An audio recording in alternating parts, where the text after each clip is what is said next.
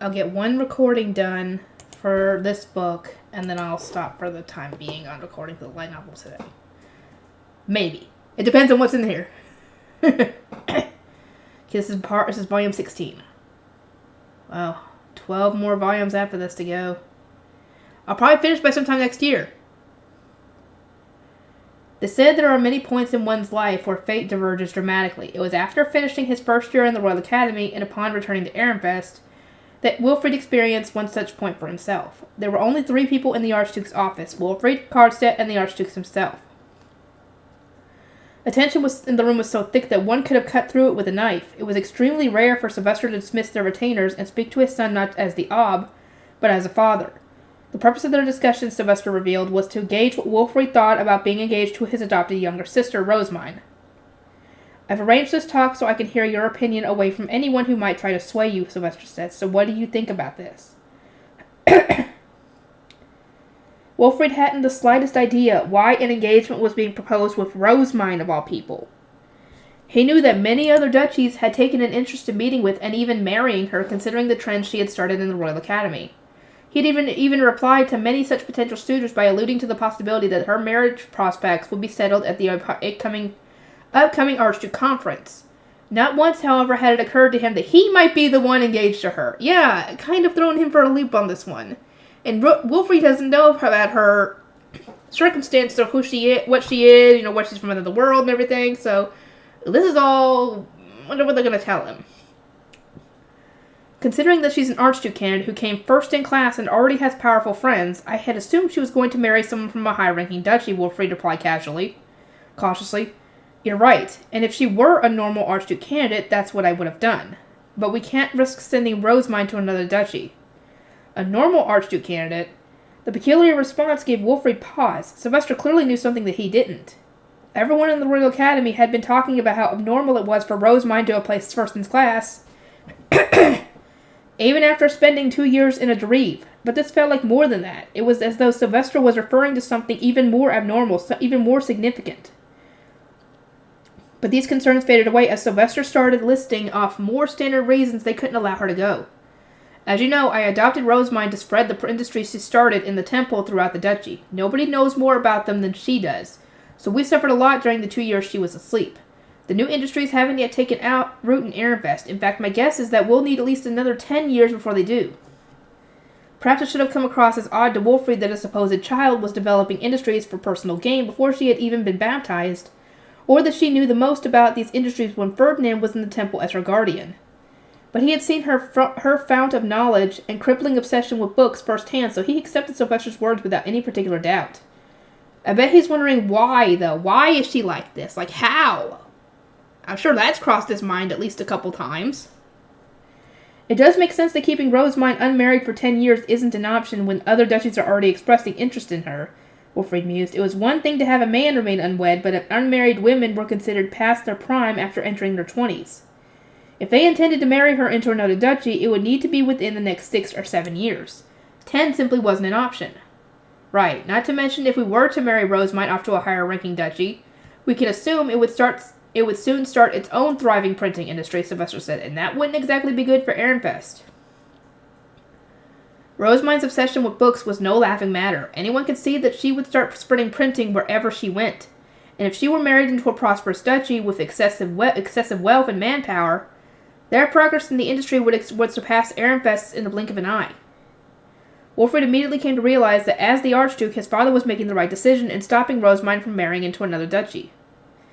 Plus, there's way too much uncertainty with her, Sylvester continued. We don't know if she's too sickly to bear children, and while Ferdinand says she's been getting healthier by the day since waking up from the Dreve, we've got no proof she'll stay healthy forever. Prior to the poisoning incident, Rosamine had been so weak that running around or getting hit with a snowball was enough to make her collapse. She was showing gradual improvement, but would she recover enough to be fully healthy? Those who married into other duchies as first wives would often find their hold on their position becoming extremely precarious if they were unable to have children. Well, that is a good question. Would she be able to have children? Because that can't really pop up until... Is there a way to check that with magic? If she can have kids? Wouldn't there be a way to do that magically? I mean, I would assume, but we don't know. And that's not all. Rosamund's obsession with books makes her painfully short-sighted, and she speaks and acts in ways that are completely inappropriate for a noble. Sure, she's achieving top grades, but her poor behavior makes her a problem child. She's caused you a lot of problems in the Royal Academy, right? Imagine the damage she might do if she moved to another duchy. Rosamund's a problem child? Sylvester had spoken with a wry smile, as though he expected nothing but agreement, but in truth, Wilfrid was shocked beyond words. Despite having only recently been baptized herself, Rosamund had identified the serious gaps in his education and then composed for him a learning schedule centered around resources she had made herself. She had completed her studies as a member of the archducal family while at the same time performing her duties in the temple, somehow managing to learn in a matter of days that which had taken Wilfrid an entire month. But most shocking of all, despite having slept for 2 years after protecting Charlotte, she had still managed to come first in class in the Royal Academy, achieving better grades than literally all of her peers. And yet Sylvester was calling her a problem child? Wilfrid felt a wave of disappointment wash over him. The girl who had set the bar at a seemingly unattainable height was now no better than he was. It was as though something he had considered a paragon of perfection had suddenly been revealed to have been heavily flawed all along. But thinking about it, Father is right. Rosamund was selfish when it came to books in the library. She never showed restraint, nor did she allow her opinion to be swayed. Furthermore, she was causing major problems during socializing by forming so many bonds with royalty and nobles from the higher-ranking duchies. Things had gotten so bad, in fact, that Sylvester had ordered her to sit out the interduchy tournament and the awards ceremony. Wilfrid now understood that this was because his father had determined that not taking such actions would have caused great harm to the duchy. I see, she is a problem child. No longer was Rosamund the perfect Archduke candidate, well above everyone's reach. She had become a major cause for concern, one who couldn't risk being married into another duchy. As Wilfrid nodded along in agreement, Sylvester's expression clouded a little. Not to mention, Rosamund will probably want to stay in Ehrenfest forever, he said. At the very least, I want to grant her that. Rosamund apparently had some reason for wanting to stay in Ehrenfest. It's her former family and Lutz and them. Of course she wants to stay in Ehrenfest with them. Wilfrid wasn't sure what the reason was, but he wasn't particularly curious either. If she had instead wanted to marry into another duchy, was being made to stay in Ehrenfest for political reasons, perhaps he would have been more interested. But he was curious about something else. I understand why we can't send Rosamund to another duchy, but why engage her to me? Yeah, the best possible situation for this whole thing, if both of them were cooperative about it, would have been Rosamund marrying Ferdinand, to be honest. Because she wouldn't have had to worry about being the Archduchess, which meant she wouldn't have had the issue, with the whole Mana and bearing kids thing and all that. She wouldn't have had that issue, because Ferdinand would have been the Archduke, not her. And their mana capacities are probably going to be similar once she comes of age. So it would have been the best outcome, but they're kind of both against it. Because you're the best man for the job. The only members of the archducal family she can marry are you, Ferdinand, and Melkor. Plus Lord Bonifacius and Father himself, but I see the problems there.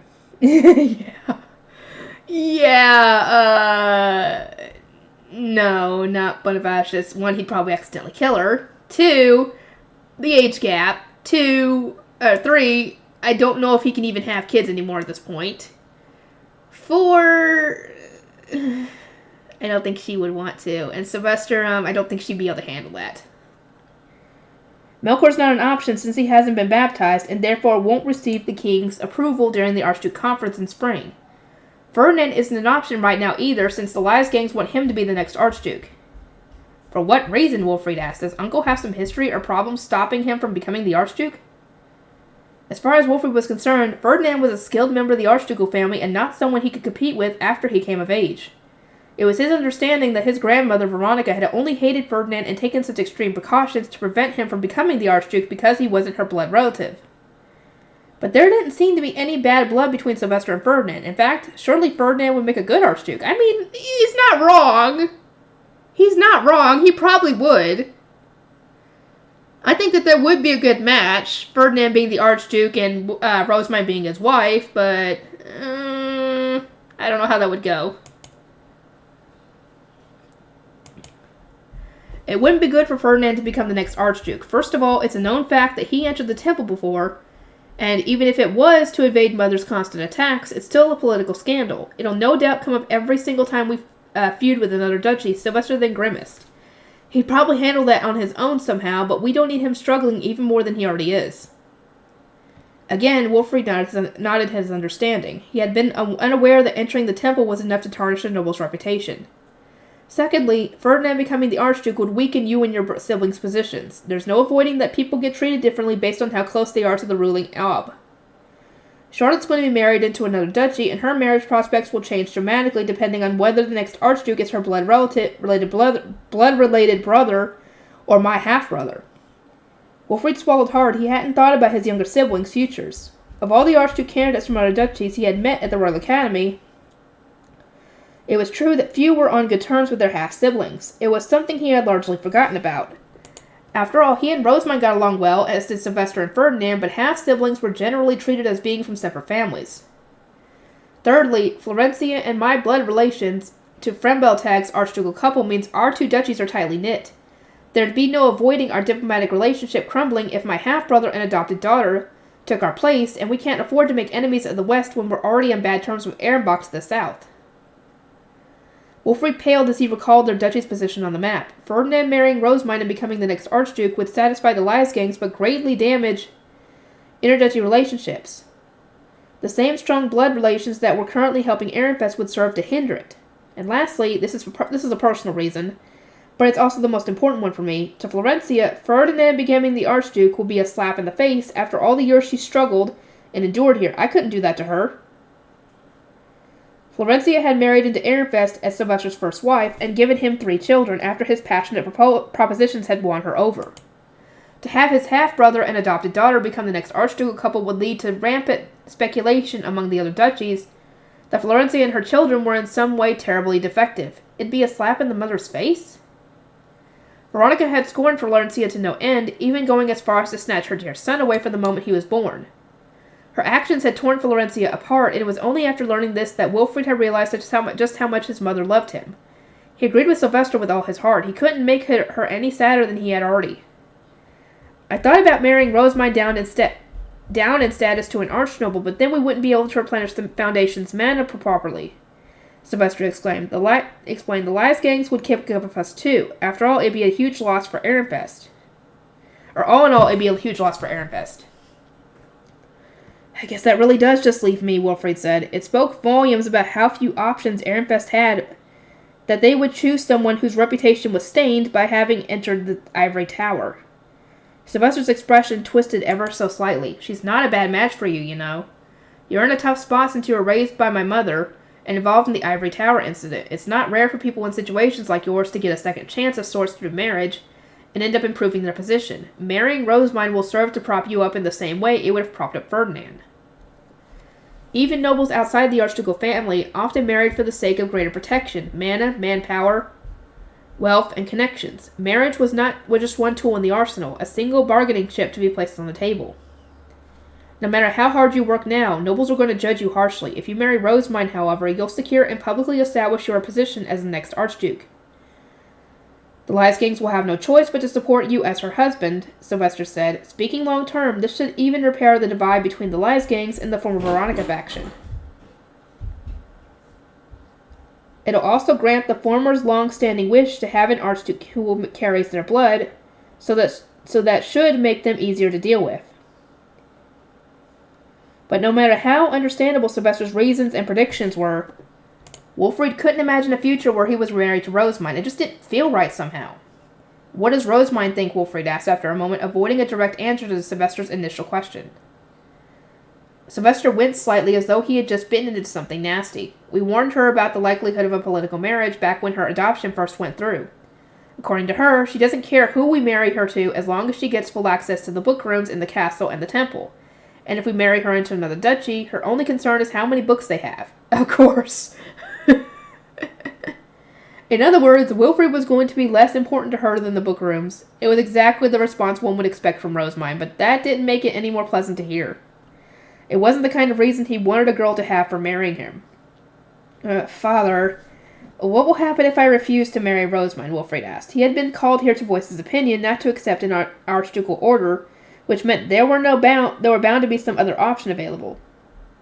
Sylvester grimaced again, this time making no effort to hide his bitterness. Then, Rosamund will become my second wife, he answered. What? Yeah, that's my reaction. What? They are that determined to keep her in Arenfest. That determined that Sylvester would take her as his second wife if he had to. If he had to. Which is why they're going for Wilfrid on this one. They don't want to do that. Wilfrid exclaimed, screwing up his face in disbelief.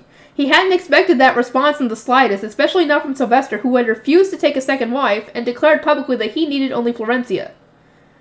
Bonifacius isn't an option since he and Rosamund are blood relatives, but she and I share no such connection. I can stop other duchies from taking her by marrying her myself, but the other duchies won't be happy about that at all, and I still only want Florencia as my wife. It would end up being a purely political marriage, and not one that would make anyone happy.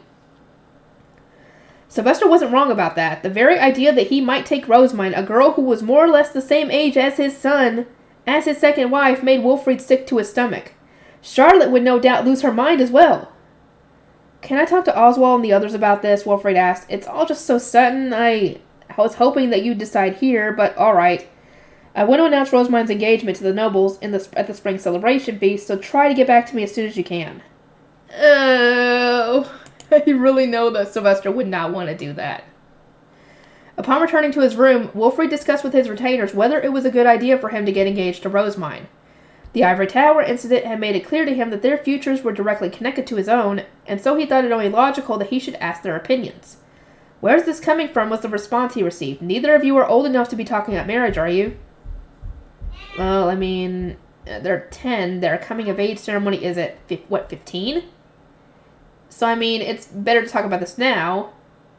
Because it's essentially what you do with the Royal Academy, is you do search for a marriage partner, because that's who ends up escorting you at the graduation ceremony. Correct? Nobody could blame his retainers for being so surprised. It was the utmost importance to ensure that one's partner had a manic quantity that was compatible with one's own, and nobles only began to sense those with a similar manic quantity to themselves when they hit puberty.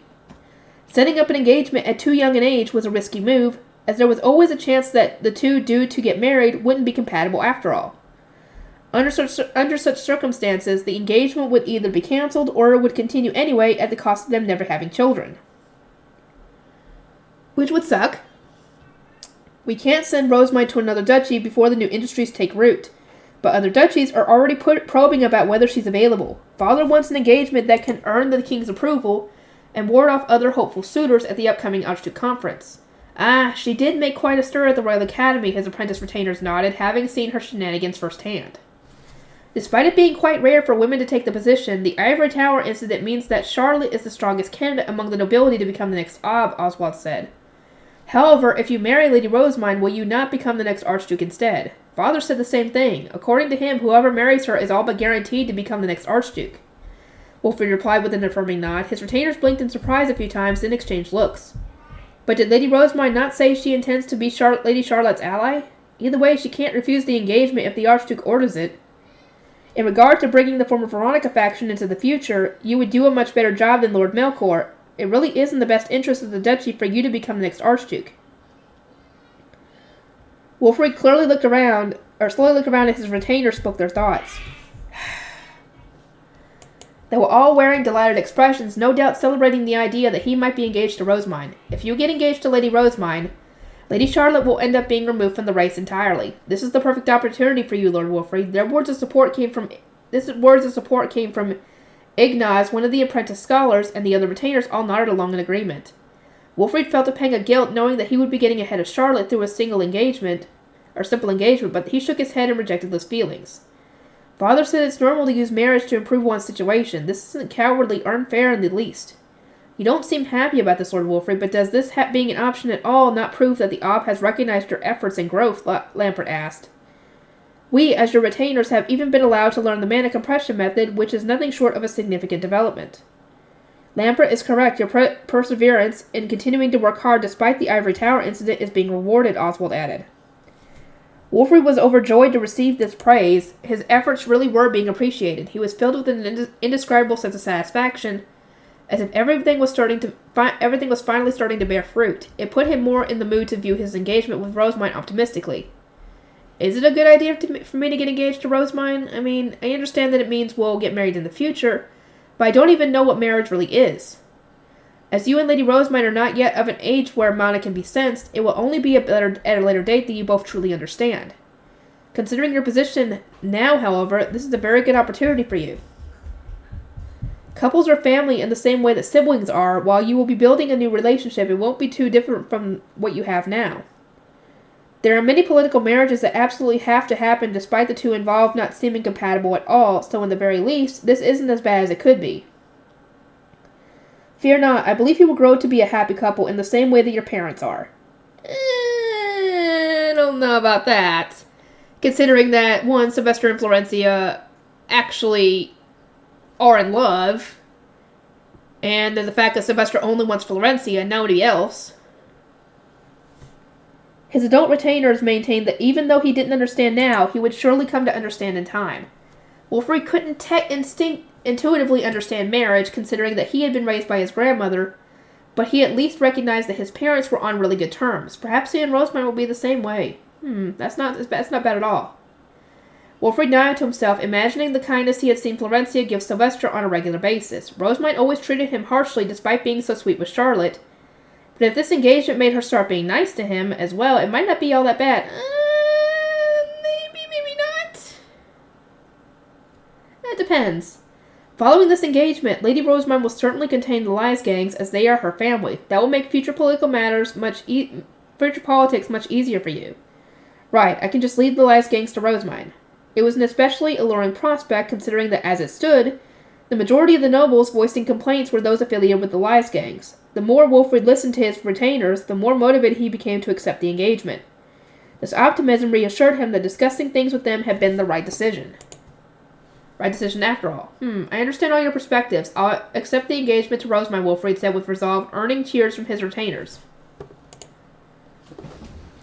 Here we go. The feast celebrating spring. The feast marking the end of winter socializing and celebrating spring was due to be held in a few days after I said my goodbyes to Letts and returned to the castle. Following its conclusion, the Geeves would return to their home provinces and spring would officially begin. Would this outfit not suit you perfectly, milady? Riarda asked. Given that this is a spring feast, I believe this green one is much more preferable, Brunhilde replied. Riarda and Brunhilde had chased me down the moment I returned to my castle chambers, each with an outfit in hand. I looked between the clothes with their intense expressions, but I had no idea which was the right call. And honestly, I don't care which one I wore. I wouldn't blame her on that. I'm not really a clothes person myself. I couldn't help but falter in the face of such ferocity, buying time for Laisletta to slide between us and hold out a hairpin. It was the one I had gotten most recently, the one I had purchased from Thule when ordering the one for Eglantine.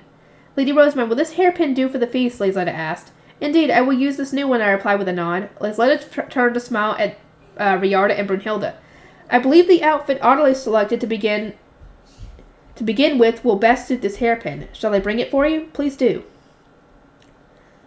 Once my outfit was selected, my attendants proceeded to seek permission for each accessory I was going to wear, down to my shoes. It didn't require much effort on my part. I merely granted permissions as they lined them up before me one by one. Lady Rosemine, what was decided during the meeting with the merchants at the temple? We have finished making the documents necessary for us to prepare our entry into the printing industry, Hartmut said, showing me the paper. I had just said goodbye to Letts and the others, so remembering what had happened in the temple made my heart ache. I looked over the documents to distract myself. You are quite a skilled scholar, Hartmut. These documents will do just fine. Feline, could you add these to the box we are going to be delivering to Mother, I asked, as I signed the documents and passed them to Feline. I then took out some other documents from a box we had brought with us from the temple and held them out to Hartmut. These are Justice's records of the meeting with the planting company and my opinion piece on the subject. His reports are quite well put together, such that you may wish to follow his example, although I would recommend that you would not attempt to learn the one unusual talent he displayed in the Royal Academy. I am not sure his unusual talent should be so easily dismissed. It seems quite useful to me. No! No, Hartmut, no cross-dressing, no! God, no! Oh, boy. The curiosity in his voice sent a wave of panic through me. It's not for you to learn, Hartmut. Not now, not ever. Well, why ever not? Surely you understand the value of information as well, Lady Rosemont. It just doesn't suit you. Nothing feels off about Justice cross-dressing because he has an androgynous face and is a bit on the shorter side. But you are more taller than not Hartmut. You also have broad shoulders, and you are still in your growing period, are you not? Hartmut had grown a bit over the winter, and that would probably continue. It wouldn't be long before he just wasn't built for dressing as a girl. Furthermore, it's not easy to cross-dress in a way that draws no suspicion. Justice mastered the adoption of vocalization, language, and behaviors after years of grueling work and research in order to satisfy his obsession. But without such experience, such attempts will only end in disaster. Ferdinand might have seen no issue with having a cross-dresser in his service, but I certainly didn't want one. Hartmut was giving me a hard enough time already, what with his attempts to spread the legend of the saint and his desire to make researching be his life's work. Okay, here we go. If you cross-dress, I will have you relieved of your retainer duties at once, I said, finalizing my thoughts on the matter. Now that wouldn't do. I suppose I'll need to give up on cross-dressing after all, Hartmut murmured. His shoulders slumped in disappointment. I let out a relieved sigh, and I saw that Audley and Villardo were making equally relieved expressions. Everyone was busy with their own work, so I started making progress on what I needed to do as well. I was going to fulfill my promise to Lutz by making more books, and to that end I needed to prepare more manuscripts to be printed. I began editing the textbook transcriptions from the Royal Academy, and adding to the romance story I had stopped partway through, until soon enough Lisletta called out to me. Lady Rosemont, Lady Charlotte has invited you to a tea party. It is a little sudden, but she has suggested tomorrow afternoon. So long as it won't cause any problems among my attendants, I am more than happy to accept, I replied. As far as I was concerned, my schedule was free until the feast. Lady Charlotte will surely be overjoyed. She has been waiting for your return this entire time, Lisletta said with a gentle smile. I will pass on your response at once. Wolfrid was also invited, which meant it was going to be a tea party between us three siblings. Thinking about it, this was the first time we were having such a tea party. It began peacefully with me having brought sweets of my own for us to share.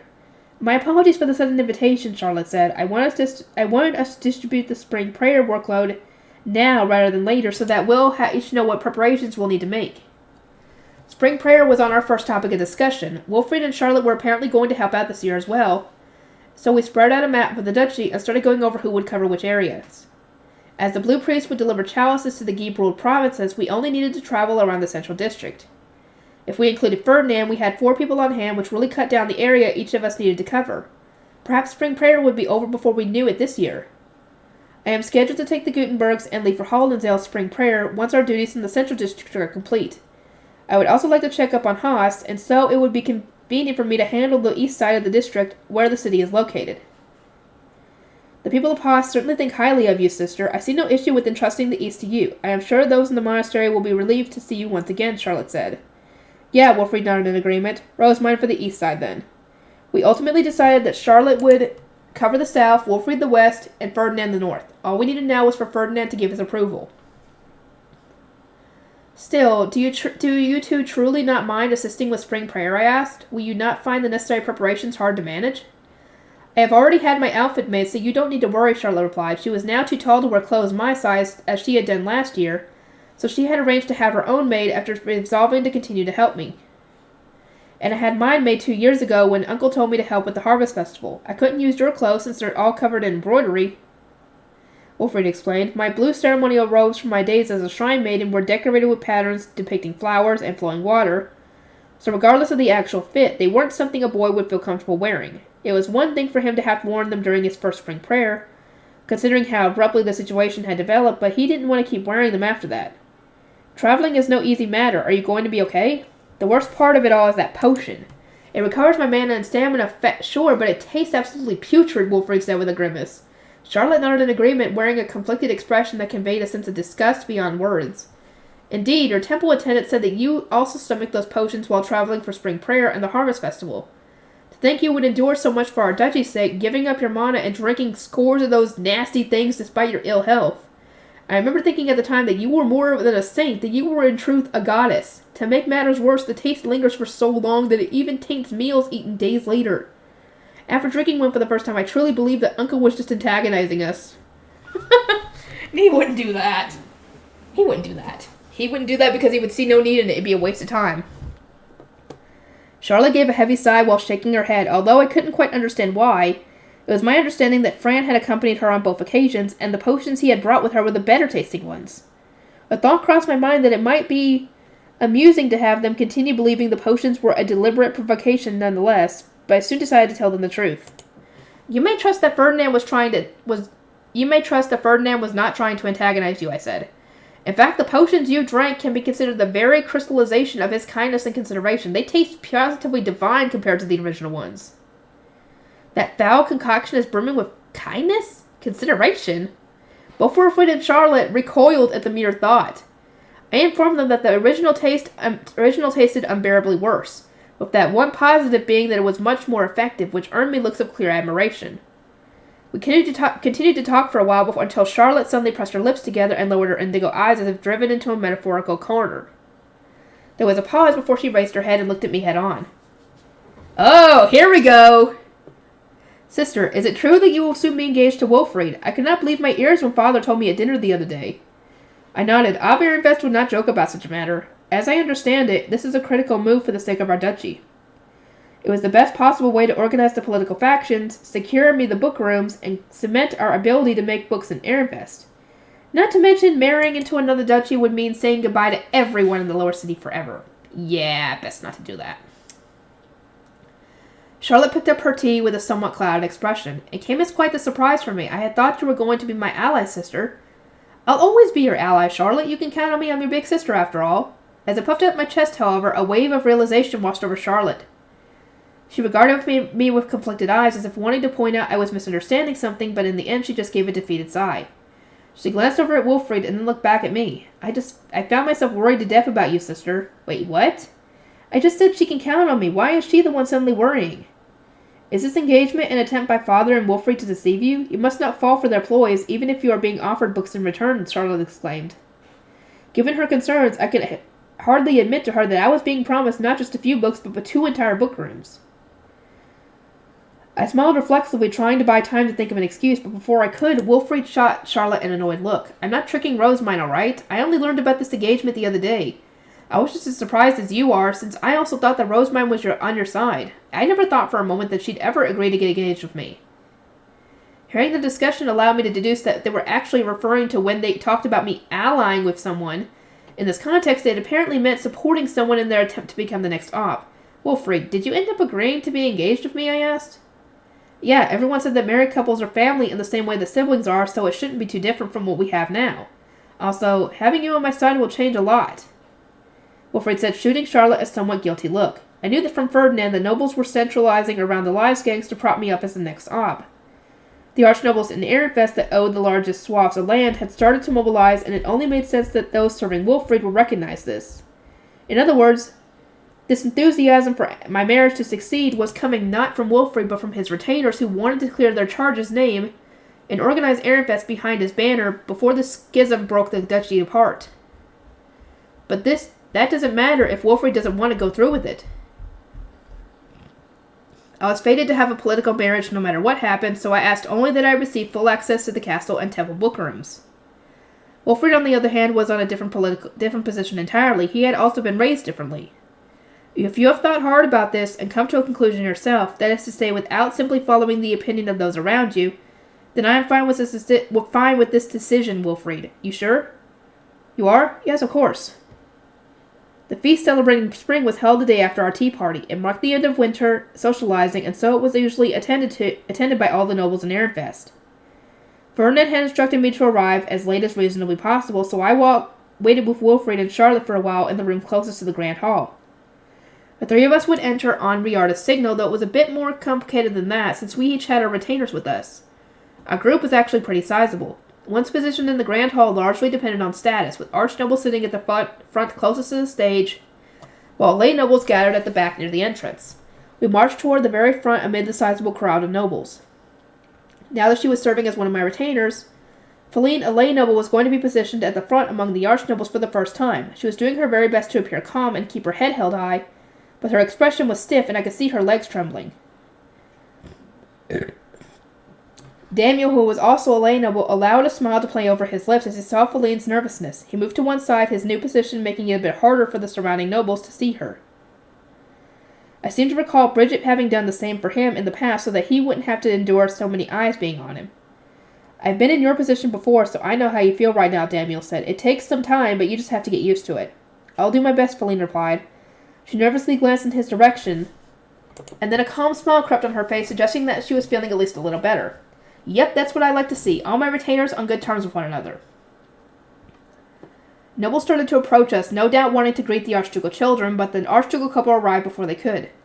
A relieved sigh escaped me, just as Ferdinand had said we had managed to get through this without being surrounded. Sylvester stood on the stage and looked sagely across the grand hall. Lutraine, the goddess of water's pure streams, have washed away Abeglaves, the god of life, and rescued Gudul, the goddess of earth. Blessed be the melting of the snow, he declared, and thus began the feast celebrating spring. First, I'll announce our honor students, Sylvester continued. 5 students, an incredible number, achieved high enough grades to be recognized as honor students. Cheers of approval and eager applause filled the hall. I was the only one who had come first in class. There were separate first-in-class achievements for the knights, attendants, scholars, and Archduke candidates among those courses. And once those courses began, Wilfried, Lenore, Cornelius, and Hartmut were also following me onto the stage as honor students. Excellently done, Rosemine, Sylvester said with a smile. Here is a gift to commemorate your success. May it prove useful to you. He presented to me a relatively large face stone. I was impressed with how big it was, and as I looked it over, I noticed others had received stones of their own. It is a joyous occasion for there to be so many skilled students among those who will one day support Ehrenfest. All students should hone themselves and work to achieve even higher grades. As was pointed out during the award ceremony at the Royal Academy, consider it your duty to focus on finishing not just quickly, but with high grades as well. Thus ended the moment of recognition for the honor students. It seemed that Ehrenfest students had received a warning from the Royal Academy, since so many had been on the very cusp of failing. Our duty next year would need to be to fix that. As I returned to my seat, I looked over the honor students and gave a satisfied sigh. My retainers surely are talented, I declared. We have no choice but to be, Cornelius replied with an exasperated expression. I could understand where he was coming from. I had finished my classes in the Royal Academy as soon as possible, and then immediately started visiting the library. My guard knights and scholars had needed to take turns accompanying me, usually sending whoever was free at the time, and since I was going there every single day, my retainers had been forced to desperately finish their classes as fast as possible to keep up with me. Furthermore, it would not do for society to observe that you are an honor student while your retainers lag behind, Hartmut added. He then gave me a proud smile. I am putting the utmost effort to prove I am worthy of serving as your retainer. Lenore smiled as well. It certainly is important for retainers to match their lord or lady, and I appreciate that. Thanks to the Better Grades Committee, there is more cooperation among the courses. Students may now find it easier to ask each other questions. Speaking of which, we are all in agreement that the Knights course won the competition, I asked. I had promised to give the pound cake recipe to the team that had passed their test the quickest, and the team with the most honor students. The first years had, without a doubt, finished their classes before anyone else, and ended up with the most honor students, but since the latter achievement was due in part to my own accomplishments, that reward would instead go to those from the night course who would come in second. I believe so, but the scholars will win next year, Hartmut said with a breezy confidence that stirred my competitive spirit. We are already preparing the textbooks to help us studying. I looked up at him with pursed lips. We first years have finished preparing for our second year as well. Don't assume you'll win so easily. Indeed, Brunhilde added, we do not plan enough this year, but next year the attendants will achieve victory. After all, making perfect preparations is part of our job description. There hadn't been any honor students for the attendance course this year, so she was overflowing with motivation. Their written grades hadn't been bad, as they were presumably planning to go all out on the practical lessons. I hate to crush your enthusiasm, but the Knights will win again next year, Cornelius said, victory written on his face. The apprentice guard knights serving Wilfried have started using the mana compression method, and Grandfather is training them personally. Not to mention Angelica has now graduated, which is a huge advantage for us in itself. Hartmut nodded and then muttered, Angelica's graduating really hurts our chances, with a deadly serious expression. Now that I thought about it, he was the one who had suggested taking Stenlick away from her as a handicap. I look forward to next year, I said with a laugh. In any case, it was decided that the pound cake recipe was going to be distributed to the first years and the students of the Knights course as a reward from the Better Grades Committee. After the honor students were announced, the average grades of all the duchies were announced. It seemed that we had come in 11th place in the dinner section of the interduchy tournament, which, considering our history of coming in 14th, went to show how much we had improved. Bonifacius will take charge of training the apprentice knights starting this spring to secure even better dinner grades. Do your best, everyone. From there, Sylvester went on to discuss the attention Ehrenfest had received during the publishing of scholarly records, or research. Herscher, our dorm supervisor, had taken the lead and drawn much attention with her presentation on my drivable high beast, what she had learned from the royalty's magic tools and crest-attached staffs. Our servant attendants, meanwhile, had received a middling but respectable approval for their hosting at the introductory tournament. Sylvester said they would likely do better next year, considering the situation. As well as our duchy grades having increased across the board, Sylvester went on to explain that Rinsham, hairpins, and pound cake had become trendy all throughout the Royal Academy. Archdukes from other duchies will soon be coming to negotiate business agreements for them, and Ehrenfest's overall ranking was likewise going to be addressed during the next Archduke Conference. This year, Ehrenfest started several new trends, Sylvester said to the nobles. From this point, we intend to spread printed books as well. I ask for your assistance in this endeavor. Last of all, the new adults who had graduated from the Royal Academy were going to be premiered. It would be announced who they were going to work under, not as apprentices, but as proper adults. Angelica was among them, meaning she would no longer be serving me as an apprentice, but as a fully fledged guard knight. This meant she could accompany me on guard duty even outside the nobles' quarter. The air relaxed as everyone assumed the feast was coming to an end, and it was then that Sylvester raised his voice and continued.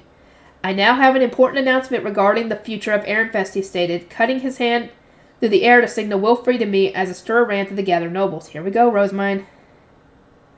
I gracefully climbed the steps with Wilfried escorting me, and all eyes in the grand hall fell on us. From atop the stage, I gazed across the gathered nobles. Bonifacius was exuding a fearsome aura as he watched with gritted teeth. Oh. Elvira seemed to be more alive than ever. There was a sparkle in her eyes, and the look on her face gave me reason to believe she was writing a romance novel starring Wilfried and me in her. Of course she is. Of course she is. She'd probably change the names and stuff, but whatever. Ferdinand was keeping an eye on his surroundings with his usual blank expression, as were Eckert and Justice.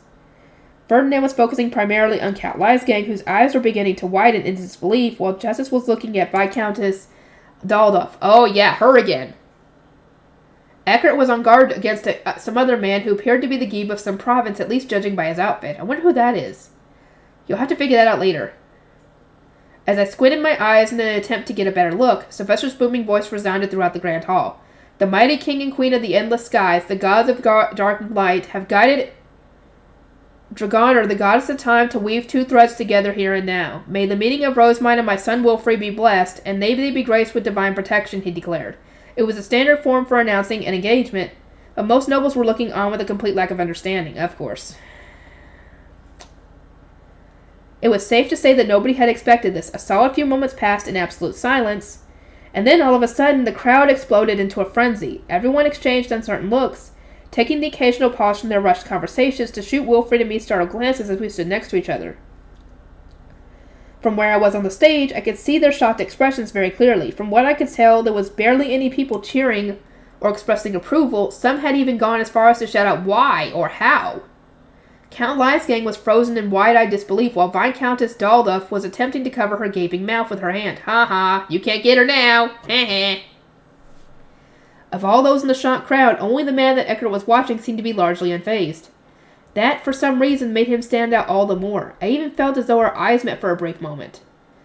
I will acquire the king's permission for this engagement at the Archduke Conference, Sylvester concluded. That is all.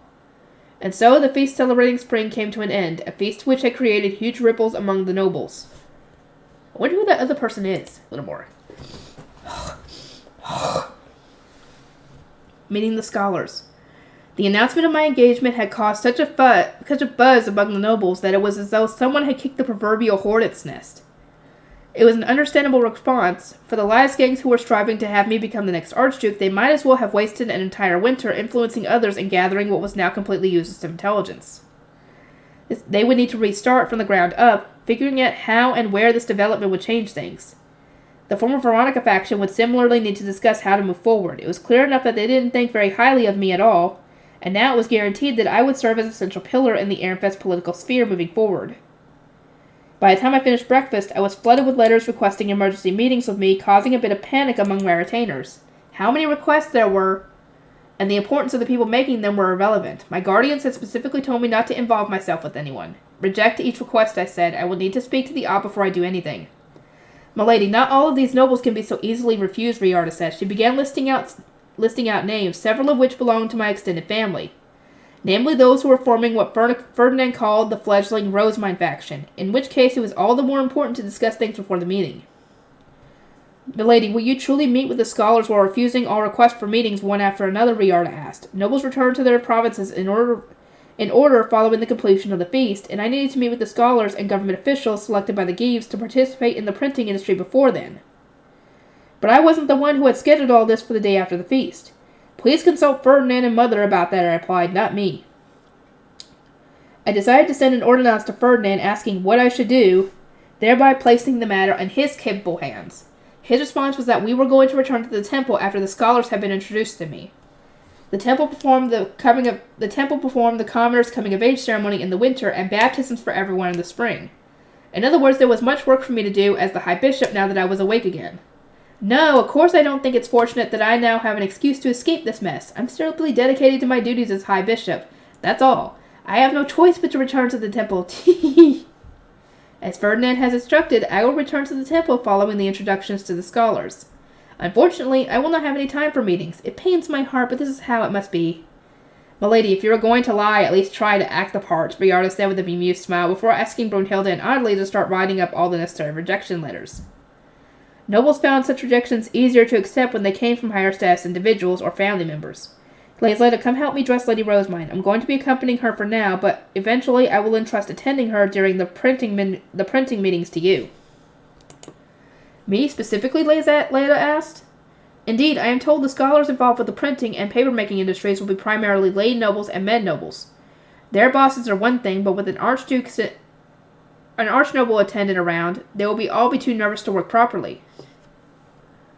Laisletta nodded in agreement and then began dressing me with a somewhat tense expression. Incidentally, I was going to be participating in this meeting as an apprentice scholar. One could not become a scholar without first gaining work experience as an apprentice, and one could not become a librarian without first being a scholar. The chain of unlocks here made this extremely important. To tell the truth, I had asked Ferdinand whether I could gain the necessary experience by working in the castle's bookroom, but he had called me a fool for even suggesting it. He had tapped his forehead and said the following: "You do remember that you are responsible for spreading the printing industry, yes? Your experiences shall be earned there and in the paper-making industry." I made my promise to Lutz. I'm going to put my all into developing the printing and paper-making industries. "Let's do our best, Feline." "Yes, Lady Rosemine." I smiled at Feline, who was likewise going to be working as a scholar for the first time in this environment, as she nodded anxiously in turn. I was starting to feel we had grown a little closer than before, since we had been interacting more following her move to the castle. "Hartmut, you did work in other fields before becoming my retainer, correct? I would hope that you can instruct me as well," I said. "My knowledge is yours. However, there is not likely to be much I can teach you with regards to the printing and paper-making industries. Rather, I will most likely be the one begging you for your teaching," he replied with a smile as I got all excited about working as a scholar. And so I headed for the meeting with Hartmut and Feline as my scholars, Riarda and Laisletta as my attendants, and Daniel, Angelica, and Judith as my guard knights. I had entrusted Cornelius, Lenore, and Brunhilde with gathering intelligence somewhere elsewhere during the meeting. They were all lives gangs, so I can imagine either other lives gangs would actively approach them to talk. Most likely. I moved to the main castle building in Lessing, and after entering the room where the meeting was to take place, I discovered that Elvira had already arrived. She wasn't wearing one of her usual gaudy outfits. Instead, she was dressed in a tight scholar uniform designed for work with sleeves that barely hung. I could see her concentrated profile and the sharpness in her eyes as she looked over the documents. She exuded the aura of a competent working woman, and I couldn't help but let out a breath of awe. "Mother," I said. "You must call me Elvira here, Lady Rosemine. Excuse me, Elvira, have there been any change of plans so far?" Today's meeting had several goals. We will be introduced to the scholars, explain our plans, and then discuss when the Gutenbergs and Grey Priests will be available to teach for the paper-making industry. There has been no changes as of yet. The scholars of the Nobles' Quarter will be discussing not only the printing industry, but the lower city cleanup with the Guildmaster and the planting company. The scholars sent from the various Geeves needed to prepare for the Gutenbergs, and the only certainty here was that both groups of scholars will be exceptionally busy moving forward. "We can say with absolute certainty that the meeting with the commoners is going to be held at the temple, correct?" Elvira asked. "I do not believe we have to make that a hard rule, as there will be times when it will be more convenient to meet in the castle." However, the temple is indeed more approachable to commoners, and I believe the scholars will find it more agreeable to go there than the lower city itself. It should take only a single visit for them to learn the temple is not a bad place, although I can imagine it being a struggle trying to make that visit happen. Nobles do not have a very good impression of the place. Elvira muttered. She then took out a sheet of paper. Incidentally, Lady Rosemine, what is this all about a legal deposit law? As the document says, it will implement a system wherein the printing guild must deliver copies of everything they print to the bookrooms in Ehrenfest. I have already received the Archduke's permission. Really? Okay. The legal deposit law would gather together all printed materials in the duchy. In other words, it was the single most important part of the growing printing industry. Books which have an enormous impact on culture and the people's lives are treasures to be preserved. Indeed, they are treasures being produced in Ehrenfest. Is it not my duty as the Archduke's daughter to collect, organize, and preserve these books? I asked. My retainers were blinking at me in disbelief as my rant grew more and more passionate, but I continued nonetheless. Stopping wasn't an option. The last thing I wanted was Elvira rejecting this law or attempting to dismantle it. At some point, I planned to establish a national bibliography. This will provide the groundwork necessary to establish a copyright system without much difficulty, and while I never planned to do this myself, it would even allow for the censoring of some materials. The legal deposit law is absolutely critical for forming a comprehensive record of printed materials, I declared while confidently pushing out my chest.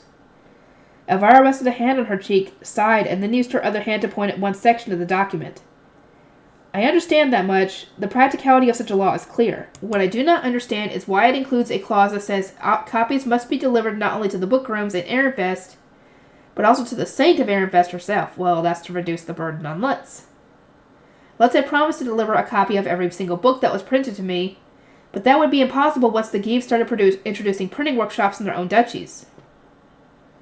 Even if somehow he did manage to go to these workshops whenever a new book was printed, people would start asking questions about why he was going through so much effort in the first place. And then there was the fact that buying every single book would be insanely expensive, especially considering how much each one cost. To solve these problems, rather than having Lutz go with the books, I simply needed to have the books come to Lutz. By establishing the legal deposit law, books would naturally gather in the planting company where the head of the printing guild was. Lutz would then deliver the gathered books to me. I would accept them, and then I would read them at my leisure. Perfect, right? At the current moment, all the printing is being done in my workshops and in Haldensale, and copies of every book printed are being gifted to the castle. As the industry truly begins to spread, however, I imagine some provinces will not be so generous. I began developing the printing industry specifically so that I would have books to read. As such, is it not normal for the books made using the technologies I developed should end up being sent back to me? Is it? Elvira asked. She was looking at me doubtfully, but I just smiled and nodded. It was only right that all books made from this point onward belonged to me. I would use my authority to its fullest extent to make my dream a reality in their most superior form. I was not afraid of using force to get my way. I can assure you it is quite normal. That is why I decided to introduce the legal deposit law to the printing guild, such that the books would automatically find their way to me. The key is to strike while the iron is hot. If we attempt to implement it later into the development of the book-making industry, it would seem like tyranny. But if we establish it from the very start, everyone will accept it as normal even as printing spreads to other provinces. I now deeply sympathize with Lord Ferdinand, who expressed in agonized terms that the world would be so much better if you simply used your talents for good rather than books.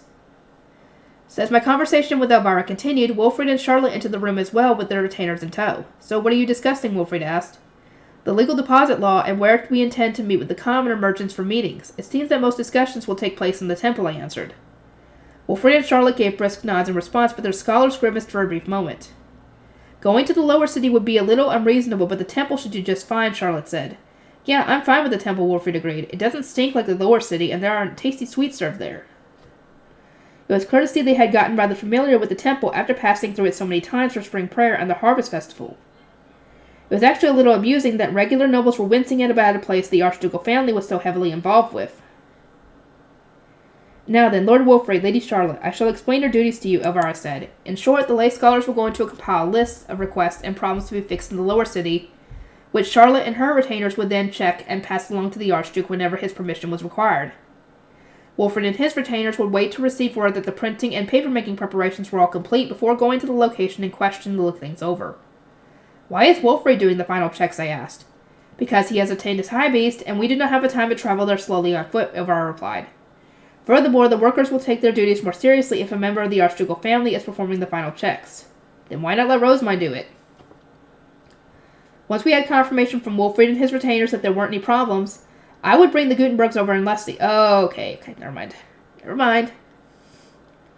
At present, you have the only high beast that can transport luggage and several people at once. Thus, we will entrust the moving of the Gutenbergs to you. Avara, are you telling Rosemine to carry commoners in her high beast? Wolfried exclaimed. Charlotte's and his retainers looked equally shocked. Indeed, I was just as surprised as you are. But Lady Rosemine has apparently been doing this already. Considering their practicality, it is best that she continue this practice. She will only be carrying them around until printing has spread throughout Ehrenfest after all. Once printing spread far enough, the plan was for provinces to start sending their own teachers to nearby provinces. The Gutenbergs would only be flying around the duchy during the early setup stages. The bell chimed, and 3 scholars from the nobles' quarter entered the room. Gustav had recommended them all, and they had been selected based on their ability to communicate at least somewhat with commoners. The only one I immediately recognized was Daniel's older brother Heinrich, but they all came across as fairly warm and affable people. Those who came in next were the scholars sent by the Giebs invested in the printing and papermaking industry. They all did a double take upon seeing me, Wolfried, Charlotte, and our retainers. We must have been a surprising cast for nobles used to working with commoners in the peaceful countryside. You may sit, Avara said as she gestured to the available seats. Once everyone was seated, she then announced the start of the meet and greet for those who would henceforth be involved in the printing and papermaking industry. We began by introducing ourselves, which was my opportunity to write down everyone's names, affiliations, and any notable visual identifiers they might have. I was particularly trying to memorize the faces of the government officials from Haldensdale, since I will be seeing them again during spring prayer. The documents that Hartmut had written up were distributed to the officials, while Avara explained what preparations would be made for inviting the Gutenbergs. She explained from a noble's perspective that negotiating with commoners was going to be a regular occurrence, what minor spats had flared up in Haldensdale, and how best to make progress. It was something that I certainly wouldn't have done myself. Lady Rosemine's Gutenbergs have their own work within Ehrenfest as well. Take care that your preparations are thorough, so their time is not wasted, Avara said, finishing her explanation with the officials. She then moved on to advising the lay scholars about contacting those in the lower city.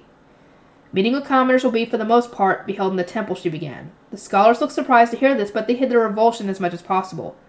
Presumably because Ferdinand and I lived there as members of the Archducal family, and because Wilfrid and Charlotte went there to help with religious ceremonies.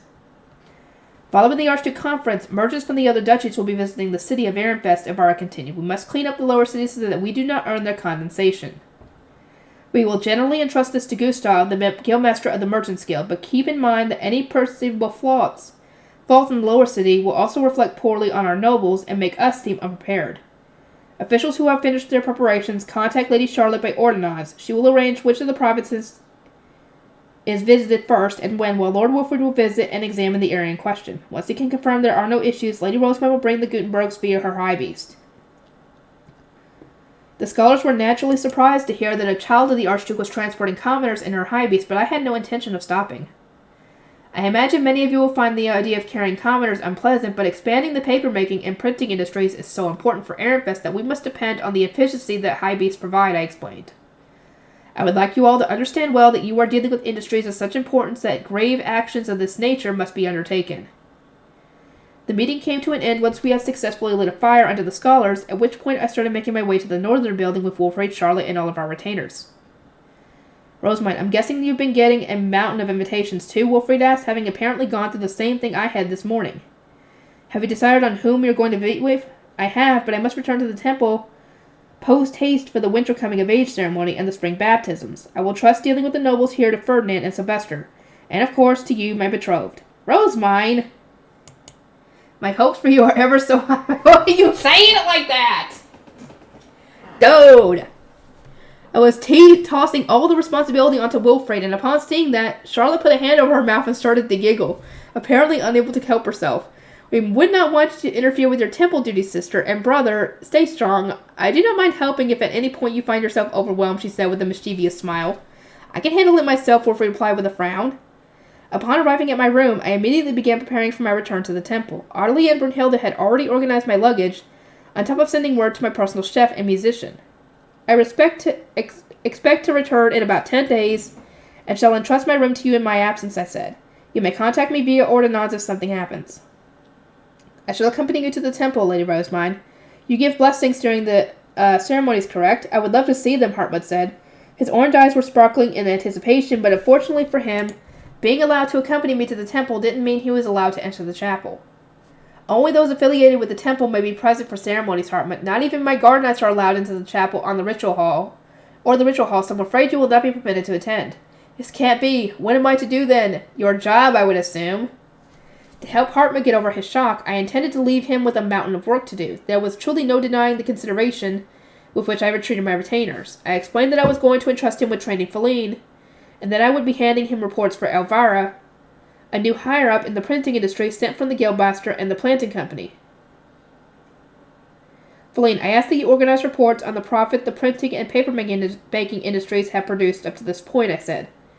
I am still not entirely sure how to write such documents. Do not worry, Hartmut will teach you. Right, Hartmut? That won't be a problem, Hartmut replied with a half-smile. One had to admire the fact that even when getting buried under an obnoxious amount of work, he didn't utter so much as a single complaint. He's a stand-up guy. I like it. After distributing work to my scholars, I looked over the rest of my retainers. To those of you who will not be coming to the temple, pick up all the information you can from the nobles who remain in the castle. I expect that adults, children, men, women, attendants, scholars, and knights all know different things about various matters. Understood. Not too long after, Ferdinand sent me an ordinance asking whether I had completed my preparations. I replied that I had, and then returned to the temple with Daniel, Angelica, Hugo, and Ella, and Rosina in tow. Lady Rosemine. Fran and Monica greeted me upon my return. The castle wasn't a whirlpool of constant plotting by any means, but the atmosphere was certainly sharp. On the whole, I found the temple a much more relaxing place to be. Ferdinand, I was hoping to print this novel that I have written, but could I ask you to check it for any problems first, I asked. I had written a romance novel that copied Elvira's Royal Academy stories on a surface level, but was actually based on an Earth story. Given that even my rendition of Cinderella had previously been rejected, however, I needed Ferdinand to read through the story to ensure it wouldn't clash with the culture of this world. I will certainly give it a look. I was planning to start printing textbooks in the spring too, but since I wasn't looking to sell them, I needed another book that we could actually make some money from. After seeing how popular Elvira's romance novel was among noblewomen, I had concluded I might as well ride on the waves of her success. I handed the manuscript to Ferdinand and then made my way to my room, where I received reports from my attendants. Regarding Hugo and Ella, Zahn began, as expected, we were unable to create a room for a married couple within the temple. I see. In that case, they will either need to either live separately in the temple or rent a room in the lower city and commute to work, I replied. After praising Zahn for his efforts, I went on to discuss the finer points of how the marriage would be handled. That is, until Fran walked over in a hurry. Lady Rosemine, the High Priest is here. He wishes to discuss the manuscript that you just delivered to him, he said. I granted permission for Ferdinand to enter, at which point he strode briskly into the room with an exceedingly sour expression. Oh no. Oh no. This is where we're going to get the issues of how romance works in this world and everything. Oh no. Oh dear. This is going to be good. He wordlessly tossed the manuscript onto my desk and set down a sound-blocking magic tool beside it. Something tells me he didn't like it. No, I imagine it's the whole culture thing is what he don't like. I gripped the tool, although I could tell before Ferdinand even said anything that the manuscript had been rejected. His bringing out the sound-blocking magic tool was a clear indicator that he was in the mood to explain quite thoroughly every single mistake I had made. Ferdinand sat in a chair prepared for him by Fran and then looked me right in the eyes. Rosamund, I have never read something so shameless in my life. It will be unthinkable to publish this under your name, he declared. Shameless? Which parts? Where? Yeah, this is where they need to explain the whole idea of what is considered, intimate and everything in this world to her. Because, it's not like that in her world. My eyes flitted from Ferdinand to the manuscript. I had written a romance story based on one from Elvira's book, where two nobles found themselves at odds due to a difference in status, before eventually finding union in one another. It was a pretty standard tale for girls in my eyes. The heroine's heart would race when she made eye contact with the love interest. Her cheeks would flush as her hand brushed his. Her chest would ache when she saw her crush speaking to another girl. But it would all culminate in a scene where their feelings would... there we go. The hand holding and the kissing. That's a big no-no. I know, the kissing I can understand. Hand holding, you would think that would not be a problem, but apparently it is. And yet to Ferdinand, something about that manuscript was shameless. I couldn't understand it all. I had avoided using explicit language and symbolism entirely, well aware that it was a story for rich girls to read. Every single scene with the two main... no! You got to explain it to her. Because remember, she's from another world where this sort of thing is normal. It's not shameless at all. You ought to ask her about this sort of thing. Every single scene where the two main characters touch. Every single one. It boggles the mind that you would write something so perverted. Did you truly hear this basis on Avara's book? Yes, it's based on Royal Academy stories, I replied, thrusting a copy of the book forward as a makeshift shield. Incidentally, and thankfully, it was the version that didn't contain illustrations drawn in his image. Ferdinand thumbed through Avara's book, paused on one particular page, and then thrust it back to me. This is what you need to learn from, he said, pointing at a 3-page poem sequence replete with praise for the gods, one that I had admittedly skimmed over. And symbolism didn't mean too much to me. Learn from this if you were to write about the touching of two people. Ferdinand went on to explain with a deep frown that every single scene in my manuscript involving some heart-throbbing exchange was no good, and that the enormous poem in Elvira's novel was supposed to be a love scene. What is this, a Bollywood movie? My mind was immediately drawn to those well-known scenes from Indian romance movies. The man and woman would stare at one another intently, only for a group of people to appear out of nowhere and pull everyone into an extravagant song and dance routine. Sure, the choreography was impressive and was fun to watch, but the story always ended up completely lost on me. What I mean to say is that your language is too direct and much too lewd. It would be beyond scandalous for an art student candidate to publish a shameless work such as this. Ferdinand concluded, as it turned out, my attempt to write a love story for girls had resulted in what people have here considered pornography. Really? Really? I want to read that manuscript. I do. I want to see what they mean by what they consider as pornography, because I doubt it, not in our terms. I had no idea what to say, really. What a place this was. I understand that there remains a sizable gap between the culture of noble society and my own. That is why I have now decided not to write romance stories myself. It seemed to be better for me to train a novelist to write in my place. That would be wise. Be sure to burn this manuscript before anyone else can stumble upon it. There was no way I could write a romance story in which the principal love scene involved the characters abruptly reciting poetry extolling the virtues of the gods. I needed to train a novelist, and fast. That said, if this is how they react to a love scene in a novel for girls, I would wonder how they would react to an actual erotic novel. Oh my god! You've got to get Ferdinand to sync again with you so he can see an actual erotic novel, because I'm sure you've at least read one of those. Oh my god. Never mind, I thought they were actually going to explain that whole thing, but they do need to explain that to her, so she understands what's a no-no and what's not, especially now that she's engaged. Anyway, I will get to work on everything, and I'll see you guys next time. Okay, I'm going to do part 2. Life in the Temple. In the end, Ferdinand made it exceedingly clear that I was to show him anything I wrote going forward, since my common sense was apparently anything but common. Yeah, I think we kind of established that at the moment you started talking about how you wanted to help people, and without, and you know, all the other stuff that was happening before with Haas. I mean, they should have known that from long ago. I agreed, of course, and put my oh-so-shameless novel in a sealed box after he left. He had ordered me to burn it, but perhaps one day it would see the light of day. Fran, summon Ella and Hugo from the kitchen, I said. I wish to speak to them about what was just decided. Lady Rosemine, I would rather you communicate with the chefs through an attendant. My apologies, Fran, but I think it's best that I speak to them directly. You and the other attendants know very little about marriage, no? Fran went to the kitchen, unable to protest further. He and the others could speak for me in matters of work, but their lack of knowledge about life in the lower city put them at a loss when it came to marriage. Oh, yeah, they know nothing about that. Excuse us, Ella and Hugo said respectfully as they entered, very clearly tense. Fran explained that I would be speaking to them directly and then stepped down. Since Ella and Hugo were commoners, my 2 guard knights were standing close behind me. You have both served me well in the Royal Academy, I said. I imagine that making so much food every day has been quite the challenge. The students were all overjoyed to eat it. You will most likely continue to accompany me whenever I return to the Royal Academy, and I look forward to your continued good service. Now, as for your marriage... Upon hearing this, their faces stiffened, and they swallowed audibly. There is no problem with the marriage itself, I continued, smiling in an attempt to ease their concerns. If you are to be wed this summer, You have my blessing. Thank you ever so much, very much. That said, we must discuss your living arrangements. There are married servants in the castle, so I will request quarters there for your use. But I cannot create a room for a married couple here in the temple. You will either have to stay in separate rooms, as you have been, or rent a room in the lower city and commute from there, as arduous as that may be. I should note that if you do choose the latter, you will not lose your rooms in the temple, so you may still rest here during busy periods.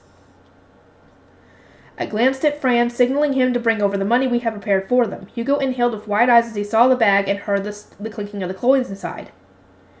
This is your pay for having worked so hard all throughout winter in the Royal Academy, and a gift from me to celebrate your marriage. May it help pay for your wedding. You're giving us this much? Hugo asked.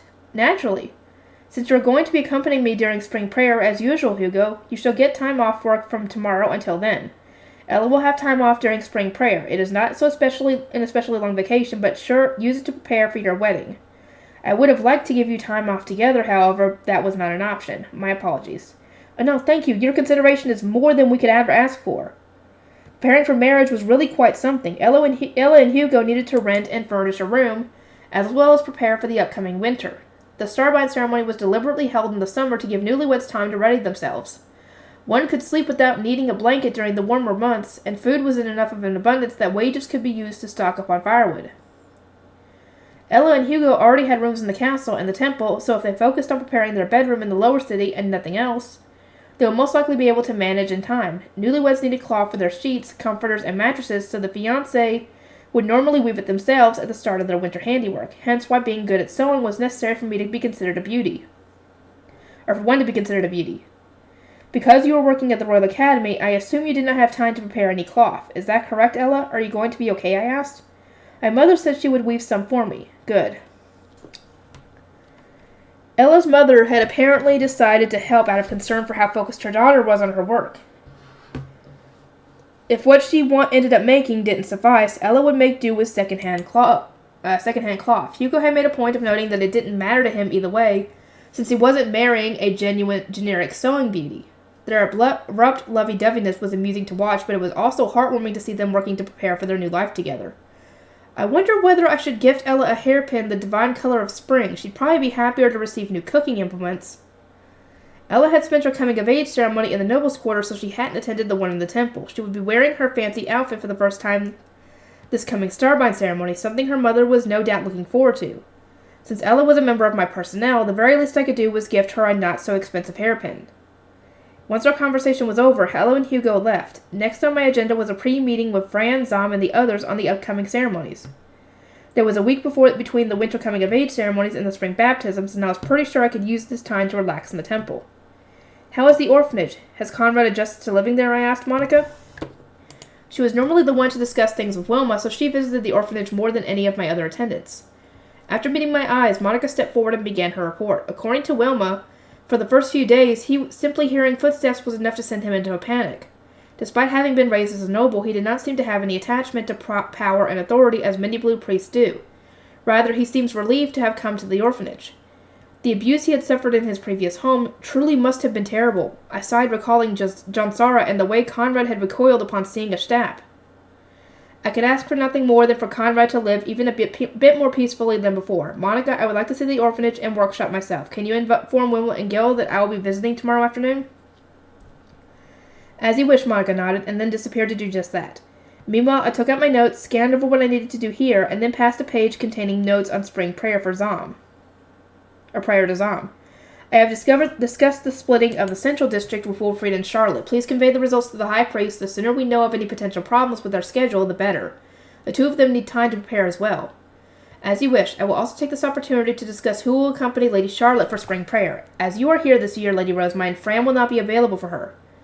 Yes, please do.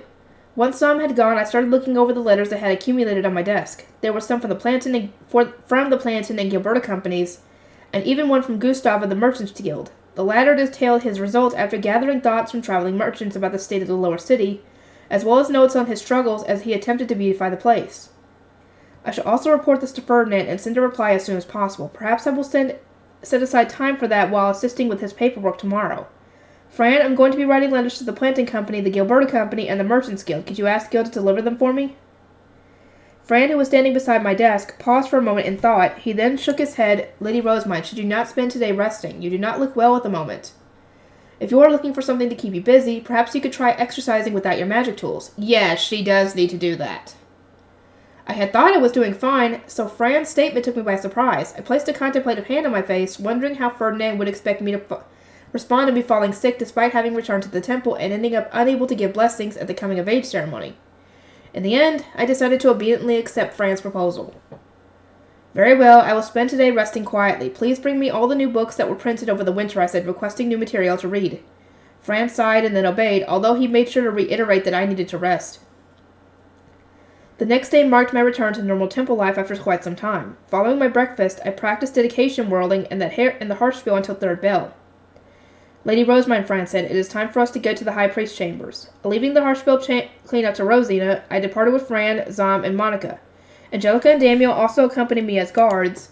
The former guarded the door with her life, as per usual, while the latter busily took care of all the jobs he was given. It seemed that Ferdinand was buried in a mountain of work after having been away from the temple for so long. Ferdinand, I am sorry to give you yet more work, but I received this letter from the Merchants Guild, I noted, handing him the letter in question. I believe a prompt response is in order. The contents of the letter explained that duchies other than Ehrenfest had something resembling a sewer system using the wriggly slime things found in the toilets in the nobles' quarter. Said sewer system had been invented decades ago, and its growing popularity had resulted in an extreme makeover using the same near-instantaneous method used to construct Haas's monastery. It seemed that the wisest option was to modify the lower city in a similar manner, assuming that doing so wouldn't be too disruptive, but such construction magic could only be used by the Archduke. It wasn't a decision the commoners could make on their own. Considering that this system is already being used in the nobles' quarter, it seems that only our lower city is decades behind the other duchies, I observed. So it would seem. I will pass on the suggestion to the castle, Ferdinand replied. He then wrote out a list of questions, asking when the nobles' quarter had initially been remodeled, whether the blueprints were still available, how much mana it would require to repeat this process with the lower city, and whether they even had enough power to spare. Which he handed to me along with an ordinance. Faystone, send this to Elvira and Charlotte. Elvira is the one responsible for these matters. I can do nothing more than support you as your guardian. I accepted the Faystone and sent the ordinance as instructed. Charlotte and her retainers would presumably do their best investigating the questions. I wish I was being asked to research things in a book room.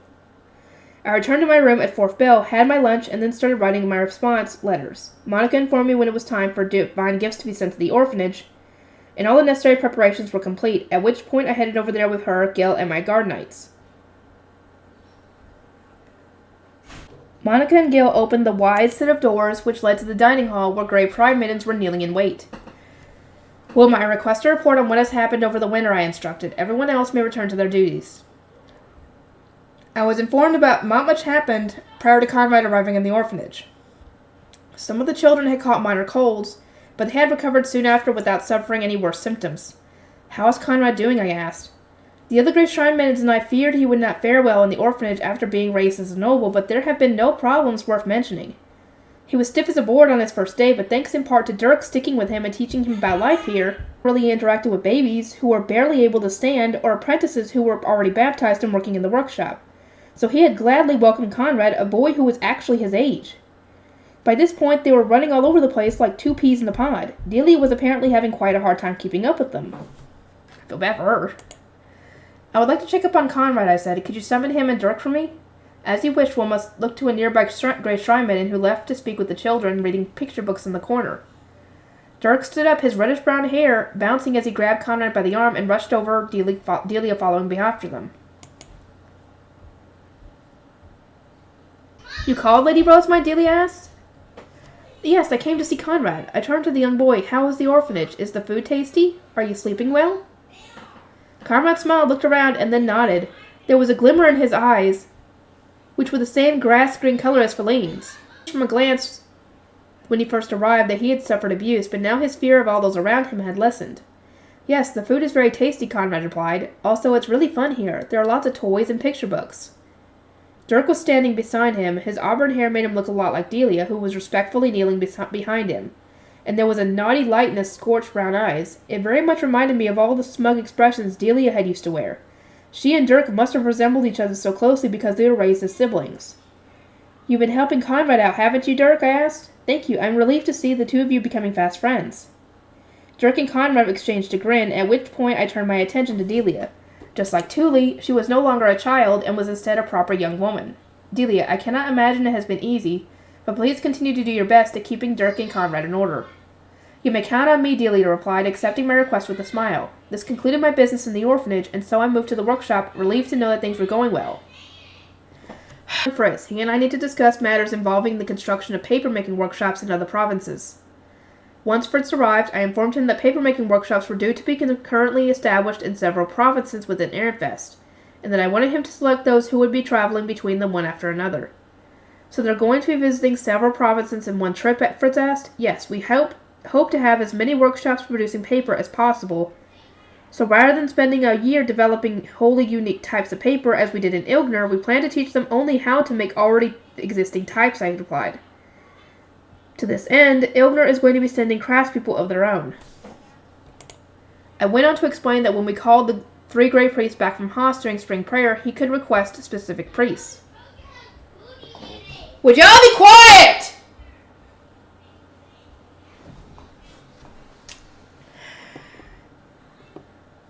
We would then establish 2 4-person groups, each of which would include at least one priest who had experience in Ilgner. Those groups will be sent to provinces when they are ready for them, meaning those who progress quickest will be prioritized. We will travel via my high beast, and members of the planting company will accompany us to establish branches of the plant paper and printing guilds, so it will not interfere with their lives that much. How long will they spend in each province? 1 to 2 months under our current schedule. The plan is for the groups to teach each province how to make Bookworm paper, the most basic of all plant paper, and then move on to the next province. Oh, and that reminds me. Please add Achim and Egan to the groups. I would like to advance Operation Grimm alongside the papermaking industry. Operation Grimm had stalled during my long sleep, since the Grey Priests couldn't be sent to other locations in my absence. I wanted them to gather stories while spreading papermaking and printing.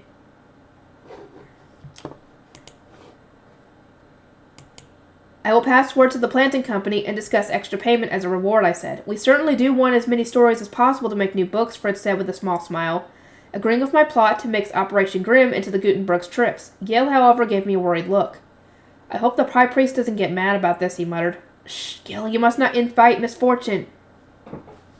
Yeah, don't speak of it or it'll happen. The winter coming-of-age ceremony was the next day, and preparations began early in the morning.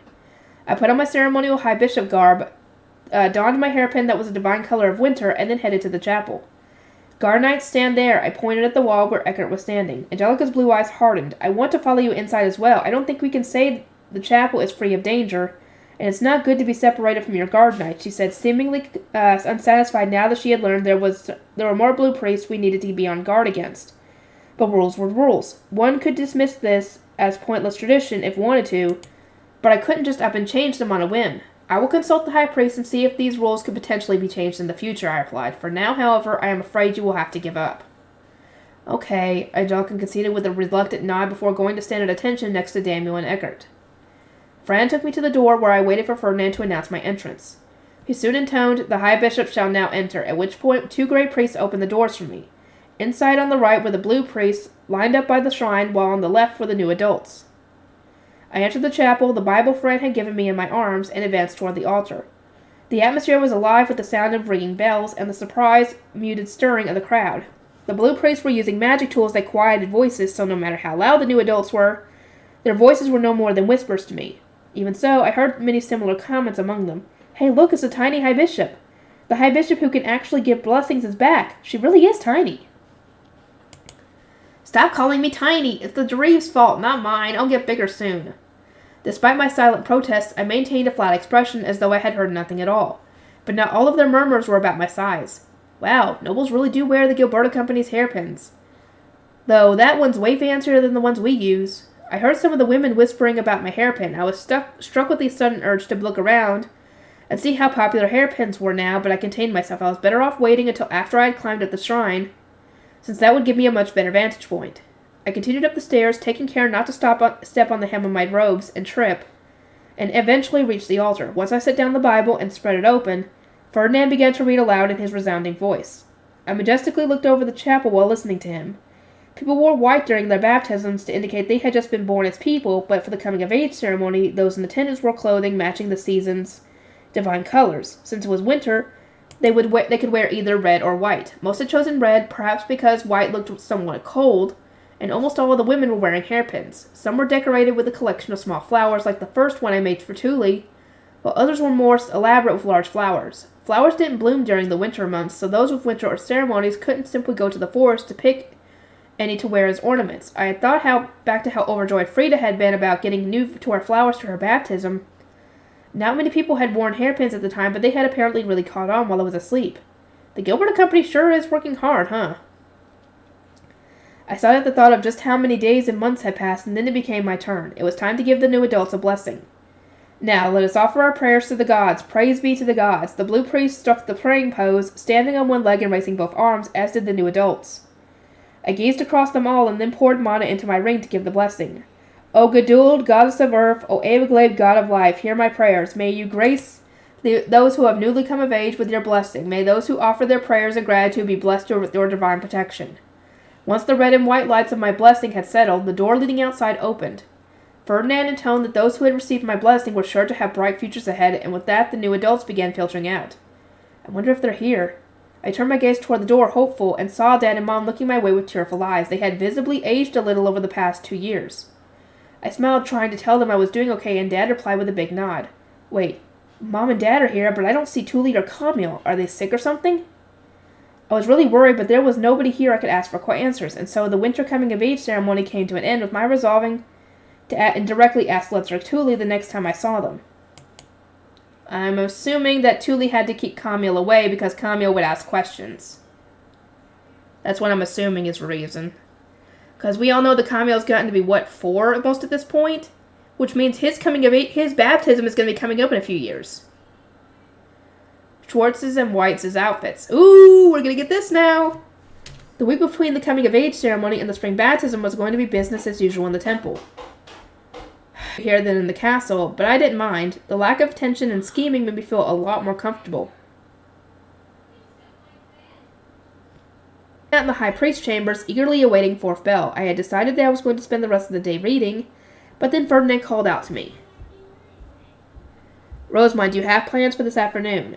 Yes, I plan to read. I see. Good then. As you have no plans, so I have just a thing for you. He says she has no plans, even though she wants to read. That's no plans.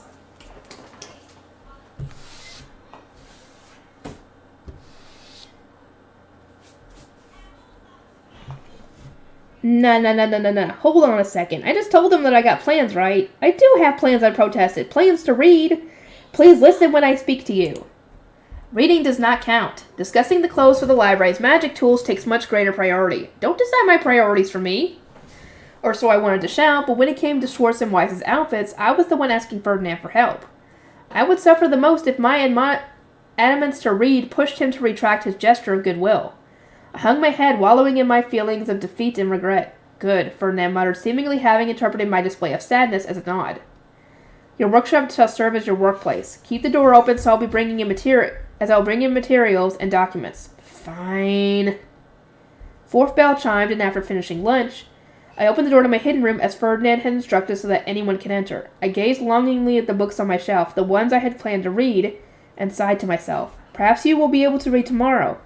And you have a meeting with the Gilberta Company scheduled for the day after, Fran said, consoling me with a half-smile. His words did cheer me up a little. I had summoned Tuli for the day after tomorrow to order a new hairpin. By the way, are you going to order anything other than the hairpin? Monica asked, curiously knowing that I had to discuss my outfits with my attendants in the castle.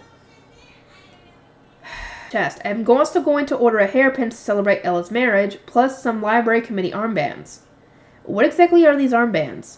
These. I spread out a full-size sketch of an armband that I had drawn to show Tuli. Incidentally, the part that said library committee member was written in kanji. No one in this world will be able to understand it except me, but I wanted it nonetheless. As far as I was concerned, it was integral to really feeling like a member of the library committee, and above all else, it made me happy. I planned to ask Tuli to make 4 differently colored armbands, one for me, one each for Schwartz and Weiss, and one for my new friend Hannelore, who I absolutely wanted to recruit into the library committee as a fellow bookworm. I wouldn't pressure her if she didn't want to join, but the thought of you seeing her, Schwartz, and Weiss working together while wearing matching armbands filled me with joy. I'm going to work on it as a library committee member with a friend once I become a second year, I explained. I can't wait. Oh.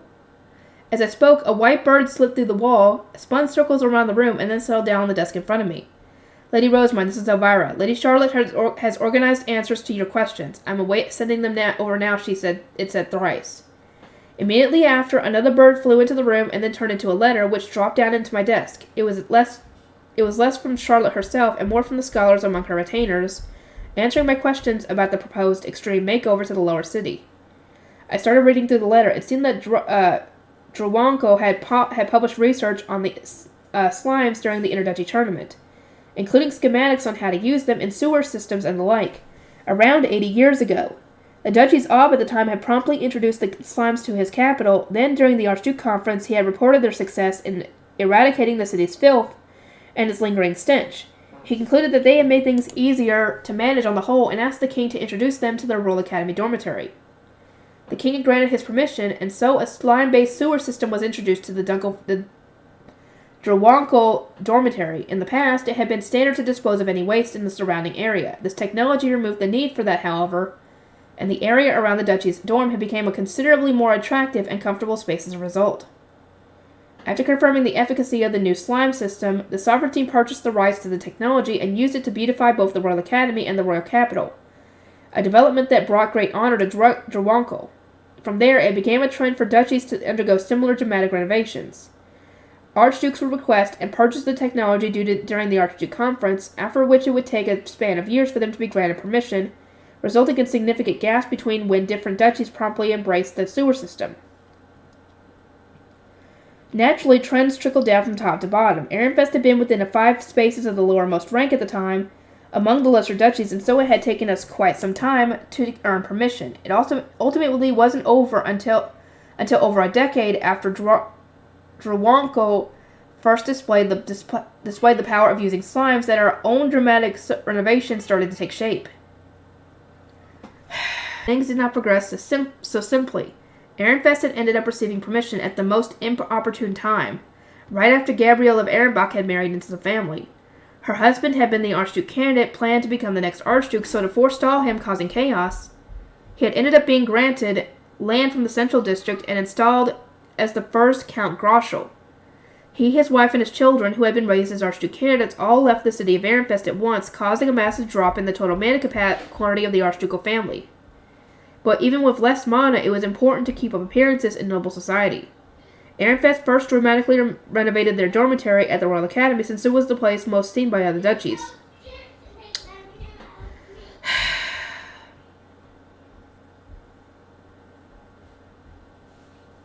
They renovated the Archduke's castle several years later, and then the nobles' quarter several years after that. The lower city was set aside, with renovations planned for whenever the Archducal family had enough capacity to spare, but that time ultimately never came to pass. By this point, it was entirely forgotten why the lower city hadn't been renovated. In fact, more and more people from the generation who knew these circumstances to begin with were passing away, such that Charlotte concluded her letter by saying she had decided it necessary to tell Sylvester about all this. Up until now, we had so few exports and merchants from other duchies coming here that it was fine to set the lower city aside, I said. But now that things have changed, we have to do something. But we still didn't have any mana to spare, as far as I knew. The blueprints for the renovations made to the castle and to the nobles' quarter involved creation magic that could only be used by the Archduke, so they were apparently in his document storage room. Sylvester's scholars had checked and confirmed that they were still there. That explains why I didn't know about them despite having made a catalog of everything in the book room. I wish I could get permission to go in that storage room too. Lady Rosemont, the High Priestess, here. Right. I put away Charlotte's letter and requested that Ferdinand come to my hidden room, which he promptly did. His attendants entered soon after, carrying 3 boxes into my workshop, and then exited, leaving only 6 of us in the workshop. Ferdinand, Justice, Eckert, Angelica, Daniel, and me. Our retainers were here with us because our engagement made it somewhat problematic for me to meet Ferdinand without guards or attendants since he was unmarried. It feels a bit cramped in here with so many people, I observed. My workshop is smaller, and under normal circumstances, the mana restriction would prevent anyone but you from entering. Furthermore, this is the bare minimum. There are going to be even more people in the room when several scholars and attendants gather in the council to brew this on a larger scale, Ferdinand said with a hint of annoyance. He spread out a cloth on which was a magic circle similar to the one I had seen when he was making the Jareve, and then haphazardly took out a series of mysterious ingredients. Justice took them all and plopped them into a box one after another. Edgar pulled out various documents from one of the boxes and spread them on the work table, having already received his instructions. These papers apparently covered the results of Ferdinand and Herscher's research. Eckert, may I look at them? I asked. You will see more than your fill of them later. Now move your head, you're in the way. Eckert said, his voice several degrees colder than usual due to him being in the middle of following Ferdinand's orders. He shooed me away, then returned to spreading out yet more documents. Well, that's cold. Lady Rosamund, you shouldn't get in the way when people are busy. At times like this, it's best to step back and not say anything. That way everything will end up ready on its own, Angelica said, imparting to me the wisdom she had received from her parents. The best way for you to help is do nothing at all. In retrospect, I did seem to recall Angelica stepping back and watching over us with a smile whenever we started talking about things unrelated to brute force. It was evidently a method for broadcasting one's lack of involvement. Thanks to the situation, I had learned yet another piece of weird trivia about Angelica. Ferdinand, do call me when everything is ready. I said I had nothing to do there myself and was just going to be treated like I was in the way, so I decided to leave and read as planned. Angelica was surprised to hear this, but she was the last person I wanted to hear criticism from, considering that she was standing in a corner of the workshop and focusing inward to stealthily train her enhancement magic. First, look at this, Ferdinand said, pointing at the documents sprawled atop the work desk. After announcing that I knew it was improper behavior, I climbed up onto a chair and got on my knees so that I could peer over the table. There were 10 sheets of paper with complexly drawn magic circles on them, and one larger sheet that showed the resulting magic circle when they were all laying on top of one another. I had no idea what the magic circles meant, but Angelica's eyes started to sparkle when she saw them. Lord Ferdinand, can I embroider this circle on my cape too? She exclaimed. It seemed that she needed this permission of whomever had initially modified and therefore invented the magic circle. Angelica's sudden request made Ferdinand blink with surprise. Are you capable of embroidery when you cannot even use a calculator? He asked. I can do it. This magic circle is amazing. Please give me permission to embroider it onto my cape, Angelica said, her eyes positively radiating sparkles. Her begging was at full power, and she looked entirely like a beautiful young princess with a particular fondness for sewing. I will grant you permission if you prove useful in making these outfits. Now, assist with the embroidery of this section. You may count on me. I thought Angelica was crippled by her lack of brain cells, but she actually has a ton of girl power. She beats even me. As I slumped my shoulders in despair over losing to Angelica so soundly, Ferdinand continued. The library's magic tools have protective magic circles woven deftly into their outfits. You know this already from what I understand. I do. Herscher and I managed to improve their designs through our research, and we will now be making new outfits for them. We must prepare the ingredients, brew them, and then create the necessary materials, he said, then going on to mutter, I would rather continue researching Schwartz and Weiss as Herscher is, but these outfits are the highest priority. I agreed with that. The last thing I wanted was for him to finish his research and then completely lose interest in helping me make the outfits. He could research Schwartz and Weiss to his heart's content after our work here was done. Will we need to go on another journey to collect the ingredients? I asked. No, I have all the ingredients we need, he said. We would not make it in time for the next term of the Royal Academy if we took the time to go gathering. As master of the tools, we need your mana to create threads for the magic circles and phase stones for storing mana. Won't supplying all these ingredients burden you, Ferdinand? I will consider it an acceptable trade as long as I am giving the clothes they used to wear in return. I wish to research their cloth and thread, and this should not be an issue since the new outfits are going to have just as many phase stones as the old ones, Ferdinand said with a smile that conveyed his true intentions. That was precisely why he hadn't brought their old outfits here with him. No doubt he would retrieve the leftover materials after the new outfits were made and start dissecting the old clothes to investigate the materials of the previous owner, or the magecraft of the previous owner. Can we not use the existing phase stones for their buttons at least, I asked. If we just moved the buttons over, we wouldn't need to use as many ingredients nor brew as many materials. I thought it would save us time and mana, but Ferdinand shook his head at my suggestion. They would not be unusable, but in terms of mana efficiency, it is far better for you to replace them with phase stones of your own. Librarians may be able to go to the library whenever they please, but you cannot. That is why you will want the phase stones to be as effective as possible. You would not want the two magic tools to run out of mana and become immobile midway through their work, would you? I shook my head. I certainly intended to exploit the need to refill their mana to visit the Royal Academy's library on several occasions, between spring and autumn, but I didn't want Schwartz and Weiss to end up immobile as something waylaid me. Solange will probably be shocked and saddened if they suddenly stop working again. As for fashioning the outfits, we will begin with making the thread for embroidering the magic circles, Ferdinand explained. You will need to do the embroidering yourself as the tool's master, which I imagine will take some time. Excuse me? I have to do all the embroidery? I exclaimed, paling at the very suggestion.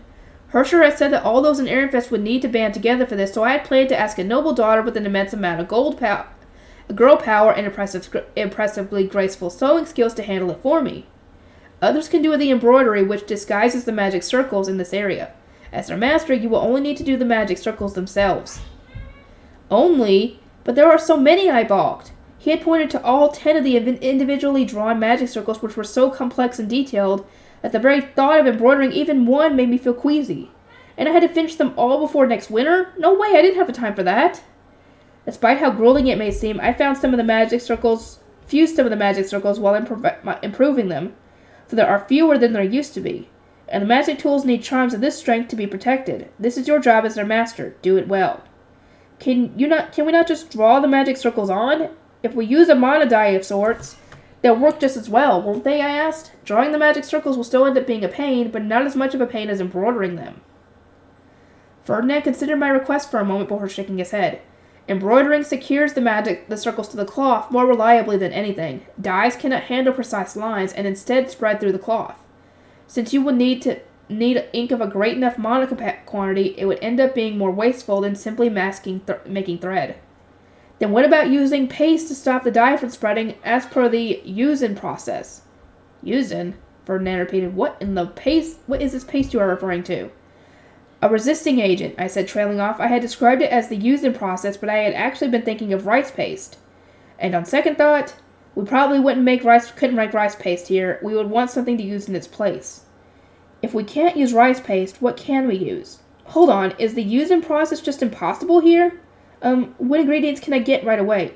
Oh, resist dyeing using wax might work. Wax is going to be the easiest to understand and prepare, I said with a smile, hiding the panic that I was feeling on the inside. Wax, as in the wax used in the candles that light the temple, Ferdinand asked. In the castle with its many attendants, large rooms like the Grand Hall were lit with a combination of candles and light-amplifying magic tools, while individual rooms simply used magic tools, which were the most common light source. I was used to candles from living in the lower city, but to Ferdinand they were the most part localized within the temple. Yes, we draw lines with heated, melted wax. Wax hardens when it cools, does it not? That will stop the dye from seeping into the lines. Oh, you could use wax like that? Justice interjected. His voice was bright, and he wore an excited grin at having learned what he thought was lower city knowledge. At this rate, he would no doubt start looking there in search of other ways to use wax. Oh no, I need to teach this to the Gilberta Company ASAP. I say we use dyeing instead. My embroidering skills are terribly lacking to the point that I simply cannot see myself completing all the circles by winter, I said, conscious that my work in the temple and with the printing industry meant my time was scarce. If we take the dyeing route, however, I can just recover my mana with potions. Consider learning to embroider your duty as a bride and give it your all, Ferdinand replied dryly. Then we shall cancel my engagement. If I don't get married, I don't have to practice sewing. Do not be foolish. You know by now that such a decision will not be permitted. I know, I just said what came to mind. Doing so will allow others to exploit you. Take more care in what you say. Right, I replied while picking up one of the sheets with a magic circle on it. This looks like it will be harder for me to reproduce, even with a pen. I really don't think I can embroider these designs. They're just too detailed and complex for me. There are dyes we could use instead to imbue the cloth with mana, no? A dye that will properly dye something with mana. Perhaps we could use your blood. Ferdinand proposed, his tone dry and intimidating. I paled, thinking back to the time I had to use my blood to sign magic contracts in my commoner days. Absolutely not. That sounds painful and also extremely terrifying. It was a joke. That was a joke? Really? Ferdinand made a joke. Wow. I expect Ehrenfest's reputation would suffer if we were to give the magic tools of royalty blood-stained clothes to wear. It doesn't sound at all like a joke when you say it, Ferdinand. Regardless, creating ink with enough mana to compare to blood will need enormous quantities of mana to brew. That's fine with me. Anything is better than embroidery. I wish I had enough mana to say such things, Daniel said with a small groan, having far too little mana for such reckless spending, even even since compressing his mana. I scoffed, dismissing his envy with a sniff, and then returned to pleading for Ferdinand to accept ink as an alternative. I refused to budge on this. It was literally impossible for me to embroider all the magic circles. If you make me embroider these, you'll bring shame to all of Ironfest, I declared. Good grief, what terrible blackmail. Things truly do never go as planned with you, Ferdinand grumbled. Even so, I triumphantly clenched my fist. As long as I didn't have to embroider, I considered it my victory.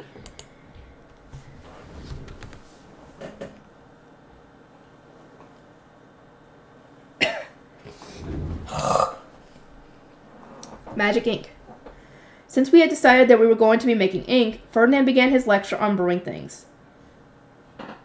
The ingredients one can acquire from fey creatures such as fey plants and fey beasts have elemental properties. Green is the color for water, and the other elements likewise match the divine colors of the gods. You all know all this already, I imagine. Yes, it was taught during my first year written classes, I replied.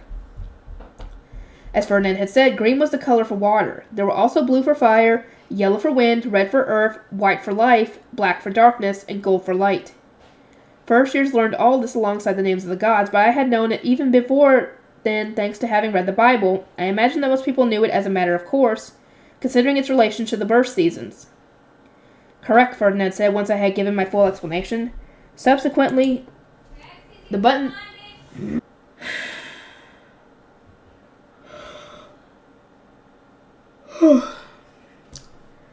Subsequently, the boons of the ingredients also connect to the gods. This is second-year material, right? I asked. I learned it all while making textbooks.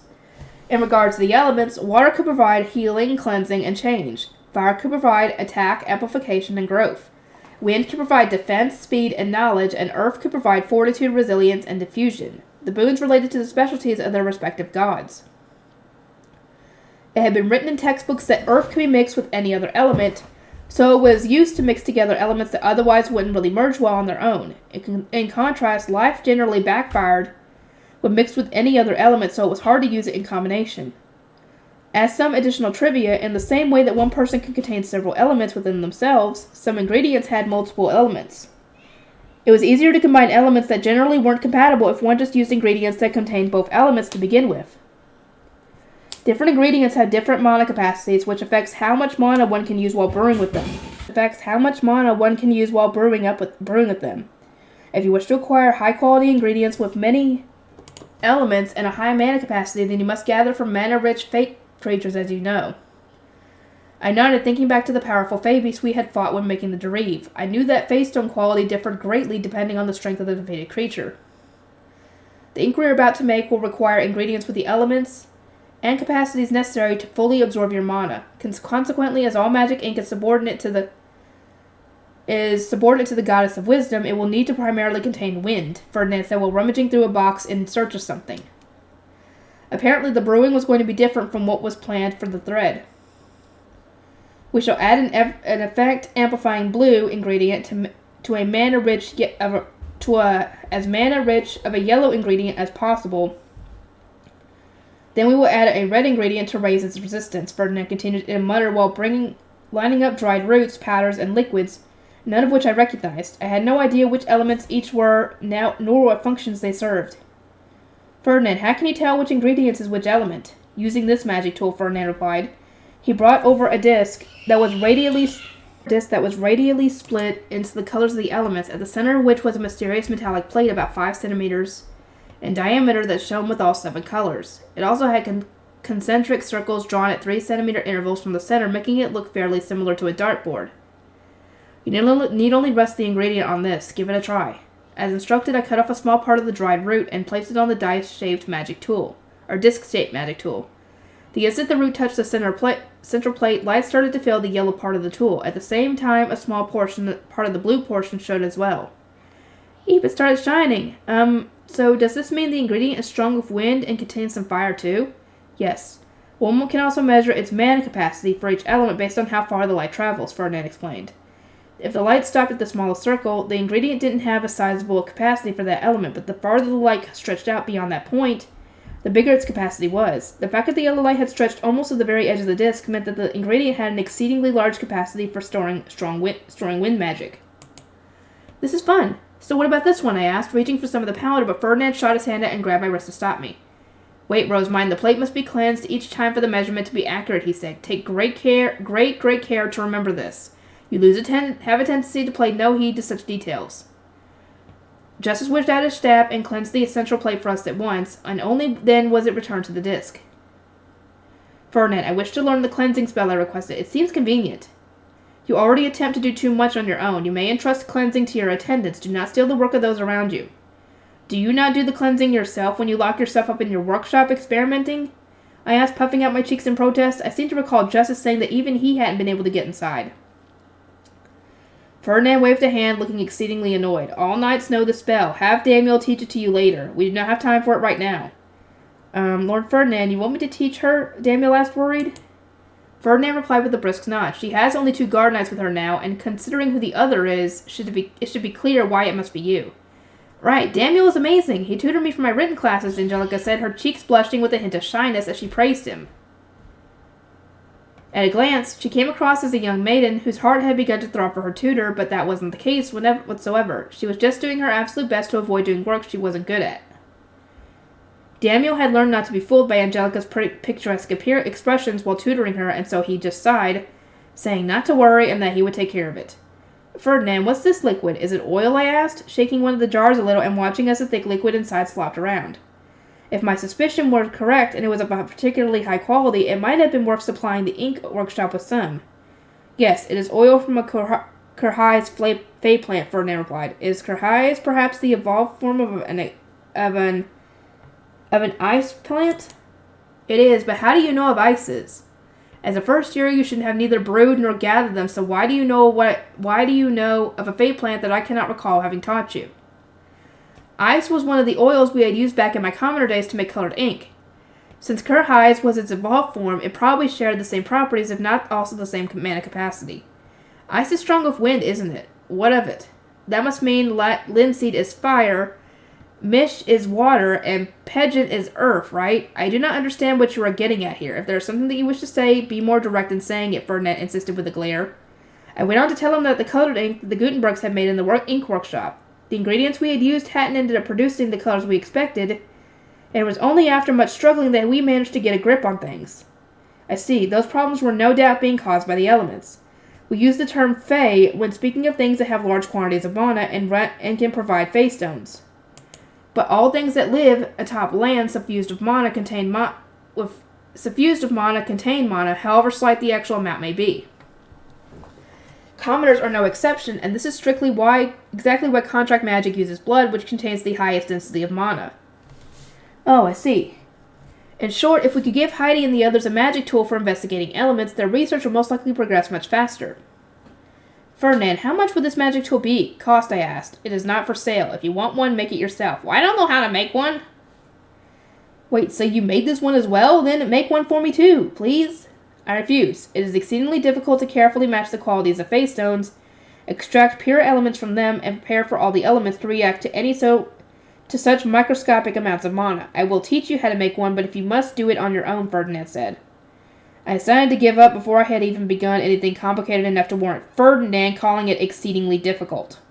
I was almost guaranteed to be way beyond me. It would have been nice to have one, but ink research could still progress either way. Sorry, Heidi, I didn't have it in me to make such a difficult magic tool. Still, regardless of how the quality your ingredients were, it is impressive that commoners were able to perform successful research and produce such reliable results. My Gutenbergs are something else, I replied smugly. I am told that ink is to Heidi, the Gutenberg craftsman, and books are to Lady Rosemine, Justice added with a small smile. The Gutenbergs being raised by Lady Rosemine are eccentrics who are all specialists in their respective fields. I see, Ferdinand murmured. So there are many other Rosemines, all with unique obsessions. I understood. He just accepted that? Enough chatter, let us begin making the ink. What we'll be making now is a reproduction of the ink sold to commoner merchants for magic contracts, Ferdinand said.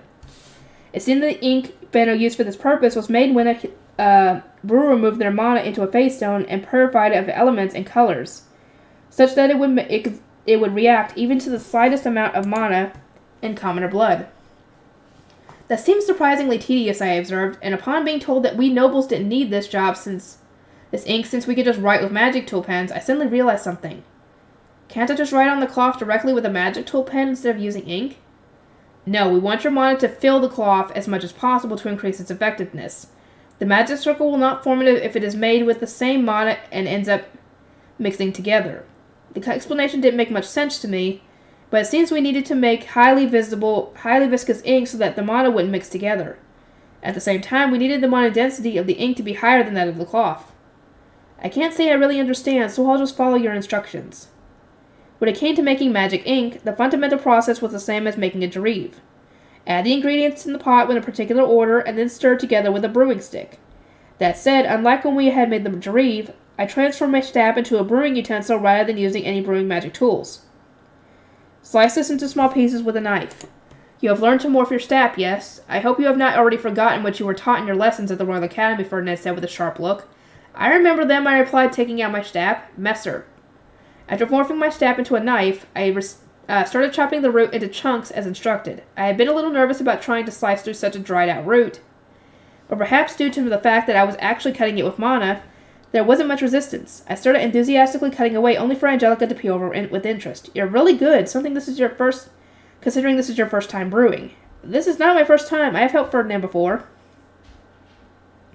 You helped not just with the paperwork, but with brewing too? That's amazing. I mean, I did help make the Derive, but I learned how to chop ingredients from cooking back on Earth and in the lower city. I changed the subject with a laugh, but everyone who knew of my lower city origins collectively fixed me with a glare. Though he didn't actually say it out loud, I was positive that Ferdinand was calling me a fool. I said Ruckin to cancel the transformation of my staff. Shut up!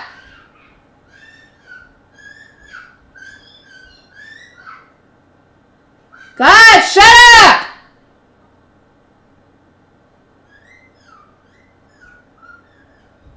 You want me to call your mama?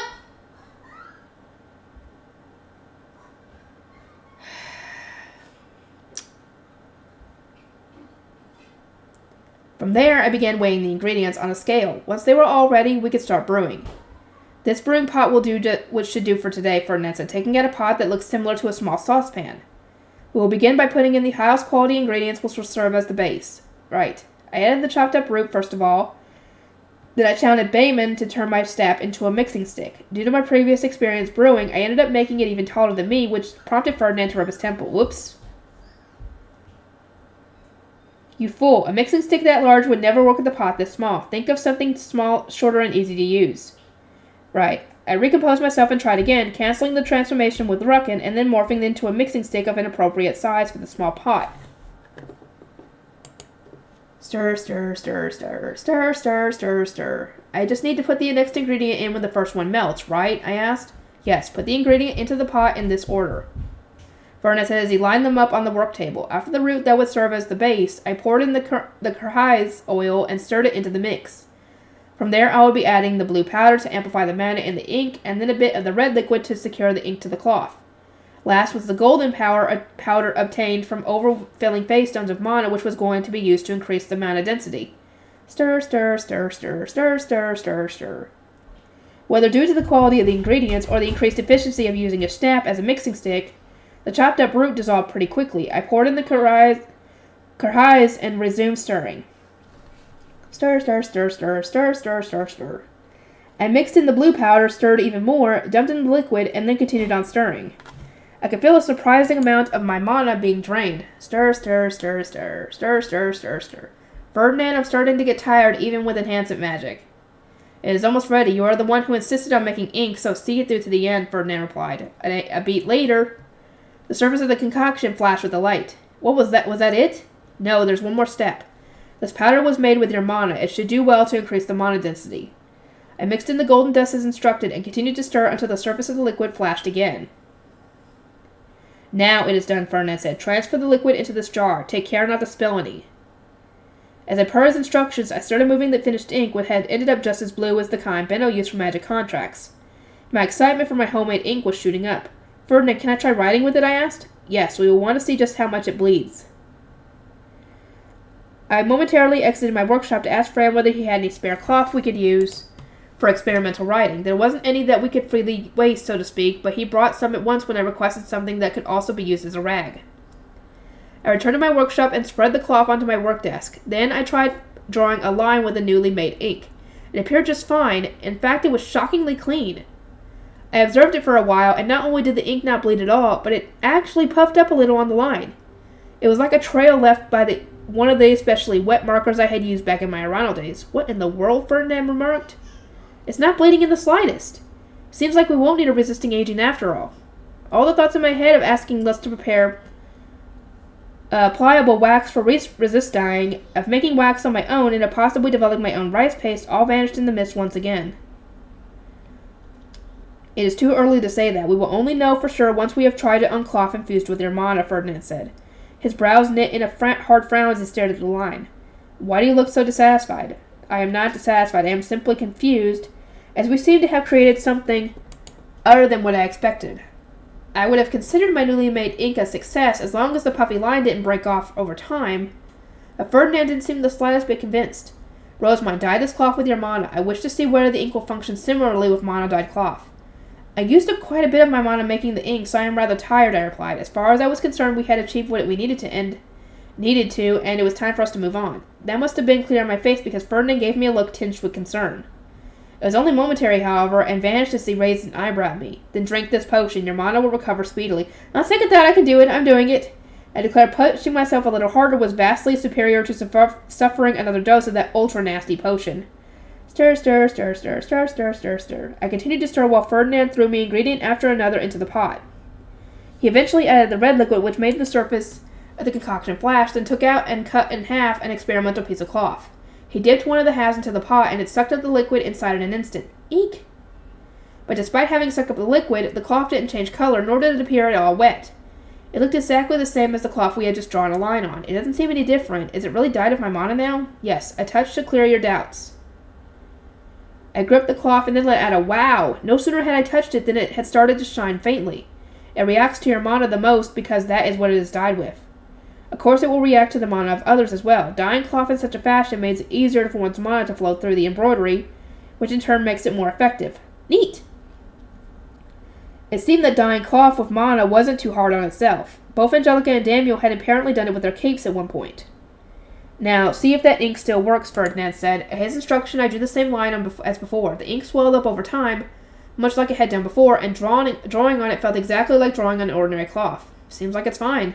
But why? Ferdinand asked, taking the pen from me in sheer confusion, and drawing a line with his own mana. His line seemed to break off at the edge, and the ink didn't swell very much. It seems like the ink bleeds when you draw with it, Ferdinand. I wonder why. I do not know. Here, Eckert, you try. Yes, sir, Eckert said. He drew a similar line, but his bled far more and didn't swell at all. He then handed the pen to Justice, who was eager to try it for himself, but Justice's line bled as well. In fact, it seemed to bleed more than Eckert's had. By this point, Ferdinand had progressed from a furrowed brow to a full-on frown. Angelica, Daniel, I want the both of you to try as well. Yes, sir. My two guard knights were the next ones to try, and their lines continued to the trend by bleeding even more than anyone else's thus far. The one that Daniel drew was the absolute worst. It looked as though he had just spilled ink over the cloth. Is it perhaps based on the quantity of the writer's mana, I suggested, or perhaps its elements and qualities? I must do further research to be sure. Rosamond, may I have this ink? Ferdinand asked, his mad scientist switch now entirely in the on position. The ingredients had been his in the first place, and as long as it didn't interfere with his life too much, I saw no reason to oppose him locking himself away in his workshop for a while. You may, if you promise to research only after eating and have to have left your workshop by third bell tomorrow, I said. Ferdinand glared at me with an annoyance, but I wasn't about to spend every morning waiting to get called over to drag him out of his workshop. I will protect my reading time to the full extent of my abilities. Very well, he conceded. Just as have the attendants prepare food. I will finish what work I can before then, and, Daniel, I will entrust cleanup here to you. Sir? Leaving Daniel to his confusion, Ferdinand took the bottle of ink and promptly exited with Justice and Eckert. But why me? Daniel asked, still dumbfounded. Probably because Angelica would end up breaking everything, I suggested. Professor Herscher did always yell at me about that, but why does Lord Ferdinand know that? Angelica asked. I returned an awkward smile, not wanting to reveal that anyone could have guessed it simply by watching her for a day, and then looked at Daniel. He must want you to teach me cleansing magic now as well. Ah, true, that is possible. And so Daniel taught me the cleansing spell while we were in the workshop. It wasn't complicated at all. I merely had to take out my staff and chant Washin while infusing it with mana. It takes an extraordinary amount of mana if you don't have water, but you need not even consider that manner of problem. Daniel said with a head shake. It appeared that he had struggled to cleanse things at all in the past, although his increased mana capacity meant he now found it much less troublesome. I suppose I will clean all these implements at once, I said, eyeing the work table while infusing my staff with mana. I then shouted, "Washin'," and in an instant the entire workshop was flooded with water. The sudden current swept me up from the floor and spun me around such that I could no longer tell up from down. My eyes opened wide, and while I was quite literally drowning in my confusion, the water suddenly vanished.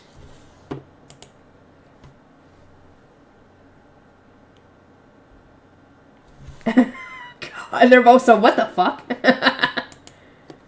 Gravity suddenly dragged my once floating body back down to the floor, where Daniel was conveniently placed to break my fall. He had also been sucked into the torrents and ended up lying on his back. Gah, Daniel grunted as it slammed down into his stomach. The fact that he still mustered a polite "Are you hurt?" between violent coughs was yet another reminder that he was a paragon of virtuous guard knights.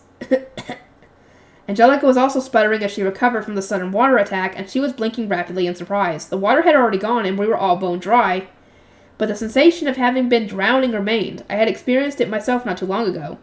"Lady Rosemine, why did you summon that much water?" Daniel asked. I averted my gaze as I rested my body against his, not wanting to meet his exhausted glare. Only now do I understand the extent to which the quantity of mana used will change the amount of water, I said. I will take more care in the future. May cleansing magic be feared. Rosemine, apologies, but if you have no plans this afternoon, would you mind my visiting your workshop? Ferdinand asked when I went to assist him with paperwork the next day. What?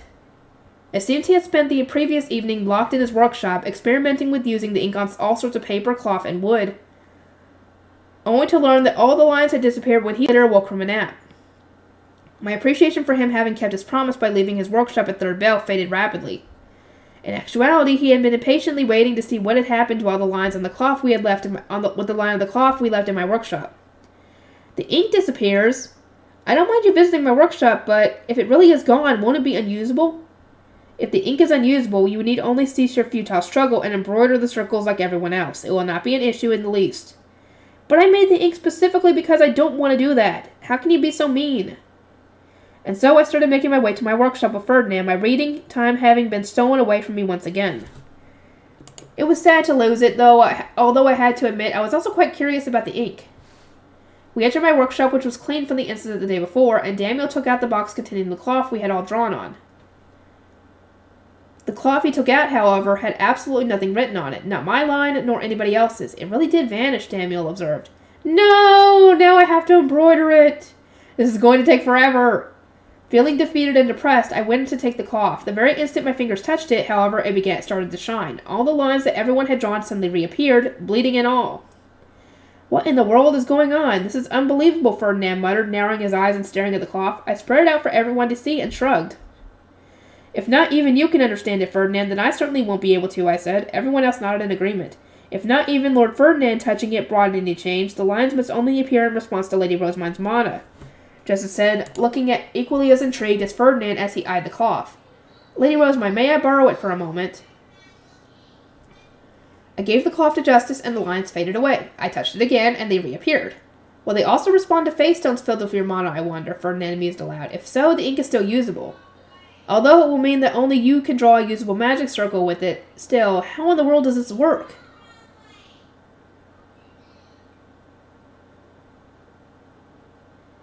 Ferdinand, might I suggest you perform any further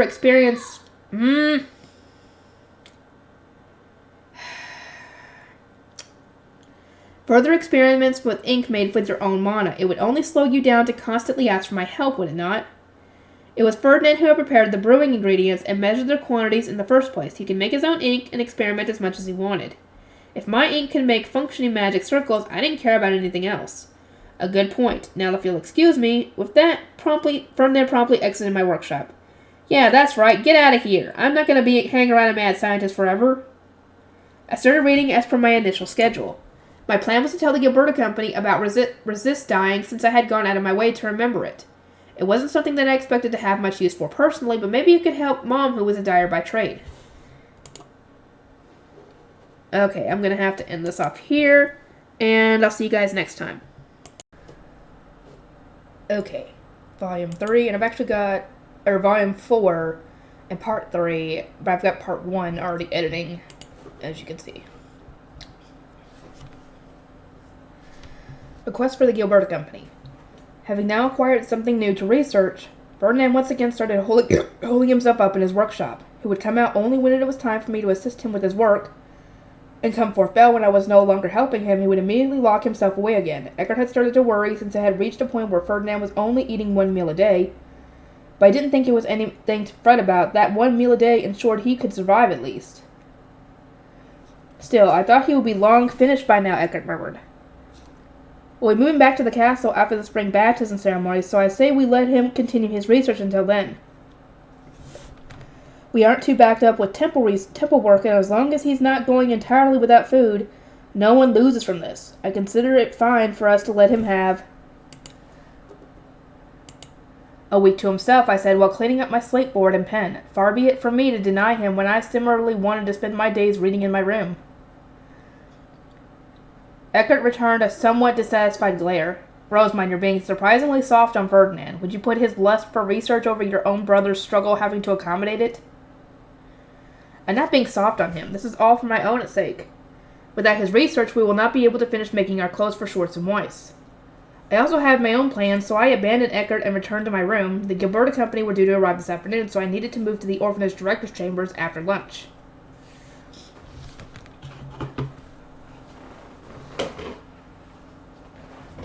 Gil, Fritz, have you prepared what I asked for? Yes, 2 kinds of wax, one viscous and rigid, the other runny and flexible. Heidi's colored ink, and an assortment of miscellaneous goods, such as a pot for hot water, brushes, pens, cloth with resist-dyeing liquid, and some long chopsticks. I had ordered Gil and Fritz to prepare for the Gilberta Company visiting the workshop, as an explanation alone was hardly going to suffice, so I was planning on showing them resist-dyeing firsthand.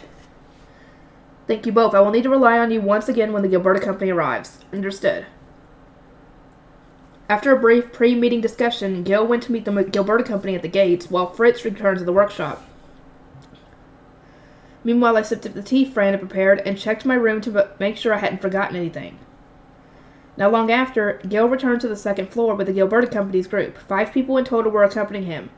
Otto, Karina, Theo, Leon, and Tully. The moment I made eye contact with Tully, she broke into a smile. That alone filled my heart with joy. She remained my angel now and forever. We have come at your summons, Lady Rosamine. Otto, Karina, and Tully knelt in a row before me, with Theo and Leon kneeling behind them. Theo was more or less Otto's right-hand man. He supported Otto just as unilaterally as Mark did Benno. He and Otto had studied the etiquette necessary for visiting the castle together, so he fit right in here despite not having come very often.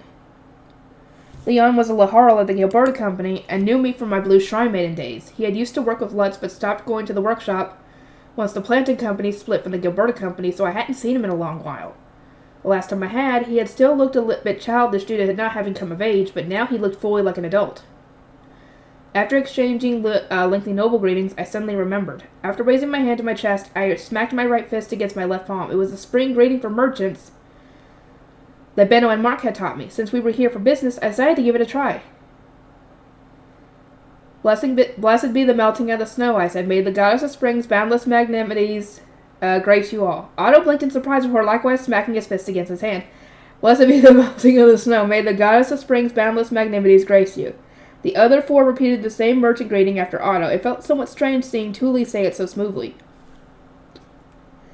You may sit, I said, gesturing to the Gilberta Company seats as Fran prepared more tea. There are many orders to be made. Otto, Karina, and Tully sat down while Theo and Leon stood behind them. It wasn't long before the warm aroma of tea started drifting through the air, and it was then that Monica brought in sweets. There were simple cookies for us to eat while discussing business. I demonstratively ate one of each so that the others could start eating as well. Seeing Tully smiling happily at getting to eat sweet stuff satisfied me. Karina, upon noticing that, smiled as well. Lady Rosamine, what orders do you have for the Gilberta Company today? Karina asked, brightly. I am told you need more than just hairpins this time. Oh, I actually didn't realize this at the time, but when Lutz went to go get Tully, and what the seamstress had mentioned that she doesn't come around very much after having, dang it, what was the kid's name? Karina had another baby during that time period that mine was at the academy. So yeah, I didn't know that. Now she has 2 kids. Otto helped pumping them out. A personal chef of mine will be attending this summer's Star Festival. I would like a hairpin for her to wear when the time comes. That said, despite being among my personnel, Ella is still a commoner. A hairpin that looks too expensive would stick out, and I assume it would not suit her outfit to begin with. Indeed. Furthermore, as I brought my personal chefs with me to the Noble's Quarter, Ella was not able to attend her coming-of-age ceremony. This is going to be the first time her parents see her wearing formal clothing, and as I understand it, her husband's parents will also see her during the festival. Tuli, could you prepare a hairpin for a spring-born that would suit her?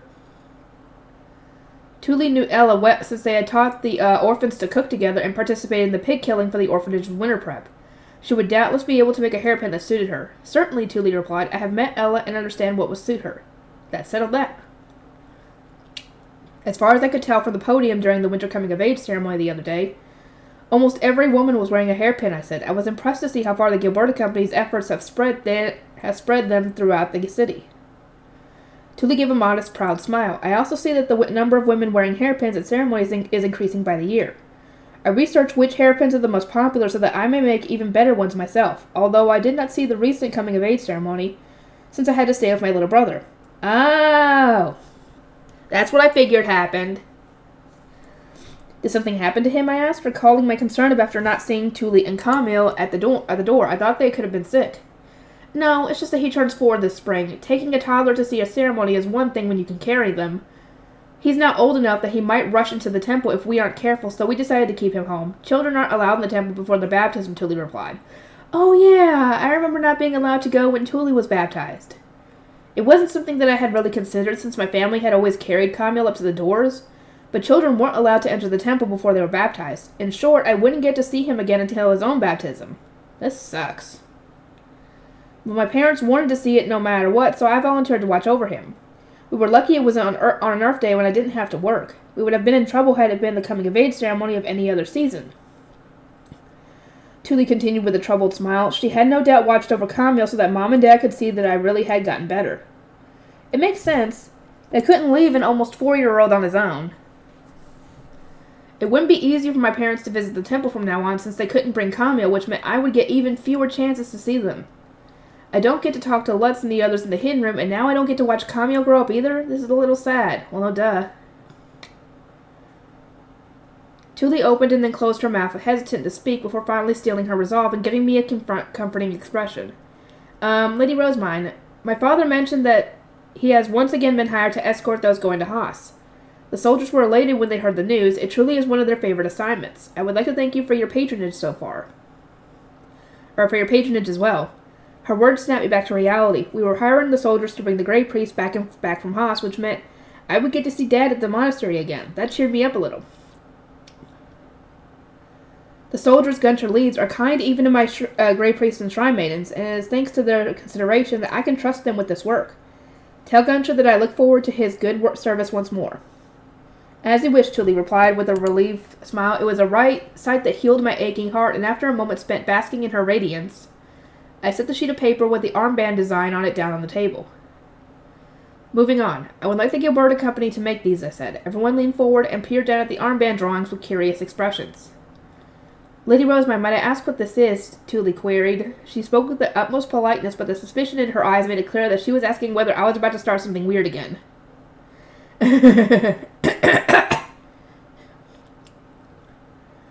I personally didn't consider it strange in the slightest, but her general assumption was correct. Armbands were essentially items for members of my library committee. I wrapped the design sheet around my arm. I would like armbands with these characters on them to demonstrate membership to an organization. All members of the library committee will be wearing them.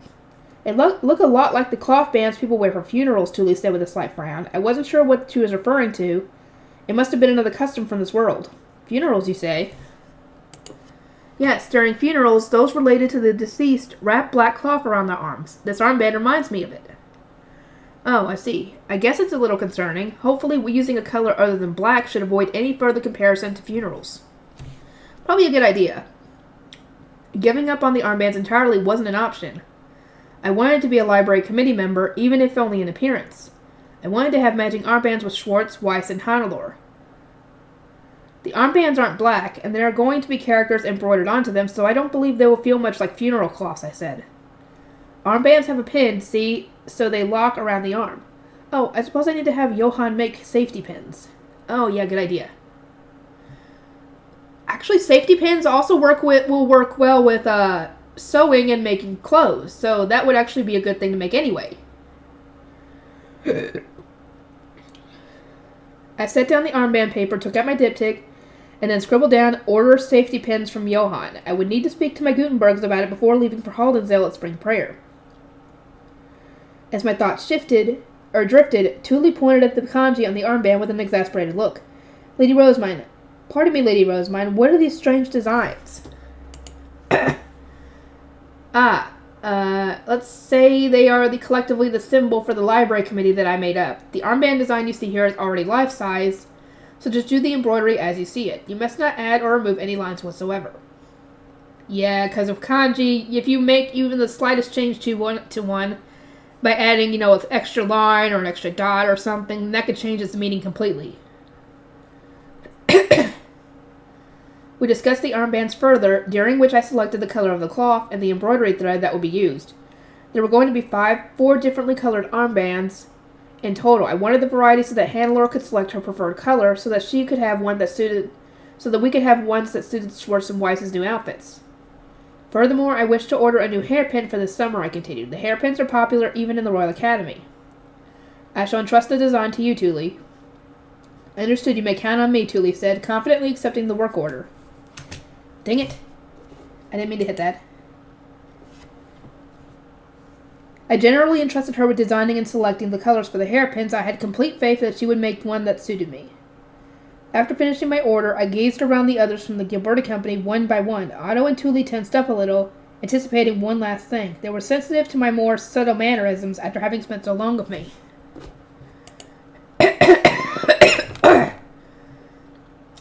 And finally, although I have already expressed my gratitude by letter, please allow me to thank you directly.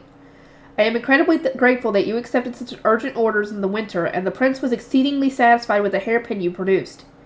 The Archduke candidate who wore it was truly a sight to behold, and she drew more attention than any other graduating student. I am sure you will be receiving more orders from this point on as well. We are honored. They seem to be suspecting that I was about to drag them around on some unreasonable journey again, and they weren't entirely wrong. I smiled. As a reward for your continued efforts, I would like to present the Gilberti Company with a new technology. Huh? Thule and Otto looked at me with... Oh, the resist die. With surprise, having been caught off guard, Karina tilted her head gracefully, but her eyes were narrowed into the sharp look of a merchant. I wish to express my thanks for you completing an order from royalty, a truly unreasonable demand, but perhaps you would rather not receive it? If so, I would ask to be introduced to the Dyeing Guild. Not at all, we will gratefully accept it. Good God. I wasn't lying when I said that I wanted to express my thanks to the Gilberti Company, but in truth, I just wanted to get resist dyeing spread ASAP, and I thought it would be quicker to work with the Gilberti Company than with guild members I had never met before. I will instruct you in a new manner of dyeing cloth, and I ask that you use it to prepare wearable clothes by next winter. I intend to spread this as a trend in the near future.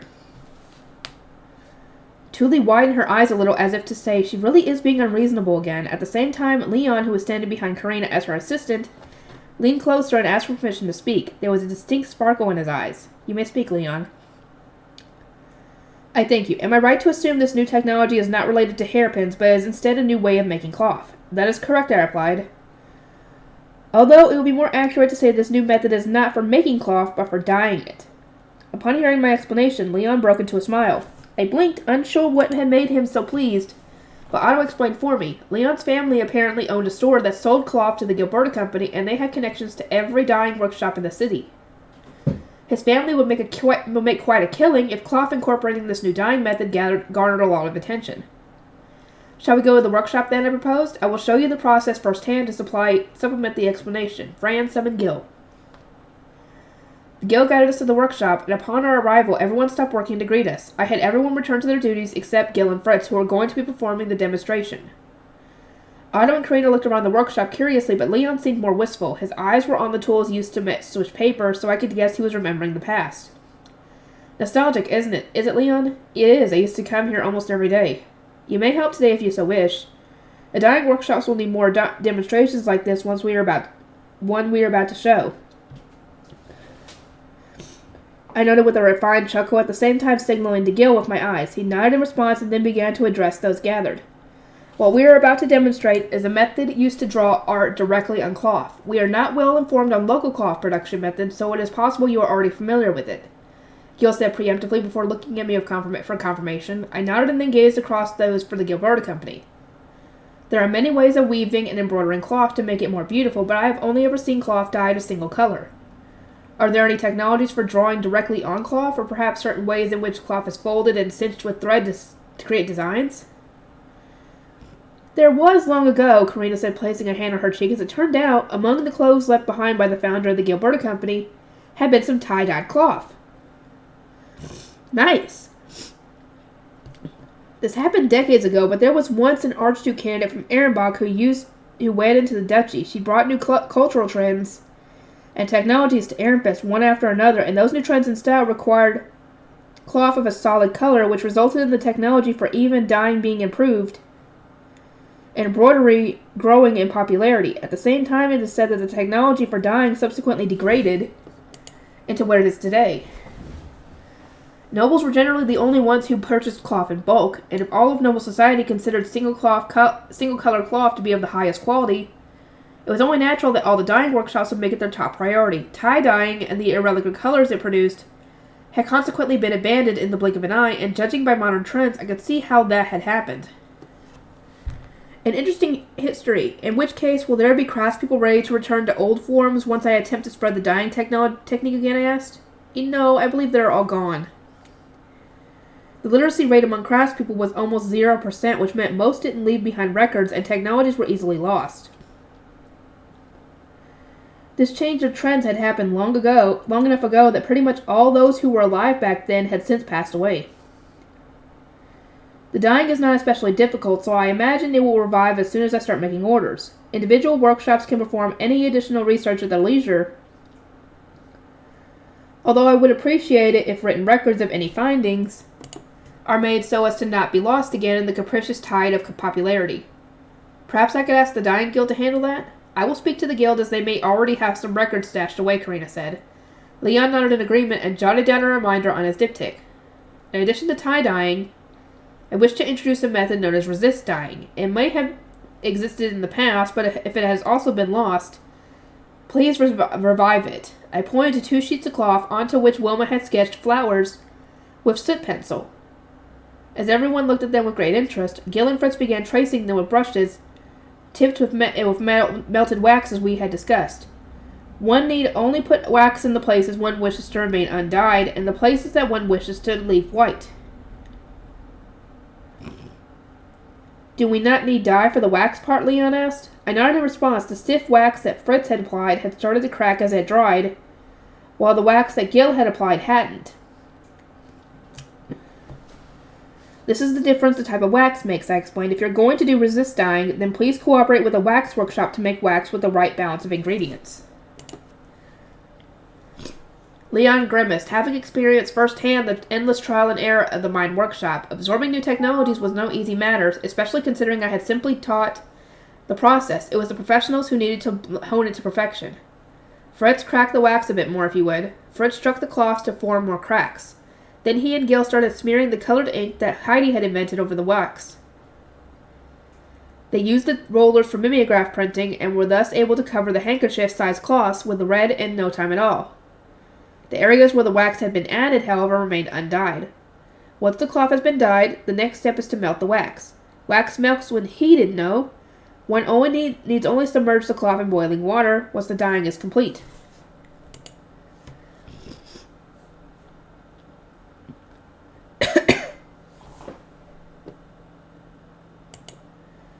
Gil gripped the 2 pieces of cloth with the chopsticks, dumped them into a pot, dexterously stirred them around, and then pulled them out again. All the Grey Priests in the Rosemine workshop could already use chopsticks since they were necessary in the papermaking process when handling bark and wood. Fritz washed the heated cloth with cool water, squeezed it dry, and then spread it flat on the table. On one piece was a sharp white flower, while on the other was a flower with unusual cracks running through it. I believe that both of these styles are usable. It all depends on the customer's preference. One can use tie-dyeing and resist dyeing in tandem, and since colors grow darker when dyed several times over, one could, as an example, Wax the petals of an illustrated flower to distinguish the color of flowers, leaves, and a background. Of course you can embroider on top of all this as well.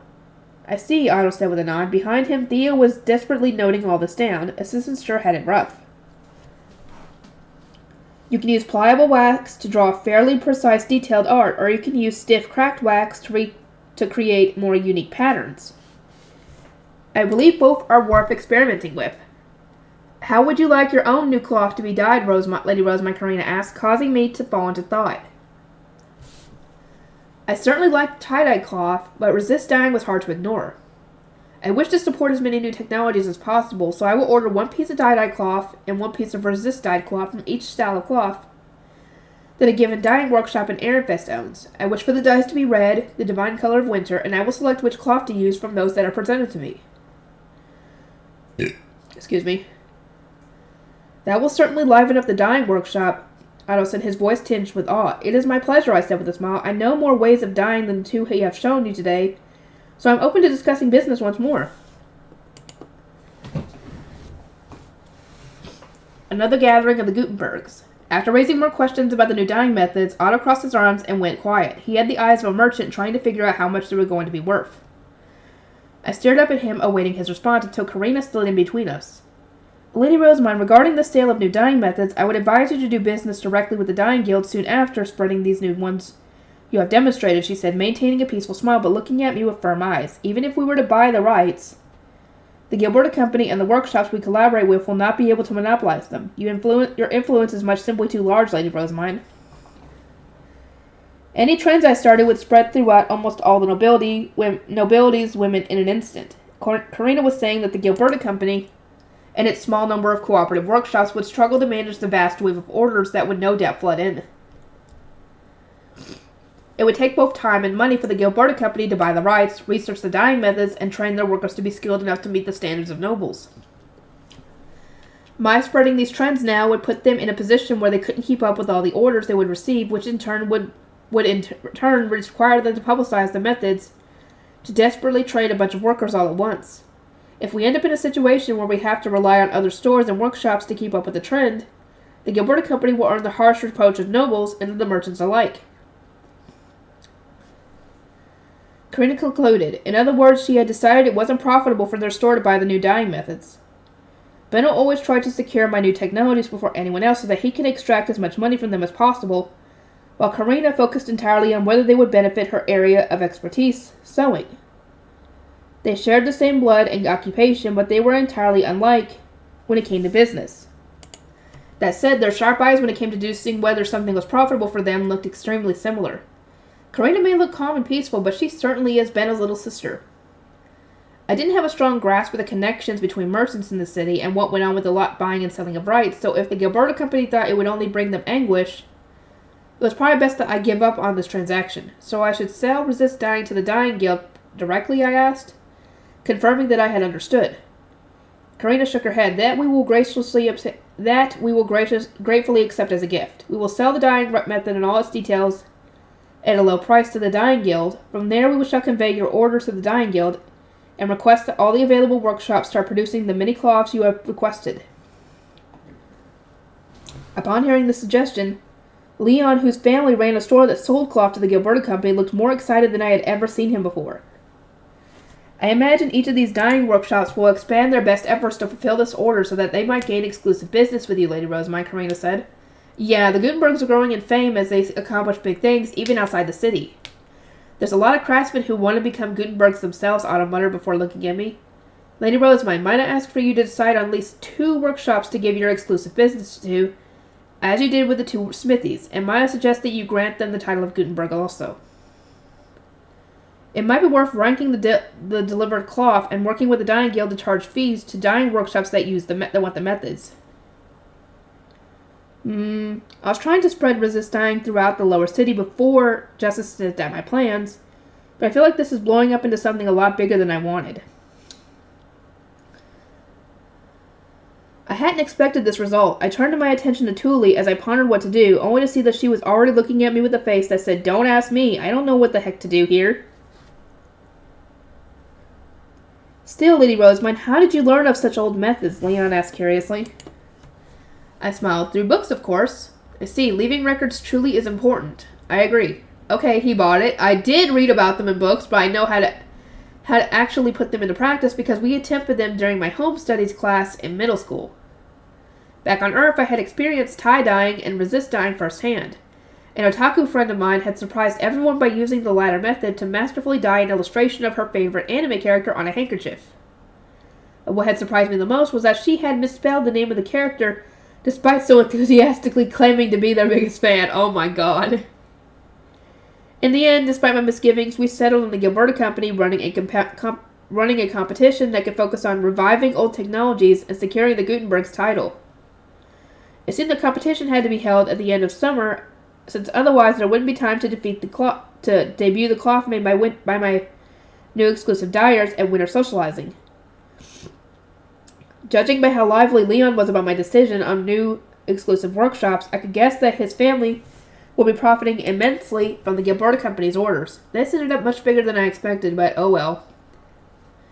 And so my discussion with the Gilberta Company concluded. Once I was back in my room, I wrote out the details for the cloth dyeing competition while looking over the notes Fran had made on the meeting. Once the Starbind ceremony is over, I don't have any plans until the Harvest Festival, correct? I asked. And none in the temple, Fran replied. Do you have any in the castle? It depends on the results of the Archduke Conference. The merchants of Ehrenfest might all find themselves in quite a bind afterward. As it stood, I didn't have any particular plans between the end of summer and autumn. I smoothed out the wax of my diptych to erase the text on it, and that was when Gil came rushing in with a letter. Lady Rosamund, the planting company has sent a letter, he announced. It was good timing. I had been thinking about meeting the Gutenbergs once before leaving for Haldensdale, both to order the safety pins and to check up on the progress of my previous orders. Thank you, Gil. You may rest for a moment as I write out my response. I imagine you were quite busy preparing for and cleaning up after the demonstration, I said, praising him as I opened the letter. On the surface, it was a simple request for a meeting, laden in heavy noble euphemisms, but if one carefully read between the lines, it could possibly be read in an alternate way. What the hell did you do this time? Explain yourself, idiot. Is it just me, or does this letter exude a sense of frustration too strong to be contained by noble euphemisms? I don't think this is just my imagination. Having sensed something seething anger from the letter, I wrote my response, in which I simply stated that I wanted to meet with the Gutenbergs and discuss their progress over the past 2 years, before our departure for Haldensdale. Having other people present would no doubt serve to block some of Benno's anger for me. That might make him even more frustrated since it's blatant trickery on my part, but I'm not about to ignore the tools I have at my disposal. The date for the meeting was scheduled instantly, perhaps because I had mentioned at the end of my letter that I didn't have much time, since I would be returning to the castle after the spring baptisms. The Gutenbergs would be gathered on the day before the baptisms in the orphanage director's chambers, and the attendees were going to be the planting company trio, Johann and Zach, the Smiths, Ingo the carpenter, Heidi and Joseph the ink makers, and Gil of my own workshop. All in all, there were quite a few people attending. Thinking about it, this is going to be the first time we've held a gathering of the Gutenbergs here, I mused aloud. Johann, Zach, and Ingo had come to the temple before to make the printing press, but this would presumably be a new experience for Heidi and Joseph. Fran, Daniel, Angelica, this will be a meeting of craftsmen from the lower city. I expect some of them to have somewhat substandard manners, but please overlook it. Understood. There were enough people coming this time that we would be holding the meeting in the hall on the first floor. My attendants did their best carrying drawn chairs from the second floor and preparing a table to accommodate the expected numbers. As I gave orders from the second floor, I glanced in my hidden room at the door that would no longer open. A sense of sadness and loss struck me all at once, but I slapped myself on the cheeks and inhaled deeply, forcing the feelings away. I had promised Lutz that I would continue advancing toward my goal. I couldn't allow any pain to show in my face while he was here. Lady Rosamund, the Gutenbergs have arrived, Fran said. I glanced down to see that Gil was guiding my visitors in one after another. The planting company trio were used to the orphanage director's chambers, and they looked completely calm. I greeted them with a soft smile, and they returned my greeting with polite smiles of their own. To my relief, neither Benno nor Daniel appeared at all bothered by this exchange. A smile at least was permitted between a noble and the merchant they did exclusive business with. The three of them were followed in by Johann and Zach, who had seemed a bit nervous, perhaps because it had been so long since they were last here. Ingo entered next while looking behind him, as though he were being pushed inside, and then came Heidi, who actually was pushing him inside. She was in turn followed by Joseph, who was trying to stop her. I see you're doing well, Lady Rosemine, Heidi exclaimed with a wide grin and a two-handed wave after popping her head over Ingo's shoulder to see me. That's great. I was so worried after you didn't wake up for 2 whole years. I smiled a little with nostalgia, but that attitude wouldn't do here. My guard knight's Daniel had stiffened up, and Fran averted his eyes from Heidi while rubbing his temples much like Ferdinand would. It seemed as though he was willing himself not to get annoyed. Joseph, paling at Daniel and Fran's reaction, pushed his wife's head down and then pulled her toward him. You idiot, he chided her in a hushed voice. You're talking to the High Bishop who gives real blessings. You can't talk to her like you used to anymore. Sure, but she's also the one funding my ink research for her books, right? You're not wrong there, but still, you're being too rude. You're a mother now, so calm down a little, alright? Wait, really? Really? When did that happen? I guess the 2 years that she was asleep? I felt my mind go blank at those words. Heidi hadn't looked any different to me since she had already come of age when we met, so it hadn't occurred to me that she might have had kids since the last time I saw her. I guess it's not unusual for Heidi to have kids now since she was already married. Even Volk had kids while I was asleep. I really shouldn't find this strange, but you know what? I still do. He's right, Benno said. You can't just act like that here. And while scholars are going to be attending our meetings from now on, Joseph either fix her attitude or don't let her come next time, he warned, speaking so frankly, either because he was caught up in the atmosphere or because he thought the language used by nobles wouldn't be understood by the common craftspeople. Joseph clapped his hands together and said, that second one's a good idea. It seemed that he had decided not to bring Heidi to meetings with the scholars present. As Benno said, I expect that scholars would be attending all meetings henceforth, I noted. Joseph, it seems that you alone will represent the ink workshop from now on. Compared to the struggles that come with bringing Heidi along, it would be much easier for me to come alone, Joseph said with a tired sigh, earning him a refined giggle from me and a firm nod from agreement from both Daniel and Fran. If ink wasn't involved, Heidi would perhaps be more calm, but she's excited to be seeing her investor again after so many years. That's right, Heidi exclaimed. I've been dying to give you a report, milady. I've done tons of research, and now we can make ink of consistent quality and colors. To be more specific, She had started giving me her report before I even asked for it. I gave her a half smile while briskly recording her results on a sheet of paper. It seemed they had invented new fixing agents, or rather a varnish-like substance that could be applied atop ink to preserve it without changing its color. Nice. After praising their efforts and promising to continue funding their research, I told the Gutenbergs about ingredients having certain elements, and that Ferdinand had commended them for getting any results at all without knowing this. So, in short, the element within an ingredient will change what the color is when mixed. What the color will change what the color is when mixed, I said. Heidi, who had been listening with trembling fists, shot me an excited look. I can't believe such a convenient magic tool exists. I want one too, milady. Please let me buy one of my investment funds. He's not going to let you. I know how you feel. I similarly wanted one to help further your ink research, but they are not as easy to acquire. Furthermore, it being a magic tool means I do not know if commoners will even be able to use it. Aw, that's not fair. How come nobles get all the luck? Heidi moaned, flailing about in a show of exaggerated agony that felt all too familiar to me. I know, it sucks.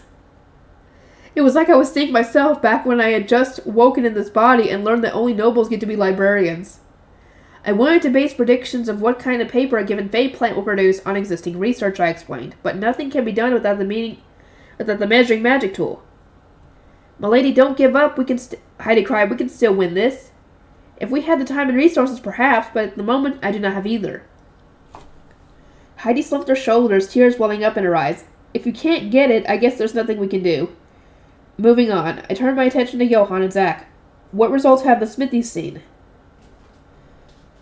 Johann and Zach exchanged glances, deciding who would speak first to do style and expressions, and eye movements. They had both come of age while I was asleep, so the boyish looks I remembered had vanished completely. Now they both looked to be adults capable of doing their jobs.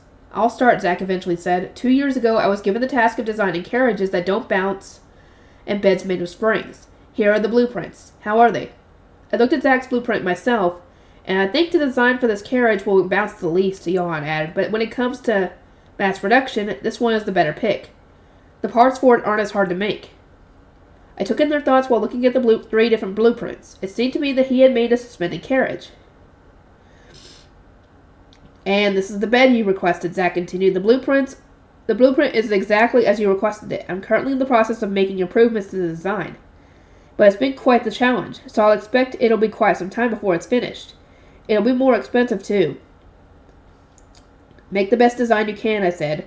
The price is irrelevant, so I'll make more money through it, as I will make more money through it. That said, I'm surprised you were able to produce a workable design in the first place. Despite having my own vague recollections of pocket and bottle coils to work from, Zach had actually managed to design a bed, opting to use pocket coils since they were easier for him to visualize. Assuming he actually finished the whole bed, my time asleep was going to be blissful to say the least.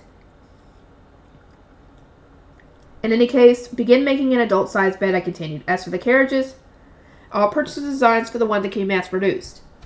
The designs you produce henceforth can be entrusted to the Smithing Guild, just as the pump designs were correct. We have to work in equal measures with the Carpentry Guild of making carriages, so please speak with them too. As for payment, we can follow the same approach we took with the pumps, Zach said. It was a system where Zach and I would receive an inventor's fee every time a carriage was made using the blueprints. Very well, I will trust the bridging of the smithing and carpentry guilds to Benno. My initial idea was to have Ingo serve this purpose, but perhaps an unrelated third party is best. Understood. I paid Zach using the guild card I had as the forewoman in the Rosemine workshop and then turned to Johann. How has your progress been? I believe I requested that you produce metal letter types and spread the hand pumps. I am steadily increasing the number of metal letter types in circulation, and every single one is solid on the spot. Haldensdale does not yet have a smith that can make them perfectly, so they have been purchased in an especially large quantity. Those in Haldensdale were planning to print well stuck inside over the winter, and they couldn't do their work without metal letter types. They wanted plenty of spares too, since I knew from Johann that he had rejected all the letter types due to being imprecisely made. I hope Haldensdale learns to make them soon, Johann said. Going over there so often has been a real struggle. If they are not ready when you visit this spring, I will consult Keep Haldensdale about sending some of their craftsmen to Ehrenfest. This will be the last time you go to Haldensdale. Johann looked relieved to hear this, so I clarified that it was only because I needed him to travel to other places instead. He grimaced hard and slumped his shoulders, although I couldn't quite figure out why. As I watched him with quizzical eyes, the other Gutenbergs all gave him sympathetic looks. Is there a problem with that? I asked. Everyone looked at each other for a second, after which Letts elected to speak for them. This is something of a personal problem for Johann, but his perfectionism when it comes to letter types and the difficulty he has interacting with others often earns him much reproach. He always struggles the most when teaching those of a new province. It certainly must have been rough in Haldensdale considering their insular community and aversion to outsiders. However, the Geeb has informed me that they praise Johann highly. The craftspeople were enthusiastically working together this winter to secure a passing mark. Johann blinked at me in surprise, no doubt having expected his reputation to be much worse, seeing that Zach elbowed him lightly and grinned. Told you, didn't I? They were just shouty because they knew you were better than them. Well, either way, you're the one who can do this right now. You're just gotta suck it up until your guys all trained and ready. Zach, why are you referring to there? I asked. Johann's disciple, Danilo. He's burning with the passion to become a Gutenberg no matter what, so I imagine he will force his way into one of these meetings soon enough, Zach replied, laughing hard enough that his shoulders started to shake. Johann bit his mouth into a sharp frown before continuing his report. The hand pumps are spreading at a steady rate. We'll be selling them in the north and to merchants, and now we're finally able to take orders from the east.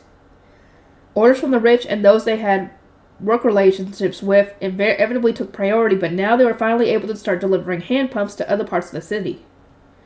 That is good progress indeed, I said. Please do continue at your current pace. Oh, and I almost forgot, Johann, I would like you to make these as well. Johann accepted the blueprints for safety pins, skimmed them, and then frowned. Are normal pins not good enough, he asked. I don't think these are too different. It's dangerous to have the point of the needle sticking out, do you not think? I, for one, am not particularly fond of pain. That is why it is important to have the sharp tip of the pin hidden away, I said, tapping on the part of the blueprint that described the cap in question. Johann gave a small smile. You always seem to focus on things nobody else would care about in the slightest, he said. Then he put his business face back on. Lady Rosamine, may I give this order to my disciple? Certainly, so long as he can make it according to the blueprint. He'll need to be able to fulfill my orders to stand a chance at one day becoming a Gutenberg. This is going to be good practice for him, Johann said with a nod, as he carefully put away the blueprint. I shifted my gaze to Ingo. Next was my primary order of the day. And you, Ingo, did you finish the bookshelves? I asked, looking up at him with excited eyes. I had tasked him with making mobile bookshelves than high-density shelving. Ingo frowned a little. I made a shelf according to your exact specifications, he said, but were there any problems? It moved just fine when the shelves were empty, but you're going to have a hard time once you start putting books on them. In fact, when we packed the thing with stuff, it wouldn't budge at all. It's not good enough to be delivered to you, Ingo explained, scratching his cheek awkwardly as my eyes widened. I thought about improving on your designs, but I didn't know what to do with the metal rails on the wheels. Or the wheels, they're outside of my specialty. I figured it would be best to start by redoing the blueprints themselves. It seemed that Ingo's workshop could have figured things out through trial and error if the railing had been made of wood. But as carpenters by trade, there wasn't much they could do with metal. Johann? Please leave the blueprints to Zach, Johann said at once, dumping it on his fellow smith as if begging not to be given any more work than he was already having to balance. I turned my eyes to Zach, who reluctantly accepted, albeit after noting that minor modifications weren't his specialty. Thank goodness, my dreams of getting high-density mobile shelving is still alive. Just as my stress levels began to dip back down, however, Benno spoke up. He wore a deep smile, but his dark red eyes were brimming with an indescribable anger that made my anxiety shoot right back up. By the way, Lady Rosemine, Karina told me something very interesting the other day. It seems that you are branching into the dyeing industry as well now. That you are reviving ancient technologies, as she put it. That is very interesting indeed. Uh-oh. His expression made it clear that he was actually saying, "Are you stupid or something? Is now really the time to get so involved with dyeing?" I placed a hand on my cheek, unsure whether he was more angry or exasperated. There was no end to the benefits brought about by new trends, and as this was merely reviving old technologies, I would hardly even give myself credit for it. All the honor should go to the craftspeople who learned the revived technologies and used them anew. I believe now is a good opportunity to leisurely train dyers in this new practices. It seems that nobles have an entirely different understanding of the word leisurely than us commoners, Benno said, this time with a clearly exasperated expression. The other Gutenbergs were nodding to themselves like, so this is what nobles consider leisurely. That explains everything. In a shocking twist, people had come to believe I was some kind of ruthless educator who trained people by having them complete more and more difficult work. It was horrible. That was Ferdinand, not me. Yeah, he would do that. The tasks I gave were simple things I hoped one day would one day be completed. I wasn't as though they absolutely needed to be done or else. But when I attempted to convey this, Zach frowned and shook his head. Our perspectives are different, he said. To us, a craftsman who can't finish the jobs he's given is incompetent. Oh, okay, that makes sense. Sorry for all the trouble. That said, I'm not going to change. I believe spreading the new dyeing method will increase ink sales, and so it is worth doing. I have not spoken of the dyeing method relevant to the planting company, and Karina said that it would be harder to do business directly with the dyeing guild. Or best to do business with the dyeing guild. The dyeing method relevant to the planting company, you say? Oh crap, I've said too much. I was planning to keep quiet about stencil dyeing for a little while longer. There is another dyeing method, one that is more related to the planting company, I explained. I expect to sell this method to the dyeing guild once I have decided on my exclusive workshops, and then have them predominantly focus their efforts on using it.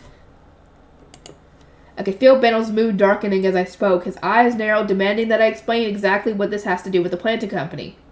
I merely said it was related to the planting company because it uses special ink and paper. It will simply result in you selling more stationery. Any more details will come at a price. Understood, Benno said, leaving it at that. After everyone had given their reports, we moved on to discussing our plans in Haldensale. I explained that those coming were going to be traveling with me on my high beast, and that we would depart as soon as spring prayer ended. The magic contracts being changed had far-reaching impacts, and to handle the resulting red tape, Benno and Damien from the planting company were going to accompany me, as were Johann and Zach. Since they had already finished teaching those in Haldensale to make black ink, Heidi and Joseph didn't need to come along. And as for the colored ink, the planting company could bring and sell it themselves. Ingo likewise had finished teaching them to make the printing press itself, and the carpenters over there had since achieved a passing grade. The Rosemont workshop didn't need to send anyone either, since those in Haldensale already knew how to print, and their papermaking was postponed for now. Benno, how long will your affairs take, I asked. If you are with us, Lady Rosemont, I imagine 3 days will be enough, he replied.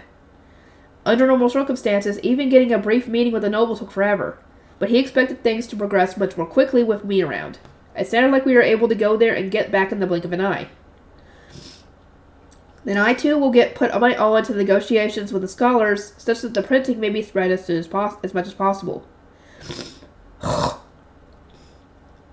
I believe it would be better if you contained yourself a little more, Lutz said, his cheek twitching ever so slightly. But I had already decided to devote my all to making my dream a reality, so there was no holding back now. It has been decided that a legal deposit system will henceforth be introduced, I announced. The castle has permitted it, so be sure to inform the workshops throughout the printing guild. I then went on to explain what this legal deposit system was, and how copies of all printed materials would need to be given to me in Ehrenfest Castle. I understand the system, and do not mind its implementation, since nothing will change in practice, but why 2 copies, Benno asked. Will you not always remain in the castle, Lady Rosamund? He was indirectly saying I didn't need a copy for myself when I wasn't going to be wed into another duchy. I stuck my pointer finger up and wagged it at him. My ambitions wouldn't be satisfied by the castle's bookroom. No, I had my sights set on a much, much bigger future. I plan to one day build a massive library, one that contains a copy of every book, and not just Ehrenfest, but Jürgen Schmidt as a whole. To that end, I must begin collecting books immediately, I said, puffing out my chest with pride as I announced my goal. Upon hearing this declaration, the Gutenbergs all cratered their heads as they realized they were stuck with me forever. I think he kind of should have figured that out. I'll keep going one more chapter. Disappearing ink and returning to the castle. The spring baptism ceremony had begun. As I made my way to the shrine, I glanced at the children who weren't any smaller than me out of the corner of my eye. Hearing the crowd whisper as I walked was nothing new, but since this was a baptism ceremony, they were all children, and children were a lot more direct than the adults at the coming-of-age ceremony. Hey, don't say, holy crap, she's so tiny, I can hear you. And don't point at me like I'm some freak of nature. If my guard knights were here, they'd pick you up and throw you out. They probably would. Angelica would, anyway. I walked on, feeling a bit like an animal at a zoo, and climbed atop the podium. Ferdinand then began a speech to the gods, after which I ended the ceremonies by blessing the children. I didn't see any of my family at the door, maybe because the coming-of-age ceremony had only been a week ago. Oh well, Thule has work too. And now that is done, Ferdinand said to me. Are you planning to lock yourself up in your workshop again, I asked. We're going to be hiding in the temple until Count Leisgang leaves the city, correct? I heard so from Eckert. Great-grandfather and Count Leisgang had been planning to marry Ferdinand and me to make him the next Archduke and minimize the amount of Ehrenbach blood in the Archducal family. My part actually was about to say the best situation when it comes to her marriage prospects would have been Ferdinand, to be honest. Because 1, he's competent. 2, he probably would be able to match her mana capacity. Or she would be able to match his, either way. 3, he doesn't need any training as an Archduke. She doesn't need to be the Archduchess, so the whole pregnancy thing wouldn't have to be an issue. 4, he knows her best out of everybody, so he would probably be able to corral her the best when it comes to keeping her at bay from her crazy shenanigans. And 6, she would be able to stay at Ehrenfest, so yeah, that would have been the best idea. They had apparently been convinced that Ferdinand was aiming for the Archducal seat, considering that he had put me under his protection, played a considerable role in my adoption, returned to noble society after Veronica's expulsion, and then officially became my guardian. Ferdinand, having been probed by Count Leisgang over his plans for marriage, had subsequently shattered great-grandfather's plotting by having Wilfred and me get engaged. It seemed odd to me that we were hiding away and refusing to attend meetings despite this, but reigning in nobles plotting to put their ideal Archduke on the seat was apparently the job of the current Archduke and the planned future Archduke, that is, Sylvester and Wilfried. In other words, it wasn't something for us to concern ourselves with. Eckert had explained it to me like so while eyeing the door to Ferdinand's locked workshop. Were Lord Ferdinand ambitious, he would have remained in the castle instead of returning to the temple. There, he would have acquired all the backing he needed simply by accepting the proposals he was given and remaining silent.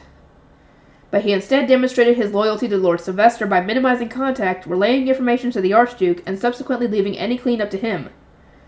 There is no better way to display one's complete lack of involvement in politics than locking oneself away in the temple.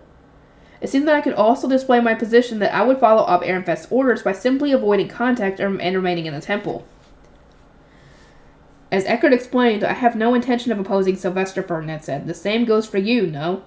And you are always more lively in the temple. Remaining here is far from a discomfort for you, is it not? True, I have no interest in the next Archduke.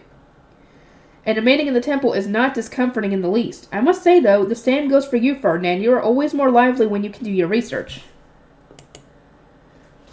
The Blue Priest could now properly assist him with his work, and since most of the work inherited from the former High Bishop had since been completed, Ferdinand could much more easily acquire free time in the temple. He curved his lips up into a slight smile to signal his agreement. The fact that he didn't audibly agree was probably because nobles weren't really allowed to say they preferred the temple to the castle. I think it's fine for you to spend your time here on your research, at least. You can lock yourself away in the workshop if you wish, I said. Ferdinand raised an eyebrow. I would appreciate not being interrupted for such trifling matters as food, but yeah, you need food to live. Yeah. Can't go without food for too long. Putting that aside, there is something I must discuss about that ink of yours. I would be visiting your workshop after lunch. Prepare for my arrival, he said, his expression hardening ever so slightly. His research on my special ink must not have produced good results. Or maybe they produced results that he couldn't explain. Maybe. I asked Fran about my plans for the day and then agreed to the visit. Ferdinand arrived after lunch, bringing with him a box filled with various jars of ink. I opened my workshop's door to allow him and Eckert inside. Justice was absent since he was visiting the noble's quarter to get updates on the situation there. My guard knights Angelica and Daniel came in as well. After instructing the guard knights to wait by the door, Ferdinand got me to hold a sound-blocking magic tool. I made the same ink and performed various experiments he began as he lined up the various jars one after another. Each one had a unique label tied to it with a string, but what was written on them caused me to blink in surprise. Rosemine, Ferdinand, -1, -2. I recognized the names, and what are the minuses, I asked. The ink I made of 1 or 2 fewer elements. It is clear that the mana dust added in the final stage is responsible for the unusual ink. Nothing else caused similar changes, Ferdinand explained. He had evidently managed to make ink of 1 and 2 elements removed from his mana. How does one remove elements? That sounds pretty tricky. My results show that the ink will not swell or disappear unless one has all the elements, Ferdinand continued. Rosemine, try writing with my ink as well. I took the pen presented to me and wrote on the cloth. The ink, unlike my own, bled a little. Then after a moment it started to swell up. As expected, Ferdinand observed, looking at the line I had drawn with great interest. If one has the elements, monocolor, and quality, the ink does not bleed much at all. There was no mistaking that those with all the elements will see such swelling no matter whose ink they use. Ferdinand seemed satisfied as his theory became confirmed with evidence. I tilted my head at my line on the cloth. Using his ink hadn't resulted in a clean marking. It seems to bleed more than when you used my ink, Ferdinand. That is likely due to the difference in mana. You have less mana than I do. It is only natural that you would have an easier time writing on cloth, dyed with your mana, using ink made with your mana. Okay, so she does have less mana than him. Okay, so once she hopefully comes of age, she might actually have around the same amount of mana as he does. Which is what, like I said, that kind of adds into the point that Ferdinand and Rosemine would probably be the best bet. To think that ink made with someone else's mana made this much of a difference. I now understood why it was so much more efficient to make magic tools for personal use of one's own mana. Hence Ferdinand making everything he needs himself. This ink is the product of sheer circumstance, Ferdinand said, due to you wanting to avoid embroidering and thus creating mana-rich ink to use on cloth dyed with their mana. It seems so. We shall use this ink solely for creating the outfits and making the production method a secret. It is too dangerous to unveil. There are countless ways in which ink that disappears but can nonetheless activate magic circles can end up being misused, Ferdinand noted, his light golden eyes watching me quietly. I nodded slowly in agreement. One could easily use it to modify magic contracts in secret, or stealthily place attack-oriented magic circles anywhere. It is quite dangerous indeed. I find it concerning that you would think up such malevolent tricks on the spot. Perhaps you are the scary one. But you're choosing to hide the production method precisely because you consider the same things, aren't you? I asked. Ferdinand grimaced and nodded. Only someone with all elements can create disappearing ink. Likewise, only someone with all elements can use it. This restricts its usage to select members of royalty. Sovereign archnobles and archducal families throughout the duchies. If someone of such high status elected to misuse this ink, it can result in an entire duchy, or even the country itself, being turned on its head. He was right. There was no need to introduce something so dangerous to the world. I wasn't a fan of danger or violence, and there was no harm in keeping something that could be misused a secret. I agree entirely. All I care about is escaping the need to embroider my clothes. Good grief. I appreciate that you understand the dangers involved and will cooperate with keeping it a secret. But an engaged woman still needs to know how to embroider. Escapism is not healthy, Ferdinand said, shaking his head and rubbing his temples as if to say I was making his head hurt. I will arrange for the library's magic tools to be embroidered as before, he continued. It is possible that their clothing might be examined by their next owner, as we have examined those provided previously, so we will draw the magic circles with your ink, and then embroider the circles atop those using thread dyed with your mana. Under normal circumstances, having another do the embroidery would weaken its effects, but that will not be relevant with you having first drawn them with ink. That said, I expect you to embroider at least one of the circles yourself, both as bridal training and to learn about magic circles. Is that understood? My shoulders dropped with utter despair as he fixed me with a stern glare. In the end, I couldn't escape embroidering. Was there even a point in brewing the ink then, I asked with a hint of melancholy? You'll need to only embroider a single circle now. Is that not significant enough? Yeah, you don't have to do all of them. Ferdinand placed the ink back inside the wooden box, then he turned around and gestured for me to return to the sound-blocking magic tool. It seemed that our secret conversation was over. Eckert, Daniel, Angelica, we have elected to keep the production method for this ink a secret. You are to speak of it to nobody. Is that clear? Ferdinand asked, addressing the 3 guard knights who had seen the ink being made up close. None of them had all the elements, so there was no risk of them making the ink themselves, but we certainly didn't want them spreading the method. Ferdinand received a sharp yes, sir, from all the 3 guards, after which Angelica proudly added, I don't even remember what I saw, so you don't need to worry about a thing. I don't know if that's a good thing or a bad thing. Ferdinand was rendered speechless for a solid moment, having never expected that a noble could watch the brewing of a magic tool up close and remember absolutely nothing of the process. This silence was his response when his mind shut down at something he found utterly impossible to comprehend, but after years of dealing with me, he was able to recover much faster. In the end, Ferdinand elected not to think too hard about it. He glanced at Angelica, indicated his understanding in as few words as possible, and then changed the topic. Incidentally, Rosemine, Fran came to deliver his report. In it, he mentioned that you have begun something strange with the lower city merchants again. You have your sights set on dying now, I cocked my head, unsure what he was trying to say. I had entrusted the report to Fran, and I was pretty sure he hadn't left anything out. Ferdinand gave an exasperated expression at my confusion. If you are starting something which could possibly become a new trend, speak first with Lady Florencia or Elvira. This will only cause confusion.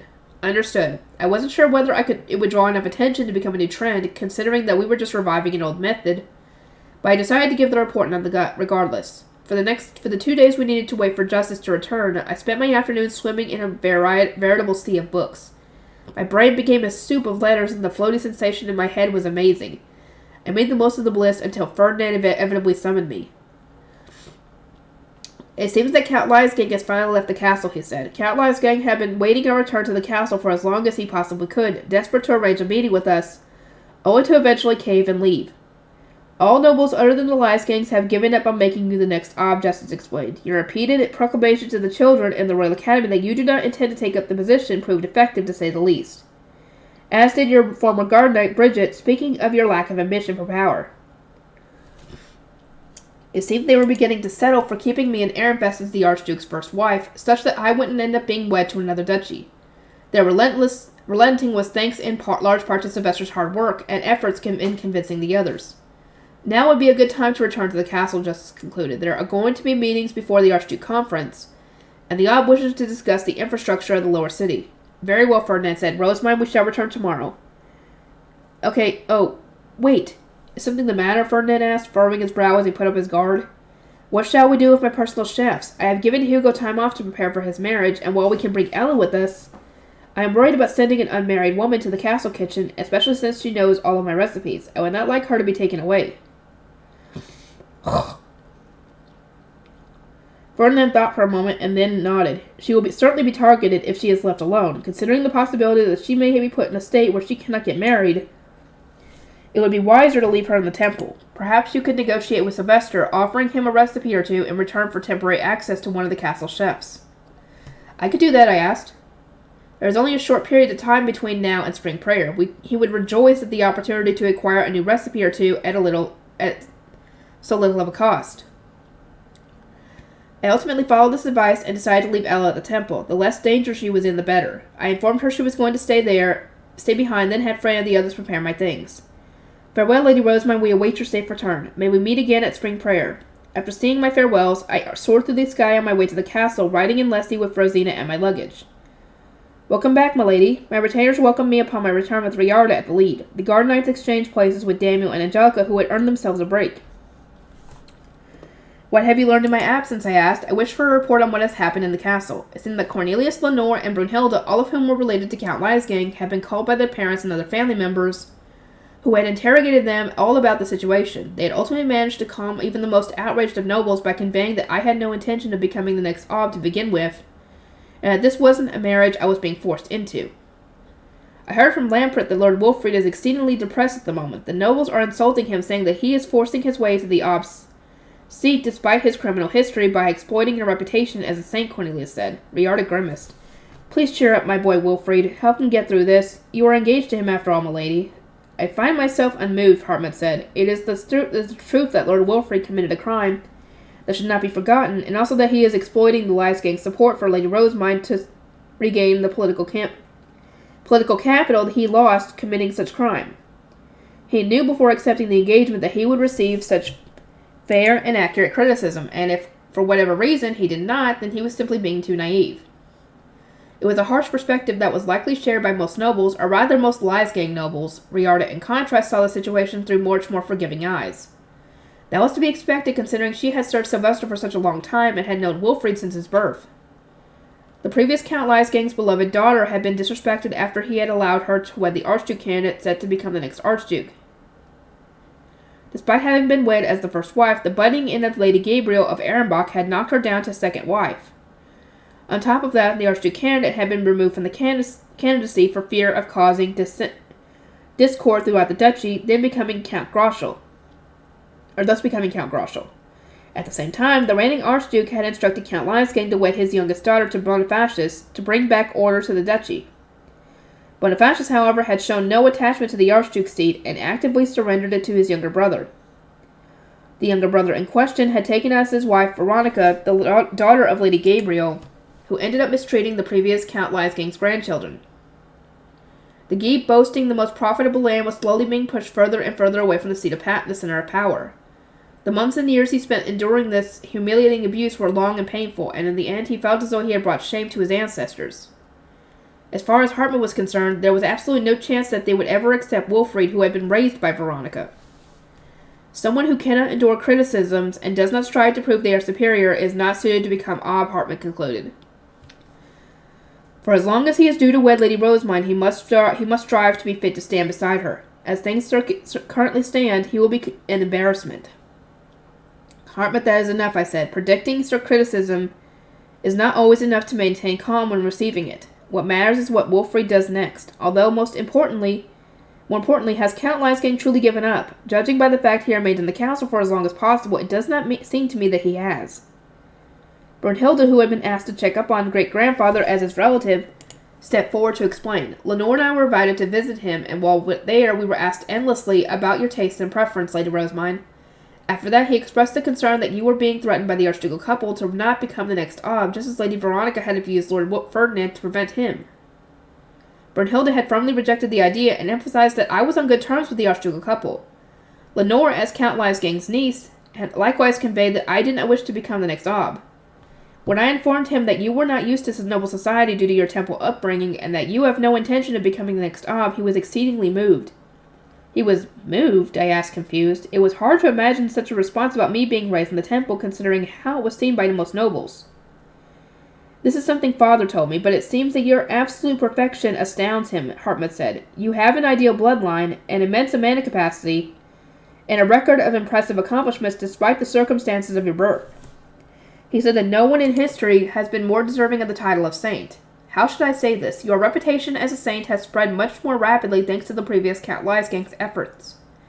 Lenore smiled upon hearing this, not because she was pleased, but because she was utterly exhausted knowing that her efforts to convince him had been for nothing. It seems he will be supporting you with all that he has, so that you will not need to worry about your upbringing. We refused for your sake many times, saying that this was not what you wished for.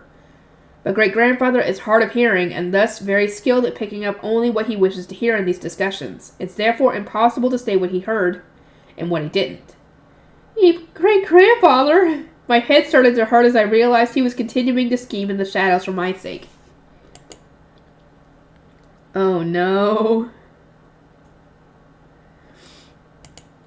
Once my retainers finished reporting what they had learned, Hartmut brought me several stacks of documents. These are from the Royal Academy's dormitory from when the the Royal Academy's dormitory was remodeled, he said, and those are from when the castle and the nobles' quarter were remodeled.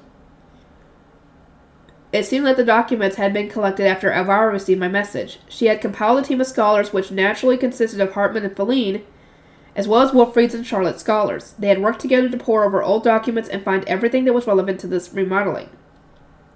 Thank you. I shall share my documents as well, then.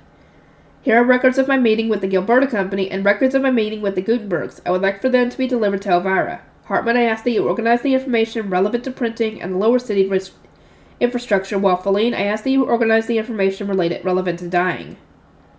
Fran had written the records for his reports to Ferdinand, and so he had described the entire flow of the meeting. I passed the documents to Hartman and Feline in turn, requesting that they cut out only the relevant parts from within. Hartman flipped through the pages and then furrowed his brow slightly. Did a scholar of yours in the temple write these? Yes, they were written by my attendant Fran. In the temple, attendants do scholar work as well. Fran and Zom served Lord Ferdinand as his attendant before they served me, and they are well trained, so you can no doubt tell from these documents. Hartman flipped back to the front of the document and started going through them again, this time with a more serious look in his eyes. Indeed, I never would have expected a grey priest of the temple to be this skilled, he said. Feline looked my way after hearing the phrase grey priest of the temple. Her worried expression made it clear that she wanted to ask about Conrad, so I smiled to ease her worries. Feline, Conrad is doing quite well. He is smiling more often and eats his fill every day. I went to see him in the orphanage myself and found that he has made a friend his age, and that he is learning to read and do math. Feline clasped a hand against her chest with relief, but then she blinked in surprise. Lady Rosamine, what do you mean by that? Conrad is learning to read and do math? My orphanage has full sets of playing cards, and picture books, so children learn to read and do math even before their baptism. Thus, Conrad is being taught to do both by the other orphans. Feline widened her eyes in stunned silence, while Hartman likewise turned my way, looking surprised. Lady Rosamine, if the children in the orphanage know how to read and write before their baptism due to these learning implements, wouldn't that mean they are receiving better education than lay noble children? Hartman asked. Feline nodded repeatedly in agreement, having barely been able to read or write following her baptism. He internally compared the orphanage children to those in the castle's playroom. I don't know exactly what kind of education normal nobles receive, but I believe they are as well educated and well-mannered as men noble children, save for matters related to mana. That said, no precise comparison can be made since their studies and future prospects following their baptisms are so dissimilar. I had made the card and playing cards for the orphans to begin with, and it was only because Sylvester had been impressed with their results that when he did his tour, that they ended up being used in the castle playroom. There was nothing strange about the orphans who had been using them first being able to read and write and do math.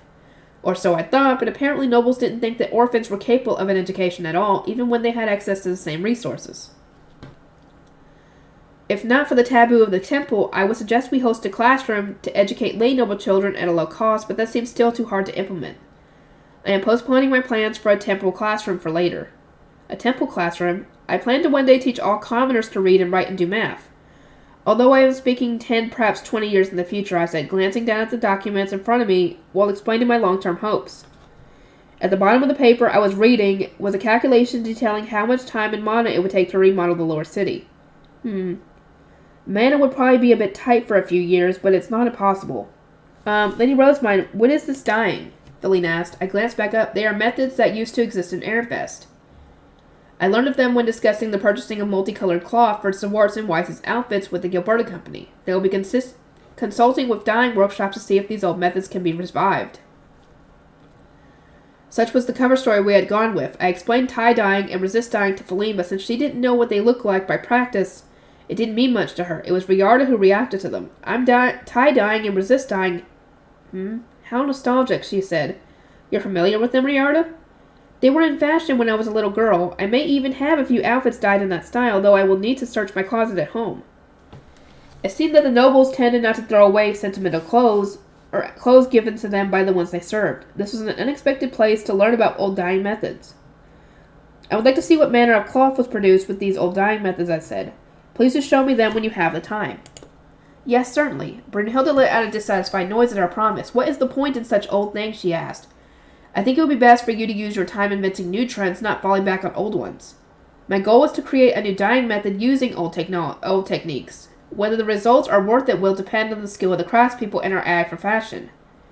Will you assist me in creating trends, Brunhilde, not just spreading them? You wish for me to make a trend alongside you? Brunhilde asked, her eyes widening as if that thought had never occurred to her. She had only ever focused on finding good things and spreading them to push trends, but since Florencia and Elvira, among others, were superior to her in both age and fashion, she had never even considered creating a trend herself.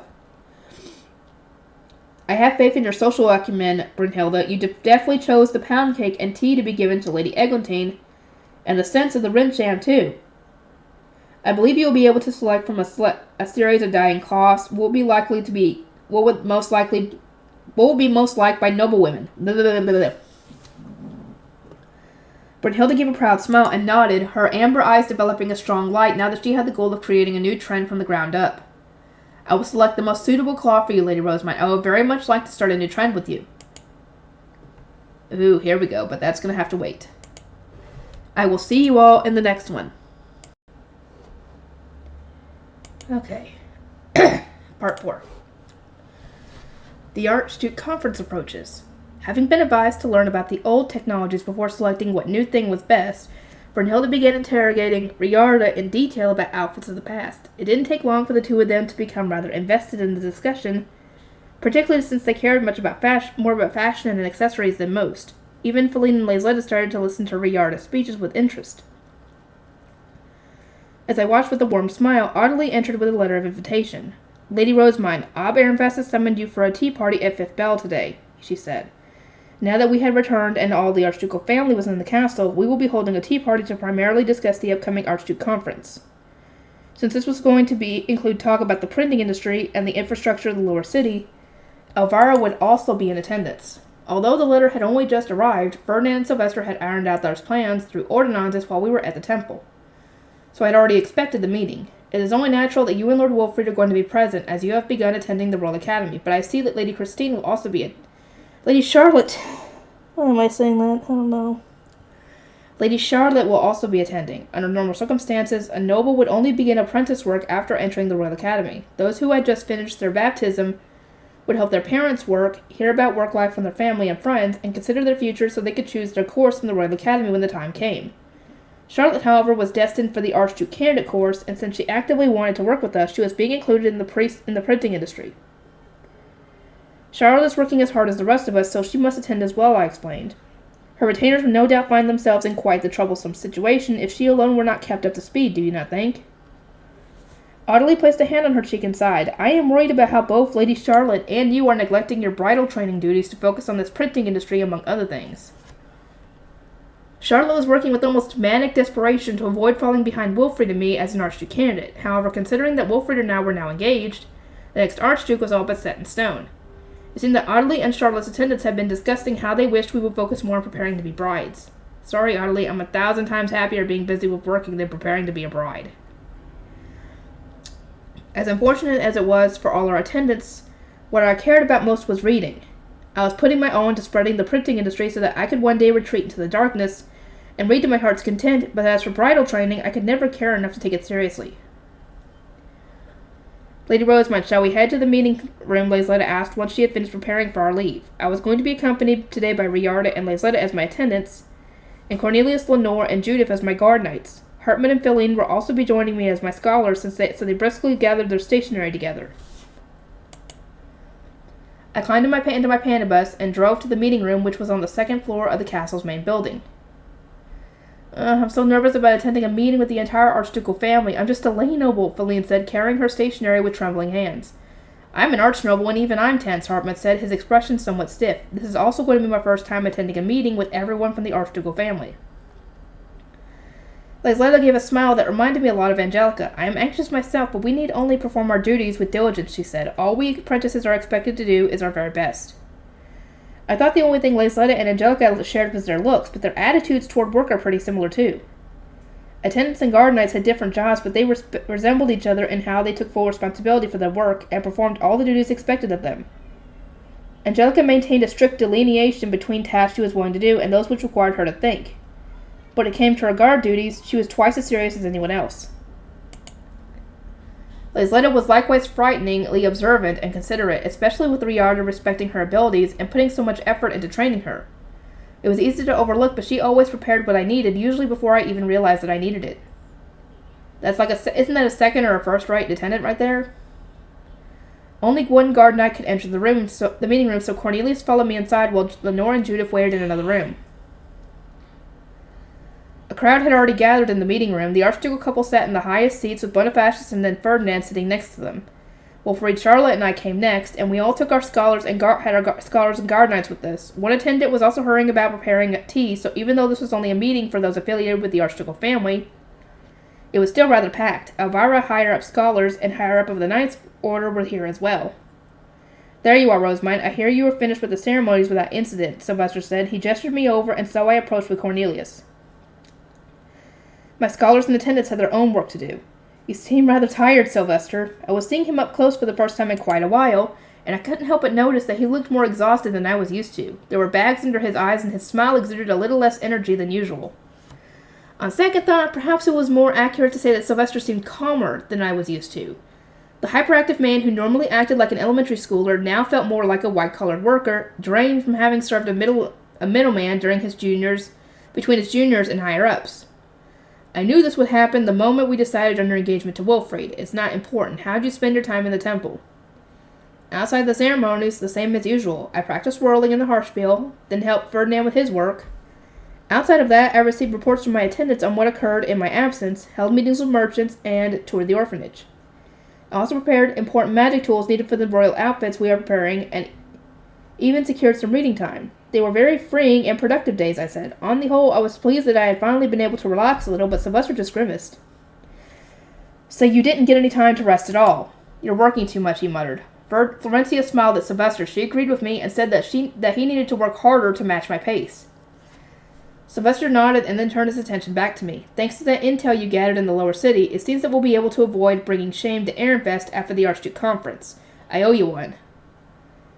After saying that, Sylvester gently stroked my hair, which was a little weird considering that he normally mussed it, and then told me to return to my seat. It seemed that he had sent me to the temple not only to distance me from those in the castle, but to give me a break. Wow, he was affectionate. Who would have thought? Your attention, this emergency meeting on our future plans for Ehrenfest will now begin, Sylvester announced. Ehrenfest, which had for years been stuck at the bottom of the rankings despite being a middle duchy, was finally garnering more influence. Sylvester explained that reasonings for this, that our written grades were improving due to the studying taking place in the winter playroom, caught the attention of the sovereignty and the greater duchies during the interduchy tournament, and that the rose mine compression method was due to greatly increase the amount of mana in the next generation of children. During the interduchy tournament, we received business requests from all other duchies, Sylvester continued. We exchanged vows with Klausenberg and the sovereignty, promising that we would establish deals with them for hairpins and Rensham during the coming Archduke Conference. It has all been inevitable that Ehrenfest will be doing large-scale trade with other duchies from this point onward, but we have rarely accepted so many visitors before, and we do not have the infrastructure to support outside merchants. Elvira, if you would. By your leave. Immediately upon receiving the command, Elvira stood up and started to explain with documents in hand from how our lower city compared to the lower cities of other duchies, as well as how we were decades behind them. I knew this already, but it was important to make sure that we were all on the same page. Lord Wilfrid and Lady Charlotte investigated the matter using information Lady Rosamund acquired from the lower city, and they discovered that the lower city's infrastructure was ultimately neglected due to mana shortage. We need to correct this before the merchants come following the Archduke Conference, Elvira concluded. Sylvester stood back up with a nod. If a course of action exists that will improve the disastrous state of the lower city, we must take it. I went to investigate the place myself while under the same assumption that a city of commoners will end up laden with filth no matter what. They can't use magic tools, so I was convinced that their conditions were inevitable, but this isn't the case in other duchies. Their lower cities are as clean as their nobles' quarter. The vast majority of nobles living in the nobles' quarter refrained from entering the lower city. They would summon merchants to them for business matters and soar over the city on their high beasts when traveling. On the few occasions when a noble did need to travel to the lower city via carriage, they would simply express their shock at the filth and hold their noses until they were through.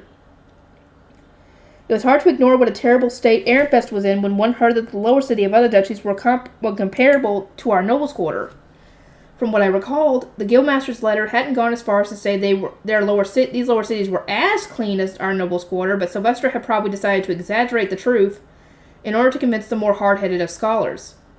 We must make good on the debt accrued by all those decades ago, Sylvester declared, a noticeable sharpness in his dark green eyes as he looked across the room. We will use the mana we've stored up to cast Entwickeln and rebuild the lower city's infrastructure before the Archduke Conference. This decision is set in stone. Entwickeln, I wonder what Sylvester was referring to, but it didn't take me long to figure out it was the official name of the Extreme Makeover. Entwickeln on the lower city, came a scholar's voice. Do we have enough mana for that? Asked another. Surprise and uncertainty surged through the room. In that moment, the archducal couple exchanged a glance and then nodded at each other. It seemed they had decided between themselves to make this extreme makeover happen no matter what. This is an order from Ob Ehrenfest to the archducal family, Sylvester declared. Offer up your mana for the sake of our duchy. Ferdinand was the first to move, crossing his arms in front of his chest to express his obedience. Bonifacius followed suit. I did the same, and then Wilfred and Charlotte copied us a beat later. Sylvester nodded, having acquired the approval of every member of the archducal family. It was decided that Entwickeln,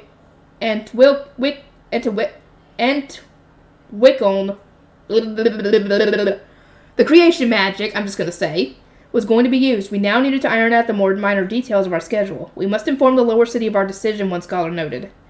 Indeed, we'll need to momentarily expel the commoners, another said in agreement, but this was much easier said than done.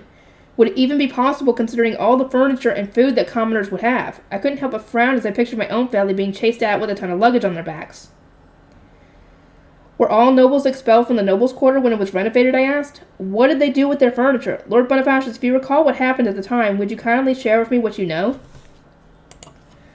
Excited to be speaking to his granddaughter, Bonifacius did just that. He explained that in order for the nobles to have toilets and baths added to their homes, they had needed to submit the blueprints to their estates to have them altered or remade before the creation magic was performed. It had been quite the ordeal, since everyone had needed to bring all their furniture outside onto the gardens of their estates.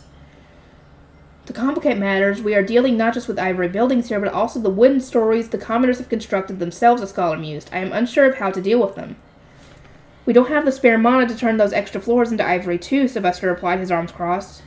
These numbers are purely for remodeling the existing ivory buildings.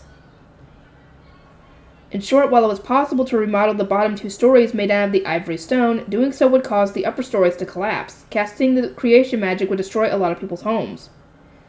If we allow those upper stories to collapse, the streets are going to be flooded with homeless citizens, I protested. The majority live in those wooden extensions, while the stone sections below are used for workshops and stores.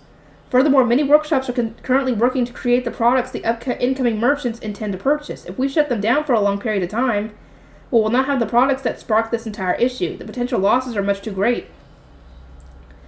Having merchants from other duchies coming to Ehrenfest only to find massive refugee camps and no products to buy was pretty much the worst-case scenario. Ferdinand listened to my concerns, stroking his chin all the while, and then offered a solution to the matter. Although we are using this thing again, there is no need to treat the lower city exactly the same as the nobles' quarter. Rather than adding toilets and baths to the inside of every building, as was done previously, we could add several communal places where the commoners can dispose of waste, like those ours in the temple. This would avoid the need to alter the buildings themselves. Oh, so that's how the temple handles things. The more you know. Yeah. I pretty much left everything to do with temple life to my attendants, so not once had I wondered how the waste there was dealt with. Apparently there were spots for tossing water, and these used the same slimes used in the nobles' quarter. If there was a way to solve this without touching the buildings themselves, that would be ideal, I agreed. Your suggestion would also greatly reduce the mana expenditure, will it not? Ferdinand responded with a frown, keeping an eye on Sylvester to see his reaction. It would be possible to create an underground sewer system beneath the roads without touching the buildings, he said. If we create places to dispose of waste and then have commoners bring their waste there rather than tossing it out the windows, it would be possible to create a sewer system without destroying any houses. And however, in order to maintain cleanliness, the commoners will need to be taught personal hygiene and the good sense not to litter in the same way that those in the temple have been taught. The temple looks great, so that sounds good to me, Sylvester said. Indeed, Ferdinand replied, and if orphans are able to adopt such habits, surely commoners will manage too. It will depend on how they are taught, and that is a problem, Elvira said with a sigh, being the person in charge of dealing with the lower city's infrastructure. Cleaning things up once with the creation magic was simple, but getting commoners to keep things that way was going to be much more of a challenge. It seems like a job for Gustav. He has a lot of influence in the lower city, right? Sylvester asked, turning his eyes to me. I was more familiar with the lower city than anyone here, and everyone knew that I got emotional when it was mistreated. In other words, he was instructing me to come up with a good idea for the lower city's sake. I paused for a moment and thought. I believe that Gustav's word as the guildmaster will suffice for the majority of the city. The north has the richest commoners and the largest stores.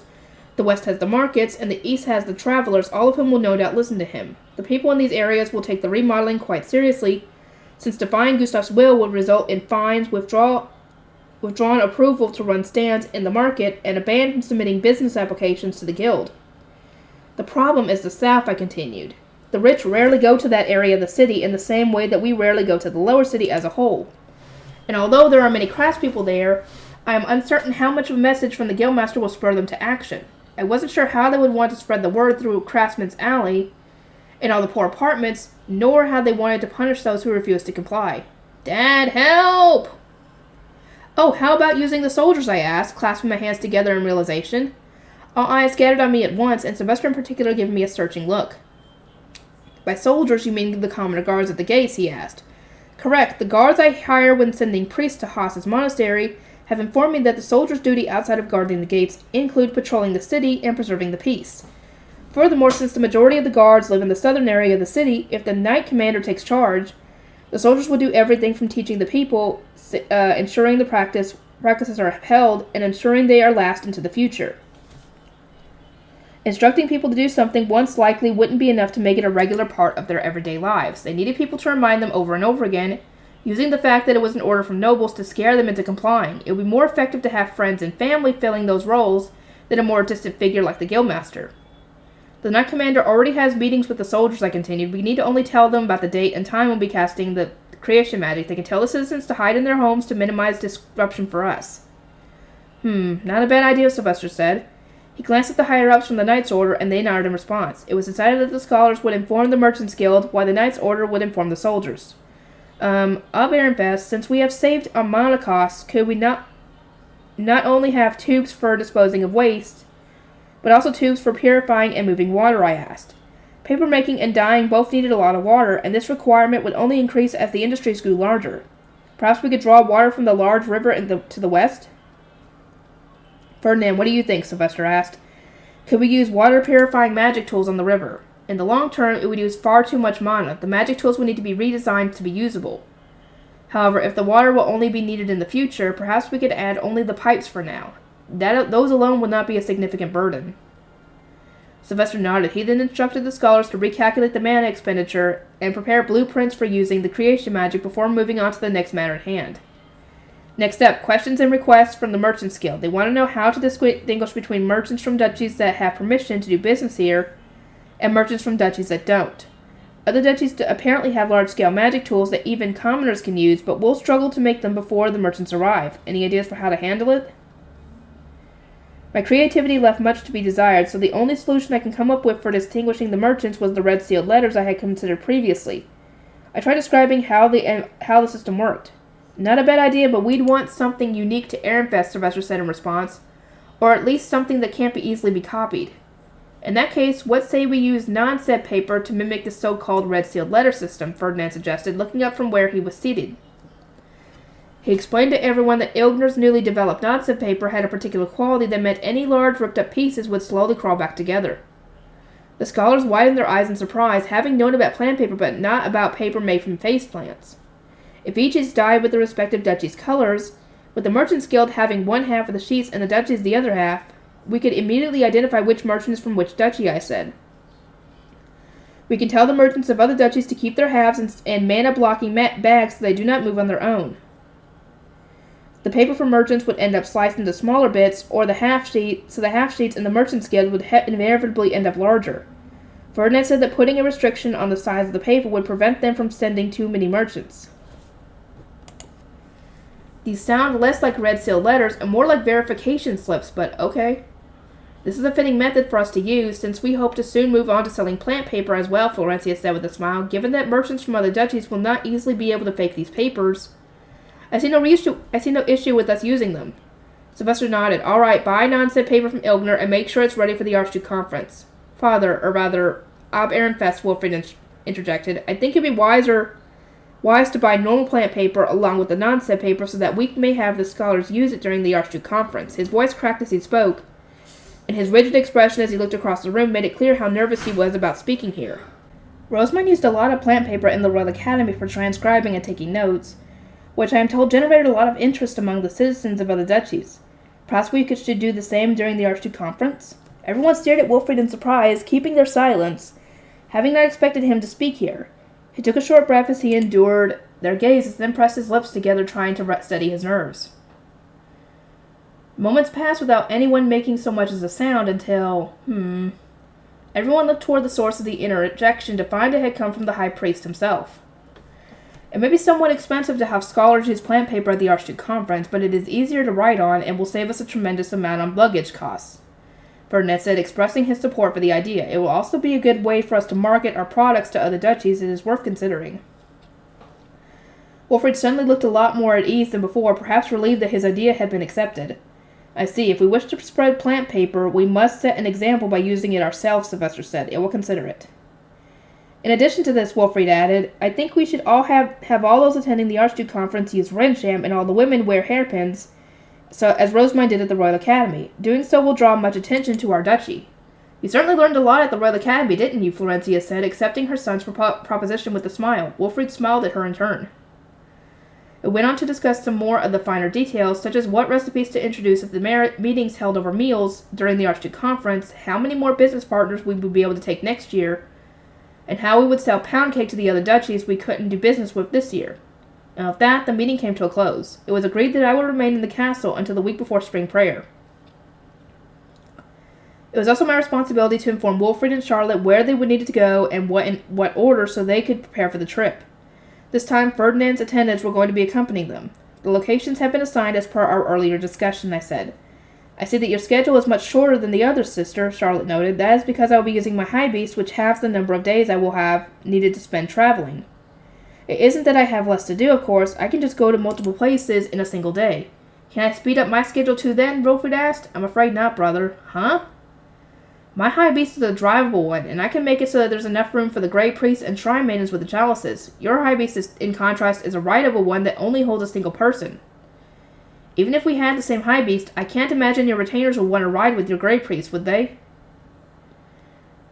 They were shocked enough to voice their surprise when I said I would be letting the Gutenbergs ride in mine. Since spring prayer could not be performed without the chalices, one could not get through their schedule quicker without being able to fly with the priests who carry them.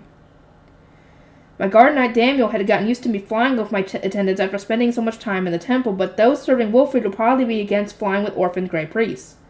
And those aren't the only problems either. You and Charlotte lack the mana required to perform multiple blessings a day, do you not? You're right. They were currently performing the blessings by using face stones infused with my mana. It wasn't something that I really understood since I had never done it myself, but using someone else's mana was apparently more tiring than using one's own. I have more mana than stamina, so I'm prioritizing finishing spring prayer as quickly as possible, I explained. I will be bedridden in the temple for some time afterward, so in practice we will most likely be occupied for the same number of days. I had gotten a lot better since the Jareve, but I will still probably end up bedridden when all was said and done. Wilfrid and Charlotte both frowned at the same time like they had something to say about how my plans literally accounted for me ending up in such a state. Sorry, but there's no point denying reality. Gotta plan around it.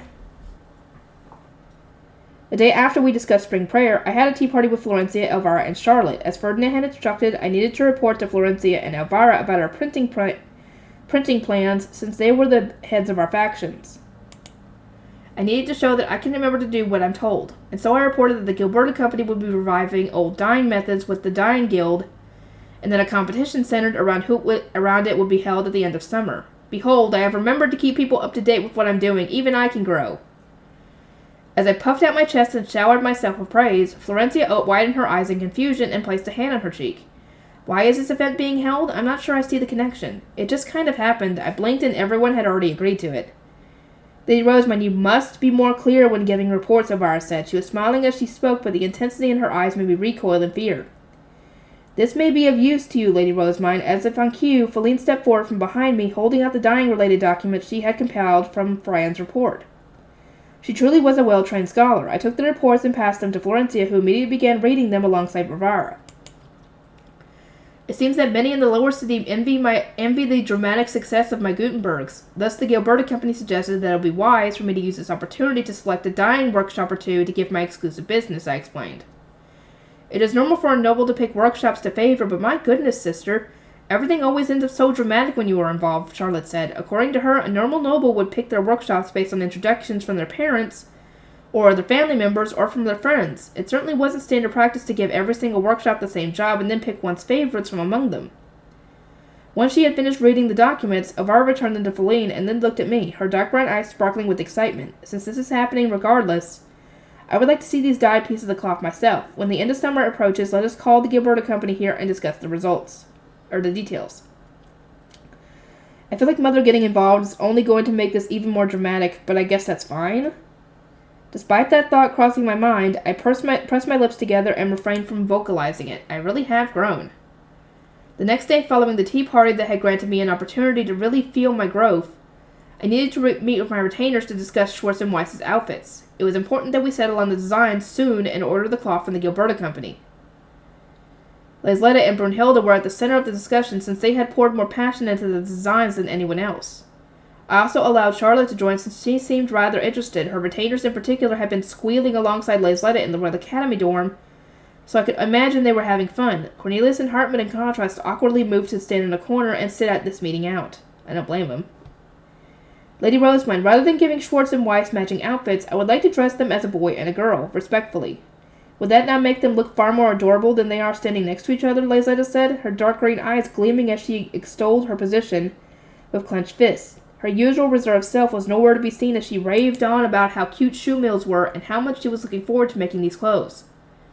I welcomed her enthusiasm since I wanted someone who would gladly handle all the embroidery for me, but I was at the very same time stunned to see how differently she was acting.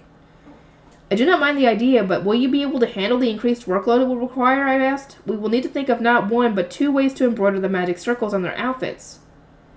I do not mind, I will pour my all into this. Liesletta really is Angelica's little sister. She's making the same expression Angelica did when presented with my minor compression method.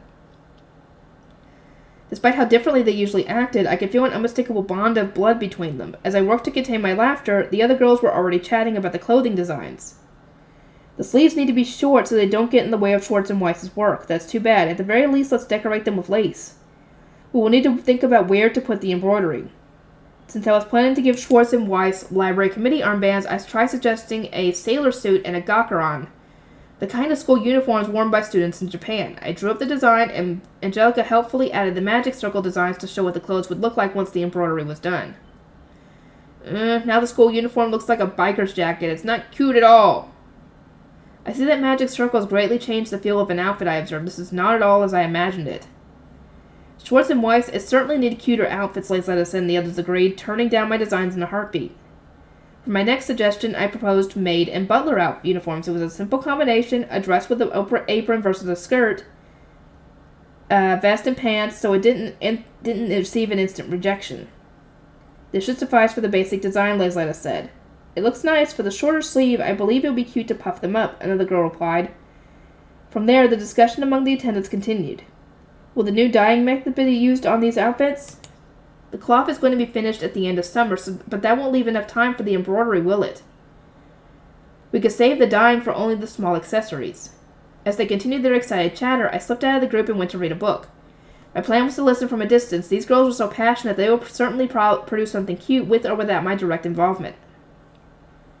Could we perhaps make the clothes black, the color of the sovereignty, and then embroider the apron and vest? That way we could have them change dresses and blouses to different ones. Good idea. We shall dye the scarf using the new method and then clasp it with an Aranfest hairpin.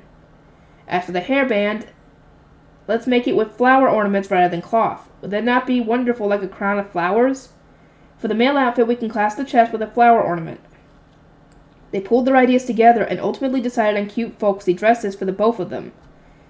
My butler and maid combination was nowhere to be seen. They're still cute, though, so I suppose it's fine. Lady Rosamund, please dye the embroidery thread and the cloth for the apron and vest with your mana as soon as possible. We shall get started on the embroidery right away. We will struggle to finish in time if you do not select the cloth before you leave for spring prayer, Liesletta said, organizing all the opinions of the girls. I believe it would be wise to call the Gilberta Company over tomorrow or the day after, so that we may select the cloth together. How does that sound to you? You may do what you think is best, Laisletta.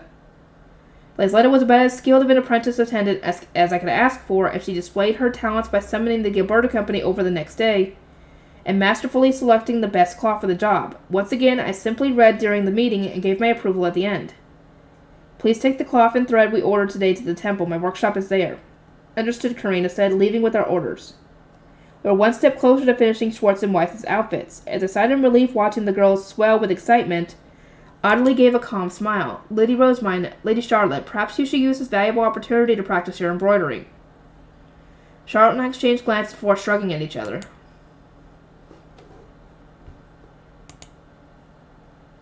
I'll keep going.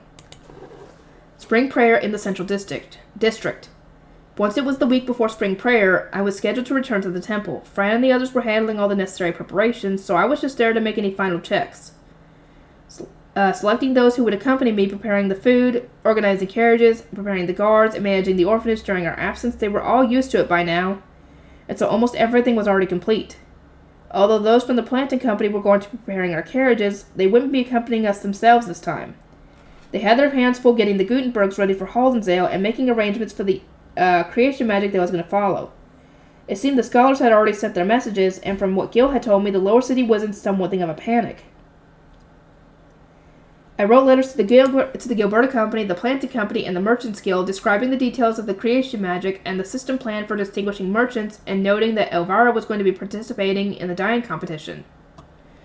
It was information they had probably already received from the scholars, but I sent the correspondence anyway. Benno had told me the more sources one had for their information, the better. Lady Rosemine, the cloth and thread from the Gilberta Company has arrived, Zom informed me. What shall we do with it?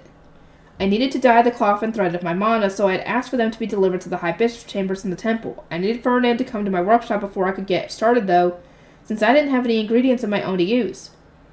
Zom, please inform the High Priest that there are materials I wish to dye, and arrange a meeting. I would like to have all this done by spring prayer. Ferdinand agreed that it would be best to leave as much time for the embroidering as possible, and the dyeing was completed in no time at all. Incidentally, I tried using Washington for cleanup again, this time controlling my mana so as to not drown anyone. Angelica, please deliver this to Laisletta and the others, I said, sending the dyed materials to the castle alongside sheets of paper with the magic circles drawn on them. Once that is done, I will grant you time off until spring prayer, since you will not have time to rest while guarding me throughout the journey. I thank you ever so much. I will draw my own designs and prepare threads so that I can embroider my cape during the trip. It sure sounds girly for her to be killing time with embroidery, but don't be fooled, she's doing it to boost the defensive power of her armor. After I watched Angelica happily fly away from the temple, Daniel looked down at me with a dissatisfied frown. You're always soft on girls, Lady Rosamond. Oh, funny thing is, I was watching, I think, Trash Tier Waifu's video for this volume, and I was looking down at the comment section, and this actually came up for poor Daniel in his search for a wife. But you're the one who said you were, fine taking your break after spring prayer. I took all of your opinions into account before making my decision, I said, my brow furrowed, but Daniel just shook his head. I'm not talking about the time off. You immediately granted Angelica's wish to embroider her cape, but you still haven't found me a marriage partner. Didn't you promise to ask Lady Elvira about it? Will my future betrothed be introduced to me at the Starbind ceremony or something of the sort? Honestly, I forgot to ask. I knew it, Daniel exclaimed. He collapsed to his knees, despair written on his face. I hadn't realized just how eager he was to get married. Sorry about that. I'll ask Mother later. Are you going to forget again? Daniel asked. Life was apparently hard for bachelors when the Starbind ceremony approached. Right, I actually needed to remember this time. I sent Daniel's pleas to Elvira by ordinance before I forgot, and a number of days later, it was time for spring prayer. Lady Rosamond, I am relieved to see you well, Dad said, having come early in the morning with the platoon of guards who would be heading to the Haas. The wrinkles under his eyes conveyed that he was getting older, but the love in his gaze was as strong as ever, and seeing it warmed my heart. I could also see the soldiers lined up behind Dad, looking clearly glad that I was well. I apologize for worrying you all. I am quite fine now. I shall trust the guard to Gunter once again. Thank you for your service. You may count on me. Grey priests and apprentices climbed into the carriages to switch places with the 3 Grey priests we are bringing back. Hugo and Gil were already inside, so as I understood it, I saw them off praying for their safety on the road, and then went to prepare for the spring prayer this afternoon. After lunch, I changed into my ceremonial robes, then moved by high beast with Fran and Monica like always. Once Daniel and Angelica were ready, it was time to go. There are fewer places to visit this time, which should place less strain on your body, Ferdinand said as he saw me off. And with that, I soared up into this air in Leslie. Angelica was sitting in the passenger seat this time. A smile touched her lips as we flew over Ehrenfest. This is my first time doing guard duty outside Ehrenfest, she said. Are we going to be fighting strong Fabies? We will be visiting the mansions where commoners live over the winter. I have no plans to visit anywhere strong Fabies might appear. What? But how will we gather ingredients then? Unfortunately for Angelica, who had evidently wanted to gather ingredients, deviating from the plan to do something dangerous would have comically severe consequences for me. It wasn't going to happen. Why did you think we would be gathering ingredients? I asked. The face stone that Daniel was going to give Bridget wasn't from the castle forest, so I thought he had gathered it while on guard duty for a ceremony. I thought for sure that the ceremony was an ingredient collecting adventure filled with Fabies hunting. No, that was only for her to reave. The first half was surprisingly accurate, but the second was completely wrong. The ceremony certainly wasn't an ingredient-collecting adventure, as she had put it. This ceremony is about refilling the land of mana, I explained. Oh. Fran and Monica let out chuckles from the back seat as Angelica visibly deflated. They must be surprised to hear that someone thought ceremonies and ingredient collecting were the same thing. I can understand why their bafflement would turn to nervous laughter. Angelica, that is the city of Haas. The ivory building there is the monastery where we will be staying tonight. It didn't take long at all for us to reach Haas. Even from high up in the air, we could see the enormous crowd gathering in the plaza before the winter mansion. The people began making an opening so that we could land. It's Lady Rosemine, the High Bishop! Haas welcomed us enthusiastically. I climbed out of Leslie and was immediately approached by Richt, the city's mayor, and the local town chiefs. They all looked a little different than I remembered. In fact, one of the town chiefs was a new person entirely. Oh, one of them died or retired or something. We have been eagerly awaiting your return ever since those in the monastery informed us that you had awoken late, High Bishop, Rick said. I nodded at his greeting and then had Fran carry me to the stage. My robes would have gotten dirty otherwise since the ground was muddy. It also would have been unthinkably shameful for me to step on my hem and fall over. Oh yeah, definitely. Fran set me down on the stage and prepared the chalice. Meanwhile, I expressed my thanks to the people of Haas who were gathered in front of the stage. I am told you have all taken good care of those in the monastery during my last 2 years of sleep. Thank you. I shall express my gratitude to Haas. As enthusiastic cheer ran through the crowd, I waved to them, after which Fran picked me up and set me down on the table. I confirmed that the 5 town chiefs had climbed up on the stage with lidded buckets about 10 liters in size, then reached out to the chalice. O goddess of water-flute train, bringer of healing and change, O 12 goddesses who serve by her side, the goddess of earth, Geduld, has been freed from the god of life, Abeglabe. I pray that you grant your younger sister the power to birth new life. I offer to you our joy and songs of glee. I offer to you our prayers and gratitude so that we may be blessed with your purifying protection. I ask that you fill the 1,000 lives upon the wide mortal realm with your divine color. I poured mana into the chalice as I prayed, causing a glowing green liquid to flow out from within. Fran tilted the chalice, pouring the liquid into the lined-up town chiefs' buckets. After the ritual was over, I spoke with Richt about what had happened over the past 2 years, and when my little sister Charlotte came up, I made sure to brag about her. A lot had apparently piled up, and I stood up after hearing the gist of it all. I am relieved to know that Haas has gotten back on its own 2 feet, I said. Now I must visit the monastery as well, considering it has been 2 years since I was last there, if you'll excuse me. The people of the monastery are no doubt just as eager to see you, Richt replied. Please bring peace to their hearts. With the people of Haas seeing me off, I flew to the monastery by high beast. Upon our arrival, Fran and Monica opened the monastery door, allowing the Grey Priest and Shrine Maidens to come out to welcome me. Lady Rosemine, greetings everyone. Nora and the other former orphans of Haas had all grown a lot since the last time I saw them. They were fully used to the orphanage now and didn't seem shrouded with any regret whatsoever. Nora, you took the initiative in helping with Lily's child, correct? I asked. None in the orphanage knew much about births, and I am told that your guidance was essential.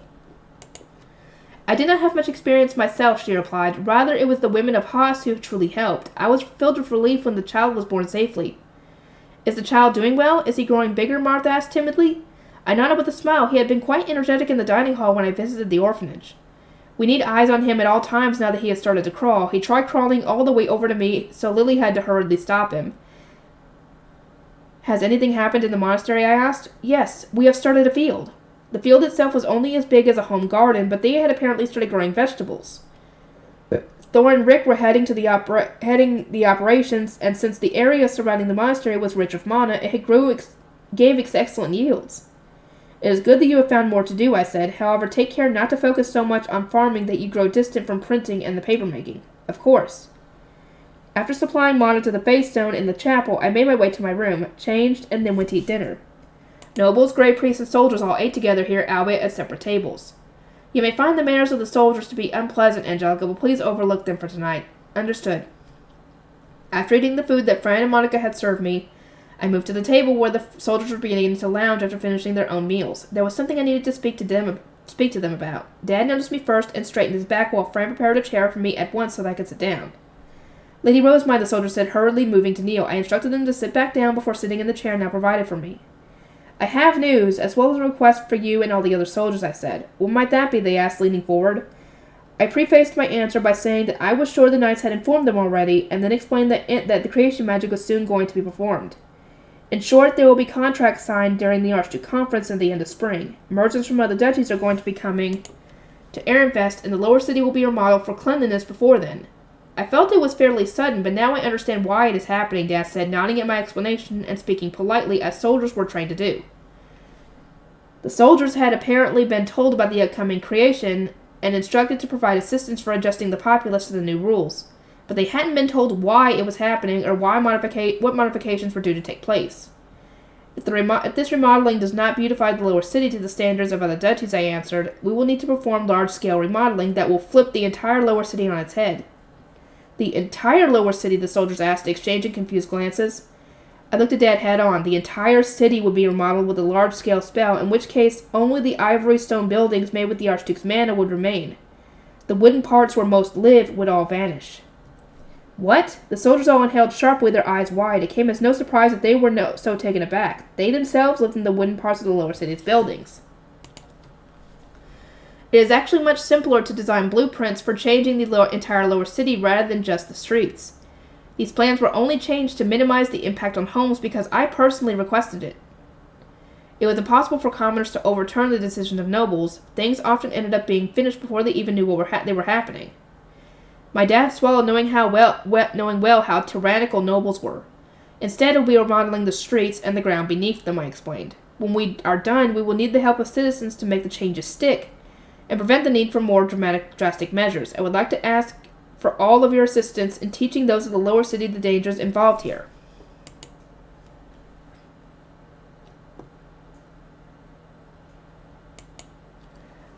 Rule 1 was to either stay in one's home or outside of the city entirely on the day of the remodeling. Rule 2 was to lock one's doors and windows tightly and to keep them locked until word came that the remodeling was complete. Rule 3 was to assume that anything left on the street would be gone for good.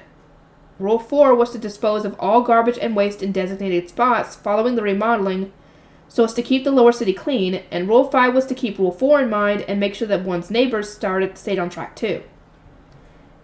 As I listed off all the warnings I could think of, Dad and the soldiers listened with serious expressions, committing them to memory. The look in their eyes made me feel like everything was going to be fine in their hands. The fate of countless homes in the lower city rests on your shoulders. Please work together to protect what you have, I concluded. We are deeply grateful for your consideration, Lady Rosemine. I will protect our homes with all that I have, Dad said, tapping his left chest with his right fist. The other soldiers did the same, tapping their left chest twice, and I returned the salute with a smile. The next morning, Dad and the others prepared to leave for Ehrenfest with the carriage of grey priests. Gunter, everyone, I trust my priest to you once again, I said. We will convey what you have told us to the others. Rest well, Lady Rosemine. I delivered the extra payments to the soldiers, like always, and then saw the carriage off. I would need to leave for the next winter mansion post-haste. Gil, Hugo, you may depart for your rest stop for tonight. Yes, Lady Rosemine. Once the carriage of my belongings had left, I looked over the grey priests and shrine maidens from the monastery who had come to watch me go. During the 2 years I slept, I am pleased to see you have all cooperated with the people of Haas and formed strong bonds. This is a splendid feat that not even the Ehrenfest Temple has managed to accomplish yet. I ask that you continue your excellent efforts, I said. I then turned my attention to the field. And Thor, please do tell me if you farm any especially delicious vegetables. I will come try them for myself. Thor grinned proudly and agreed, saying that he'll give me the best vegetables. I truly was looking forward to when the harvest came. Everyone knelt to see me off, after which I climbed into Leslie and headed to my next destination. From there, spring prayer ended without incident. Each winter mansion welcomed me with heated excitement, but that was about it. It was quite easy this year since I was used to doing 4 times as much while traveling all throughout the Central District with Ferdinand. I stretched, content that there was nothing left to do but return to the temple. I had only needed to chug 2 of Ferdinand's kindness-infused potions this time, so I didn't even feel as though I had been pushing myself.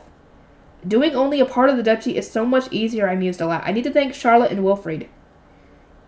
Lady Rosamund, you must not forget to thank the High Priest as well, Fran said, fixing me with a sharp look. I returned a polite smile. I hadn't forgotten to. I just considered it much less of a priority, because it's normally his job to do that. Charlotte and Wilfrid don't have to do that. But they chose to, so she's going to thank them, obviously, because the High Priest, like I said, is supposed to be doing that. It's the High Priest and the High Bishop that normally, and all the other blue priests that, it's normally the job of the temple to do that, essentially.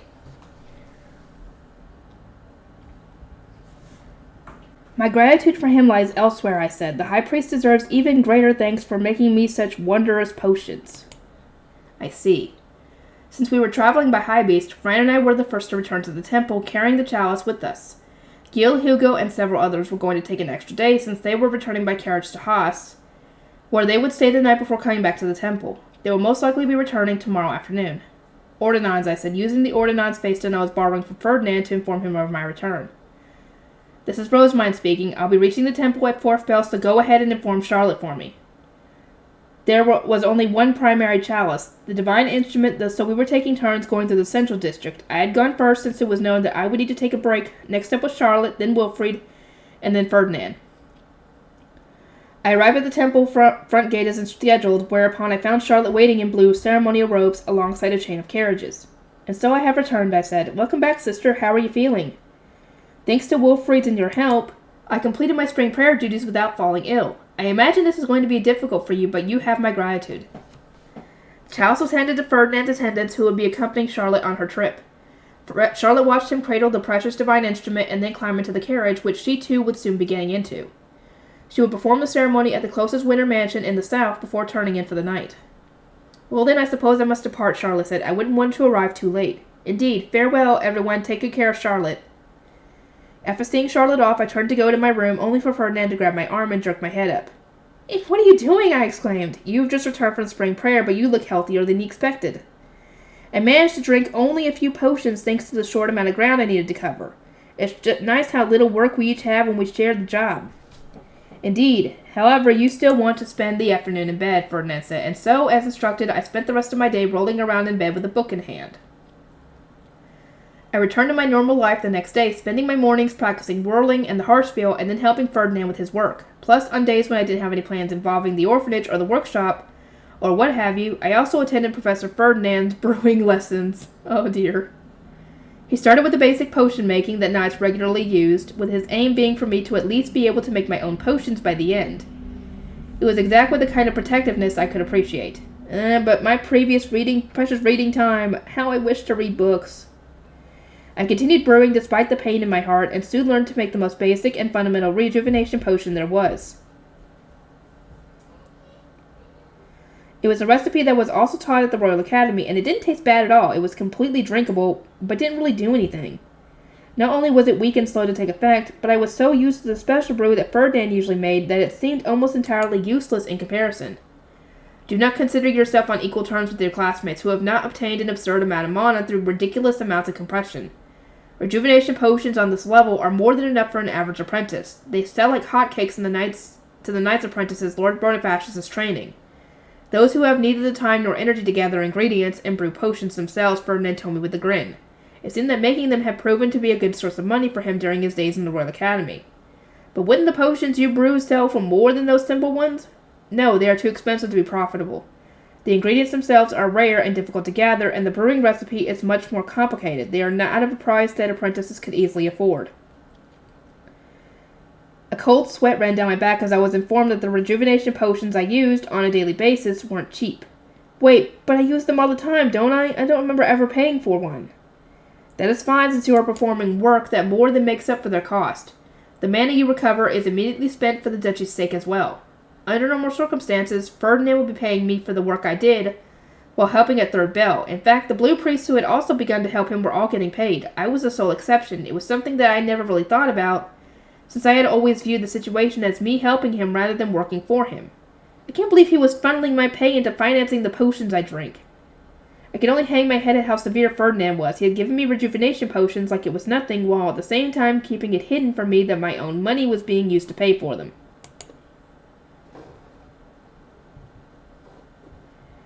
Okay, think I'm going to end this one off here, and I will see you all next time. Hello, everybody. This is Yoko's Anime Reactions, and let me see. Let's do part 5, I guess. Holden's craftspeople. Excuse me. Charlotte had returned from spring prayer, meaning it was now time for Wilfrid to take his turn. Ferdinand and I needed to observe the transfer of the chalice as the high priest and high bishop respectfully, but once that was done, we saw them both off and started making our way back to our rooms. Wait a moment, Ferdinand. Aren't you going to be traveling by high beast? I asked. Why then are you due to be away for the same number of days as Wilfrid and Charlotte? You aren't saving any time at all. Unlike you, I need not prioritize preserving my stamina above all else. My objective is not to minimize my schedule. Rather than using his high beast to visit multiple mansions in a day, Ferdinand was going to finish the ceremony each morning and then gather new ingredients in the surrounding area. Okay, that makes sense.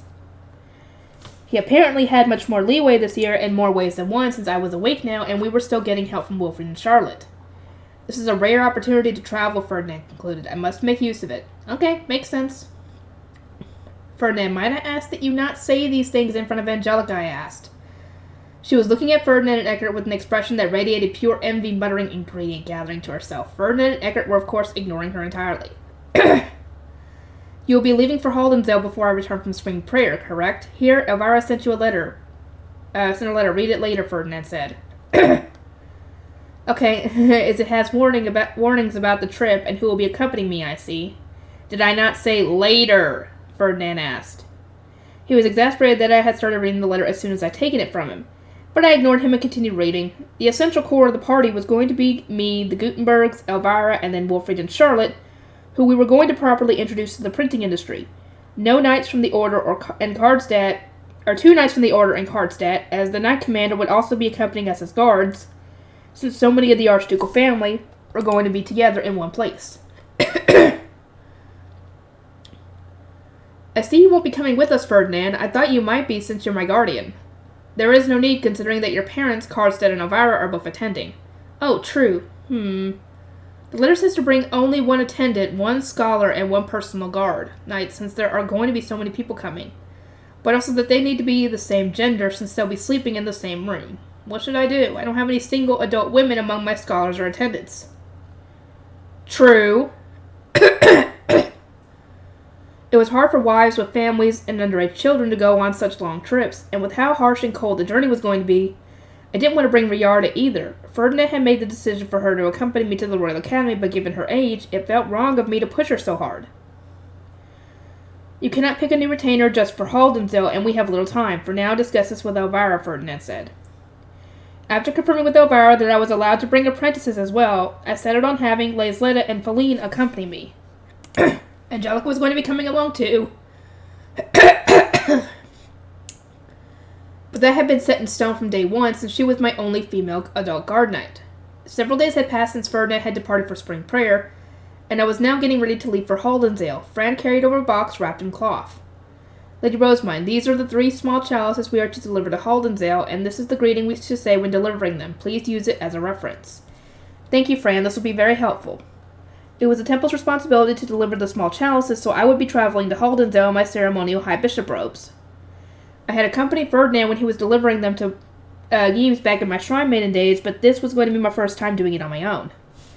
I was feeling somewhat uneasy and wanted to bring one of my temple attendants with me for support, but I soon gave up on the idea. They would almost certainly die of stress from having to travel with an entire party of nobles. Good morning, Lady Rosemine. Benno and Damien greeted me from the front gate where they were waiting with the carriages. They had been instructed to come to the temple early so that we can reach the castle by 3rd bell. Johann and Zach must have come on foot, as I saw a grey priest guiding them over from the back entrance. May we load our luggage into the high beast? Let's asked. Oh my, Let's, they brought you here to help? Yes, because the carriage must be ridden back, he replied. He wasn't going to be following us to Haldensdale, but Benno still brought him here to help us. I smiled a bit at that and opened the door to Leslie's back seat. "Ah, the heck is that?" Johann exclaimed, recoiling as he saw one side of my panda bus start stretching open. "This is Lady Rosamund's high beast," Let's replied. "You are going to be traveling in it, so put your things inside." Everyone else had ridden inside Leslie before, so they were carrying their things inside without even the slightest reaction. Among the luggage we had plant paper and colored ink to sell, tools that we needed for altering magic contracts, tools that Zack needed for his work, and changes of clothes. Meanwhile, Johann was observing my high beast with a grimace. It was only when Zack barked at him to hurry up that he timidly started loading his own things too.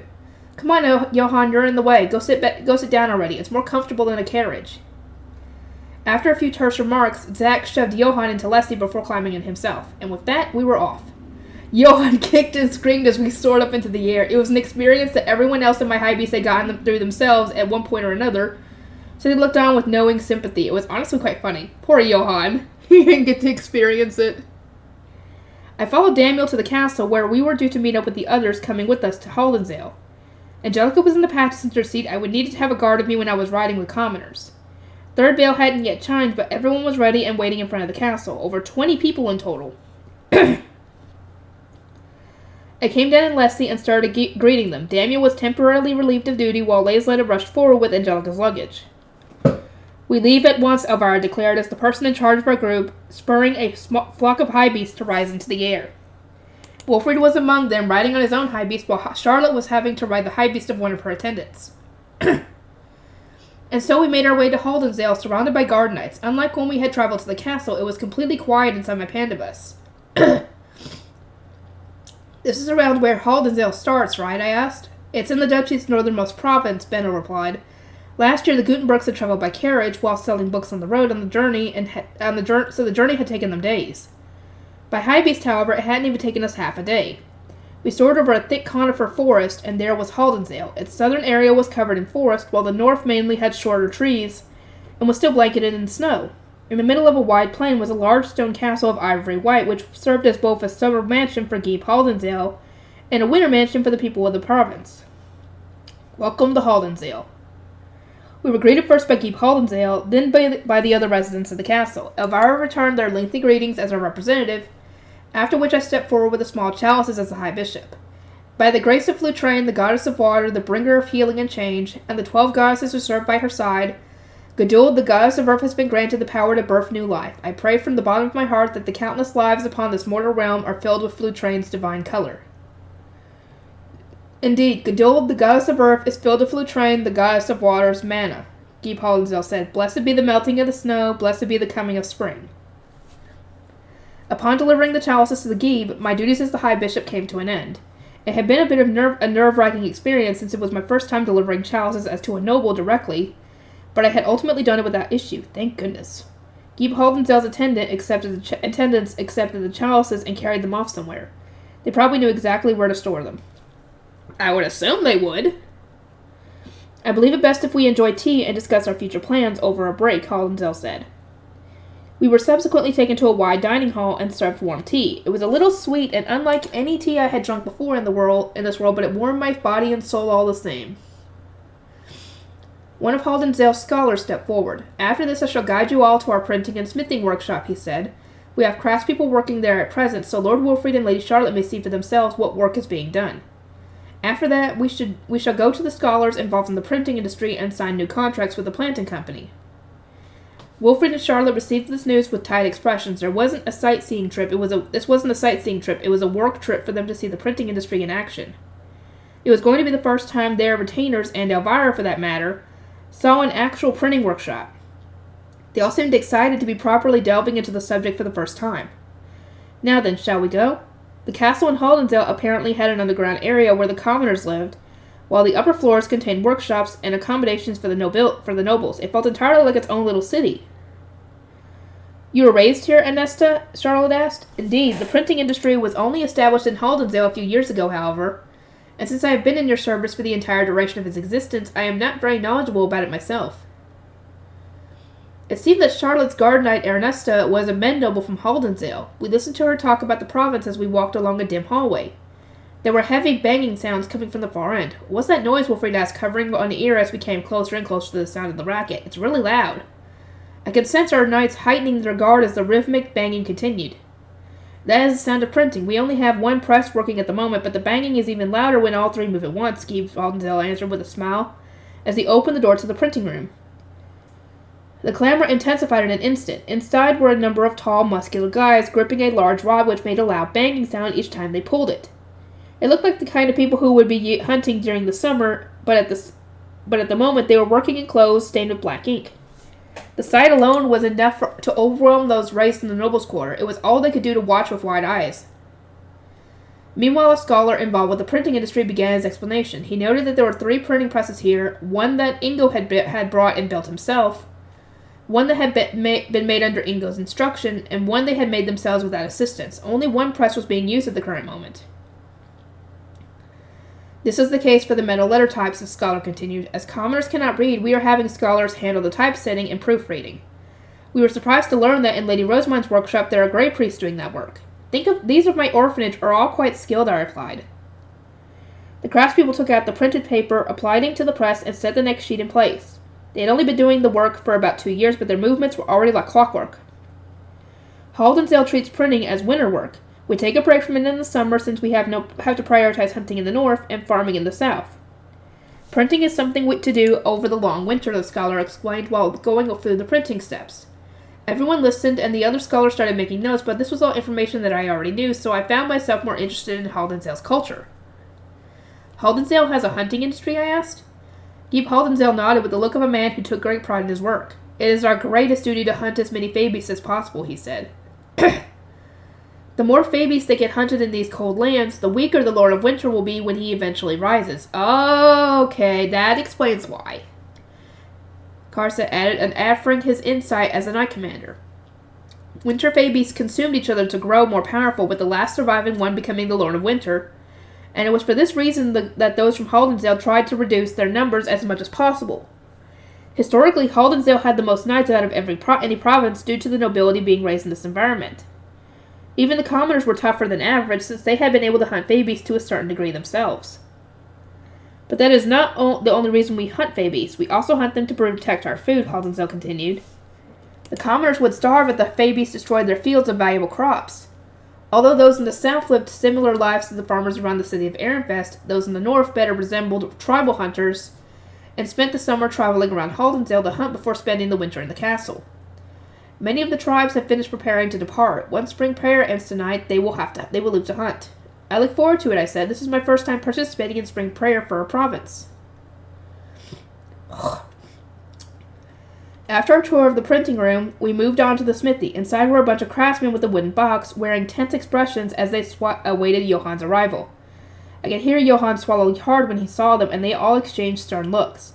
Now, show Ehrenfest craftsmen the results of your winter labors, Geep Haldensdale instructed, prompting the smiths to step forward with their box. Johann accepted it, set it down on a table, and then started going through the metal letter types inside. All was quiet in the smithy, and the air was thick with tension. The craftspeople watched Johann's hands with almost frightfully intense expressions, but he was examining each letter type so carefully that he seemed not to notice them at all. The smith who had previously been afraid of my high beast and floundering amid all the nobles was now nowhere to be seen. Johann continued to examine the metal letter types in silence while the scholars explained to Wilfred and Charlotte how the letter types and all the other parts that were needed were made, as well as how they were being used with the printing presses. The repeated clinking of metal could be heard as Johann separated the letter types into 2 piles. These pass, these don't, Johann said plainly. They aren't made according to the blueprints. They fail. He must have put his all into the examination because there was sweat beading on his brow by the time he was done. He wiped it away with his sleeve and sighed, pleased that the job was done. The craftspeople whose letter types hadn't received passing marks stared at Johann with wide eyes.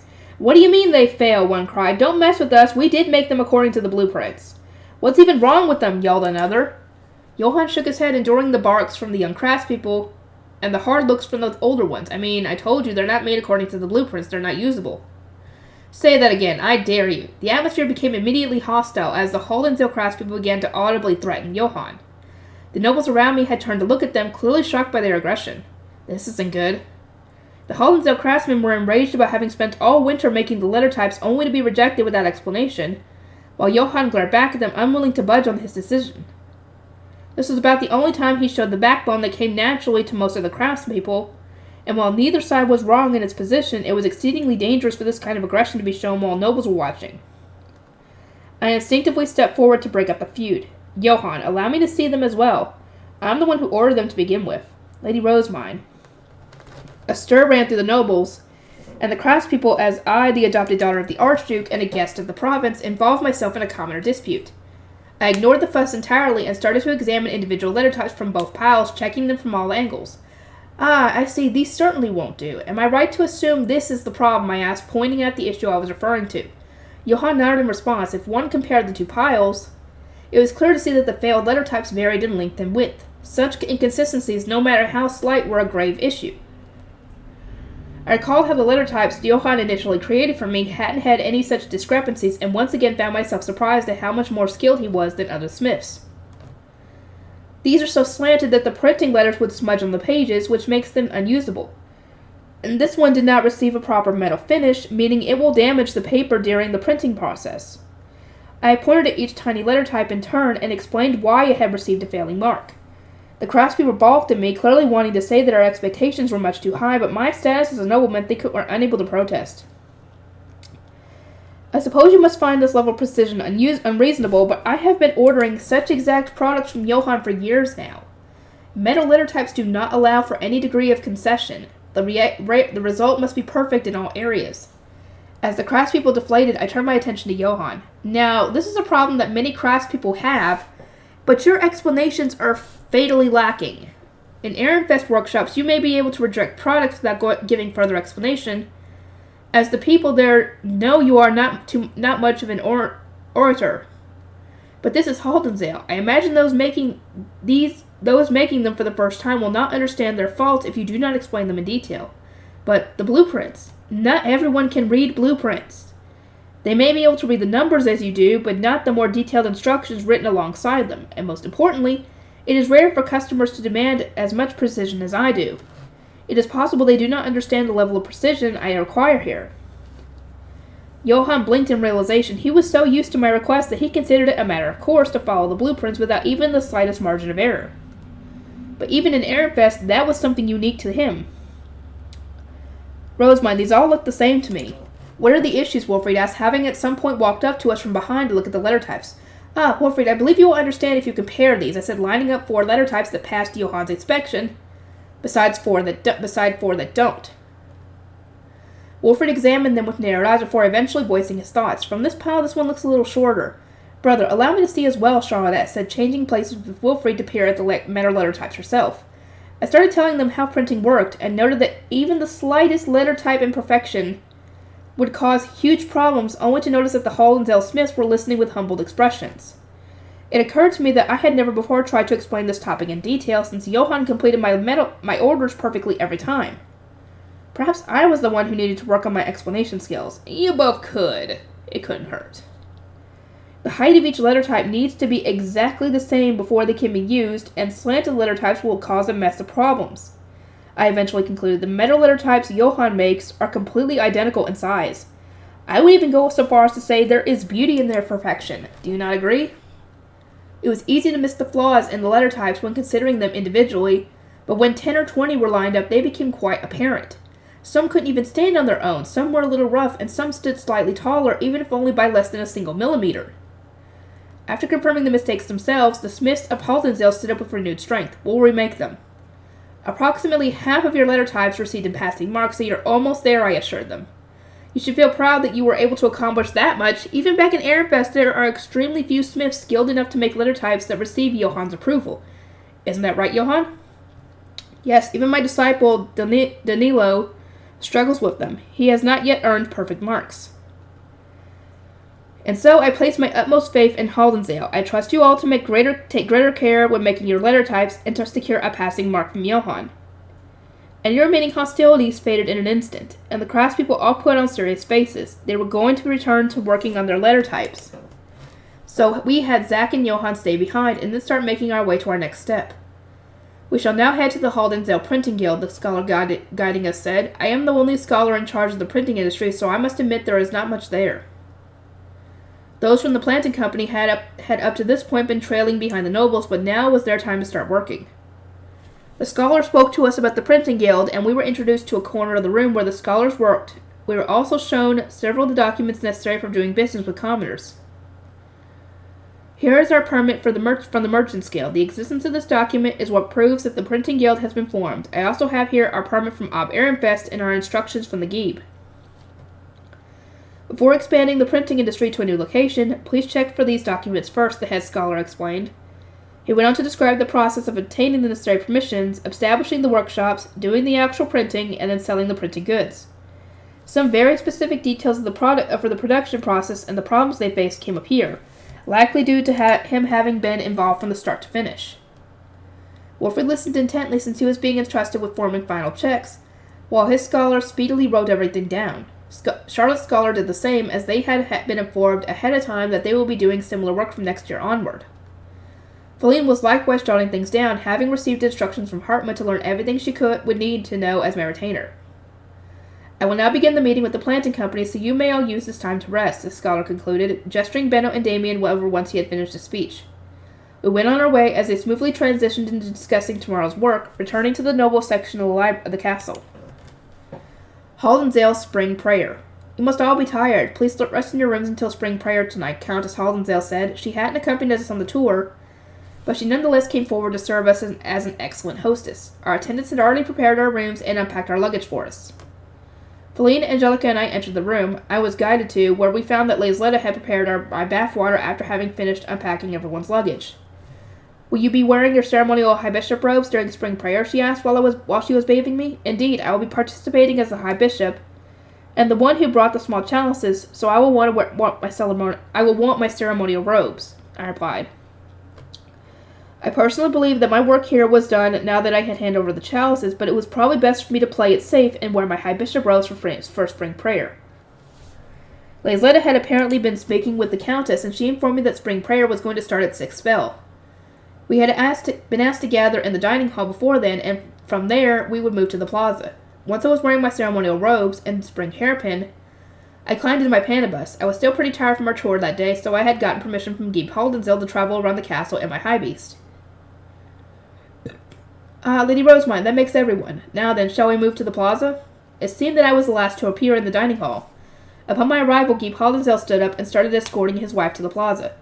Under normal circumstances, Lord Wilfrid would similarly escort you, but unfortunately...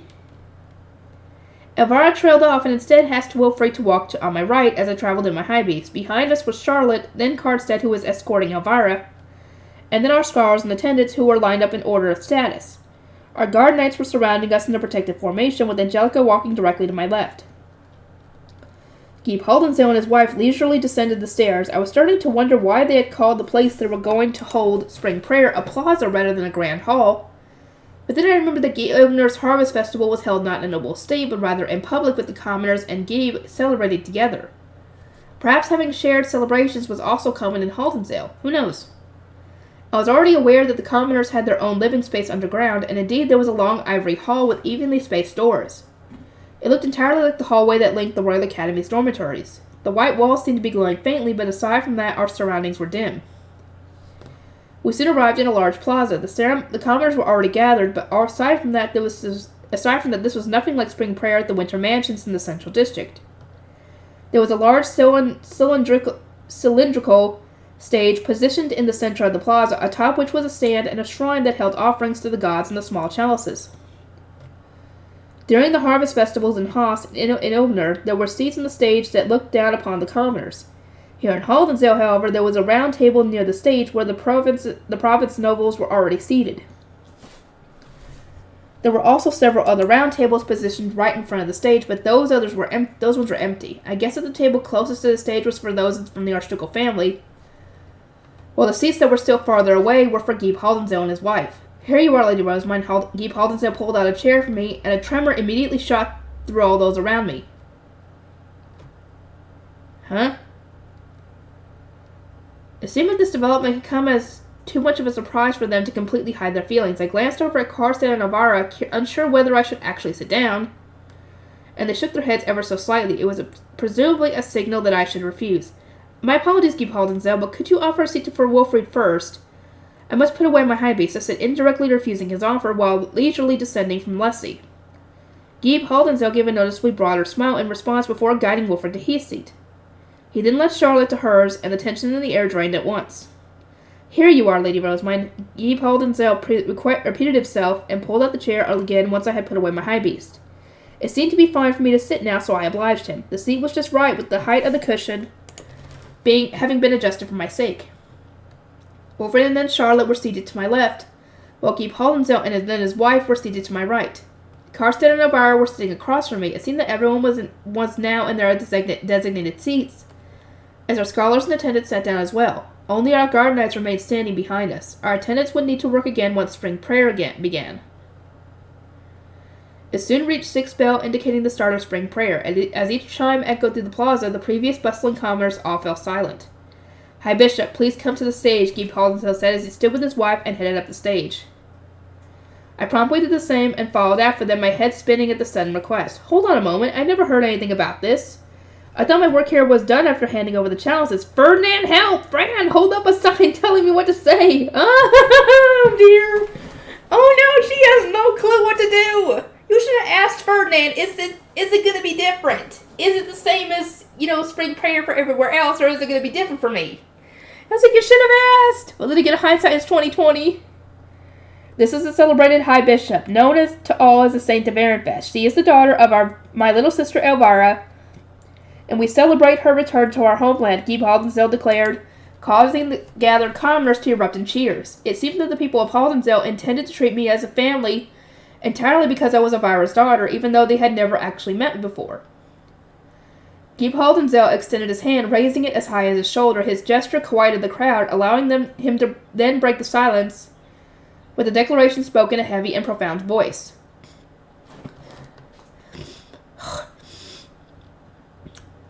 Today, the Saint of Ehrenfest has brought spring to Haldenzel. Once again, Flutrain, the goddess of water's clear streams, have pushed away Eviglade, the god of life, and rescued Gadul, the goddess of earth. Guy Haldenzel pointed at the chalices on the shrine, paused for a moment to look over the crowd, and then continued in a louder voice. Sing so that the gods might hear your prayers. Dance so that the gods may know your gratitude. Blessed be the melting of the snow.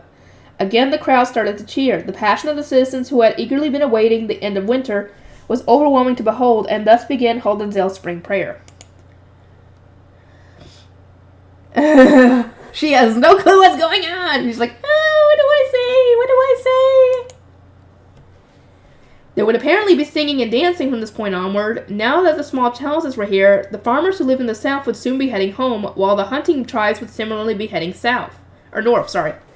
Spring harvest was both a festival for celebrating the coming of spring and a melancholic farewell among citizens.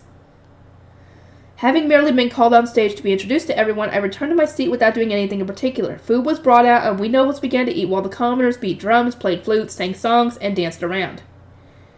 When the commoners are done, we will dedicate our own sword dance and songs to the gods, Guy Haldenzel informed me as we returned to his seat beside mine.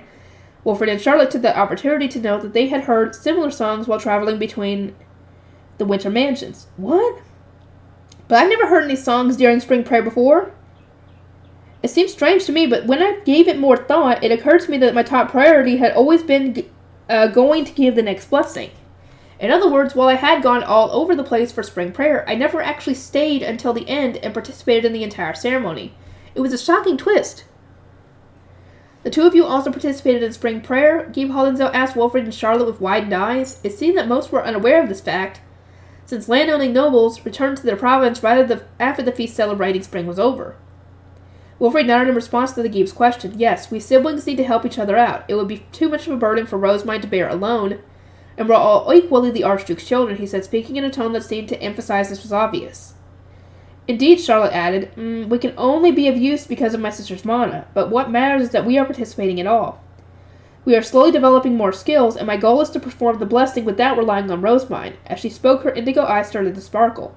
Oh no, my siblings are such wonderful people, and then there's me, the girl who cares only about books. Sorry, I'm not going to change, but I'm sorry for that too. The most I can do is apologize and press forward. Lady Rosamine, are you on good terms with your siblings? Guy Haldenzel asked. Of course. They work very hard for my sake during my long sleep. They have grown so much that I can only bemoan my own lack of growth, I replied. Upon hearing this, the Geeb leaned forward back against his chair and crossed his arms in thought. I am one who offers prayer and gratitude to the gods who have created the world, came a familiar prayer. I glanced over at the stage to see that the Knights of Haldenzel were who were going to be leading the tribes, heading north to hunt, were lined up next to each other. Grant an end to this world of pure white, they continued. Shatter the all-consuming ice and free our goddess of earth. Oh, I know this song. It's a song? I thought it was a prayer! I thought that was a prayer! Or rather, I know the lyrics. It was a song that the goddesses subordinate to the goddess of earth sang when seeking aid from the goddess of water, after the god of life tore them from Geduld. The subordinate goddesses offered their power to the goddess of light and water, praying for the goddess of earth to be saved. It was my first time hearing the lyrics in song form, but they pretty much just repeated the same phrases over and over, so it was easy enough to follow along. Uh-oh, yeah, you don't want to do that. I started to sing with them, but then I caught myself and stopped. Singing biblical songs of prayer ran the risk of me granting some strange blessing. Geeb Haldensdale noticed that I was humming to resist the urge to sing and leaned forward in amusement. This is the Haldensdale song celebrating the coming of spring and marking the beginning of the hunt, he explained. The hunters sing it before leaving. Oh? Is this not a song to pray for the melting of the snow and summon the goddess of water? I asked. Cocking my head to one side, the Geeb Haldensdale returned a curious look. Not once have I heard this song in the Royal Academy or in Airfest, not even during the feast. I thought it was sung only in Haldensdale. Do you know it from somewhere else? This is my first time hearing it, but the lyrics are written in the Bible passed down from each high bishop to the next, I explained. The lyrics also have art associated with them, and they aren't found in the other Bibles in the temple's bookworm, so that must be truly old. According to the illustrations, the song was originally sung by the subordinate goddesses on a circular stage, much like yours.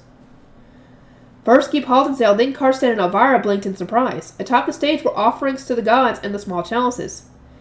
Uh-oh. Will you sing as well, Lady Rosemine? The Geeb asked. I feel that spring will come early this year if the Saint of Varenfest offers her prayers. Do I need to? 'Cause, you don't want to do anything crazy and add a blessing when, you might not need to.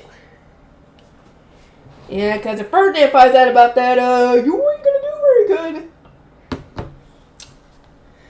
I glanced around in surprise. It was written on everyone's faces that they were interested in the suggestion, but I didn't want to get in trouble for blasting out blessings like some kind of party trick.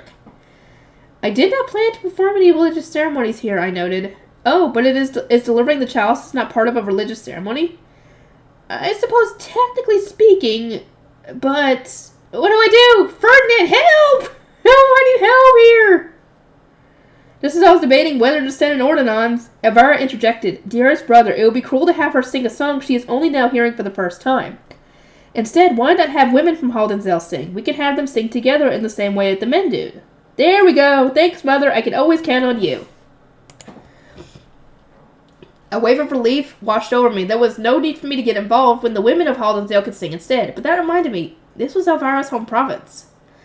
Oh, does this mean we are going to hear you sing once again, Lady Elvira? One noble asked. This is a rare opportunity indeed. I certainly would like to hear your harpsichord playing again, another added. There were Haldensdale elders who seemed about as old as the retired Bonifacius, looking at Elvira with amused smiles. It seemed that she had seldom returned home after being wed to Karstead, and the older folk found her playing to be nostalgic. Now that is an idea, Elvira. How about you get on stage? You can still sing, I assume, Geeb Haldensdale asked, his lips curving into a grin as his gaze moved from me to her. It was the expression of an older brother teasing his little sister, but his eyes still carried an unmistakable touch of familial warmth.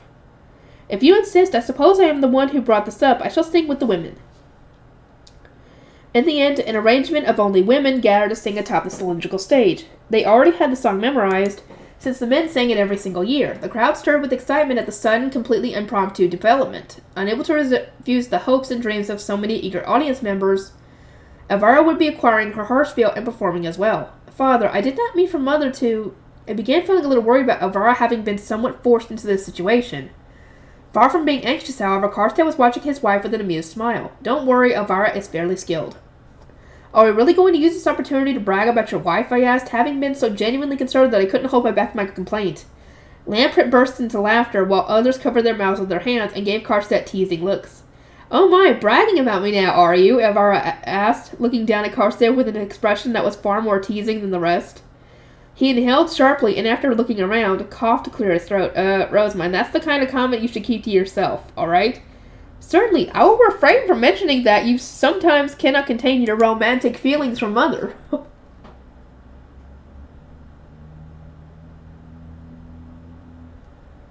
Uh-oh.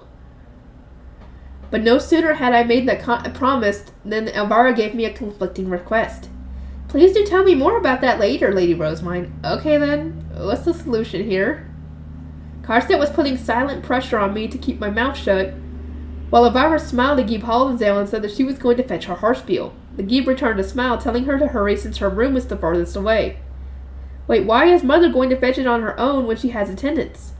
That question played on my mind as I watched the sword dances dedicated to the gods. And it was only when Laysletta moved forward to pour me some fresh tea that I received an answer. Elvira had apparently insinuated that she needed some time to practice, and the Gieb had in turn said that she could perform at the very end of spring prayer, but that she would need to hurry up nonetheless. How was I supposed to understand that? I was stunned into silence, and there was nothing I could do but watch the continuing sword dance. Seeing it up close reminded me of the sword dance that Karstedt and Sylvester had performed when the latter had accompanied us for spring prayer, disguised as a blue priest. I remembered them being a sight to behold, and it was for that reason that I wanted to see Angelica dance too. I made sure not to voice that desire, however. The last thing I wanted was to cause chaos here in Haldensdale on a whim. Apologies for the wait. Elvira returned with her attendants, carrying her harpspiel after the sword dancing had finished, and while the whirling was entering its final phases. She sat down and took a breath right as the performance came to an end. Spring prayer normally would have ended there, but not this year. Gieb Hollensdale stood up and announced that he wanted to have the women sing the song as per the ancient Bible passed down to the duchy's high bishops. He then introduced his little sister Elvira as the harpspiel player. Elvira climbed onto the stage with her harpspiel in hand. I could only kneel in admiration at how she did it so without so much as a trace of panic or fear, especially having been unexpectedly forced into the role to back me up. Although the women had been instructed to climb onto the stage, there was no avoiding that this was not a regular part of the festival. They all eyed each other, waiting for someone to make the first move. Even those who actually wanted to go up found themselves in a bind, since they could only do so after those who were above them in status. The Gieb's wife, Countess Haldensdale, sensed this and stood up, calling for the other noblewomen at the surrounding tables to join her. Lady Elvira is offering the sound of her harpspiel to the gods. Let us sing and pray with her. Now that the highest status woman in Haldensdale had made her move, the other noblewomen advanced toward the stage while inviting each other up. I saw some women preparing instruments instead, presumably because they weren't especially talented singers. Oh dear. Lady Rosemine, why don't you participate with us? Countess Haldensdale asked, extending a hand to me with a calm smile. For a moment, I could only blink in surprise. Hadn't Elvira sacrificed herself specifically to save me from this fate? I am not from Haldensdale, so... Nonsense. Any daughter of Lady Elvira is family here. Furthermore, having you bless Spring as the High Bishop will encourage our citizens and give them strength in the coming hunts. In other words, I couldn't try to refuse on the basis of accidentally giving a blessing. Any such attempts would just result in her saying something like, "Oh, please do bless Haldensdale." But what else could I say to her to get her to give up? I didn't have strong enough social skills to come up with anything on my own, and so I looked to Karstedt for help. Cooperation and unity is important in festivals and celebrations of this kind, Karstedt noted with a shrug. I understand that you may not be able to sing along because you aren't familiar with the song, but couldn't you at least stand at the podium as the High Bishop? They want me to climb up onto the stage and just stand there to boost the Gieb's reputation? In all fairness, there was no need for me to disrespect him and risk tarnishing his reputation. I climbed onto the stage with Countess Haldensdale and Angelica, practically being pushed from behind. Lady Rosemine, Elvira said, her eyes widening when she saw me. It was an understandable response. Her sacrifice had ultimately been for nothing. If she had any complaints, however, they would need only to be directed at Karstedt. Yeah, that was his fault. I should only be offering my prayers as the High Bishop, I explained. I wish to respect Haldensdale's culture of cooperation, but I cannot sing myself. Elvira sighed, having deduced the circumstances. Meanwhile, Countess Haldensdale instructed the women on where to go based on where the men stood, placing down stands which they then knelt upon. Lady Rosemine, please stand here, Countess Haldensdale said, directing me to a position right in front of the small chalices I had brought. Since I was standing among the other women, I could just pretend to sing and put on High Bishop airs. Having so many adult women surrounding me meant that I was actually quite hard to see, but all that mattered was that I, the adopted daughter of the Archduke, was participating as the High Bishop. I got on my knees like everyone else, rested my hands on the floor, and then listened as someone spoke a prayer I was already familiar with. I am one who offers prayer and gratitude to the gods who have created the world. Those with instruments were the first to slowly raise their heads and stand up. They lined up around the edge of the stage with Elvira at the center. Elvira plucked a sharp note on her harpspiel, and from there the music began. More harpsichords soon joined in, as did several flutists, crying an impressive overture. The singers then gradually stood up in time with the music, with Countess Haldensdale standing in the very middle. Grant an end to this world of pure white, smash the all-consuming ice, and free our goddess of earth. Oh crap, they started singing. It seemed that everyone from Haldensdale knew the song well enough to begin together without even needing to rehearse things first. I wasn't quite so fortunate, though, as I completely missed my cue to stand up. Still on my knees, I desperately racked my brain trying to figure out a good time to stand. Getting up now would make me stick out for sure, but I didn't have any other ideas. Maybe it would be best for me to keep kneeling and make it seem like I was praying? I guess? It's just her doing this on the fly! Oh, what is Ferdinand going to think about this when he hears this? I decided to do just that, listening carefully to Elvira's harpsichord playing and everyone singing. Let us send our prayers to the gods, Countess Haldensdale declared once the singing was done. She was naturally leading into the part where we would all pray to the gods. Now, having finally found my opportunity to stand, I sprang up onto my feet. I managed to raise my hands in prayer at the same time everyone else did. Praise be to the gods. In an instant, I felt my mana being sucked out of me. Oh, no. Here we go. A massive green magic circle lit up beneath us, having apparently been sketched into the cylindrical stage to begin with. What? Okay, not good. What? Everyone watched with wide eyes, their mouths agape as the magic circle slowly rose above even the tallest person's head, reaching over 2 meters high. As we looked up in awe, the magic circle suddenly paused. In the blink of an eye, it got sucked into the chalices that were directly beneath it, almost immediately being replaced by pillars of green light.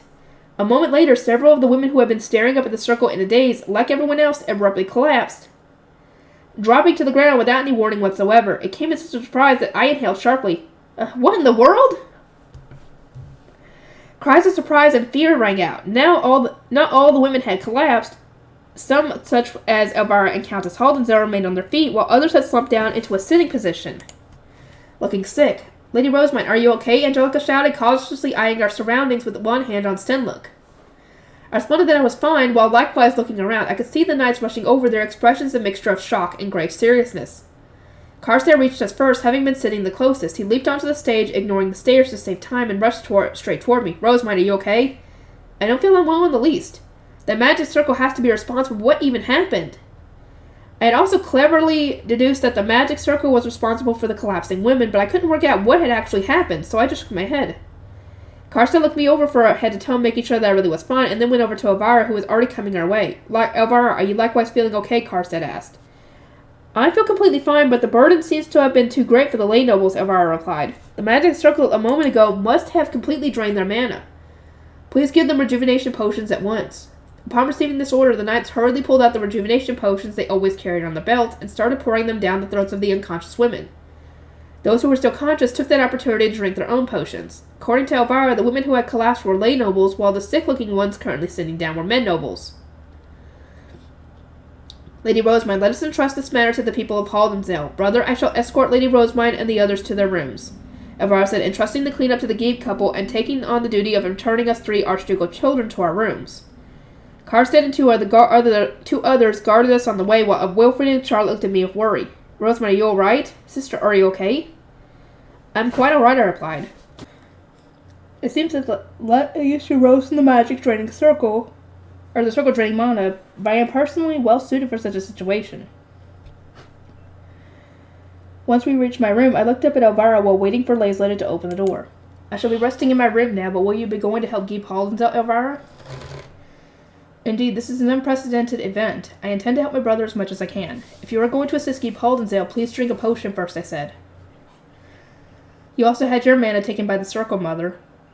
Elvira smiled, said, I thank you ever so much for your concern. Please do get some rest.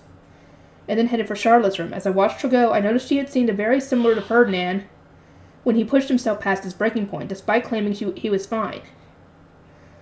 I grabbed onto Carstairs' cape. Father, please ensure that Mother actually does drink a potion. Of course, Elvira's always had a bad habit of putting the needs of others above her own. I know what to do, Carstairs said, patting my head. I decided to entrust him with this. So Elvira's kind of like Ferdinand, in which she'll push herself past the way she needs to, essentially. I went into my room, bathed, prepared for bed, and then climbed under the covers. Upon seeing that I was ready to sleep, Laysletta glanced toward the liquid embodiments of Ferdinand's kindness, which remained untouched on the table. Will you not drink a potion, Lady Rosemine? She asked. I did not lose nearly enough mana to warrant drinking one, I replied. I may not have stamina, but I have plenty of mana. It was just as I started dozing off that I heard an unsettling rumbling coming from outside. Even with my consciousness fading fast, I recognized it in an instant. Wait, thunder? Neat thunder! My calm drowsiness lasted only a brief while, however. The thunder quickly grew in intensity, becoming so loud that I feared it might splinter the wooden shutters covering the windows. Red flashes illuminated the room and the curtains of my bed, creating an atmosphere that was disconcerting to say the least. It was impossible for me to sleep like this. Eek, what the heck? This is scary, so scary. It's not just loud, it's also bright as heck. I could hear it even when I buried my head beneath the covers. The next thing I knew, the curtains over my bed started to rustle, a development that caught me off guard so that I inevitably let out a little shriek. Are you quite alright, Lady Rosemine? Lizletta, yes, I'm doing fine. Despite my concerns, it wasn't the thunder that had pulled open my curtains, but rather Lizletta and Angelica. On the other hand, I was relieved to see them, but on the other, having my head out from under the covers made the thunderclaps even harder to endure. Lady Rosemine, I happen to be afraid of thunder, Lizletta said. Would you mind my staying with you for a short while? Not in the least. You can even sleep here if you would prefer. I don't want you you won't be afraid of me here for certain. Quick, under the covers. I put back the bed covers for Lizletta and Angelica, but they naturally declined to sleep in the bed with me. Instead, Lizletta sat by my pillow and held my hand, making a point to note my mother often did this for me when I was young. Lizletta, I don't remember Mother ever doing this for me, Angelica said, looking down at our hands with a conflicted expression. Seeing that, Lizletta returned a small smile. Why, sister, that's because you never stirred no matter how loud the thunder got. You were always long asleep by the time this happened. Wow, I never even noticed. It wasn't until rather late at night that the thunder faded and I could finally sleep. I struggled to wake up in the morning as a result, wrapping myself in my blanket and mumbling about wanting to stay in bed until I absolutely had to get up for breakfast. Lady Rosemine, this is serious. Please get it changed at once. Keep Haldensdale has an urgent matter to discuss, Lizletta said, throwing aside the curtain in her haste. A messenger had presumably arrived a moment ago. Did something happen, I asked. Spring has come to Haldensdale. Well, of course, spring prayer concluded yesterday. I'm guessing she meant so dramatically that they are even shocked by it. In the nobles' quarter, it was considered spring after the feast, while in the lower city, it was considered spring after the winter coming of age ceremony. Meanwhile, in places like Haldensdale and the farming towns of the central district, it was considered spring after spring prayer. Since spring prayer here in Haldensdale was already over, it came as no surprise that it was springtime, regardless of whether there was still any snow on the ground. I tried to express this to Lizletta, but she immediately shook her head. That is not what I meant. All the snow vanished in a single night. What? I got changed at once and headed to the arranged meeting place, a tower that was in the highest point of the Haldensdale castle, and served as the best place for looking at the surrounding nature. There I found Geep Haldensdale, his wife, the higher-ups of the province, Karlstadt, Alvara, and a bunch of knights looking around in a daze. When we had arrived at Haldensdale, the ground had still been blanketed with snow, the clouds had been thick, and the sunlight weak, such that the north had almost seemed to be a field of white from afar. But now that the snow was entirely gone, and surrounding the castle in its place were fresh green trees, vibrant flowers of white and yellow, and bold red cliffs. The breeze stroking my cheek was still a little cold, but it could hardly be compared to the frosty winds that originally greeted us. Even the sunlight was softer and more comfortable. Wow, this is a nice view, I remarked. The goddess of spring certainly worked hard. This is not spring in Haldensdale, Lady Rosemine, but it is a sight akin to the start of summer, Geep Haldensdale replied, pointing at the blue sky. The noise last night was Verdrena, the goddess of thunder, announcing the coming of spring. In Haldensdale, her thunder roars when the snow has melted completely. Although Verdrena was called the goddess of spring, in Haldensdale, where the snow lasted for such a long time, her thunder ended up representing the end of spring and the coming of a short summer. It did occur to me last night that the thunder seemed quite out of season, but I think this has happened. Geep Haldensdale murmured, his brow furrowed in confusion. As I looked around, I noticed people steadily filtering out of the castle and onto the flower-covered fields. It seems that quite a few people are leaving the castle in a hurry, I observed. Does anything need to be done about that? It's only natural that they are in a bit of a panic. This is unprecedented. It seemed that the southern farmers needed to rush home and get straight to work on their farms to ensure they could produce the biggest harvest possible, while the northern hunters would need to return to their hunting grounds post-haste, since they couldn't predict how many Fabies would appear in this new weather. The sudden change had managed to alarm the entire province. That magic circle was responsible, I suppose, I asked. Given that nothing else was out of the ordinary, I believe it is a safe guess. In that case, it may be that spring prayer was originally a ceremony during which citizens would offer their mana, pray to the gods, and summon true spring. The power of the goddesses truly is incredible, is it not? I was impressed to once again learn how powerful the gods were in this world. But Geep Haldensdale widened his eyes and gave me a steady look. Lady Rosemine, could you not repeat the ritual to hasten the coming of spring for future years too, I asked. The magic circle was part of their cylindrical stand, so if they used it again, they could probably repeat the process, albeit in a pretty hefty mana cost. We welcome the melting of the snow, but judging by the commotion last night, the burden it places on the women is much too great, Geep Haldensdale replied. I am frustrated at myself for having been completely unable to help. In the temple, blue priests without much mana performed the dedication ritual using face stones containing my mana. I doubt if this ritual strictly forbids the assistance of men, so it should work if you men similarly give lay noble women face stones with your mana, I suggested. Everyone turned their heads to look at me, having apparently never even considered giving their mana to someone else. To think such methods are used in the temple, Geep Haldensdale mumbled, we shall put some thought into it. It was then that Karstead, who had been looking around, narrowed his eyes and pointed at something in the distance. Geep Haldensdale, what is that? He asked. I used enhancement magic to enhance my eyesight and looked where Karstead was pointing. I could see a tree glowing gold in the distance. That is one strangely colored tree. Is it a fate plant, perhaps? I wondered aloud. Indeed, Geep Haldensdale replied. That is a Blenrus, a rare source of sweetness in Haldensdale. Under normal circumstances, it is forbidden to share Blenrus with those who are not from Haldensdale, but I imagine the citizenry will not protest them being presented to Lady Rosemine, she who brought true spring to Haldensdale. Would you like to bring some home with you? Blenrus fruit can also be used as an ingredient for rejuvenation potions. Ferdinand would love it! It is exceedingly rich with mana, making it both valuable and expensive. It seemed that a Haldensdale specialty was sweet tea brewed with Blenrus leaves. The prospect of trying some made me happy, so I responded to his offer with an enthusiastic nod. I thank you ever so much, Geep Haldensdale. So long as we have the nights here, we should not encounter any danger while gathering. Things in Haldensdale had gotten extremely busy, but we couldn't leave before the planting company finished their work, which was due to take a few more days. In the meantime, Geep Haldensdale took the visiting knight's order on a journey across Haldensdale under the just cause of acquiring Blenrus fruit for me, during which he apparently hunted Fabius like crazy. Eventually, when Karstead returned, he muttered something about Geep Haldensdale having cleverly exploited him using methods that were very similar to Elvira's. As a result, Karstead had ended up being used before he had even known what was happening. Well, what can you expect from Elvira's older brother? And this is a Blenrus fruit. We departed from Haldensdale a short while later with Wilfrid, Charlotte, and I each receiving 2 of the mysterious glowing golden fruits as souvenirs.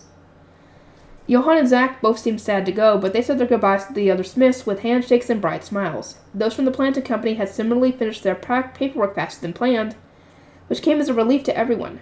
On the way back to Ehrenfest, I blinked in surprise after seeing that the blessing the small chalices had given applied only to Haldensdale. When seen from above, the province border was quite distinct. There were still visible patches of snow in the forests of the province immediately to the south. How unusual, I said. I think you're the most unusual of all, since you're the one who makes all these unusual things happen, Angelica commented. She's not wrong. Upon hearing this remark, all the Gutenbergs in the back expressed their universal agreement. They agreed completely. Oh, here we go, the creation magic. Here we go. Yeah, Ferdinand's gonna love those freaking fruits. And Twickum. I'm just going to say the creation magic, just so it's... I can't even say that word right.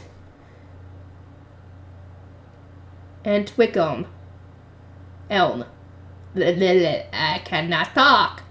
I cannot say foreign words. Feline, Lazetta, and the others returned to the castle, but since there was no point in us bringing the Gutenbergs there too, they rode with Angelica and me back to the temple. I landed my panda bus in front of the gate where carriages for the planting company were already prepared, and then turned to face Benno. I will contact you again once we have decided where you will be going next. Thanks to your assistance, things went quite smoothly this time, Benno replied with a satisfied smile. The trip had proved considerably less stressful than the year before, when he and the others had spent days traveling and found work much more of a struggle. Plus, Zach and Johann were pleased with having gotten an opportunity to productively work with the Smiths. We shall await your next summons, Lady Rosemine. I'll work on my explanation skills so I can do a better job at teaching the Smiths about the blueprints next time, Johann said. Same here, Zach added. I'll do my best to bridge the gap between Johann and the Smiths. That's a good idea. I saw the Gutenbergs off and then turned back to the temple where I found my attendants were waiting for me. Ferdinand was with them rubbing his temples. I'm guessing he got an ordinance on this? Yep. Welcome back, Lady Rosamine, Fran said. And so I have returned. Indeed you have, Rosamine, Ferdinand replied with a glare. You have something to report to me, do you not? I have already received ordinances from Geep, Haldensdale, Elvira, and Cardstead, and yet, strangely enough, I received no such correspondence from you, the person most involved. I didn't do anything! She did nothing! All she did was stand in the praying pose, and that's when the thing activated. I inhaled sharply. My understanding of the events at Haldensdale was simply that I had pointed out how the ceremony was done in the Bible, and that the goddesses had worked hard for our sakes when we followed the correct procedure, but it seemed that the others had interpreted the situation differently. As it turned out, those developments were something I should have sent a report about. I shall send for you once I am changed, I said. Quite. Your chambers are better for discussing matters concerning the High Bishop's Bible, Ferdinand replied. He then turned around and walked away. I entrusted my luggage to Fran and Zahn before returning to my chambers with Monica and changing into my High Bishop robes. In the meantime, Angelica sent an ordinance to Daniel requesting that he come perform guard duty in the temple. After asking Nicola to prepare tea and sweets, I let out a heavy sigh. I am not enthused to ask this, but please summon the High Priest. Understood. Zahn went to call Ferdinand while Fran prepared the ornate Bible passed down through generations of High Bishops and the key required to open it. Once that was done, I turned to the relevant page. Now then, Rosamine, state your case. What exactly do you want to know, I asked Ferdinand. I simply pointed out that the song the men in Haldensdale were performing during spring prayer was, according to the Bible, originally sung by Gedul's subordinate goddesses. It was Gedul Geep Haldensdale who had decided to have the women sing it, Cardstead who had pushed me onto the stage, and the goddesses who had brought spring to Haldensdale. As far as I was concerned, I hadn't done anything myself. There exists such a page? This is my first time hearing that the High Bishop's Bible differs from the others. Have you not read it already? I seem to recall you reading from it for me when I first visited the temple. When can I see the text of that Bible without the High Bishop's permission? At the time I read only the opening pages, as Besenwast had instructed, Ferdinand replied. Okay, that makes sense. Of the few pages that he initially read, it seemed that nothing had differed from his expectations. As it turned out, the Bible passed down through the High Bishops was a tome type of magic device. It wasn't decorated with gemstones as I had initially thought, rather it was protected by face stones. Okay, that makes sense now. This protective magic was linked to the key that was also passed down from one High Bishop to the next. It's quite common for the content of religious scriptures to be changed over time, whether it be to simplify the transcribing process, replace archaic words with ones that can actually be understood, or censor problematic content under political pressure, I explained. One must compare books thoroughly to notice these differences. In short, you compared the Bibles thoroughly? Indeed, it was clear to see that the old Bible contained more pages than the new one, so I checked to see the differences. The Bible used by the High Bishop was heavier and much thicker than the Bibles in the temple bookroom, even when accounting for the lack of gemstones and the sizes of the Bibles both shrink and grew over the years. It was how I passed my time in my Blue Shrine Maiden days, when acquiring new books was more difficult. For the record, I also investigated the prayers that someone, most likely Besenwast, had scribbled in the margins of the High Bishop's Bible. There are prayers scribbled in the margins? He added them so that he could pray during ceremonies even when he forgot the words. I investigated the other Bibles to see if they likewise contained these notes, and discovered that the scribbles tended to be on pages that the newer Bibles lacked.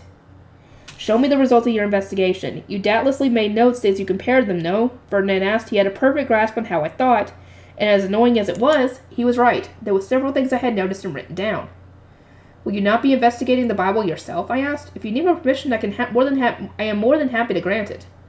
I will if the opportunity presents itself. Because of a certain someone, however, there is a veritable mountain of other things that I must research first, he said, fixing me with a harsh look. Not my fault here. I decided to play dumb. Those who want to dwell on things instead of simply accomplishing their goals and moving on without a care in the world sure have it rough. This recent discovery might just save Ehrenfest, Ferdinand continued. There are many provinces that will benefit enormously from spring prayer, hastening the arrival of spring. Ehrenfest was a brutally cold duchy, and many of its provinces were forced to endure long winters buried under deep snow. Managing the arrival of spring would apparently be a huge help to both farmers and the nobles collecting their taxes. I see. Geep Haldensdale certainly was overjoyed. He gave me blenrus fruits as thanks. Blenrus fruits, you say? Those are rather rare, Ferdinand said, his eyes widening. I knew it. They were earth materials. They were earth materials from a fey plant that was rarely seen. Geep Haldensdale said the same. I received 2. Would you like one? I asked, pulling out the golden fruits from my luggage. Ferdinand glanced between the blend ruse and me, his suspicion clear on his face. What are you planning? I am told it can be used to improve rejuvenation potions, so I thought you could possibly use it when making another batch. Very well, I shall accept your gift. Sylvester and the others will need rejuvenation potions to store mana in the foundation for Entwit from the creation magic. Although I hadn't requested it outright, Ferdinand seemed to understand what I wanted him to add a little more kindness to his rejuvenation potions. It seemed that the entire Archducal family was going to be surviving on them for a while as we offered up all of our mana. We shall go to the castle once the improvements to the potions have been made. Spend the time until then storing as much of your mana in these face stones as possible. Ferdinand continued handing me a pouch of empty face stones and some potions. And so, as requested, I got to work filling up the face stones. You know, this is actually harder than the dedication ritual and spring prayer. A lot harder. Ferdinand spent several days in his workshop finishing the improvements, after which he informed me that we were going to the castle. We put the improved potions and my bag of face stones inside Leslie before setting off.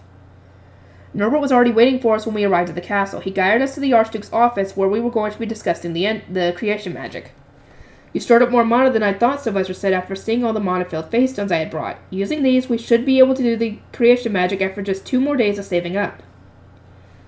It seemed that while we children had been traveling around the central district for spring prayer, Sylvester and Florencia had been busy storing up their mana, downing as many of Ferdinand's ultra-nasty potions as was necessary. You can actually take those things? Good lord, dude, you have an iron stomach and no taste buds.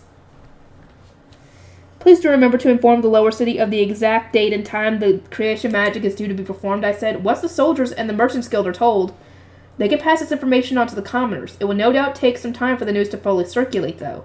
Makes sense. I'll settle on 5th bell 3 days from now. Karstedt informed the soldiers. Avara can contact the merchants guild. Understood. From there, we went to the minor replenishment hall, where we were going to be pouring mana into the Foundation's magic. It was a fantastical room that contained a massive floating face stone with an armillary sphere-like arrangement of glowing magic circles spinning around it. We'd each brought a cup so that we could drink the rejuvenation potion. I could see Ferdinand preparing it in the corner as he set down a pitcher. The pouch of face stones was also ready so that Wilfried and Charlotte could use them to participate.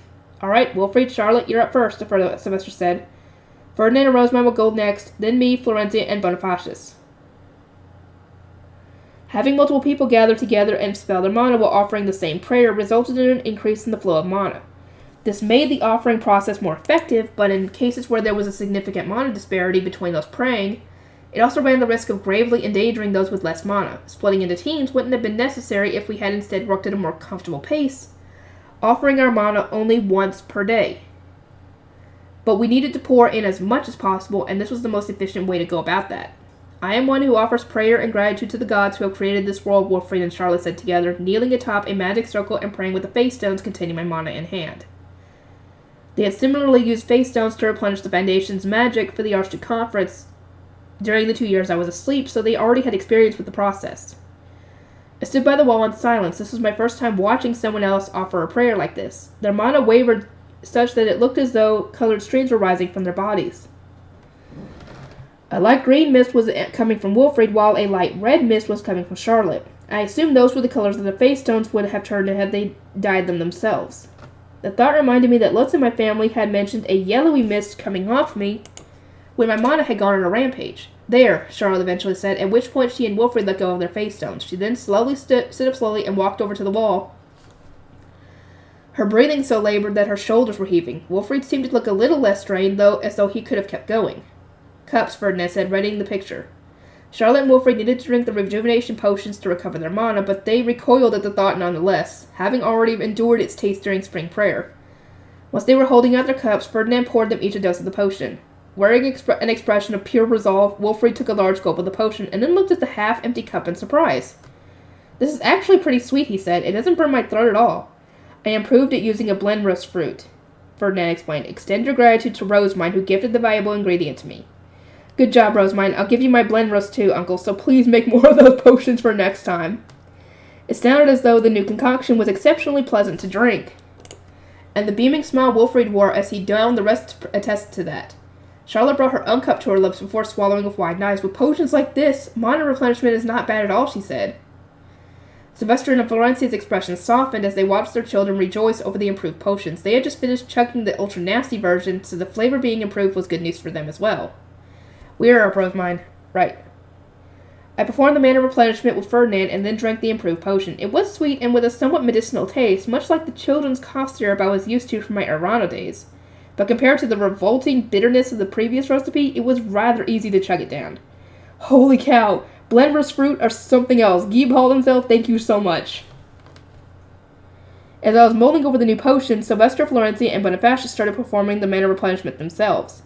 Once they were done, it was time for Wilfried and Charlotte to start again, and we repeated this process one team after another. It was when we reached our third cycle that my head started to spin. I crumpled down, no longer able to stand, and started gripping my head. Given your stamina, I assumed that you would reach your limit around this point, Ferdinand remarked as he held out a cup to me. You should stop for today. I nodded and took a generous swig of the potion. Although I had enough mana to continue, my body simply couldn't keep up. Wilfried and Charlotte were much livelier since they were just using face stones. Ferdinand, is Rosemine okay? Bonifacius asked. She'll be fine once she finishes her potion and gets some rest. Ferdinand replied, although his assurance wasn't enough to ace the anxious eyes peering down at me. He glanced between the two of us before taking my now empty cup and setting it aside. Then, out of nowhere, he picked me up in a princess carry and proffered me to my surprised grandfather. Bonifacius, please extend your arms like this. I will hand her to you. What? Bonifacius examined Ferdinand closely and then attempted to replicate how he was holding out his arms. Like this? Ferdinand then haphazardly dumped me into them. Bonifacius' arms twitched. Bonifacius, I shall entrust Rosemine to you, as there are other things I must carry. You may leave the mana replenishment hall first, though do take care not to move your arms. She is going to be fine once Riarda has her. Indeed, understood. I will take great care. Here we go, Rosemine. I nodded in response, sweating nervously as Bonifacius started to walk toward the door with uneasy steps. Is everything going to be okay, Grandfather?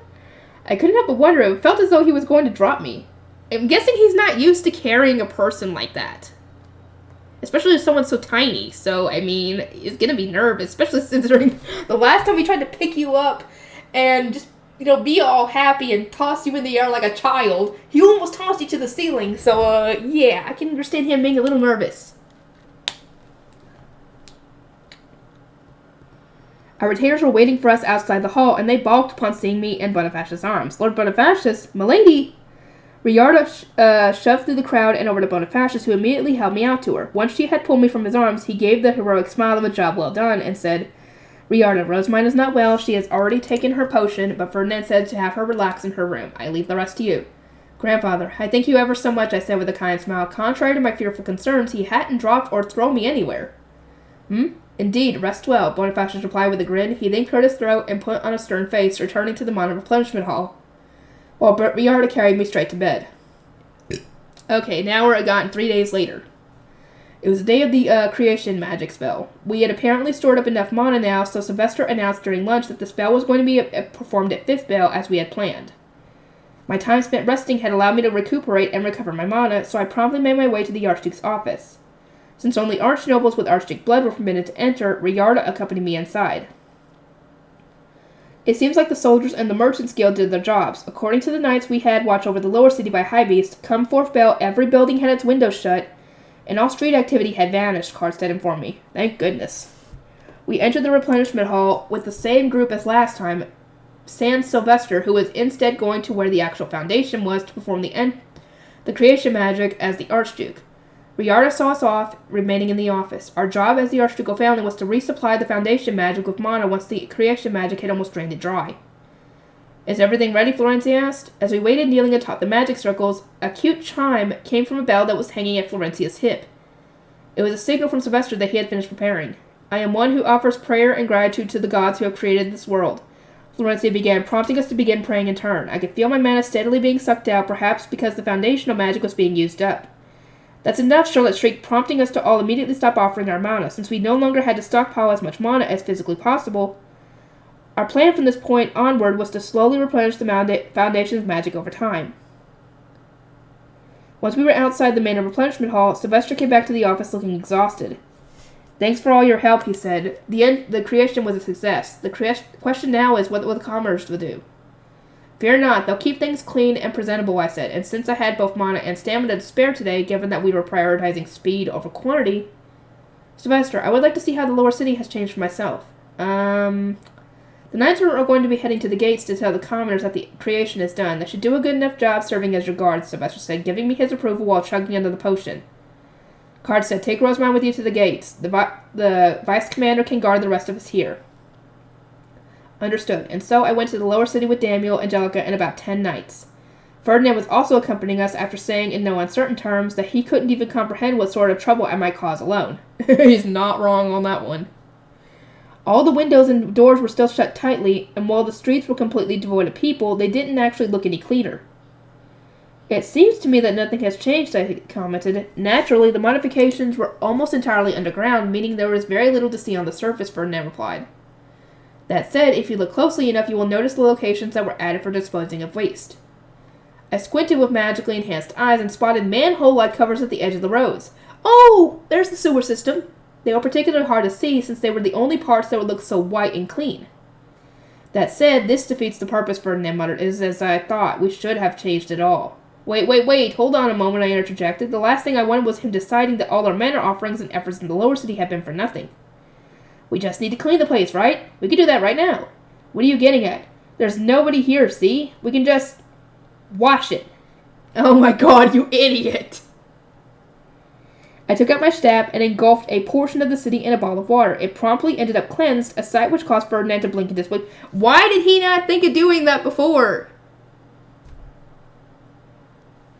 Rosemine, do you truly intend to cleanse the entire lower city with washing? How foolish can you be? I mean, she's recovered her mind. She has a ton, and you do too, Ferdinand, so you guys can both do it.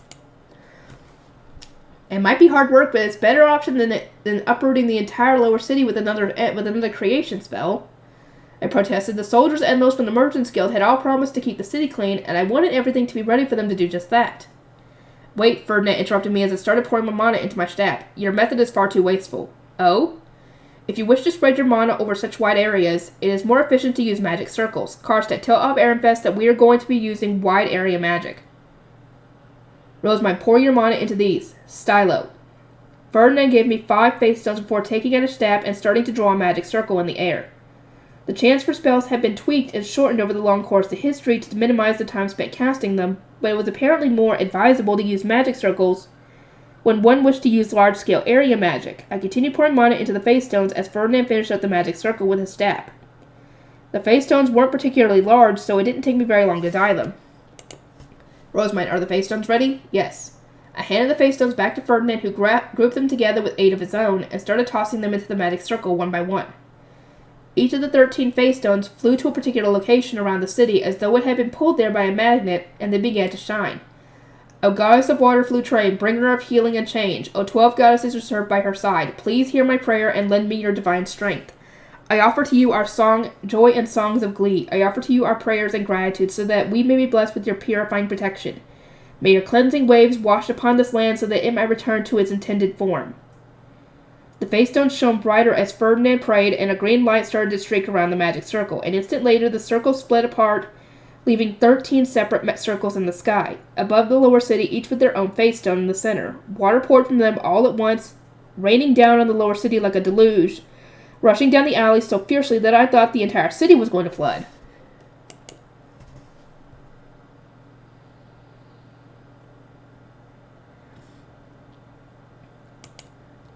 Despite my concerns, however, the water didn't even last 10 seconds. It disappeared in an instant, and the lower city was gleaming once again.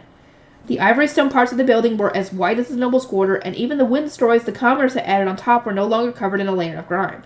Wow, Ferdinand, that was amazing, I exclaimed. It was your mana they used. I never could have done something like this without you. Isn't that right, Father? I asked, turning to Karstead with giddy excitement over the now sparkling lower city. I thought the two of you were exhausted of mana after that creation, Karstead replied with a wry smile. Seems like I didn't have to worry after all. Ferdinand deserves all the credit for that. The Blendroos fruit made his potions easier to drink, meaning they are now even more amazing than before. And yet your stamina is as lacking as ever, Ferdinand remarked. You are too excited to notice it now, but you are going to feel the consequences if you do not rest soon. Once we had informed the gate soldiers that the creation was done, I returned to the castle in an excellent mood. The feeling was short-lived, however. As soon as I went back to my room and started to relax, I collapsed. It was just as Ferdinand had warned.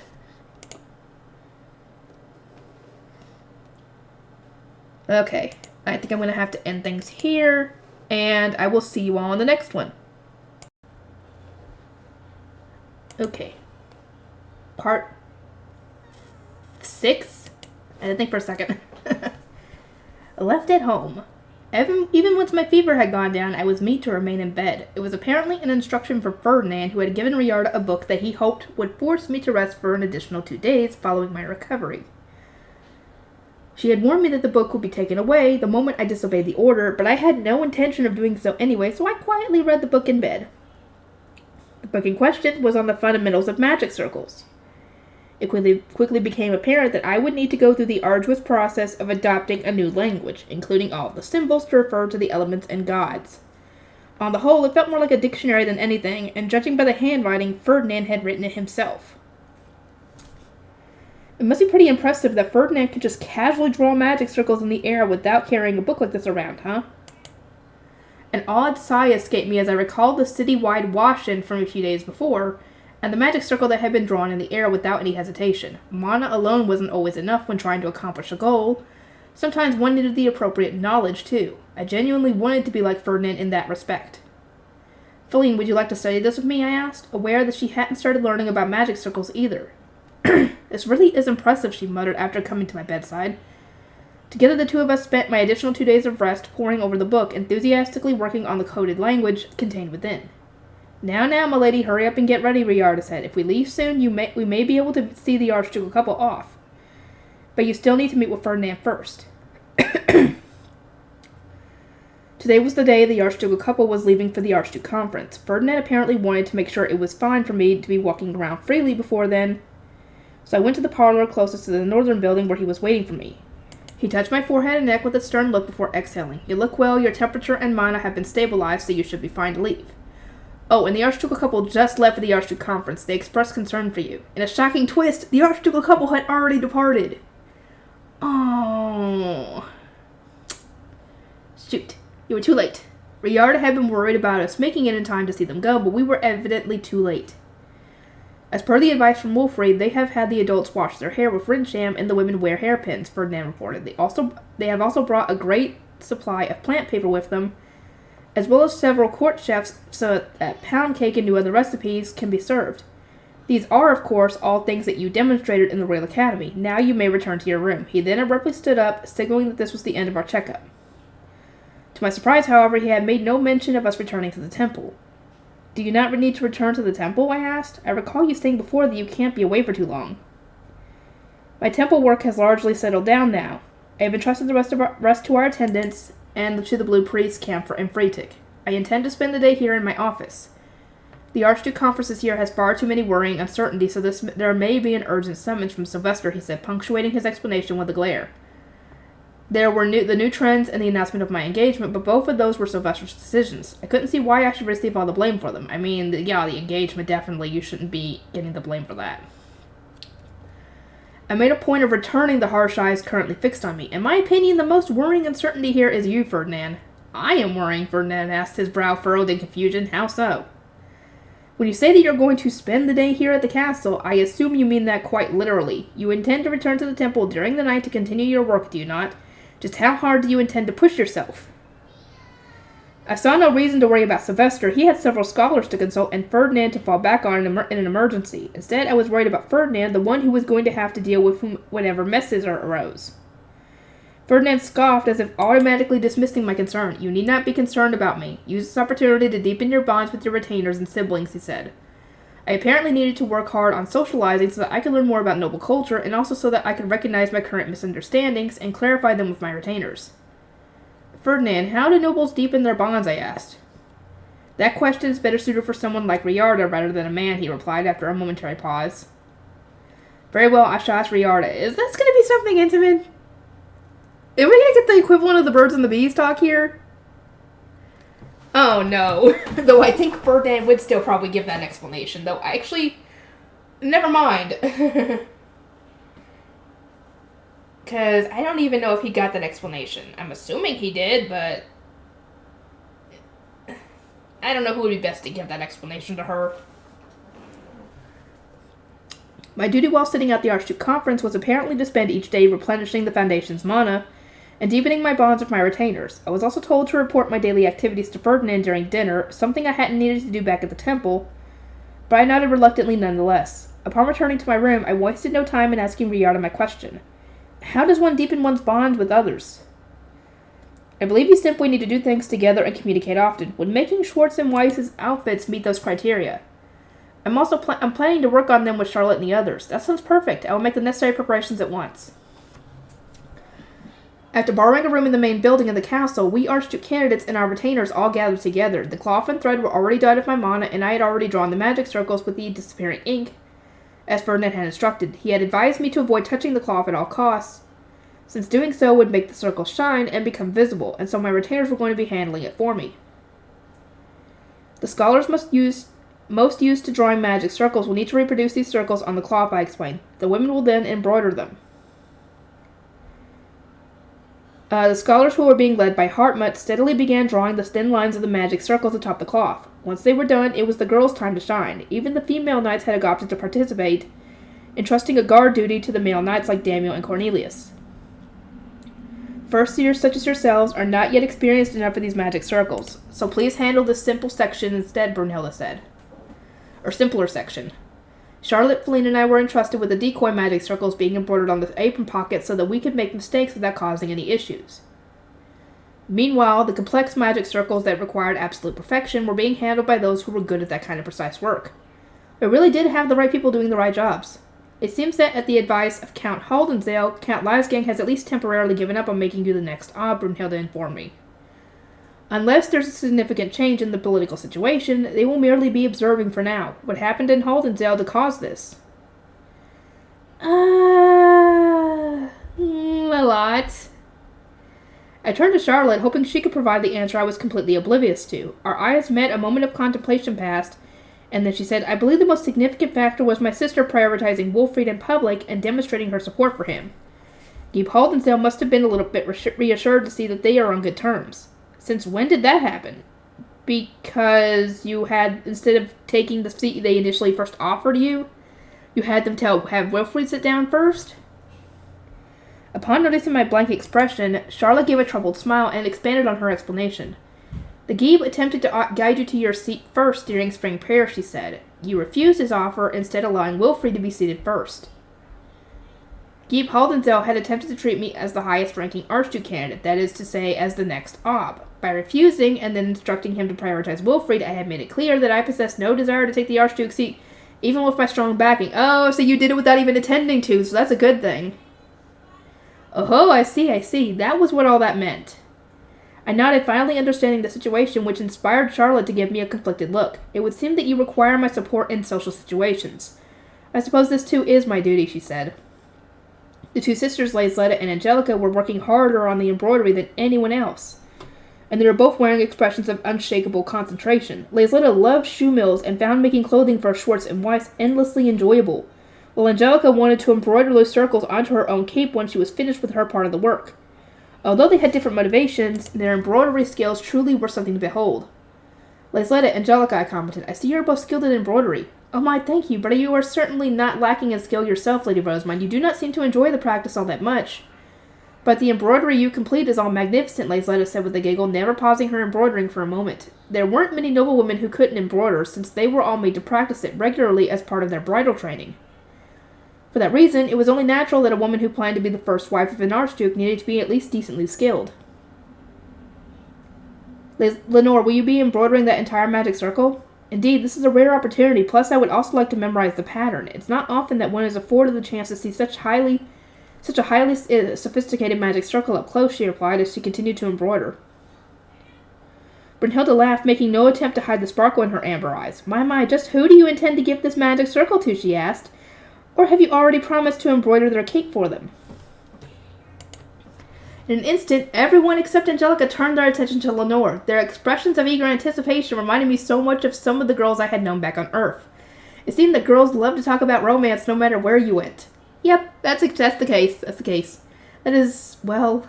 Lenore lowered her eyes and gave a troubled smile. If possible, I would like to be in a position to embroider their cape, but I have not yet exchanged any promises. It seems they already have another on their mind, so... Lenore was beautiful, smart, and a high-status archnoble. I was pretty confident that she could earn anyone's affection if she tried hard enough.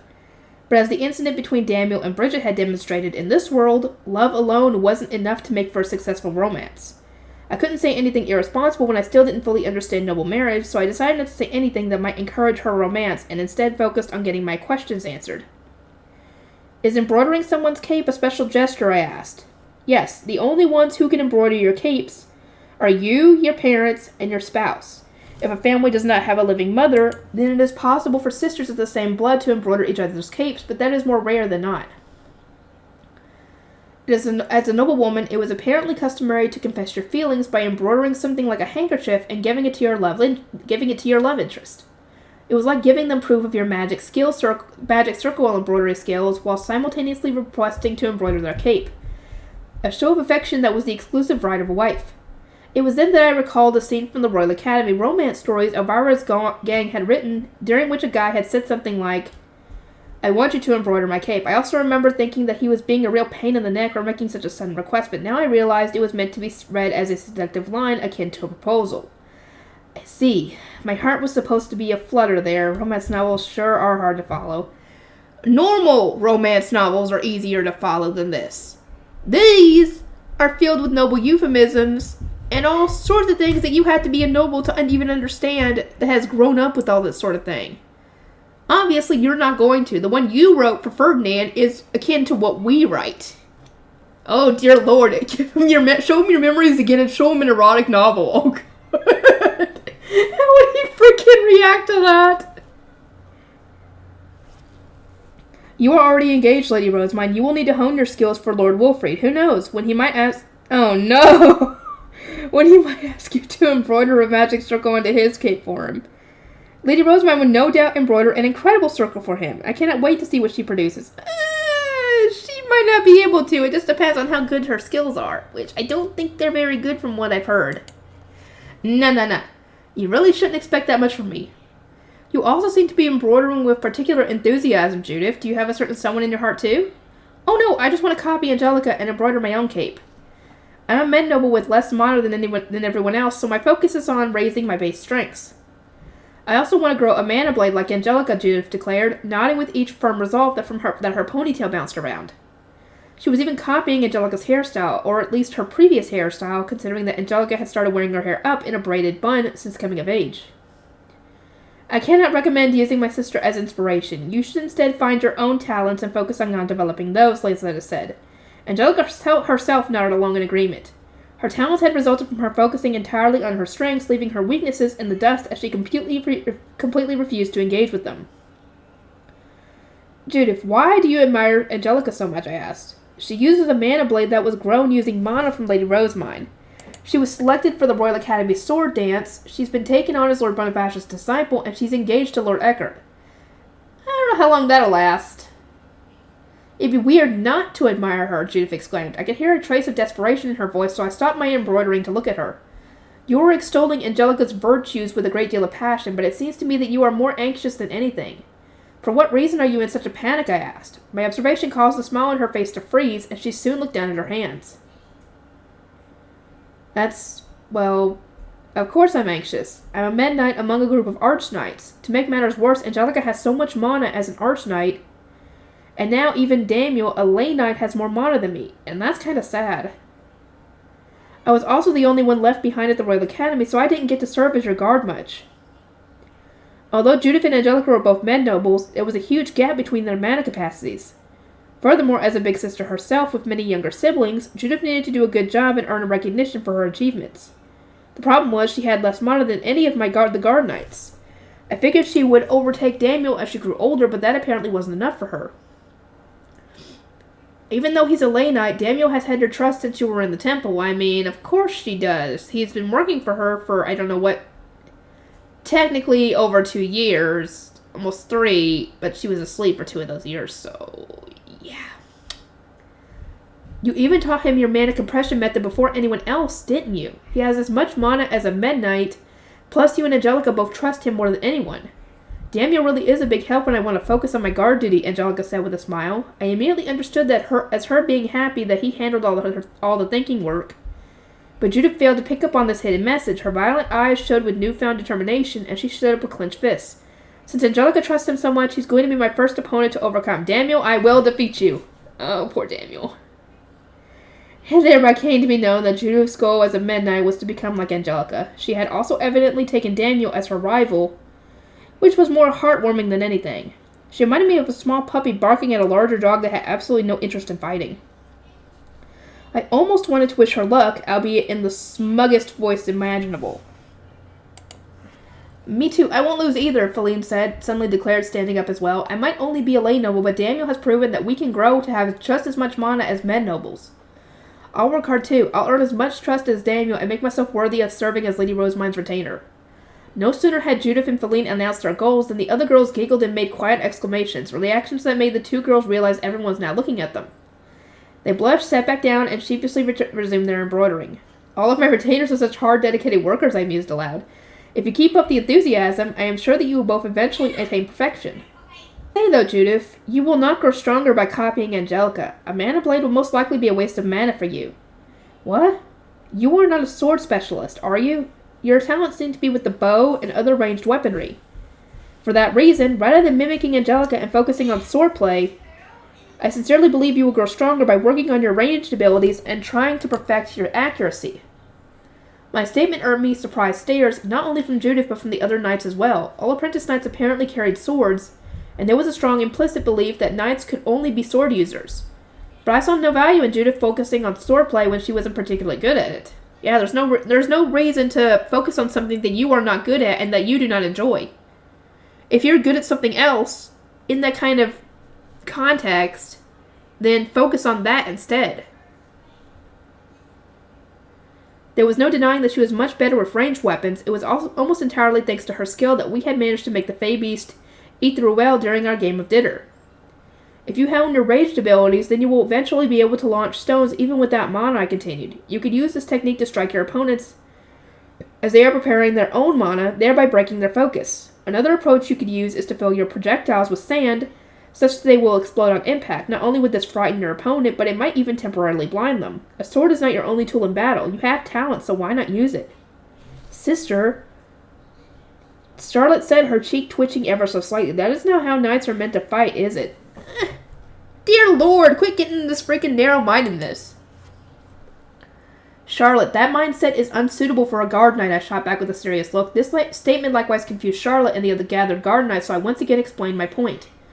A guard knight must not have pride in combat. Their duty is to protect their charge without fail, and while duels or training may be clean and simple, the same cannot be said for actual combat. You will want as many secret techniques and options as possible to secure the success of your mission no matter what. Regardless of whether one was taking on Fey Beasts or other people, the primary objective was protecting one's charge, and that means no matter what, and if you have to get your hands dirty a little bit, then that's all, you gotta do it. The prideful type of combat that knights valued so highly served no purpose when there was no telling what tricks an opponent had up their sleeve, that's true. Ferdinand uses whatever tools he has on hand depending on the situation they went on. During a battle against a Tromba, he used a bow that duplicated its arrows, and when fighting numerous weak Fey Beasts, he used a net. Of course, he also uses a sword at times, but I have seen him wield a large scythe as well.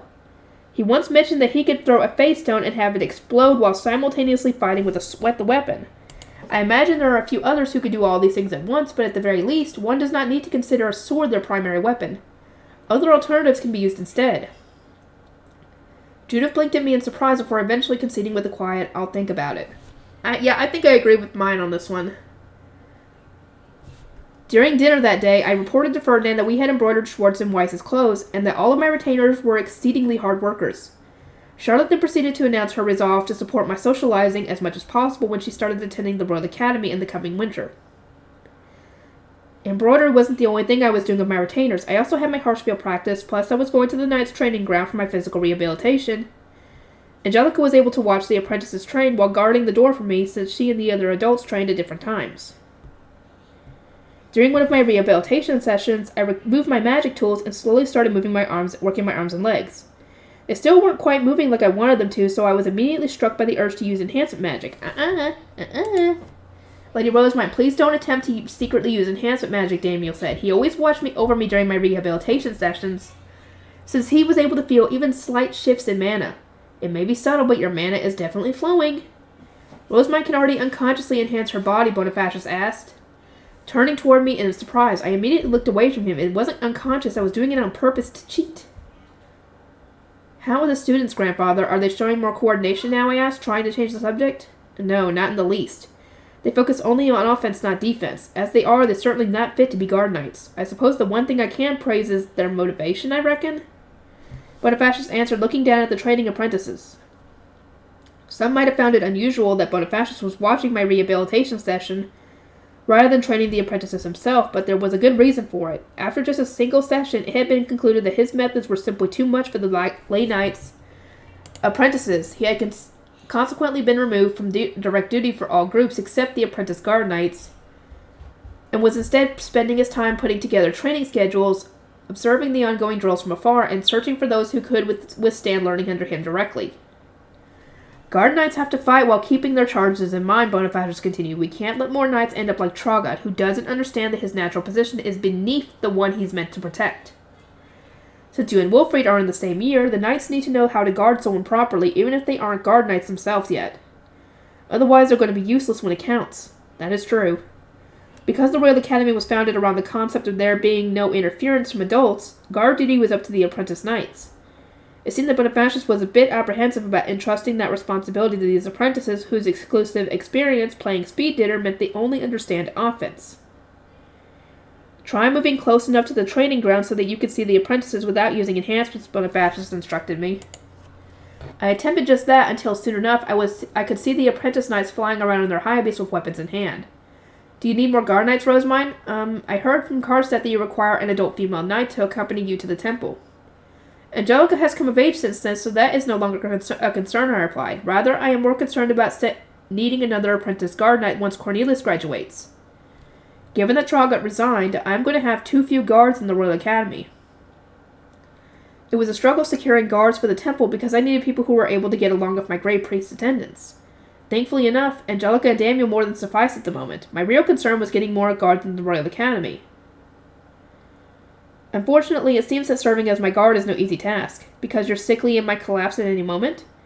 Because Daniel is both my most trusted guard knight and the one I have the longest history with. Any guard knights who wish to enter my service absolutely needs to be able to work well with him. Bonifacius narrowed his eyes in thought. Have you ever thought of relieving Daniel of duty, Rosemine? Karstedt and Ferdinand keep rejecting the idea, but it seems best to me. Never before has a lay noble been assigned to guard the archducal family. It seems to me that it can be best to replace him with a men knight or an archknight. I am the High Bishop and the orphanage director.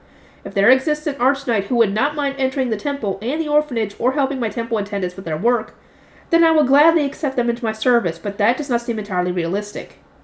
Most archnobles grimace whenever the temple is so much as discussed, and since the temple is where I was raised, I do not think highly of such reactions. I find it much easier to use lay nobles and men nobles who swallow such feelings for the sake of raising their status. Bonifacius let out a long sigh. This isn't going to be easy, he muttered. Although he saw me as his adorable granddaughter regardless of where I was raised, even he felt some revulsion to the temple.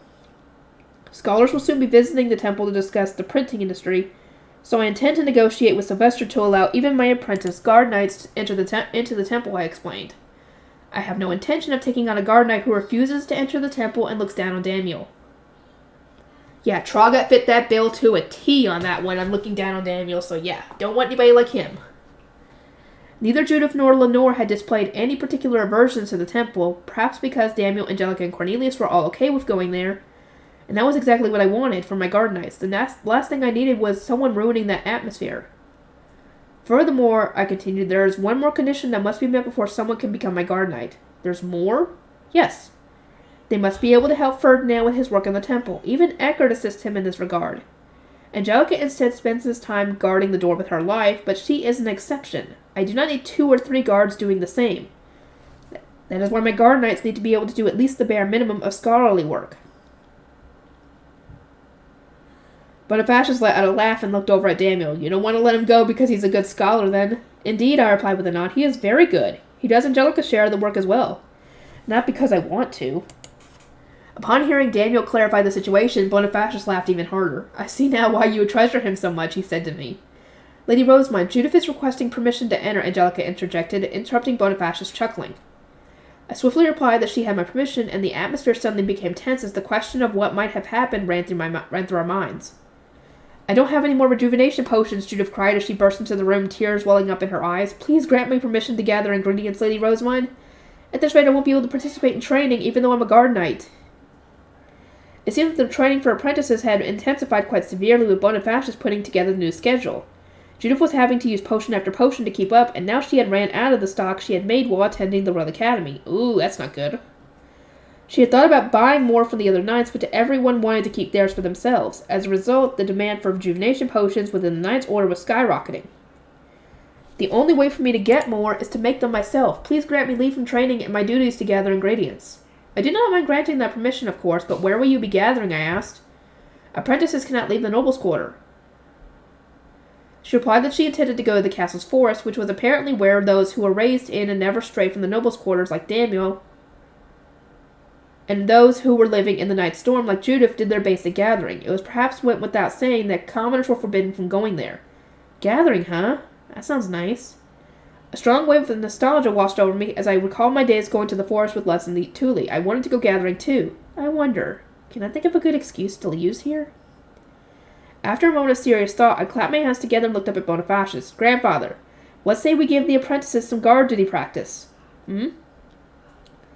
I will attend the gathering too, meaning the apprentices will need to protect me while collecting their ingredients. If you accompany us as a supervisor, then there is nothing to fear, no? Will you accompany me into the forest, Grandfather? Good idea. They definitely need to experience fighting while protecting someone, Bonifacius replied, accepting my suggestion with a grin.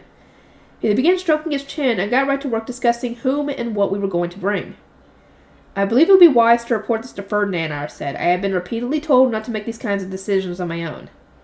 The message I sent was a simple one. We will be gathering in the forest to help train the apprentice knights. Grandfather will oversee us and intervene if necessary. There is nothing to fear. My response came in record time. You fool, the Ordinance says. That is obviously not an option. Bonifacius is far more dangerous than any fey beast in the forest. He could toss you aside in a moment to help, an attempt to help, and you would die. How many times has he almost killed you already? Do not trouble me with these unnecessary matters when the Archduke conference is yet ongoing. Is that understood? He didn't say you couldn't go. He just said that Bonifacius would try to almost kill you by accident. The Ordinance repeated the response twice more, making its message painfully clear. I exchanged a look with Bonifacius and then sighed. Oh well, seems we cannot go to the forest after all. I had already given up on the idea, but Bonifacius now looked more determined than ever. He ruminated on the situation for a moment, grinding his teeth with frustration, all the while then said he was going to persuade Ferdinand and almost literally flew out of the room. Oh no. Rest in peace, Ferdinand, yes. He must have been using physical enhancements, considering how ridiculously fast he moved. Rest in peace, Ferdinand, I muttered, feeling a bit dazed. Angelica let out a small chuckle as she closed the door Bonifacius had thrown open. Master was delighted that you asked for his help, Lady Rosemine. He was talking about how he doesn't get to spend more time with you. Not everyone was taking the situation quite as leisurely, however. Lady Rosemine, what will happen to my gathering now? Judith sobbed, having been unable to hold back her tears since the gathering request was rejected. There's no need to worry, I assured her. I will ask whether the apprentice guard knights can go on their own. If not, I will give you some of the rejuvenation potions I made myself. I had plenty that Ferdinand had evaluated as being good enough, but for apprentices, and it wasn't like I was going to use them.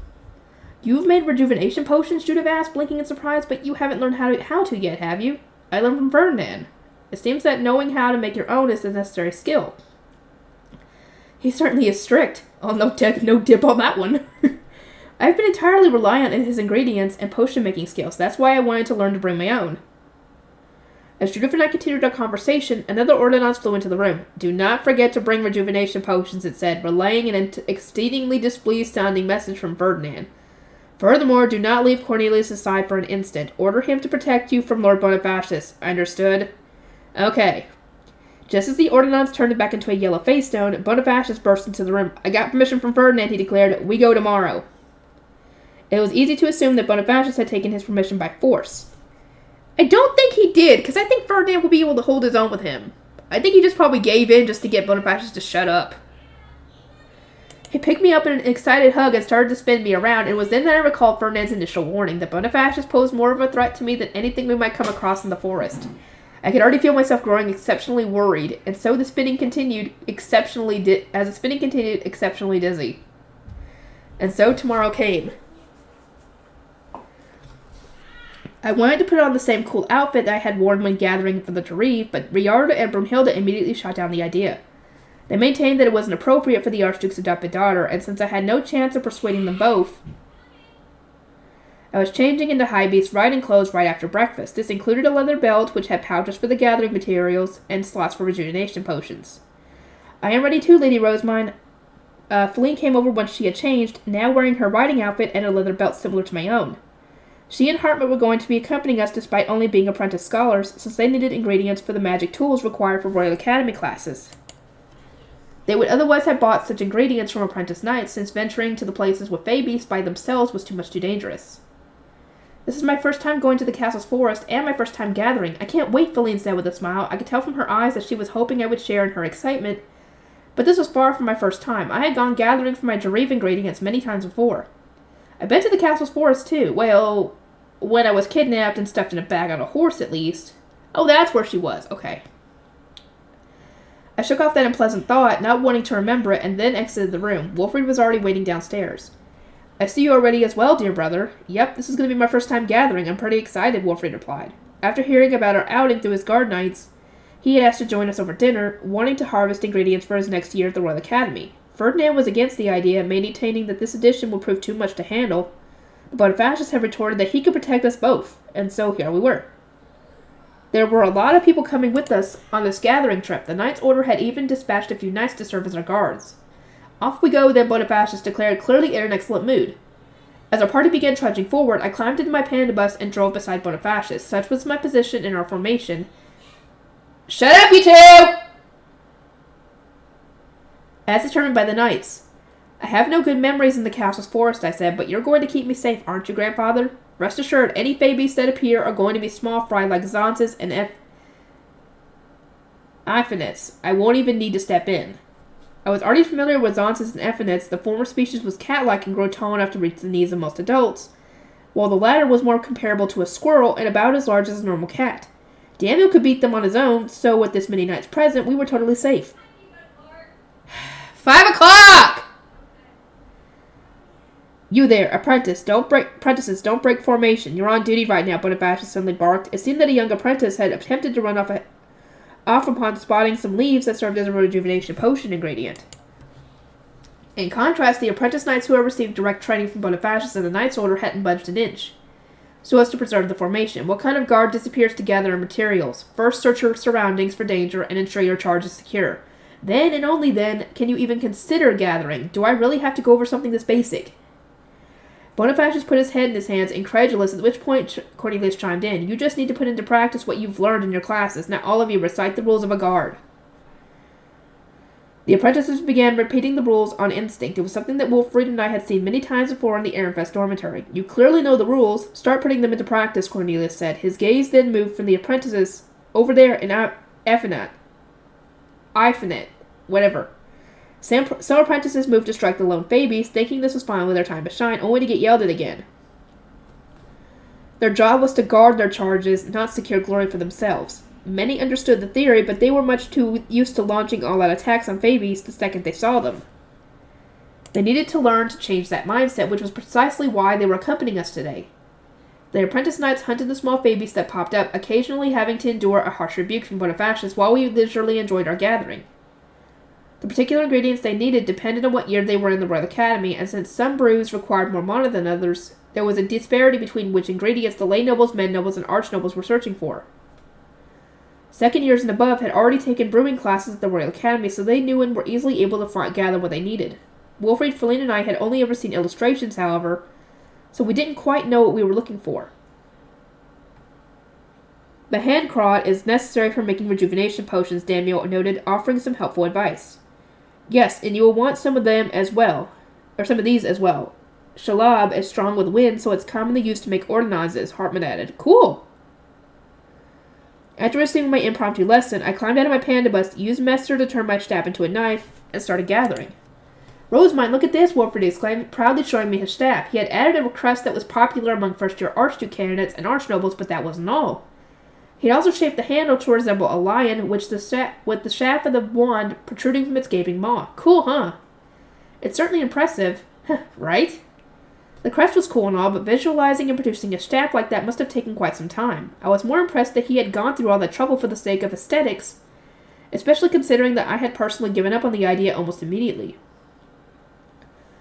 For someone who described the word academy as having been nothing but suffering while I was gone, he seems to have had a lot of spare time on his hands.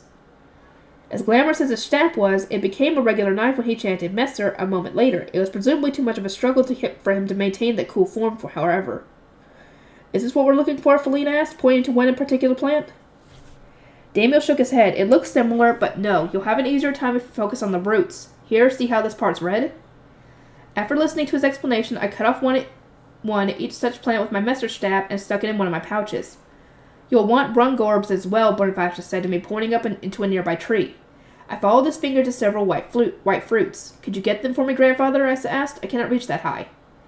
What are you saying? We could just do this, Bonifacius said, sticking his hands into my arms before hoisting me into the air. I was now close enough to reach the fruits, so I used my knife to cut it from the tree. I would also like some, Wilfried said. What should I do, Lord Bonifacius? Here, take what you need. Bonifacius put me down and then picked up Wilfried, completely unfazed even now that he was carrying someone heavier.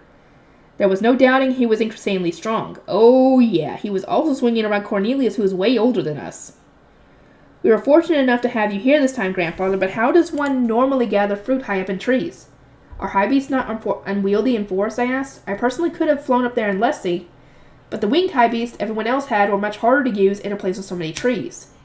A tree this short can easily be climbed with enhancements. You just need to do this. Cornelius stabbed his knife deep into the trunk of the tree before using it as a foothold to boost himself up.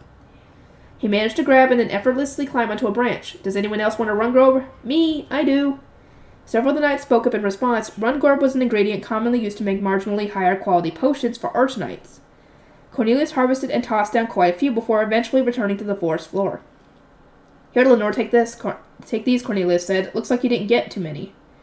I thank you ever so much, Lenore happily replied. Angelica was next to climb the tree, leaping up among its branches to take Cornelius' place. She moved so weightlessly that I could tell she was using enhancement magic, and after spending a brief moment gathering some Rungorbs, she jumped back down. It was clear that she was trying to minimize the time she spent away from me.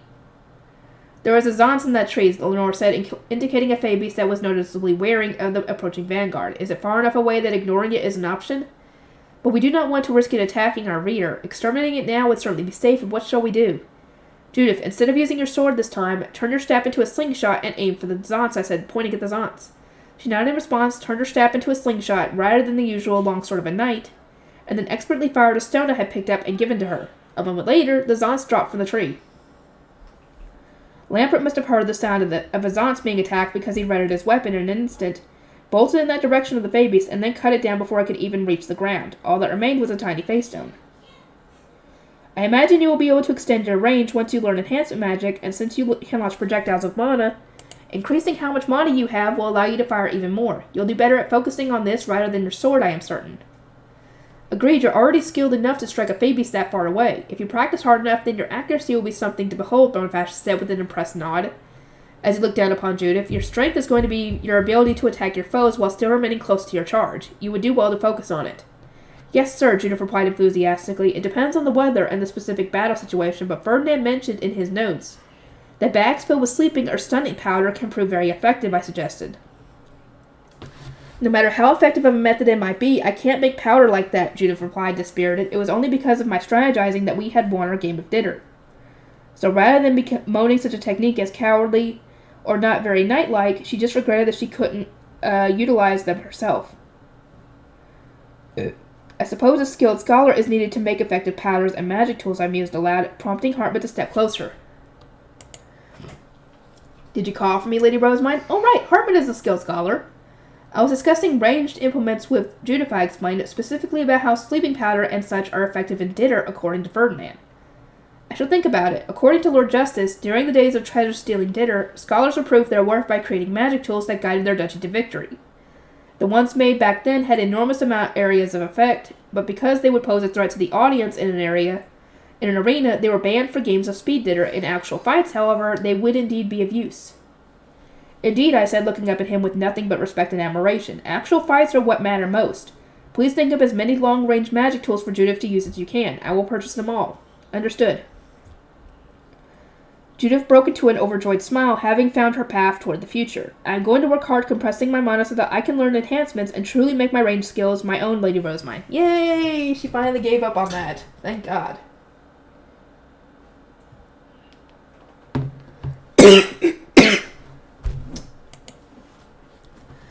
You will need to prepare many things to throw and carefully consider which projectiles will prove most effective against which opponents. An eye for reading the situation and the enemy formation is going to be crucial, so study these things closely. Okay. There we go. Now she's focused on more than just training her body to be like Angelica. Stop, Bonifacius cried out while Judith and I exchanged a smile. I smell a grun. Grun? My first instinct was to say that I couldn't smell anything unusual, but before I could even get the words out, he started sniffing and pointed to a nearby tree. A grunt had apparently marked his territory there. Is it just me, or does Grandfather seem like a wild animal all of a sudden? The grunts often encountered in this season were very much on edge since they were hungry from having spent so long in their nests raising babies and would commonly have their mates nearby with them. In other words, they were exceedingly troublesome to deal with. That's enough gathering. We're heading back immediately and forming a hunting squad. Rosemine, can the scholars ride in your high beast? They'll be easier to guard when they're together. Bonifacius said he had evidently made the right call because just as we started to move, Angelica let out a cry. Master, it's here! From among the trees appeared Phoebes with gaping mouths and malicious-looking eyes. Their bony torsos were striped with black and dark green fur. Although they weren't particularly large, they seemed to be about as big as St. Bernards. Those are grunts, I asked? That's right, they don't look anything like my Lessie. They're not cute in the slightest. The two grunts opened their gaping mouths wider, and in an instant I was hit with the heavy smell of especially dense miso paste. You know, this actually takes me back a little. But as that thought crossed my mind, I noticed everyone else was holding their noses and writhing about, bemoaning the terrible stench. It certainly felt odd to have such a different reaction from everyone else.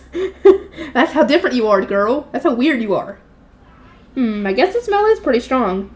Guard your charge and escape, Bonifacius ordered. Only the adults need to fight the grunts. The adult archknights stepped forward and morphed their staffs into weapons, while the men knights got into formation behind them. A lone apprentice knight drew his sword, despite having been told to focus on protecting. We defeated a grunt during the introductory tournament, the apprentice shouted. We can fight too. I don't care, follow your orders. Apprentice scholars, get in, I called out, making Leslie larger for Feline and the others, but it seemed that the issue ran deeper than just a lack of battle experience. Many had never even seen a Phoebes before. They stared at the grunt in shock, completely rooted to the ground. Lampert was the first to take flight and retreat, carrying Wolfried in his arms. It took them a moment to snap back to reality and summon their high beasts, but Wolfried's apprentice guard knights followed soon after. Hartman was glued to the spot, vacantly watching the fleeing knights, so Daniel gave him a hard shove through Leslie's open door. Enough daydreaming, get inside already. Daniel threw Feline inside next, then Judith. I closed the door the very instant the girls were secured and gripped the steering wheel, preparing to fly away as soon as the others were ready. Cornelius, Lenore, and Daniel took out and immediately mounted their high beasts, and we all soared up into the air at once. A grunt seemingly launched toward us at such an incredible speed that it was impossible to track with the naked eye. A Bonifacius jumped up in a similar fashion and smacked it back down to earth, no doubt using physical enhancements. I hadn't actually seen him smack the grunt, for the record, but from my perspective, it had suddenly been launched back into the forest from whence it had come, crashing through trees along the way with a tremendous noise. Hanging in the air where the Phoebes had once been was Bonifacius with his arms swung downward, so it was easy to conclude that he had moved faster than I could perceive. I won't let you touch Rosemine, Bonifacius declared. His announcement was reassuring to say the least, and with the immediate threat disposed of, I retreated to the castle surrounded by guard knights. Lampert had been the first to lead the scene, and we had seen his high beast heading toward the training grounds of the Knight's Order. Daniel told Cornelius to send an ordinance to Ferdinand, which he did effortlessly while still controlling his mount. Nice! I believe we can lead the rest of the Knight's Order, Daniel said before turning his attention to me. Are you unharmed, Lady Rosemine? I nodded. As far as I was concerned, it had actually been a rather productive day. We had completed our gathering and revealed flaws in the apprentice's training.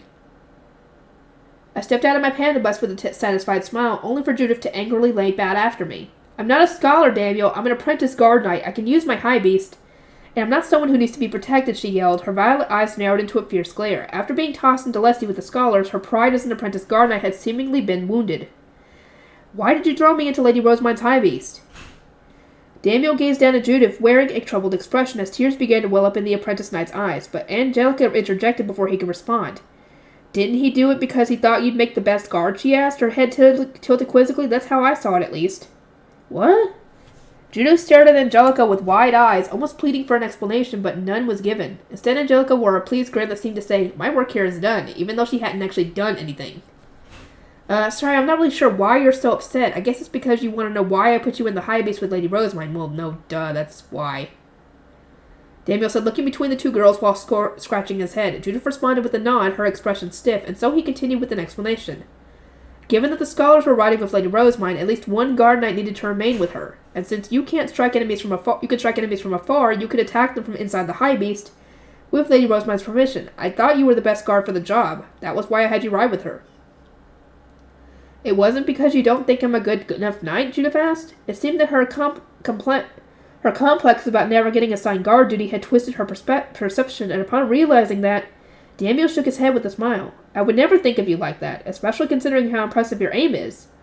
Even Lord Bonifacius praised your skill, but if you were preoccupied with such thoughts, did you forget to do your duty as a guard while inside the high beast? Judith looked up in stunned realization, her mouth opening and closing as she struggled to compose a response, before eventually hanging her head and apologizing.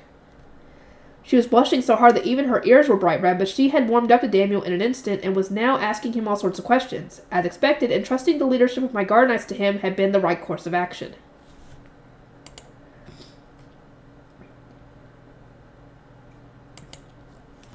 Just as I warned, there were problems, Ferdinand said during dinner, tapping his temple while looking my way. No one was hurt, Bonifacius retorted. You could even say this went better than expected. We would have needed to hunt those grunts sooner or later, and now they're taken care of. The real problem here is the apprentice knight's complete lack of coordination. Wilfried nodded enthusiastically. I agree. I never understood why Rosemine kept saying they couldn't work together while we were in the Royal Academy, but after seeing them back there, I think they need to work on protecting others. If everyone had come away from this with a newfound understanding of the importance of coordination, especially the apprentice knights themselves, then I considered the gathering session a huge win. That said, I was now aware of something else that needed to be improved even more. What say we hold these gathering events more often, I suggested. It will serve as useful practice not just for the apprentice knights, but also the apprentice scholars who desperately need to work on improving their self-preservation instincts. At the very least, they need to better understand their role as charges. What makes you think this, Rosemine? Ferdinand seemed perplexed, so I described what the scholars had done when the grunts showed up. If scholars cannot summon their high beasts to escape, prepare their staffs to defend themselves, or even obey the instructions of the knights protecting them when enemies arrive, they will end up being abandoned by those protecting the Archducal family in moments of danger. I think the scholars need more exposure to threats so that they may grow more accustomed to them. Now that you mention it, Rosemine, you were surprisingly calm when the grunts arrived. You did exactly what you needed to without any hesitation, Bonifacius observed. Of course my composure had come from experience. I had encountered Fabies during my Darif gatherings several times before. It was much too familiar with being ambushed or working with guards was something I had needed to get used to whether I wanted to or not. Training the apprentice scholars to stop being dead weight, huh? In that case, we should prioritize the ones working with the Archducal family. I do not mind you training the apprentice knights and scholars, Bonifacius, but I believe the Knight's Order should first sweep the forest for any more Fabies that must be hunted, Ferdinand said. If our scholars really are that much of a burden in times of crisis, we don't want to risk the appearance of any strong Fabies. Decided that the Knight's Order would spend a few days sweeping the forest, allowing the apprentices a few days' rest from training. What? We're going to be participating too? Feline asked, paling when I explained our plan to have the scholars join the apprentice knights in their training. I nodded. You will not be following the same regiment, but considering how many times I have been attacked in the past, it's exceedingly likely that my retainers will find themselves wrapped up in dangerous situations moving forward. For that reason, it is crucial that you and Hartmut learn to protect yourselves. Even just running away requires a certain presence of mind that neither of you showed in the forest. Understood, Feline conceded after a pause, looking up unwell. She then received a reassuring pat on the back from Judith, who advised that she prepare lots of rejuvenation potions. Given that Feline cannot make rejuvenation potions, I think it'd be a good idea for us to mix them together for her sake. Let us use the castle workshop while the apprentice knights have their break, I said. It was also an ideal opportunity for me to demonstrate boiling down a solution in a pot, which would in turn help me teach my retainers the 4-step of my compression method. We received permission to brew in a castle workshop under the condition that Ferdinand supervise us, which meant I was able to demonstrate the boiling down process to my retainers. As nobles, they had never cooked for themselves, meaning this display was entirely new to them. Ferdinand, why is it that an older archnoble like Hartmut doesn't know about boiling down when Professor Herscher mentioned during a lecture that she visualizes the boiling down of a potion, I asked. There are some potions that become more effective when boiled down, but they are not particularly common, he replied. Those at the Royal Academy were apparently only taught how to put ingredients into a brewing pot and stir them together with their mana. From a noble's perspective, Ferdinand was unusual for going beyond these lessons and using all sorts of additional techniques, while Herrscher was even more unusual for attempting to treat first years through such an obscure potion-making method. Though, well, she was just offering her own approach in case anyone else found it useful. Soon enough, all my retainers had reached and adopted the fourth step of my mana compression method. For Feline, this meant also learning the first 3 steps. She would need to work pretty hard from this point on, since she had the least base mana out of any of my retainers.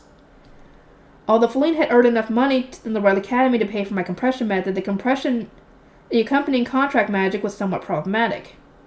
Countrywide contracts were much too expensive to use on her alone, so we had decided that we were going to have her sign with the next batch of people, as we had done with Daniel. In the meantime, we were using an Ehrenfest-wide contract, which prevented her from teaching others the method until we could have her sign the countrywide one during the next group teaching session. I very much doubted she was going to reveal the secret either way, but it was important that we took the same approach with everyone. The days that followed had a lot in common. My retainers took turns undergoing training and marking potions with their gathered materials, while I practiced the Haarspiel, embroidered Schwartz and Weiss's clothing with Lazletta and Brunhilde, answered various questions from Hartmut about blessings, and worked on my rehabilitation. Before I knew it, the Archduke Conference had come to an end. Okay, we got that coming up. Okay, I'll see you guys next time. Okay, part 7.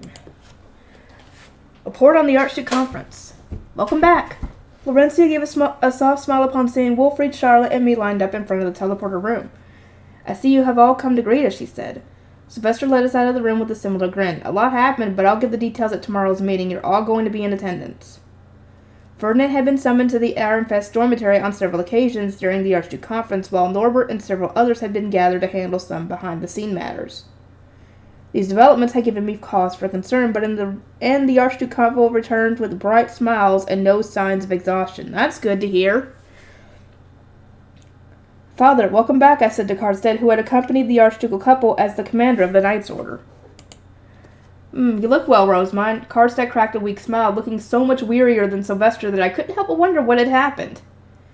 I gave him a concerned look, but he merely pushed for us to leave, since more guard knights, attendants, and scholars would soon be returning.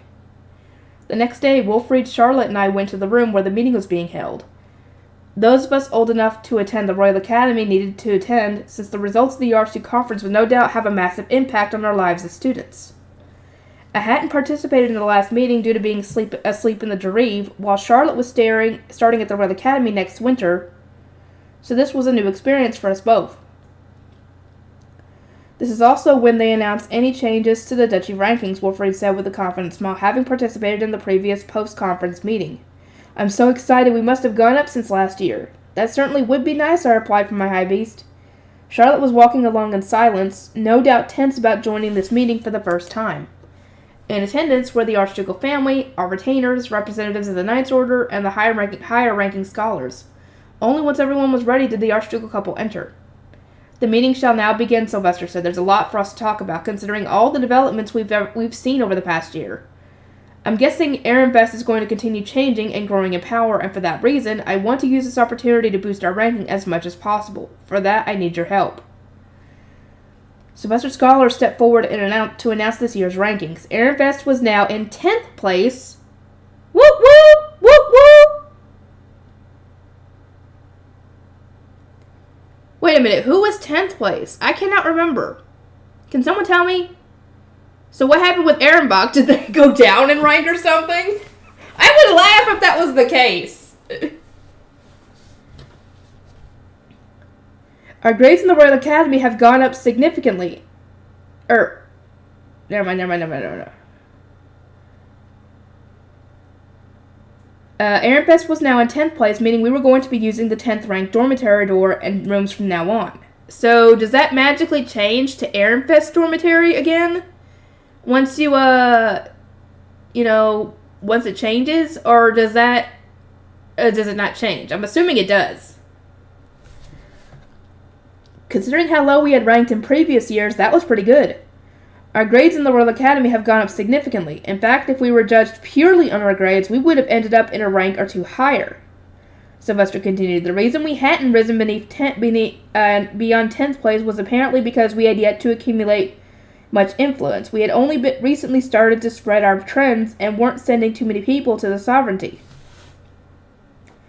If our business with the merchants from other duchies goes well this year, we should be able to get an even higher rank next year.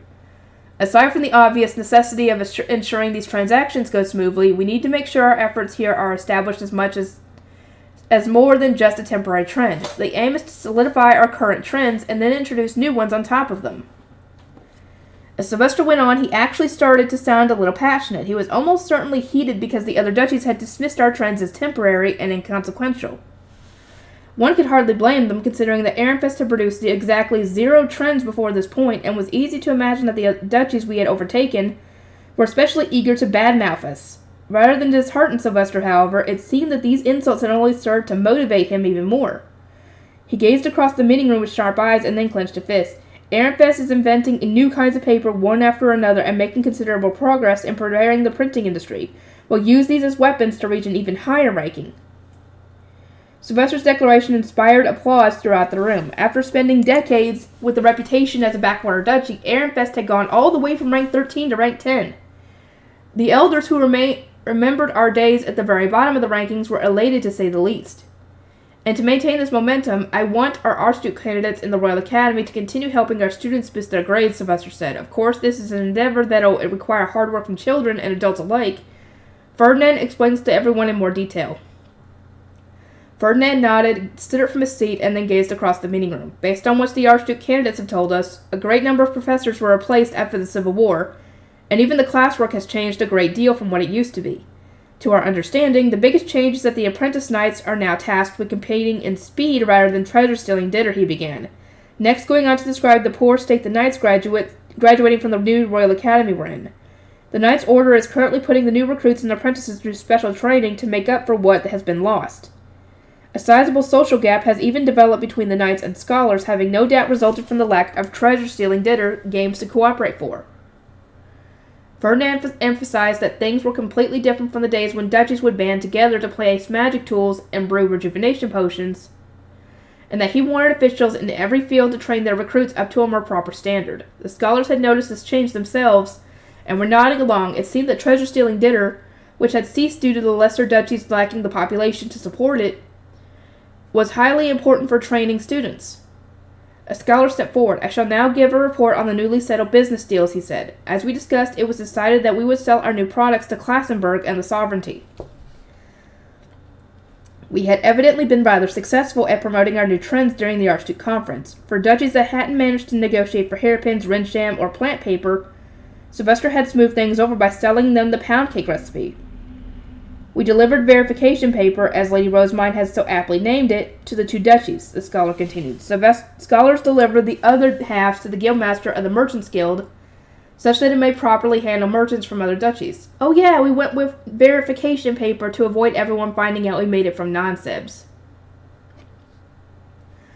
There are many duchies who wish to do business with us next year, the scholar went on. To that end, we must build as many Rinsham workshops as possible before the next Archduke Conference, such that we may take on as many business partners as possible. We will need to discuss this matter with the guildmaster.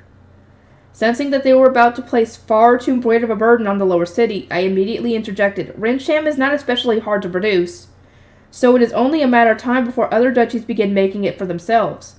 By establishing too many Rinsham workshops in Ehrenfest, we are only setting ourselves up for mass unemployment later down the line. We must consider our actions carefully. After all, we have products other than Rinsham and hairpins to work on. Since we have other trends to capitalize on, can we not just have the workers move on to them after the Rinsham trend dies down? The scholar asked, looking quite perplexed. It was true that we would need to start producing our next products once the other duchies learned to make and consequently stop purchasing our Rinsham. But it was unreasonable to expect workers to change jobs so easily. Having someone begin a new job when their old one disappears may sound simple, but it is much harder to put into practice. If we found there was no more work for scholars, and asked you to begin doing the work of a knight from tomorrow onward, would you be able to perform adequately from your very first day? You may be able to handle the work done by scholars, but nothing more. I imagine commoners are the same. Please keep this in mind when constructing new workshops. When it came to the lower city, I intended to be a barrier shielding the commoners from the nobility's unreasonable demands. The scholars, seeing that I would not budge on this matter, responded with a somewhat dissatisfied nod. Moving on, Sylvester interjected. I assume you're all most interested in Wilfrid and Rosemine's engagement. I do have an announcement on that. The atmosphere of the room sharpened. This decision would affect the strength and influence of the duchy's various factions. Or, in a sense, this was the most relevant news to all those gathered. I could feel the adults listening more intently now than when the ranking was announced, which came as a huge disappointment. They were still playing faction politics when we needed to unite and work together. This all seemed even more foolish because I had successfully stamped out political infighting in the Royal Academy by distracting the students. I wonder whether I could do the same thing here, uniting Ehrenfest's nobles by making them focus on something outside the duchy. Maybe. It's a possibility. Sylvester's dark green eyes scanned the room. Those who hadn't attended the Archduke conference, approximately half of all the present nobles, watched with bated breath as his mouth opened to speak. The king has granted his permission, meaning the engagement now has official backing. Those who would decry it now, know that you will be decrying the king himself. Ha ha. Now neither the Elias Gang faction nor the remnants of the former Veronica faction could openly protest the engagement. I could sense a change in the eyes of all those gathered. It was better to think of one's next move than bemoan something already set in stone. Ehrenfest is in no position to endure any infighting right now, but, well, that's just my opinion. The king also approved Prince Anastasius' engagement to Lady Eglantine of Klassenburg. As a result, Prince Anastasius will now be politically beneath Prince Sigiswald. Anastasius and Eglantine would apparently be ruling the sovereignty's central district, which had expanded after absorbing the territory of surrounding duchies after the Civil War. I understood this as them becoming the Gives of the sovereignty, while retaining their status as royalty to handle the magic devices, which meant Anastasius had finally taken a step away from being the next king. But who knew how much of an impact this would actually have? I started to ponder the matter, only to realize that nobody else around me was doing the same. In fact, they were all completely unmoved expressions. They were all a lot more invested in my engagement, perhaps because the lives of royalty had no real direct impact on them. There's more, Sylvester continued. At the insistence of Ehrenbach, 2 more marriages have been settled. Ooh. Oh no. Oh no. I've got a feeling I know what the other one is. I've gotten spoiled on a few things, and one of them's not going to be too happy about this. If I'm correct, Lampert and Fruden will each be bringing their brides to Ehrenfest. I'm sorry, what? Fruden? Who's Fruden? Because they're both guys. Who the heck is Fruden? Somebody tell me, please. Never mind. What I was thinking is not going to be announced yet. I don't think that's a future book. To nobody's surprise, a stir ran through the meeting hall. Ehrenfest had been minimizing all contact with Ehrenbach ever since Count Bindewald, an archnoble from Ehrenbach, had entered the temple without permission, attacked Ferdinand and me, and allowed his soldiers to be used in an attack on the castle. Sylvester had even outright rejected their marriage on the grounds of our mana shortage, and spoke out against marrying Ehrenbach nobles. Because so much time has passed since their proposals, the 2 brides will come to us at the end of summer to take their places here as soon as possible, Sylvester said. His eyes were leaden, and the lack of celebration in his voice implied that Ehrenbach had forced this matter through. If a greater duchy said they were sending 2 brides over, a middle duchy like Ehrenfest had no choice but to accept.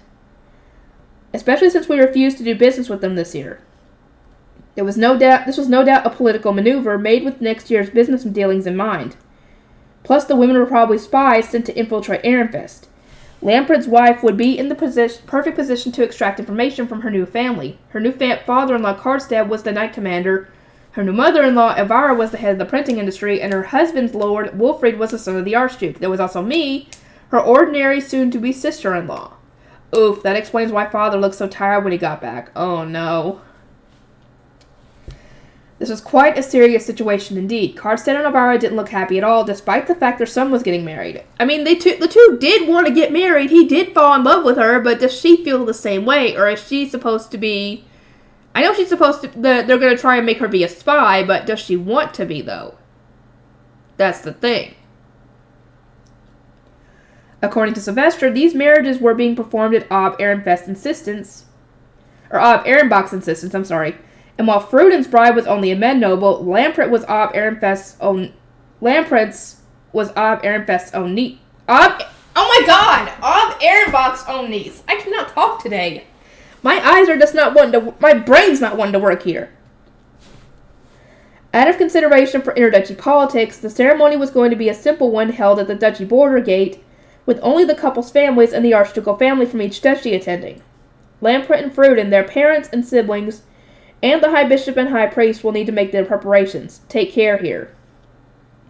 Lamprecht's expression clouded over at the thought of his coming future, but I saw a few smiles among those gathered. Those were from those of the former Veronica faction who wanted more diplomacy with Ehrenbach. They had been worn down after losing their figurehead and getting excluded from trends and mana compression, but those marriages would surely revitalize them. The faction war within Ehrenfest was no doubt soon to reignite. I need to get the duchy's rank up ASAP. Pressure from above is a serious pain in the neck. As I mulled over the situation at hand, I couldn't help but sigh. It was clear that Lamprecht's marriage was going to turn Ehrenfest politics on its head once again. Poor guy. He just wanted to marry his crush. A more private meeting. Ooh. The meeting ended, and the room began to buzz as people started speaking among themselves again. A lot had happened, and it was clear that Ehrenfest was undergoing great change, so everyone exited with bright expressions. Rosemine, Ferdinand, follow me to my office, Sylvester said. I need to speak with the High Bishop and the High Priest. Our retainers came with us, and what immediately caught my eye when we arrived was a fancy-looking book with a letter resting atop it. As I gazed upon its magnificence, Sylvester glanced over with a raised eyebrow. These are from Dunkelfelger, he informed me. Have an apprentice scholar carry them to your room, and be especially careful with the book. Ah, Lady Hannelore, I love you! Oh, mine! As I trembled with excitement, Hartmut and Feline delicately wrapped the book in some cloth given to them by one of Sylvester's scholars. We need to talk about Ehrenfest and the star binding to be performed at the border gate. Retainers don't need to hear about the ceremony, so you all can step outside for a moment, Sylvester said. He cleared the room of not just my retainers, but his own as well, such that only he, Ferdinand, Karlstadt, and I remained. The door shut with a click, and once the footsteps had faded into the distance, Sylvester collapsed forward so suddenly that he smacked his head against his desk. Sylvester, I asked. I'm exhausted, Rosemine. That was the most exhausting Archduke conference I've ever been to. It was even friggin' worse than the first one I ever attended. Really? You didn't seem like you were tired before when you got back. He went on to explain that he had maintained the dignified persona of an Archduke during the Archduke conference, and even proclaimed to his scholars that he was pleased to be so busy because it meant the duchy was rising through the ranks. In other words, he had completely hidden his exhaustion. Now that the retainers were gone, however, Sylvester's Archduke attitude had vanished. He started grumbling and whining to himself, all the while rubbing his forehead against his desk. Ferdinand, telling me to get the king's approval for the marriage before the business talks began was the best advice you've ever given. I thank the gods that I followed it to the letter. Klassenberg's next Archduke came asking to take Rosemine as a second wife. I knew that was coming. I knew that was coming, to be completely honest with you, because, we heard this in the last book, with the side story. Drawanko very heavily implied we should deepen our bonds since our daughters and sons are so close. Frembeltag suggestively mentioned that Rödiger's around Rosemine's age, and Ehrenbach was apparently trying to wed Wilfried into their duchy. If not for the king having already approved the engagement, I never would have been able to shake them all off. The situation really did sound tense. Karlstadt was working his shoulders and scratching his neck, noting that he was exhausted and sick to his stomach just from watching. Klassenberg apparently learned about Rosemine being the source of the trends and a composer through Lady Eglintine's report, Sylvester groaned. I hate to have to admit, greater duchies are just as threatening as I thought. To think they'd pick up on Rosemine's abnormality and try to suck her into their fold despite having had barely any contact with her, it's crazy. Rosemine, when the hell did you even socialize with Drawanko? Justice barely mentioned them in his report. Drawanko? That's Adolphine's duchy, isn't it?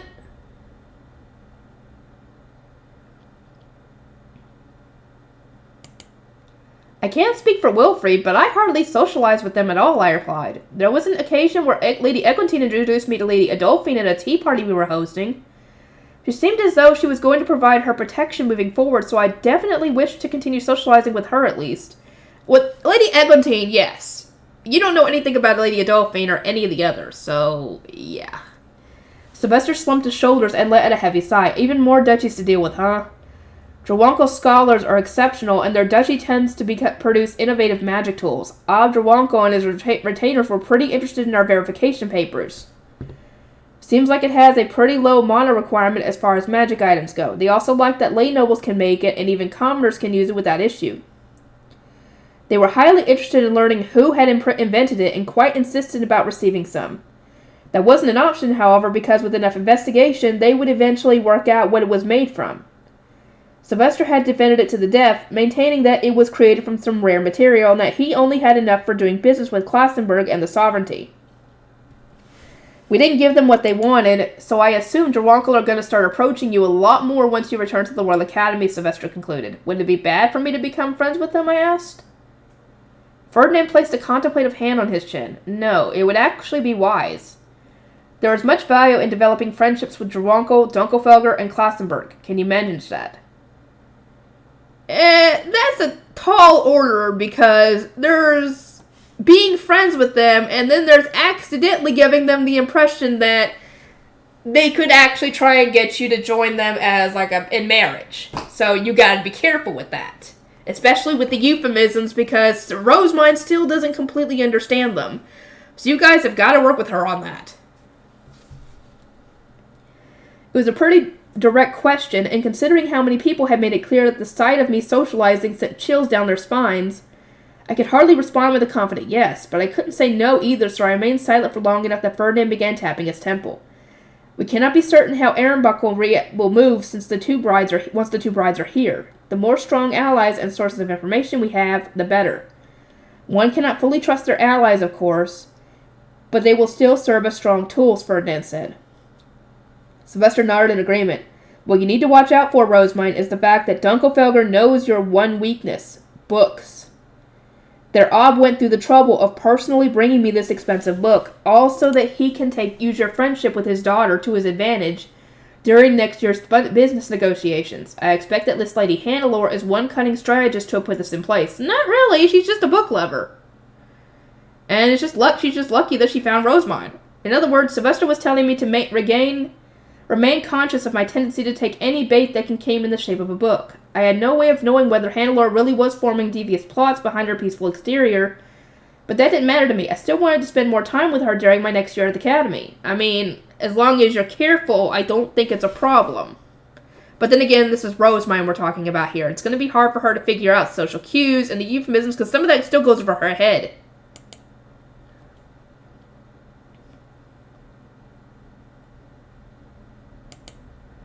To be clear, Lady Hannelore is my sole Bookworm ally, and I love her. We're going to be wearing matching armbands next year and working as fellow library committee members. What exactly do I need to be careful about in the process?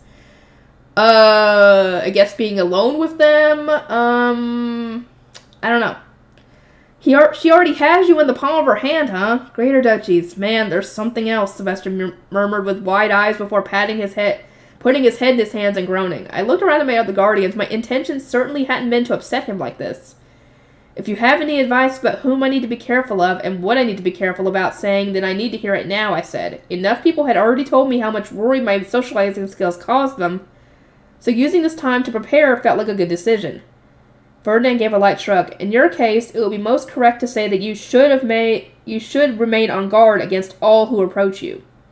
I understand that, but is there anyone in particular? We've earned the jealousy of the duchies just below us by rising to the 10th rank. They'll act polite on the surface, since our positions have effectively swapped, but they're going to be much harsher on the whole, Sylvester explained. If you respond too meekly, then they'll get bolder. But if you respond too arrogantly, then they'll seek revenge if we ever drop below them again. That is true. They'll treat you like crap if the role's into reversed again, if you're too arrogant. As it turned out, Ehrenfest had been forced to endure the immense jealousy of the duchies that had lost the Civil War, all of whom complained about ending up beneath Ehrenfest of all duchies. In all honesty, One could hardly blame them. Ehrenfest had previously been at the bottom of the ranking, and our rise to the middle was purely due to the Civil War, or down to the Civil War, rather than any accomplishments on our part. Seriously, though, I still can't believe there were that many people asking for your hand in marriage. I knew there were going to be some, but it was ridiculous, Sylvester sighed. There weren't that many at the inter-duchy tournament, were there, I asked. I remembered some interest from lower-ranking duchies, but not the top-ranked ones. I'm guessing it was because you came first in your class, and our duchy's rank shot up so fast. All I can say is, I'm glad I got the king's permission before anything else. The Anshul mentioned the library's tools, but... Did the royals say anything about Schwartz and Weiss? Will they perhaps be assigning more archnobles to take up positions in the Royal Academy library, I asked, leaning forward over the table. I cared more about this than anything that had been mentioned during the meeting. Sylvester gave me a look as though he found me entirely unfortunate, and then shook his head. It was art scholars from the sovereignty who spoke to me, not royals. They asked whether Ehrenfest was making clothes for the library's magic tools, and nicely enough, told me all sorts of things about them. He paused for a moment and grinned at Ferdinand. Seems like the outfits are usually made by the sovereignty arch nobles, serving as librarians banding together. They were real worried about whether a backwater duchy like us can handle them on our own. They were convinced we wouldn't even be able to gather the proper materials. In fact, they thought we were gonna dress them in rags. Yeah, they actually said that. Is that so? Oh, Ferdinand's getting amused. Ferdinand asked, his expression morphing into one of apparent amusement. His light golden eyes were narrowed in a way that was genuinely terrifying. I certainly look forward to their thoughts next year, then I truly do. Rosemine, take extreme care with the embroidering. The magic circles I produce are more than satisfactory, but we must not allow the embroidery or appearance of the clothes to inspire the mockery of others. Oof, looks like he entered serious mode. Sylvester, which duchies must Rosemine be most on guard against? Ferdinand asked. Elaborate on the proposition she received. Just Jerwankel, Dunkelfelger, and Klassenberg. Every other duchy held a lower ranking than us, so we don't need to worry too much about them. Wait. There must be some kind of mistake. I don't see why Dunkelfelger would consider me a marriage candidate. Lord Lestelot kept insulting me and calling me a fake saint, I said, detailing our conversations before and after we had played treasure-stealing Ditter. Ferdinand narrowed his eyes again as he mentally pulled together the pieces. That game of Ditter is likely responsible, he reasoned. Dunkelfelger's knight commander and his nephew were doubtless pushing hard for your hand. Their knights yearn for nothing more than tacticians who can use their talent well. That sounds oddly specific. Ferdinand, did you receive similar proposals? I asked, looking up at him. He gave a brisk nod with a displeased expression. The Knight's Order always targets those skilled at Ditter, with the odd-pushing girls of suitable age upon them. I recall a female Archduke candidate who, not wanting to marry a man from a bottom-ranking duchy, regardless of whether he was first in his class, fled from Dunkelfelger and entered a romance with royalty. She ended up becoming the third wife of a prince in the middle of the Civil War. She sounds like quite a proactive woman, I replied. I thought noble women generally only married partners their parents chose for them. It is common in Dunkelfelger to seize whatever one wants and secure a victory no matter the cost. Her parents were unable to protest her decision since she had secured a wedding with royalty through her own strength and determination. Wow, Dunkelfelger women sure seem strong. Lady Hannelore didn't really give me that impression, but maybe she can actually fights like a tiger. I don't think so. I think that Lestelot's protective of her. So, yeah, he's probably not going to let her. Karstedt began stroking his chin, having been listening closely to our discussion. Lestelot, was it? If you truly are despised by Dunkelfelger's Archduke candidate, I imagine you have nothing to worry about. Those around him are just getting excited. The true threat here seems to be Jerwankel. Why is that, I asked. They have an Archduke candidate your age, no? And seeing as you're going to be receiving his older sister's protection next year, you won't be able to speak too strongly against them. Older sister protection. I clapped my hands together in realization. It was true that I was going to be in Adolphine's care when I returned to the Royal Academy. Sylvester furrowed his brow, pulling a face like he was digging through his memories. Ob Jerwankel mentioned that his daughter adores you like a little sister. Really? I highly doubt that. From what I've seen on spoilers for later, I don't know. And as I said, they're obsessed with magic tools. They might have their eyes set on you purely as a way of connecting with Ferdinand. Like a little sister, I repeated. Lady Adolphine and I certainly aren't that close. Drunkel is a top-ranking duchy. Their truth is the truth, no matter what your take on the situation is, Sylvester replied flatly. Fear not, Ferdinand said, dismissively waving a hand. Those from Drunkel know their place. They will not speak against a marriage approved by the king or work in the shadows to have it happen, or have it dissolved. At most, they will antagonize you with questions about magic tools.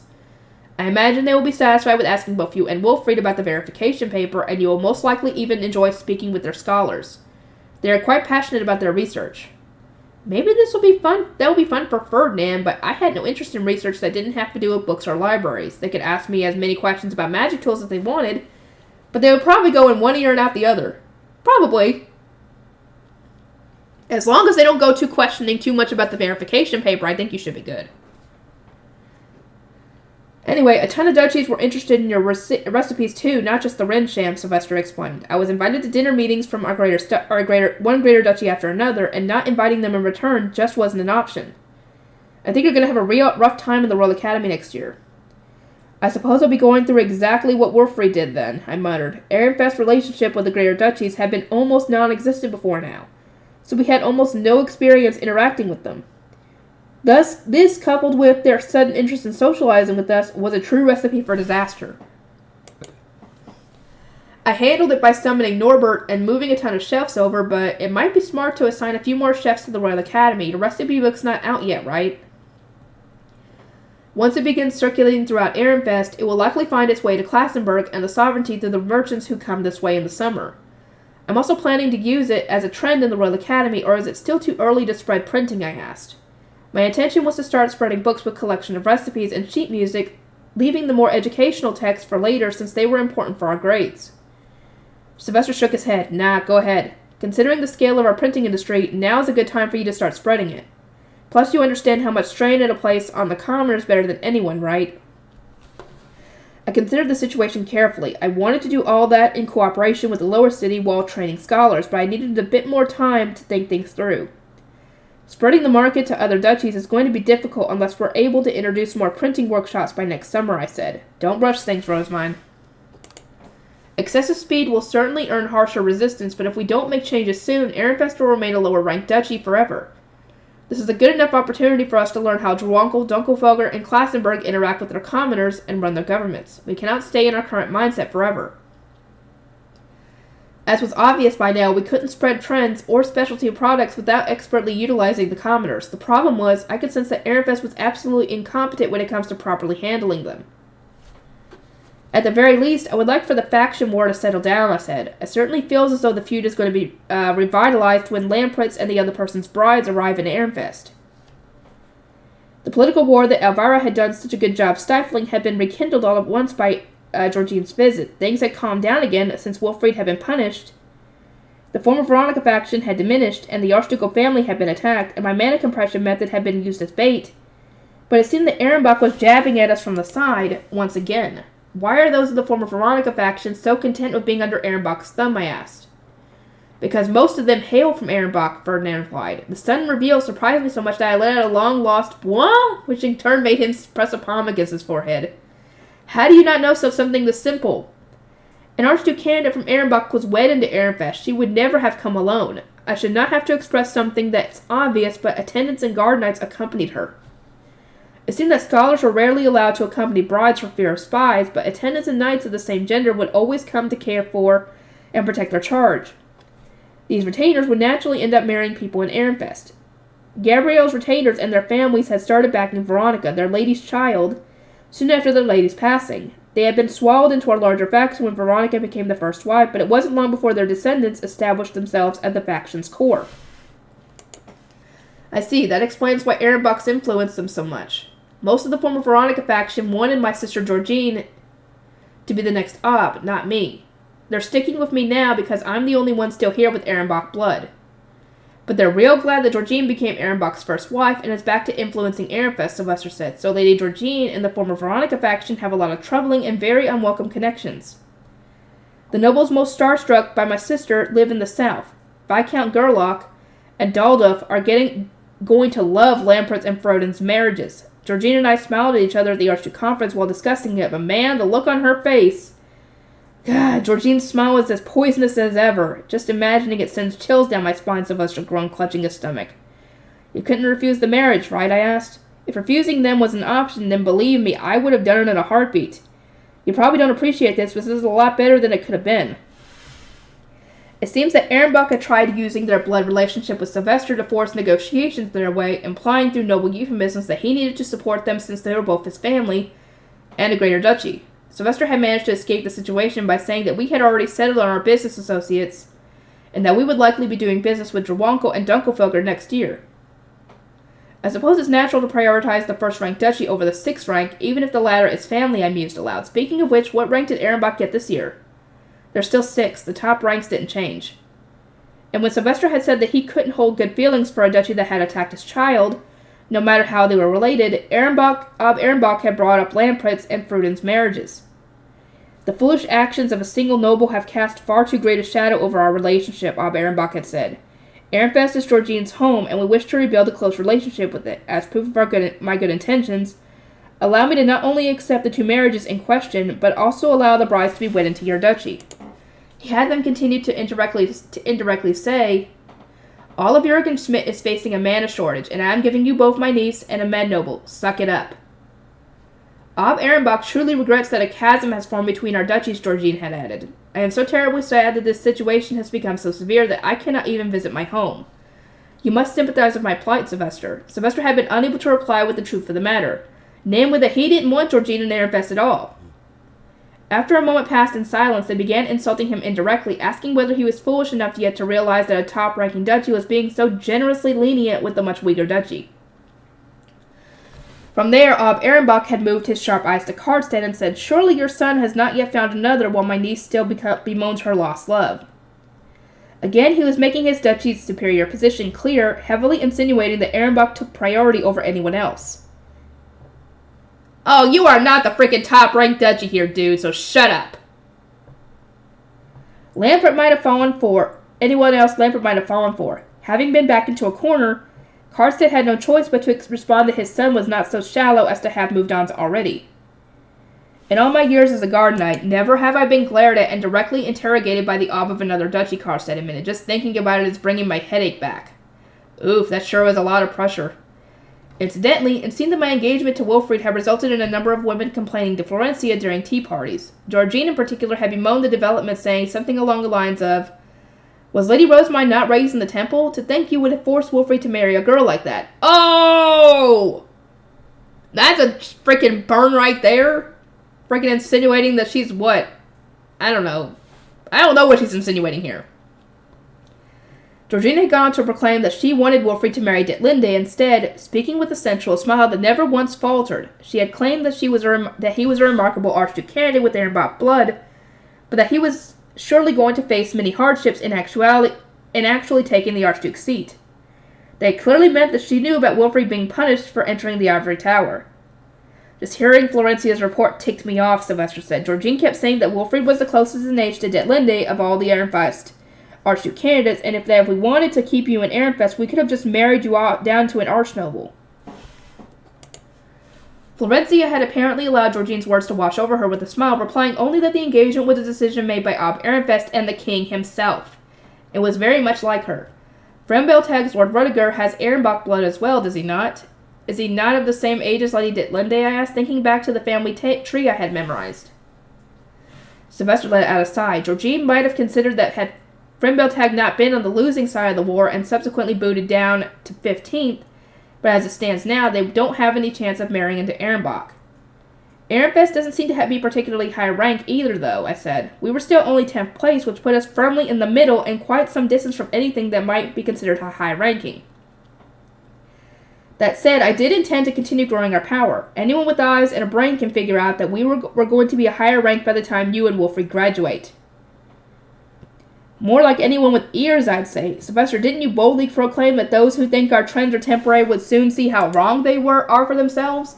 Karlstedt asked, having been there to witness such a thing firsthand. It seemed that Sylvester, in all his stubbornness, had risen to the challenge when duchies that hadn't risen in the rankings attempted to undermine our progress. Sylvester, you often tell me to keep my head down and not cause trouble, but did you not pick a fight in that situation, I asked? Sylvester responded with a snort. I didn't pick it, I accepted it. Archdukes need to be strong so that bottom-ranking duchies don't start getting cocky. He is correct, Ferdinand said, looking in my direction, but as you do not understand politics in the slightest, do not attempt to copy his methods. Don't. I am for the most part a gentle spirit, I replied. I do not pick or accept fights unless they involve books or family. And when they do, you charge ahead with nary a rational thought in your mind. That is the most terrifying thing about you, Ferdinand retorted. I averted my eyes and backed off. Sorry, but I don't think it's ever going to change. Not even dying changed me. Anyway, we need to stay on guard against Ehrenbach more than anyone, Sylvester said. My sister acts differently when Ehrenbach isn't around, and reports from Wilfred and Justice give the impression that Detlinde's actions are disjointed from what her parents seemingly want. We have no idea what their goals are or what they want to do with Ehrenfest, but it seems like the three of them have entirely separate aims and motives. Ferdinand nodded. They will most likely use the two brides to force unreasonable demands during next year's Archduke Conference, or perhaps their goal was simply to have the two women infiltrate us to begin with. At the moment, we have no way of knowing. It's unfortunate, I said. Lampert finally gets to marry the woman he loves, but there's little reason to be happy in this situation. Lampert heard the news with a conflicted expression, Karstead noted with a bitter smile. He fully understands the position he's in. The bride in question was Ob Ehrenbach's niece. Lampert couldn't simply make her his second wife and shove her into some side building. She was due to become first wife to the man leading Wilfried's guard duty, and she was going to be managing their estate. Her position was perfect for gathering intel. Rosamund, you'll be attending their starbind ceremonies as the High Bishop, Sylvester said. I personally don't want you anywhere near Ehrenbach, but we don't have a choice. It's an unspoken rule that when the Obs of two duchies both attend a starbind ceremony, the ceremony is performed by whichever of their high bishops is of a higher rank. As an Archduke candidate, that's you. He went on to explain that he was assigning Ferdinand to assist me since there was a reasonable chance I would make some unfortunate mistake on my own. Maybe. You will need to practice giving equal blessings, Ferdinand said. Otherwise, your feelings will make the blessing favor one person over the other. I'll do my best, I replied. Blessing the couples according to my feelings will only end up creating quite the scandal, so I needed to focus and make sure I blessed them equally. I'm leaving the ritual to you, Sylvester said. On my end, we'll need to think about how to guard the castle and try to work out whether there's likely to be an attack on the way there or at any of our rest stops. An attack, I asked, looking in surprise, but aren't they marrying into our duchy? Both Oz will be gathered in one place, which means the castle is going to be less defended than usual. We'll also need guards, what with so many powerful people moving around. Rosamund, I think you'll want to make mana armor for this, Carson said out of nowhere. It seemed that I needed to maximize my defenses in preparation for any sudden attack, specifically by wearing knight armor made from face stones under my high bishop robes like a Kevlar vest. Okay, that could be interesting. I looked up at Ferdinand, wondering whether this really was necessary, but he nodded in agreement. You will indeed want mana armor. Of your retainers, we can only bring those with armor. The others must stay behind. Are you saying I need to bring my noble retainers with me, despite the fact I'm going to be tending as a high bishop, I asked? You are also soon to be the bride's sister-in-law. You must attend such that you can be interpreted as both an archduke candidate and the high bishop. The same is true for me. If we are breaking my temple attendants and my castle retainers, we would need to tighten security around Fran and the others. I suppose I need more face stones again, I murmured. I will give you what you need, so focus on your defenses as much as possible. The barrier is dangerous, and we need to avoid unleashing any attacks of our own. This is why ensuring that you are well protected is paramount. Right, Sylvester said. I don't want a certain someone suddenly unleashing a huge magic attack like they did during a certain ambush.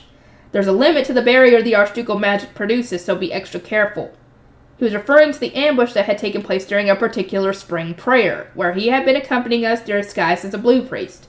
Strengthening the barrier with special magic to stop my attack had evidently been quite a tense moment for him. I am extremely trepidatious about teaching you any attack magic, but defensive magic that will allow you to protect yourself and those around you seems to be a wise choice. You are not likely to attack if you have means with which to defend yourself, Ferdinand muttered, and with that, the matter was settled. Oh, the epilogue! But they don't have to wait till next time. I'll see y'all in the next one. Okay, we're going for part 8, and I should be able to finish this volume today. Wow, this is taking me not long at all.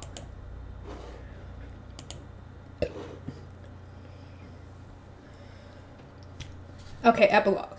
The lengthy meetings and luncheons spent discussing the Archduke Conference had finally come to a close, and the Ob of Ehrenbach, Lord Giselfried, had returned to his duchy for the first time in what felt like an eternity. He sat in his room, sipping the tea prepared for him by his attendant, and sighed. Georgine, on the other hand, showed no exhaustion even in these private chambers. Despite how tiring the Archduke Conference had proved, she simply let out a refined laugh. She was from Ehrenfest, and despite having been wed to Ehrenbach as a third wife, she was now its first. Gee, I wonder how that happened.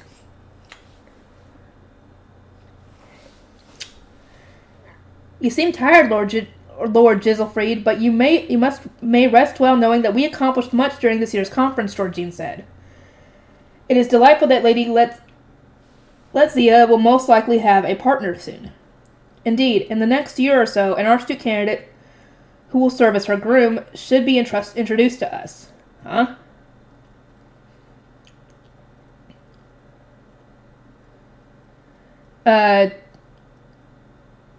Who's Lady Letzia? Whatever. Giselfried replied. His granddaughter's engagement had concerned him more than any other matter addressed during the conference. He had asked for a royal or an Archduke candidate worthy of becoming her groom, and his request had been accepted. Despite having been on the winning side of the Civil War, Ehrenbach had lost its second wife to the Great Purge. Oh, this explains that at least. And her children have been spared only on the condition that they would be demoted to archnobles. Okay, that makes sense. The second wife had not been directly involved in the Civil War. To be clear, she had been implicated purely because she was the little sister of Ob Workstock, a supporter of the first prince who was responsible for the Civil War, and the fourth prince who had proceeded to drag out the conflict. Okay, so essentially, she was only killed because she was related to one of the supporters of the king's now enemies. So, yeah. At the time, Giselfried had prioritized saving the lives of the second wife's children, and since Georgine's son, Wolfram, was still alive, he hadn't feared for his duchy's future. But the boy soon passed, and all the daughters except Detlinde were married away. Giselfried had contacted Drwonkel, into which his first wife's daughter had been wed, and sought an adoption with his granddaughter. Letzia had then come to Ehrenbach after they relinquished a youngest daughter and no better for the deal. Huh? So, hang on. So his granddaughter, essentially, is being trained to be the next Ob. Okay. She had already been selected as the next Ob and was being trained for that purpose. During the Archduke Conference, Giselfried had asked for an Archduke candidate who would support Letzia as her husband and protect Ehrenbach moving forward. Unless the king gave his order soon, by the time Letzia began attending the Royal Academy, the most ideal older Archduke candidates would already be engaged to others. He needed to hurry. It seems the king has a child with his third wife, the one from Dunkelfelger, Giselfried remarked. I recall Dunkelfelger saying something about it. Hopefully that child is a son and is in the same year as her. Would we not struggle to wed royalty into Ehrenbach, Georgine asked. I mean, yes, you would. You really would. In that case, I think she would be wed into his family. If I'm thinking of this right. But maybe not. We are only facing our current predicament because the royals and those from Klassenburg forced their purge upon us. They feel at least somewhat responsible, so we have something of a chance. Slowly but surely, Ehrenbach was crumbling to pieces, and the insufficient size of its archducal family was mostly to blame. There were just too few people available to perform mana replenishment. Then Lady Letzia is taken care of. What shall we do about Detlinde's groom? I had thought Lord Wolfrey would make an excellent choice, but it would seem that his engagement to Lady Rosemine has removed that possibility. Ha ha. Ha ha ha. You ain't getting your claws into Ehrenfest that easily. Finding a groom for Detlinde had thus far proven to be a challenge. Letzia was already set to become the next Ob, so they didn't want someone who would stir up discord within the duchy. They needed a groom who wouldn't push Detlinde to take the Archduke's seat instead. But few men were so meek. Wolfried had apparently been an excellent pick because he had committed an unforgivable crime in Ehrenfest. and would therefore be unable to have such high ambitions in another duchy. A shame, considering how rare it is for an archduke candidate to have tarnished their reputation. Giselfried mused. Just such information seldom leaked to other duchies. He had acquired it only because Georgine herself was from Ehrenfest. According to Detlinde and Professor Fraularm, Lady Rosemine was raised in the temple. Perhaps it was convenient for them to wed two equally flawed candidates. You bitch! You don't know the circumstances. And besides, the temple is not a bad place. It's just seen as such because of people having Lomana being sent to the temple. It's not a bad place. Georgine said, her eyes lowered in an expression that made it impossible to tell whether she found this a great inconvenience or of no importance whatsoever. Giselfried frowned, recalling the rumors that had been flying around from the Interduchy tournament all the way to the Archduke conference. That reminds me, they say this Archduke candidate Rosemine is responsible for all the new trends in Ehrenfest. Is this true? Does your camp have any intelligence in Ehrenfest, he asked. We had a feast in the castle when I last returned home, but they did not serve any of the food or sweets they offered during this year's Archduke conference. I know that new sweets were provided at tea parties either hosted or attended by Lady Rosemine's family, but that is all. And as you know, I have not been allowed to return to Ehrenfest since, as I am not particularly up to date on current affairs. That said, I do have reports from Detlinde's attendant, Martina, and there is no doubting that Lady Rosemine is leading these trends herself. The problem with Fraularm is that her reports cannot be trusted. What purpose does she even serve as a dormitory supervisor? Really? She can't be trusted? But she's Ironbach's supervisor, or dormitory supervisor, so what's the problem here? Despite her being a professor with a supposed specialization in the gathering and control of information, Fraularm's reports tended to be highly subjective. Ooh, yeah, she's biased. But why, I don't get. Those from Ehrenbach had initially taken them at face value, which had greatly warped their understanding of the situation in Ehrenfest. Okay, so they can't trust the information she sends them. Because I'm assuming she's going to exaggerate things and assume that what's going on, even though it's not happening. Which had greatly warped their understanding of the situation in Ehrenfest. As a result, despite their leaders being connected by blood, they had ended up far behind other duchies in diplomacy. It was quite a terrible situation indeed. I shall warn her myself, dear, so take care not to be too harsh with her, Georgine said. A direct scolding from the Ob would only introduce unnecessary friction. Okay, so they know about this. Okay. Wait a minute. Is she somehow related to Count Bindewald? That would explain her bias against Rosemine.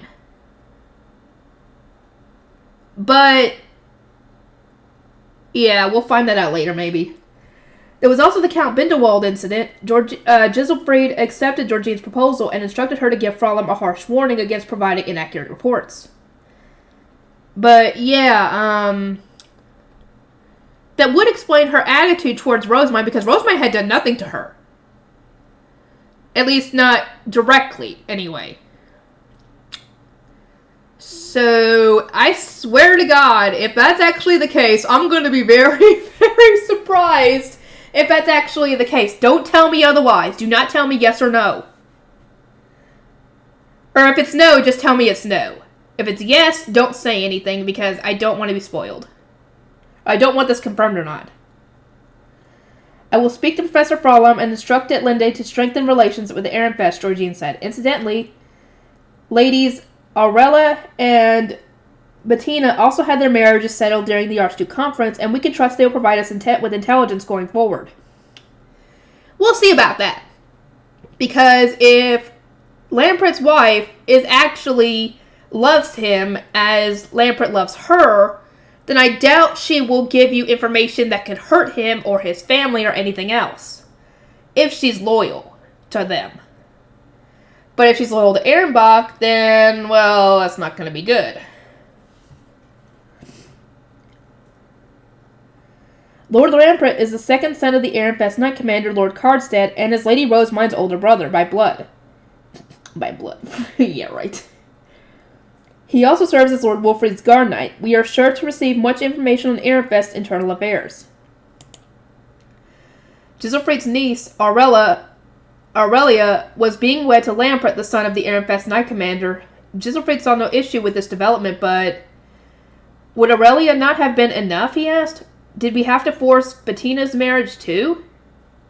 A single marriage would have been refused. Considering the market next year and our future relationship with Ehrenfest, wedding them both was the superior move, Georgine replied. Her gaze then became somewhat distant, as though she had suddenly remembered something. She brought her red lips into a slight pout, as she often did when deep in thought. Speaking of which, according to an old childhood friend of mine whom I spoke to briefly at the conference, there is a rumor that Ehrenfest's new trends are in truth coming from Lady Rosemine's guardian, Lord Ferdinand. No, that's a lie. Rosemine's coming up with this herself. Ferdinand is just helping with some of the stuff so that way she's not doing it all herself and gets overworked. Ferdinand, Giselfried repeated. I have heard that name before. It was a distant memory, but from what he could recall, all the Ehrenfest Archduke candidates who had attended the Royal Academy were either eccentric enough to be widely discussed, or intelligent enough to have achieved remarkable grades and commendations. Lord Ferdinand was taken in by my father soon after I wed, it seems. I met him for the first time during my last visit. My understanding is that he returned to noble society but went to the temple after graduating. He was present only at the beginning and end of my visit, when greetings and farewells were necessary. Do you know anything about him? As you recall, before I became first wife, I was in no real position to hear about the outside world. A first in-class candidate who returned to the temple, Giselfried mused, now piecing it all together. He could picture the highly competent Archduke candidate who had once been forced into the temple, only able to display his talents indirectly through Rosemine. Such a person would surely be quite a catch. It seemed an unfortunate waste to let such a multitude of demonstrated talents go unused. No! Hell no! Ferdinand would not agree to this, though if the king kind of commanded it, he wouldn't have a choice.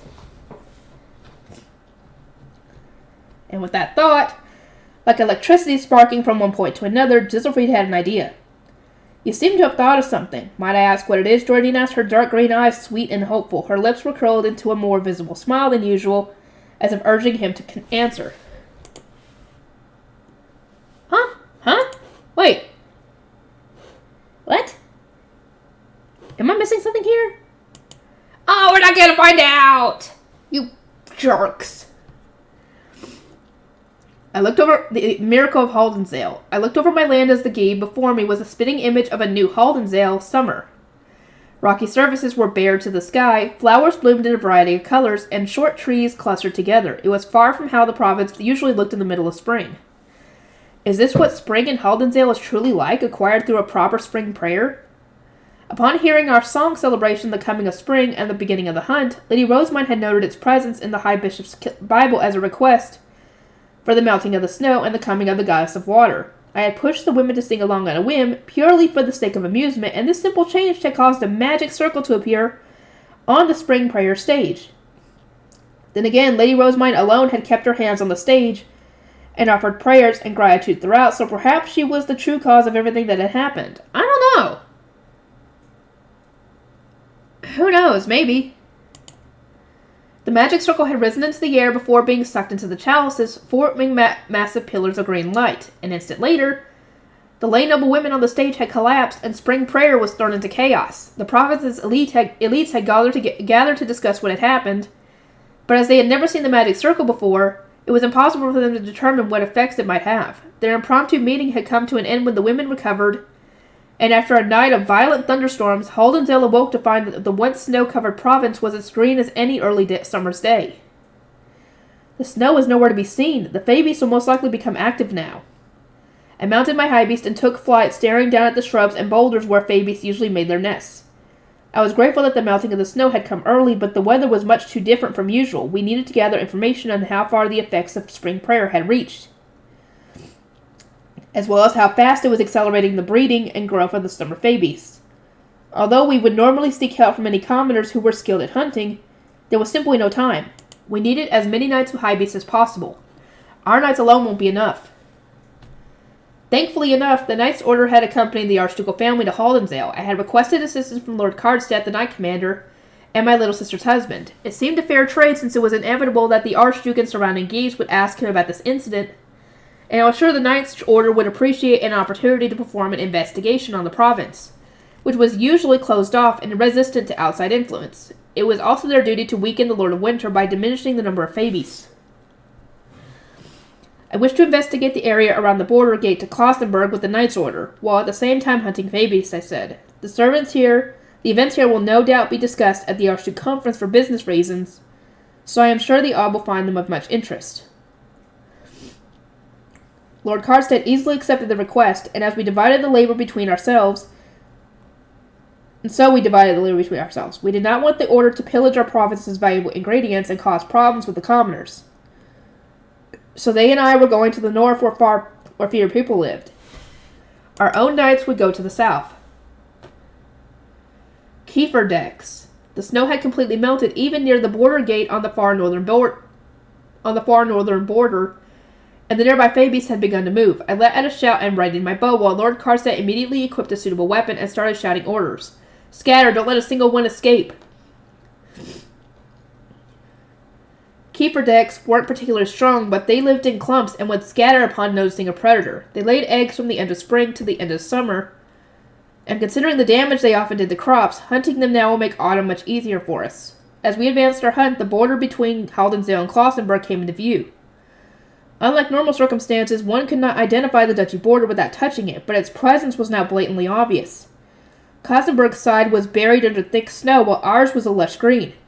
So this is the strength of what Verdrena, the goddess of thunder, I said, unable to contain my awe, swallowing hard as I sensed an impossible power not visible to the naked eye. I had so often spoken the names of the gods when performing large-scale magic, but the effects of these spells had never given me a feeling of such divine magnificence before. I was surprised when I saw the expanse of grain from the castle, but to think it would reach all the way to the duchy's border. We landed by the border gate and observed the border, which now stood as proof of the god's divine power. Unlike the gate to Fremmeltag of the old Zosengasse, the gate to Klausenberg remained firmly shut, and there were no knights stationed there. On the Haldensdale side, there was an open space for hunters to set up camp, and a small shed that kept firewood.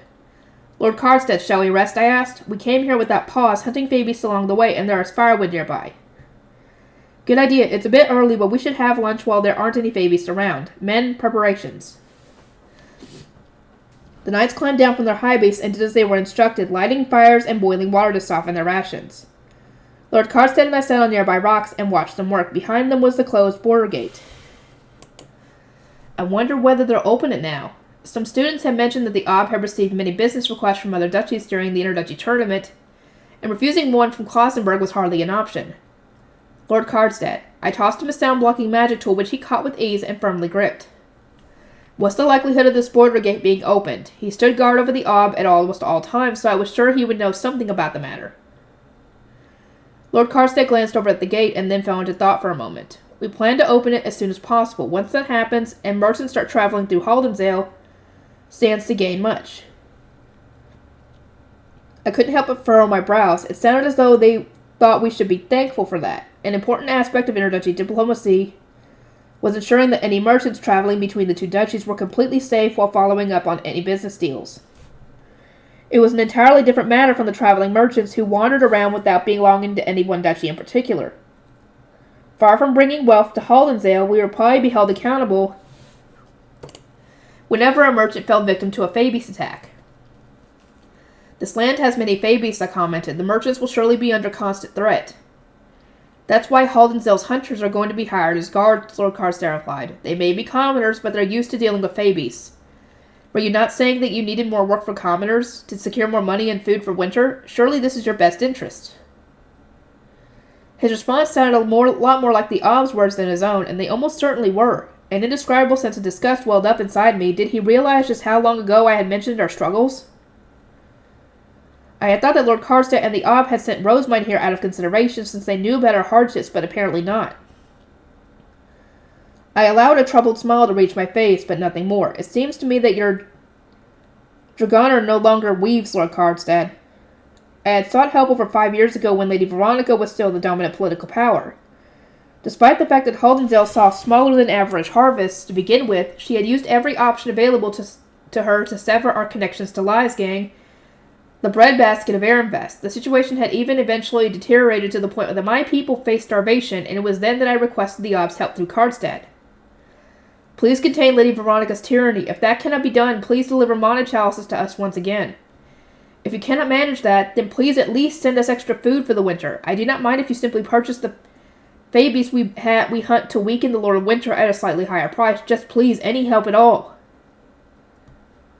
Holdenzell and Liasgang have formed an inseparable bond over the generations due to the Lord of Winter. Holdenzell played a key part in its defeat each year, and the speed at which it was defeated heavily influenced the next year's harvest.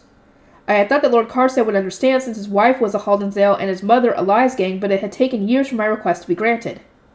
Well, that's not... I'm sure they tried, but freaking Veronica's power was too great. Chalices filled with mana to wet the dry ground, food support from Liasgang following the imprisonment of Lady Veronica, money from the printing industry. All of my wishes from back then had been granted by Lady Rosemine, I said. Holdenzell had changed dramatically over the past 5 years or so, if not even Karlstad, who was married to Elvira and closer to Holdenzell than most from the Nobles' Quarter, could understand this. Suggestions from the Archduke will certainly be of zero use to us. If the gate is opened and our hunters are assigned to guard the merchants coming through it, I suspect the next Lord of Winter will be considerably larger than you have grown accustomed to, I remarked. Do you and the Ob think the same?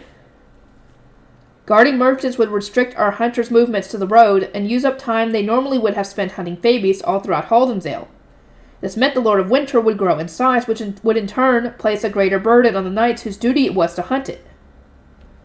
To make matters worse, if the coming of spring was delayed as a result, it would impact every harvest in the duchy. Guarding the merchants of other duchies, or hunting Fabies in the summer, I would like the Archduke to carefully consider which of these takes priority before the border gate is opened. I have faith that he will not blame Holdenzell for the consequences of whatever decision he makes, as Lady Veronica once would have.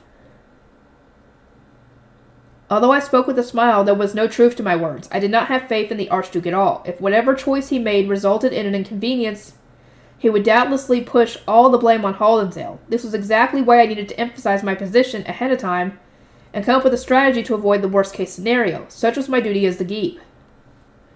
This year, I would like to pour my all into grasping the influence of the ritual. Adding the opening of the gate to the sudden change in weather would only complicate these efforts. But if you know of anyone who might be able to answer our questions at this moment in time, I would greatly like to hear his advice, I continued. Although I spoke through euphemisms, my point was more than clear. It was impossible to tell whether Holdenzell could handle the workload that would come with opening the border gate, and if the Ob thought otherwise, I wanted to hear his reasoning. I can only pray that the Ob's Dragoner has not likewise kept him 5 years in the past. It was then that a knight came to report that the water had started to boil.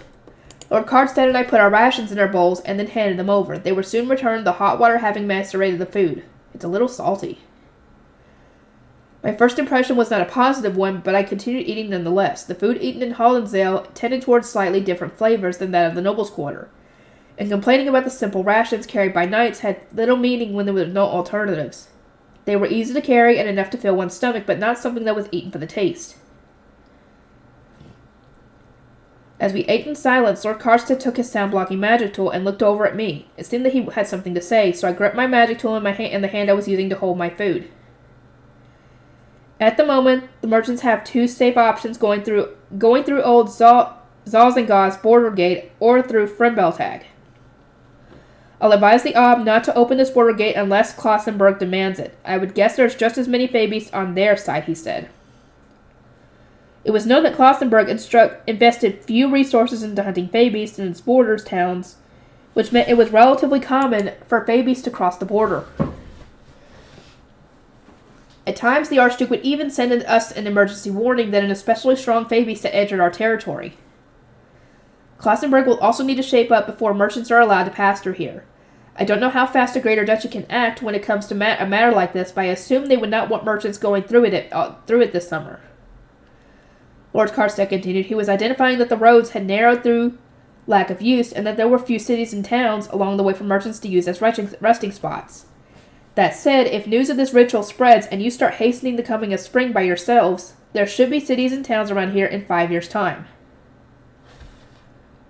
5 years' time, the fact that Lord Karstead could ignore immediate problems to focus on the far future made him appear quite the optimist. But that was to be expected of someone from the nobles' quarter. I had endured the harsh environment all my life and did not share his optimism in the least. Thick snow disappeared from all the plains, forests, and mountains over a single night, I said. Yet there is no flooding. Where did all the water go?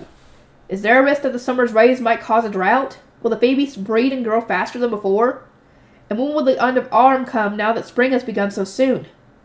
There are too many unanswered questions for me to start planning 5 years into the future. His expectations were unreasonable when understanding our current situation would require so much time and observation. It was a ritual that melted the snow. I doubt you will encounter any water-related issues, Karstead replied. Have you investigated your province's past just to see how this was handled back when the ritual was done properly?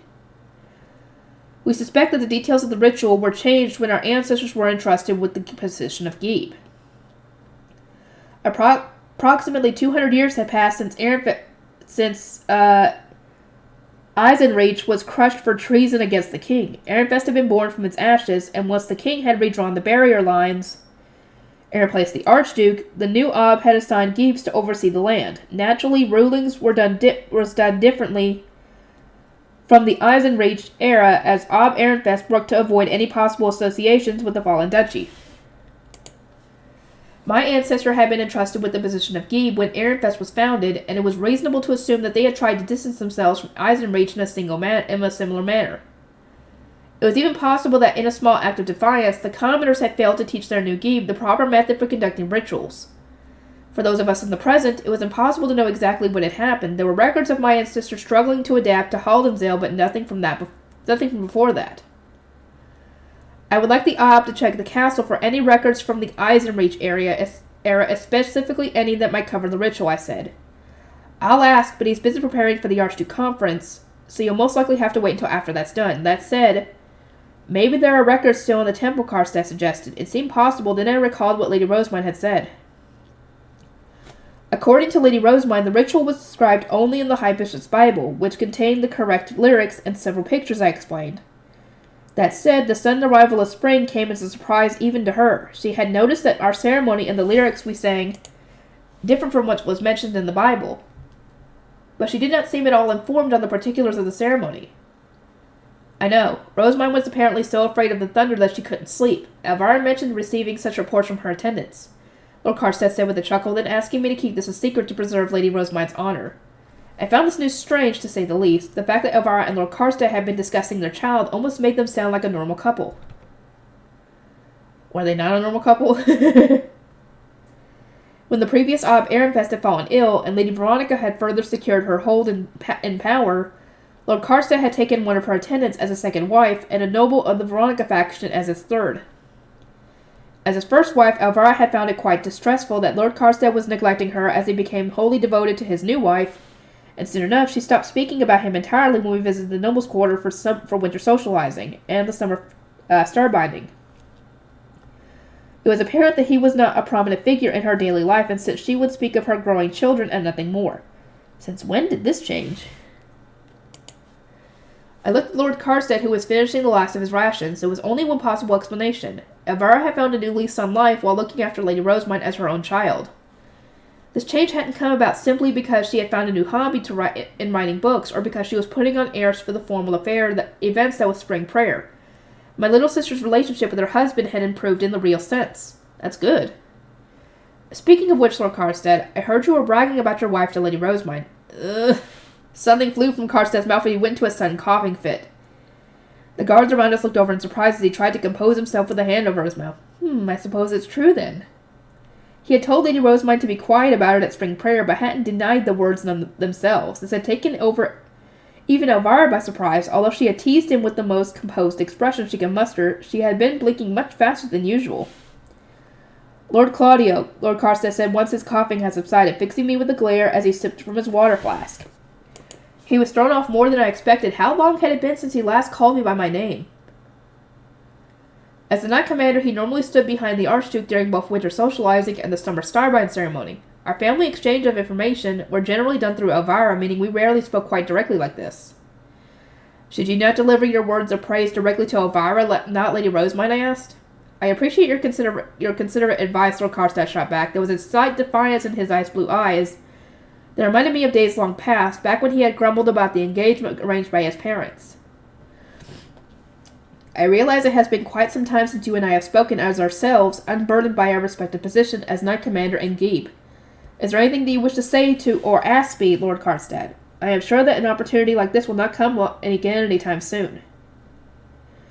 I had stated my request as Geeb Haldensdale and given my advice as Elvira's brother. There was nothing more I wanted to say. Lord Karstead, however, had not raised anything himself.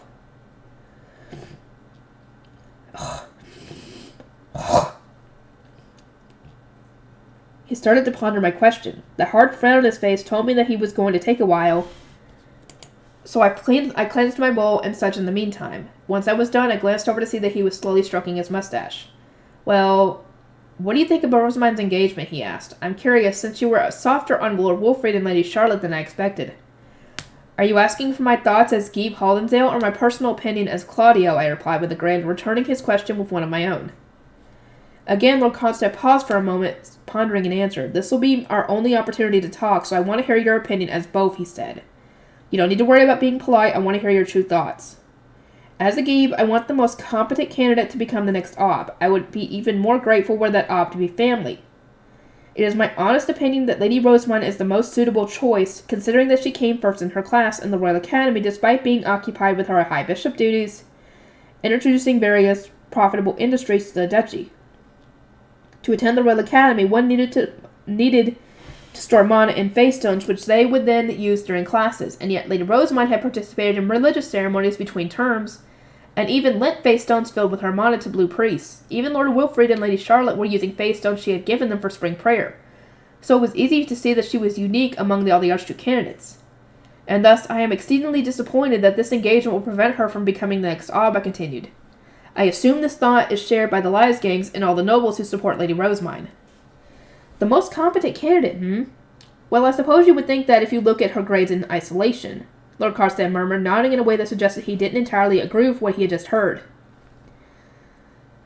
I raised an eyebrow, prompting him to continue, but he provided no further explanation. I find it unfortunate, I said, but as Geeb Haldensdale, I also understand it was a natural result. Oh? Ooh! He knows this. Oh, what does he know, though? Because does he actually know the truth? Or what her backstory is? I know that Rosamine is not Elvira's own daughter. Truth be told, when I heard that my little sister would be performing the baptism, I doubted my ears. The thought of your infidelity enraged me. Infidelity? The backstory is that Rosamine is Rosemary's daughter, which is his third wife. So why is he saying that he is being unfaithful? I don't get it. As Elvira's older brother by blood, I had seen Cornelius and all her sons while they were still infants. The fact that I had not seen Lady Rosamine once before her baptism was enough for me to know that she was not my little sister's daughter. Well, of course not. They had the backstory for it. It was possible that she was the daughter of Lord Karsted's third wife, considering her age, but her true origins were completely unknown. We'll see. Trying to establish an Ob who does not have relatives of the same mother is exceedingly dangerous, I explained. Still, were Lady Rosamine healthier, I would have agreed with Lysegan's position that she should be the next Archduke with Wilfrid as her groom. Lady Rosamine was so weak and sickly that it wasn't even known if she could birth children. That is true. You won't know until she comes of age. And they were to try. A ruling archduchess in such a situation was commonly succeeded by a male sibling of the same mother or his children due to their similar mana capacities, and that was the issue. This archducal family did not come from the same mother. Nobles of the Lysegang faction thought that Lady Rosamine was Elvira's daughter and that Bonifacius' blood relatives could therefore provide support if necessary, but that was not the case. If she was indeed the daughter of the third wife, then her blood relatives were instead the Joysenstocks, and those guys are dead. They're all dead because they tried to do all that back 2 years ago. That is, the house that had already been destroyed and its members executed for assaulting the archducal family. Yep, they're all dead. In the sense that he lacks relatives of the same mother, I consider Lord Ferdinand to be similar, I continued. Old Man Lysgang is supporting him purely to expunge Ehrenfest of our Ehrenbach blood, but having Lord Ferdinand and Lady Rosamund as the Archducal couple would introduce too great of a risk. They would eventually need to choose their successor, and if she ultimately cannot bear a child, there would be inevitable tragedy and even war. For those reasons, it was not a mistake to make Lord Wolfrid the next Archduke with Lady Rosamund as his first wife. In that case, Lord Claudio, what are your personal thoughts? I think it depends on Lady Rosamund. What matters to me as an individual is what she thinks of this engagement and whether the Archduke is forcing her into it. How is her sibling relationship with Lord Wolfrid and Lady Charlotte? Did she intend to stand above Lord Wolfrid? Was she opposed to the engagement? Those were the questions that had played on my mind. I had made a few probing remarks while guiding her to her seat, but she had indicated her intention to support her future husband. Furthermore, while I had thought the Archduke had forced temple work exclusively onto his adopted daughter, in reality his children by blood were participating in spring prayer as well. I had seen Lord Wolfrid and Lady Charlotte display clear respect for their sister. On that note, I continued, I saw no indication that she disapproves of or has any distaste for Lord Wolfrid. Lord Wolfrid was not as foolish as I was led to believe. He's grown a little bit. He understands that mana and religious ceremonies are linked to the harvest. As long as he continues to embrace Lady Rosamund's uncanny nature and mana quality, and continues to be supportive, I imagine he will do just fine as the next Archduke. We'll see about that. Of course, because Lord Wolfrid's already had a black mark in his reputation, it would require great effort on his part to be accepted as the next Archduke. It was a task that would take him quite some time, but I didn't consider it impossible. Rosamund's uncanny nature? Few others seem to comment on that. Instead, they focus only on how surprisingly competent she is, Lord Karstead said, sounding a bit surprised. It must be because she was raised in the temple. I can sense her feelings for the gods, and her approach to rituals is quite uncanny indeed. It is almost as if she holds a perspective that is fundamentally different from our own. Oh, you have no idea, dude! You have no idea! After seeing all the snow vanish overnight, she had just commented that the goddesses had done a good job, as if nothing extraordinary had happened at all. Where this nonchalance had come from some iron spirit or her extreme faith in the gods, I could not tell, but there was no denying that she was abnormal. Oh yeah, she is definitely abnormal. If we are to continue summoning spring early by performing the spring prayer each year, Lady Rosamund's perspective is going to be essential, I went on. The culture may shift to focus more directly on the temple and its ceremonies that have thus far been scorned and looked down upon. Lord Wolfrid will need to show the strength of character required to embrace the vast change Lady Rosamund will establish. So you are not inherently opposed to their engagement. That is good to know. I am not entirely happy with it either, but if the Ob made this decision to keep Lady Rosamund in Ehrenfest, then he has taken the right course of action. Her wisdom and skill are beyond her years. She would have been stolen by a top-ranking duchy in the blink of an eye. They tried! They tried! Well, this is before the Archduke Conference, but still. Lord Karstead nodded and then stood up. I'll make sure the Archduke hears your thoughts. I'm sure they'll enhearten him. I appreciate that, but I must warn you, tensions in Ehrenfest will not ease for some time. Old Man Lysgang and his lot will never agree to the Ob's will and actions here. You have a Lysgang mother. Do you think you could strengthen your bonds with your family and contain them, I asked, watching Lord Karstead as he used washing to clean his bowl and such. He searched for words before eventually shaking his head. I am the Knight Commander. My duty is to protect the Archduke, not manage faction politics. And as Rosamund's father, I will not be so foolish as to personally approach the Lysgang faction during this sensitive time. I see. So this is a hardship that Elvira will face alone. Protecting the duchy and the Ob are my top priorities. Family must come second. Elvira understands this, and as a woman of Holdenzale, she is more than capable of enduring these fights alone when necessary. She has rare qualities that make her better suited to become being the first wife of a Knight Commander than any other, although I only realized this after Rosamund pointed it out. Oh, and it was after this sudden realization that you began to brag about your wife to Lady Rosamund, I presume? Yes, that's true. Lord Karstead shot me a glare before tossing back the sound-blocking magic tool. It seemed that our rest was over.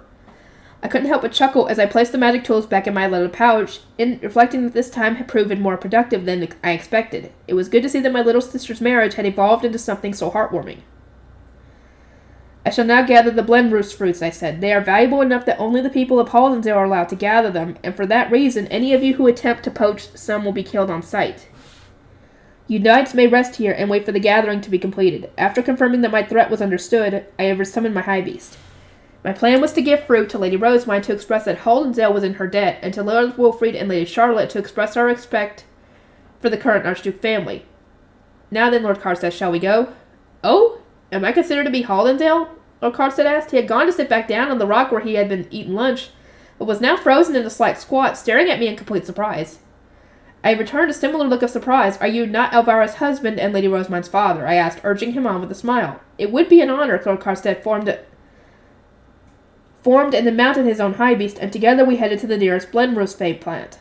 What are you planning, Lord Claudio? Given how I've been treated in Haldensdale, I hardly thought I was considered family.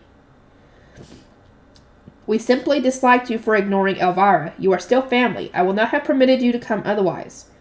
So you say, but your actual reasoning is that you need some assistance since gathering fruit from 3 people is too much for you to do on your own. Am I correct in that assumption? You're making the same face that Elvira does when her true reasoning differs from what she is saying.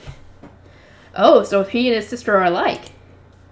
He was indeed correct. It seemed that Lord Carstairs actually did pay attention to Elvira. It was a surprising development that made me reevaluate how I saw him, but only slightly. He had spent many years overlooking my little sister. I wanted him to continue treating her better. Just on the other side of this boulder, I said. We'll set our high beast down here. Also, hold this. We protected the few precious Blenroost trees we had using barriers, which saved them from being destroyed by fey beasts or looted by outsiders. Only those who held the seal of my people were capable of passing through. I gave one such seal to Lord Carstairs, passing through the barrier myself, and then circled the boulder. There stood a golden glowing Blenroost tree with a dozen or so fruits hanging from its branches. And at the base I saw something unbelievable. Blenroost sprouts? Before my very eyes were several sprouts, all gleaming a similar bright gold. I swallowed hard, unable to believe what I was seeing. It was impossible. Never have I seen a Blenroost sprout, despite having been born and raised in Haldensdale. It was precisely because new Blenroost fey plants never grew that we protected them with such strong barriers. We had tried burying their fruits in the earth, scattering seeds, and even grafting, but our efforts had all been in vain. And yet, the golden sprouts before me were those of new Blenroost trees. As their colors and the shape of their leaves confirmed, this too was doubtlessly a miracle from the goddesses brought forth by spring prayer. Lord Claudio, is something wrong? A miracle has occurred in Haldensdale. I could feel a warmth rising in my chest. A gentle breeze informed me of the beginning of a new era, and my heart quivered with emotion as I realized that I was experiencing the very moment in history when Haldensdale will be changed forever. I swallowed again, but this time, overjoyed, tears began to well up in my eyes. We will continue to perform spring prayer. It was a mana-intensive ceremony that placed a heavy burden on the women of our province, but Lady Rosemine had informed me that there was a way for men to help as well. As the Geeb, I needed to ensure that the miracle-spawning spring prayer would continue. I needed to bring true wealth back to Haldensdale. I reached out for the Blenroost fruit, taking great care not to step on the sprouts. My initial plan had been to pick one for each of the 3 children, but I decided on 2 instead. I wanted to give my thanks to Lady Rosemine, who had given life to such a wondrous miracle. Praise be to the gods, glory be to the gods. It was on that day that I did something I had never done before. I prayed to the gods from the very bottom of my heart. Oh, here we go. One more, I think. How many pages left? 25. And that's not counting that's counting the afterwards, so part of that's not even going to be there. Preventing destructive reconstruction. Hey, a Gunter, welcome back, a soldier I recognized that said as we passed through the east gate. How was Haas this year? The job's not done till we reach the temple, and we ain't there yet. Let's pray that there aren't any problems on the way, I replied. As we led the carriages into the city, I scanned the stalls lined up on the main street for something to eat. Hey, Leckel, go buy some of those sandwiches. Commander, we're not at the temple yet. Maybe we should wait until after our guard duty is over. That way we won't have to rush our food. You lot might be able to take your time, but I need to tell the other commanders and the guild heads about what Lady Rosemine told me. I don't have time to waste on a slow lunch, I declared, fixing the man with a glare. We pretty much leaped out of our formation and rushed over to the stall, soon coming back with 2 sandwiches. Several thin slices of meat had been slapped between the bread. You're not the only one, Lady Rosemine informed of the danger, Commander. I want to help too, Leckel said, handing one sandwich to me, while taking a big bite of the other. Glad to hear it. I gave him enough coin to pay for both sandwiches, and the next thing I knew, all the other soldiers returning from Haas had rushed off to buy lunch too. Trying to get a head start, eh, Leckle? We're going to earn points with the High Bishop, too. Commander, I'm the fastest guy out of any of these losers. Please trust me with your messages. It was exciting to finally be back in town, sure, but it was poor discipline for them all to rush away at once. I glanced around cautiously with my sandwich in hand. Commander, what should we do? Leckle asked. Now might not be the time to just go and tell everyone. We'll tell the planting company when we drop the priest off at the temple and give the carriages back. They should pass that on to the guildmaster. I know plenty of people in the planting company and the merchants guild through mine. The merchants will probably do something once I made it clear this is a direct warning from her. Why did you say that?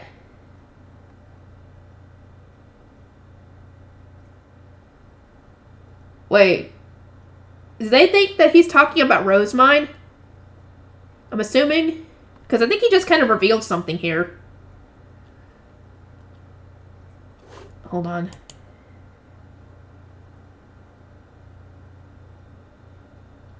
Oh, he didn't say that out loud. Okay. As for the head craftsman and the commanders at the other gates, I want you all to split up and tell them that I'm holding a meeting tomorrow. I'll make it all clear then. Tomorrow will be too late, Commander. How about fifth bell today? They'll gather in no time if we tell them their houses are potentially being destroyed because of noble business. Maybe, but the foremen are going to hear about this before you know it, and they're not going to wait until tomorrow for an explanation.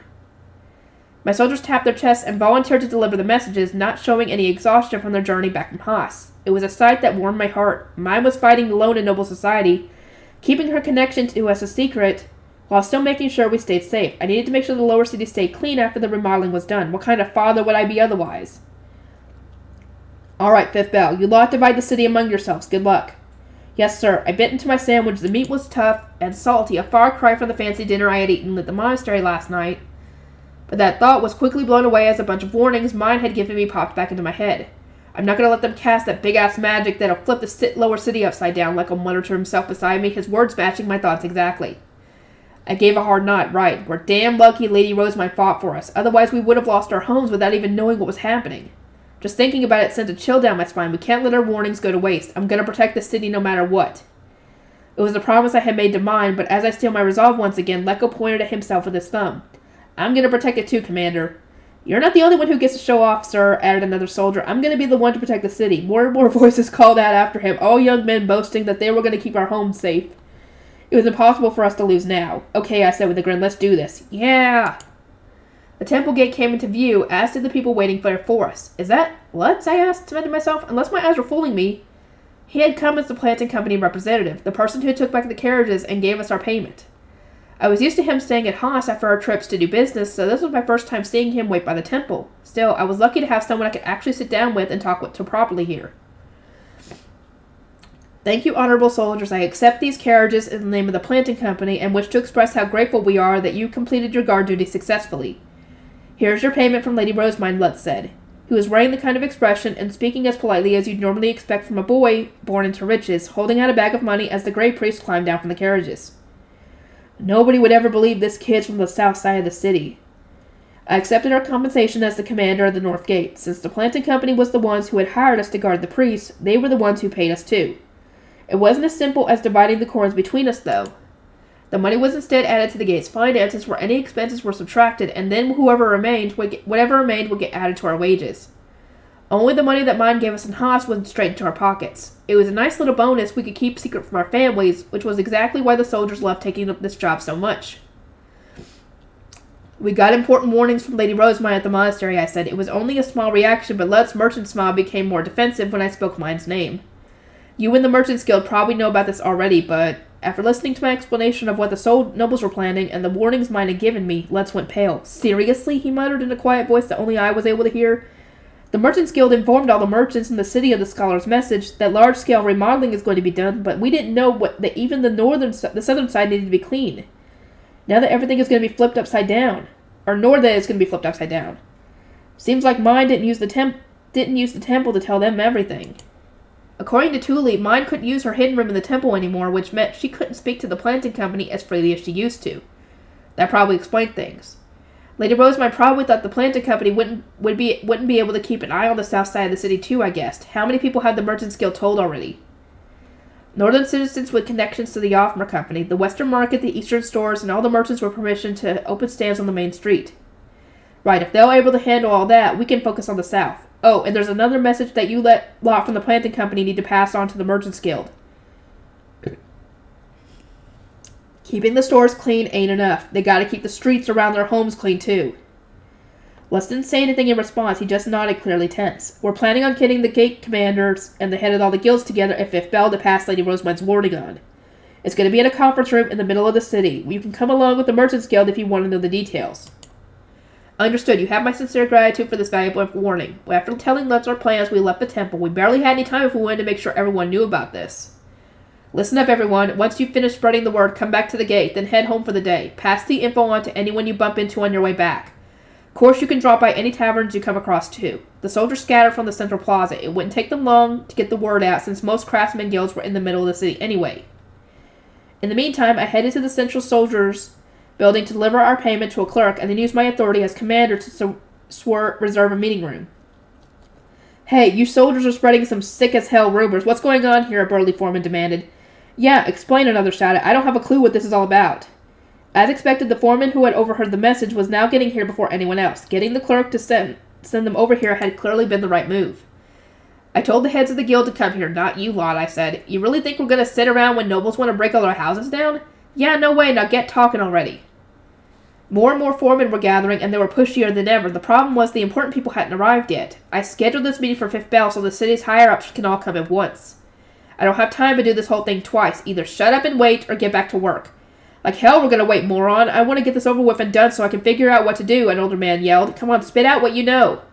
He stepped forward and furiously moved to grab my shoulder, so I gave him a hard elbow to the chest before flinging him over me and onto the ground. The conference room fell silent in an instant.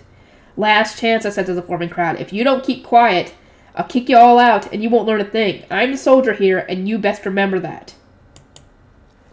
By Fifth Bell, the heads of the guild and other great commanders had all arrived. I recognized some of the people from the Merchants Guild who had come though they must have been real busy. Frida, mine's old friend, was among them, looking all around with curious eyes. She had grown up to be a real beauty. I hadn't seen her in a while, but she must have remembered me because she smiled when we made eye contact. As expected, there were also a ton of uninvited craftsmen. Some were stuck outside the conference room, but that wasn't my problem. They could ask their bosses to explain the situation to them later. I relayed everything mine had told me, approaching this under the assumption that the nobles had misled everyone with their half-assed warning. I made sure they knew that while their homes and their lives were going to be safe this time, they would seriously upend the entire city if we didn't keep things clean. Huh? What do you mean, upend the entire city? Someone asked. I mean exactly what I said. They'll come back and start changing the 2 ivory floors made with the Archduke's magic, which means all the wooden extensions we live in will vanish for good. Hold on a moment. Are those nobles insane? They can't do that. That's going way too far. You gotta be lying to us. Burn you. The foul-mouthed foreman spat swears at me, calling me a liar, but those who had actual experience with nobles, the commanders, and the employees of the Merchants Guild had gone completely rigid. I glowered at the foreman and puffed out my chest. That's enough. If you're here to whine, do it outside. You're getting in the way of us talking. I know a lot of you live in the South and don't know how terrifying nobles and their mana really are. But this is the kind of crap they'd pull without a second thought. The men barked last, but still not convinced. Frida stood up and turned to look at them. I am the daughter of the Offma Company, and I work for the Merchants Guild, she said. This man is not lying to you. I have been taught that this entire city was built long ago with archducal magic. I believe it would be simple for the Archduke to reconstruct the city, or make it disappear entirely with a bit of preparation. Such a large-scale magic may happen without us knowing it. And in the blink of an eye, our homes might disappear forever, and we along with them. A visibly rich girl explaining the origins of the city in such polite language was enough to get the foremen who were uneducated and ignorant to shut up. And to be clear, I added, nobles think of us like stray dogs they wouldn't give 2 craps about if we all died. We're nothing to them. The foremen must have finally started to feel the danger as they were now giving each other uneasy looks. But we're lucky this time, I went on. Rosemine, the High Bishop, knows us soldiers from our trips to Haas. It was out of concern for us that she explained how we can keep the city clean. Really? How? The foreman asked, leaning forward. The heads of the guilds all did the same. What I'm about to say needs to be told to everyone. Commanders, tell your soldiers. Guilds, tell your foremen. Foremen, tell your craftsmen. To everyone, tell your families and neighbors too.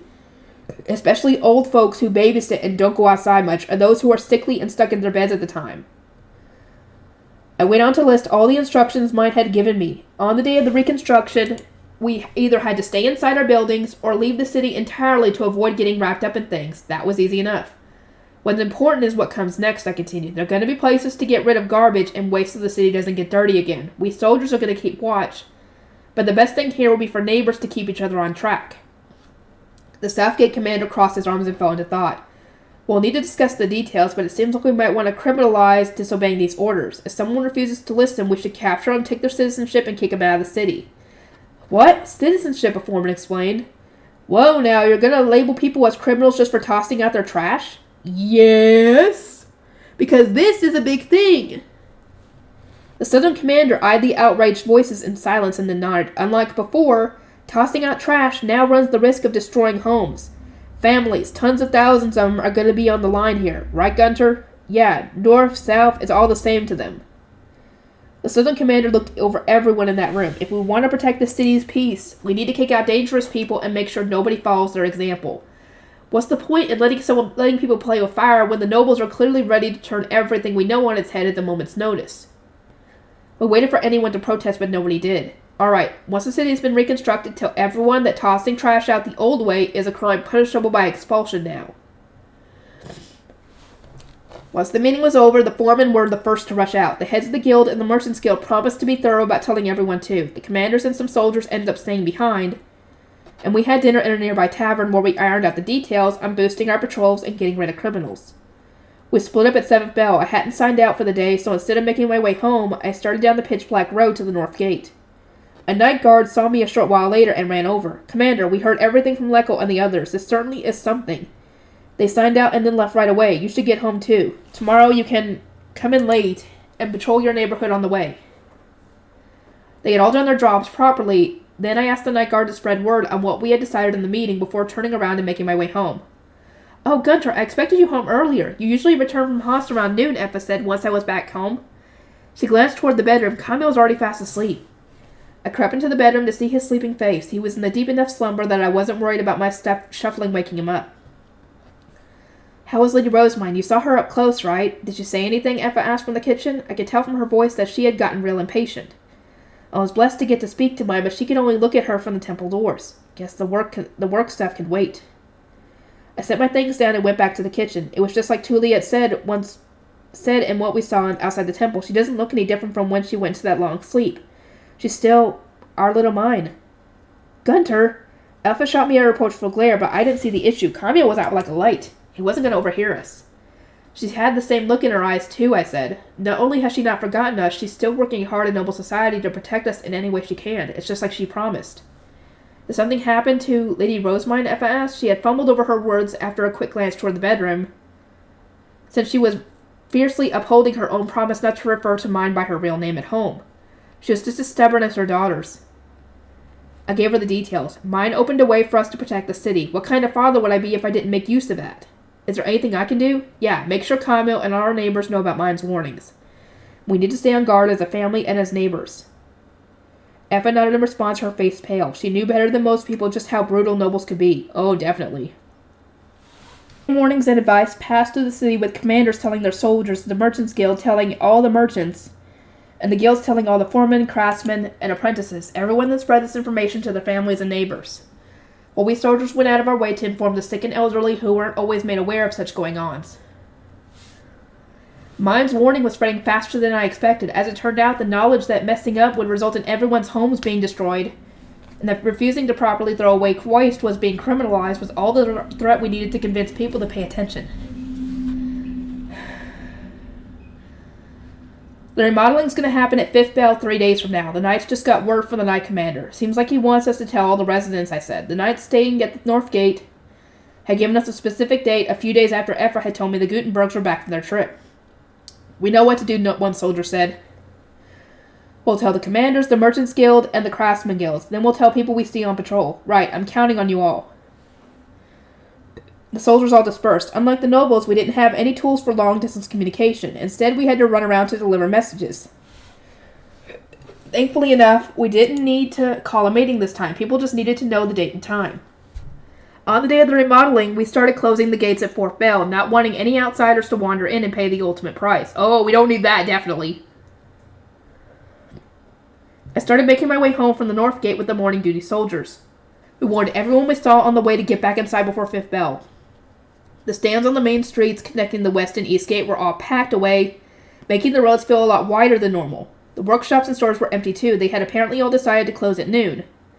An air of tension and stress had spread through the city. The residents still on the streets were rushing home in such a panic that you'd think 6th bell had already rung and marked the end of the workday. "We'll come and tell everyone when it's safe to go outside again," I said. "We don't know how long this will take, but keep your windows shut and don't go outside until we say so, no matter what. Seems like every human will disappear if they get caught in the spell. Or even humans will disappear when they get caught in the spell." Once we had finished spreading the word, we returned to the north gate. 5th bell rang not long after. We all gathered around the windows and gazed down at the city, wanting to see the Archduke's magic. We waited with bated breath for who knows how long. None of us knew when the remodeling was going to happen or what it was going to look like. Eventually, mine appeared in the sky above the city with some knights. It was definitely her. There was no mistaking that weird-looking animal, and as soon as I saw it, I pressed my face against the tiny window to get a better look. That was definitely the Archduke and his guards coming out to cast the spell. No! The Archduke had already cast the creation magic. They're just cleaning the city. They flew from the temple to the sky far above the central plaza, which made them harder to see from the north gate. "They're so far away I can't recognize anyone but Lady Rosemine," I muttered. "You can tell which one's Lady Rosemine, Commander?" a soldier asked. Leckold snorted. "Anyone who's been to Haas will recognize her. She's the only one with that weird ride," he said, proudly pointing at Lady Rosemine through a different window where 2 other soldiers were pushing and shoving each other to get a better view. As the commander, I was lucky enough to get my own window. "The Archduke's adopted daughter is here, so it must be about to start. Might be that Lady Rosemine asked them to wait a little longer after 5th bell to get everyone time to give home." So much time had passed since 5th bell that I couldn't blame the soldiers for thinking that. As we stared up at the sky, there came a sudden flash, and a large burst of something fell down from mine's ride. Something fell. Hard to tell from here, but it was pretty big. Anyone caught up in that would probably die in an instant. Getting everyone inside really had been important. A chill ran through me as I watched, and it was then that I saw someone who wasn't Rosemine start drawing some kind of pattern in the air. It's Ferdinand, that's not the Archduke.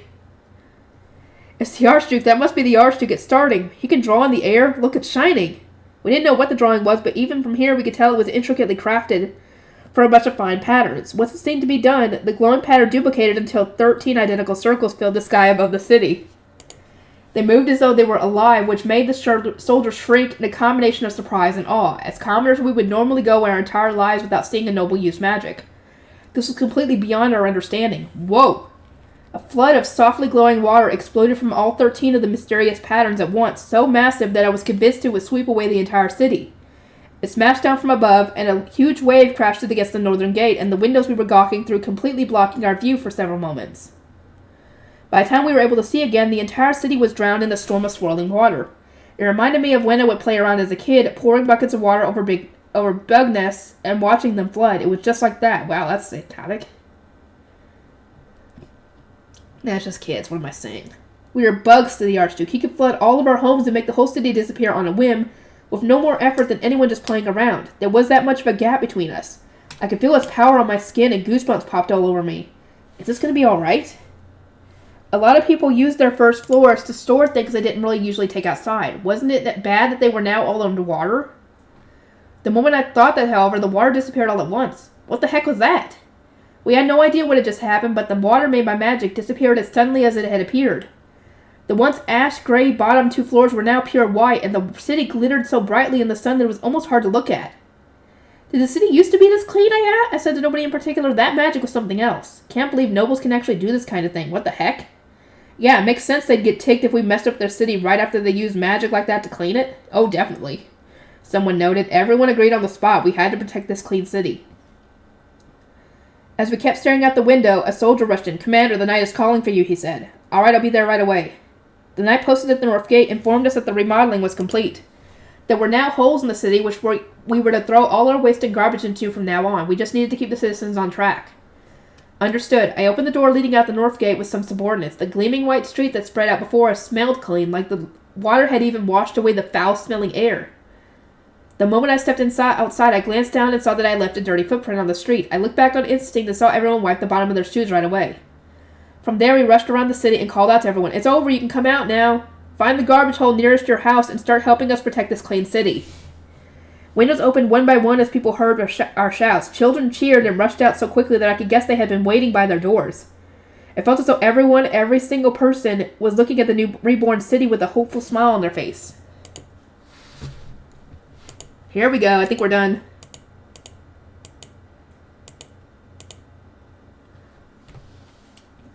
The now familiar end of volume bonuses. A comfy life with my family.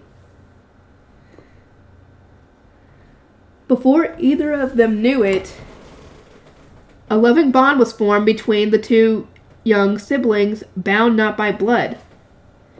Rosemine, clumsy though her hands may be, put her all into her embroidering her lord. What the fuck are you doing, dude? Are you imagining what your next story is going to be of Lord Wolfbreed and Lady Rosemine? Oh my god. That sure wasn't how it looked to me. If Cinderella is no good, how about Sleeping Beauty? Go on. When the princess turns 15, she and all her people fell into 100-year slumber. And so the country fell into ruin. A feast was once held to celebrate the birth of a princess. A mana wielder, furious that they were not invited, placed a curse on the country. No, a passing prince...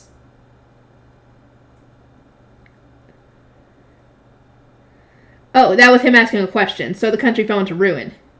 No, a passing prince kissed a sleeping princess on the lips and rejected. Yep. Knew that was coming. What is wrong with y'all when it comes to that? I don't get it. I won't lose to you, Daniel.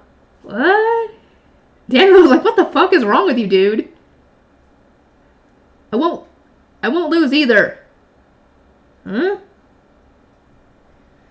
Angelica, what are Judith and Feline on about? Don't worry, Daniel. I'll lose to you. Oh, in what? Thinking? Using ideas? Maybe? Okay, no eye for art. Let me see just how terrible your embroidery is.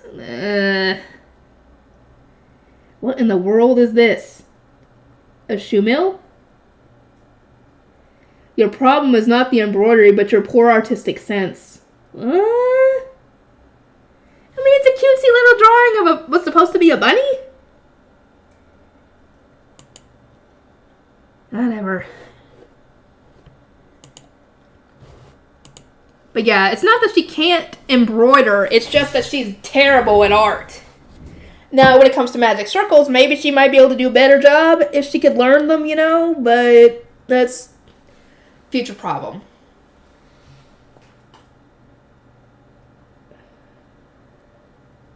Anyway, I'll see you guys next time.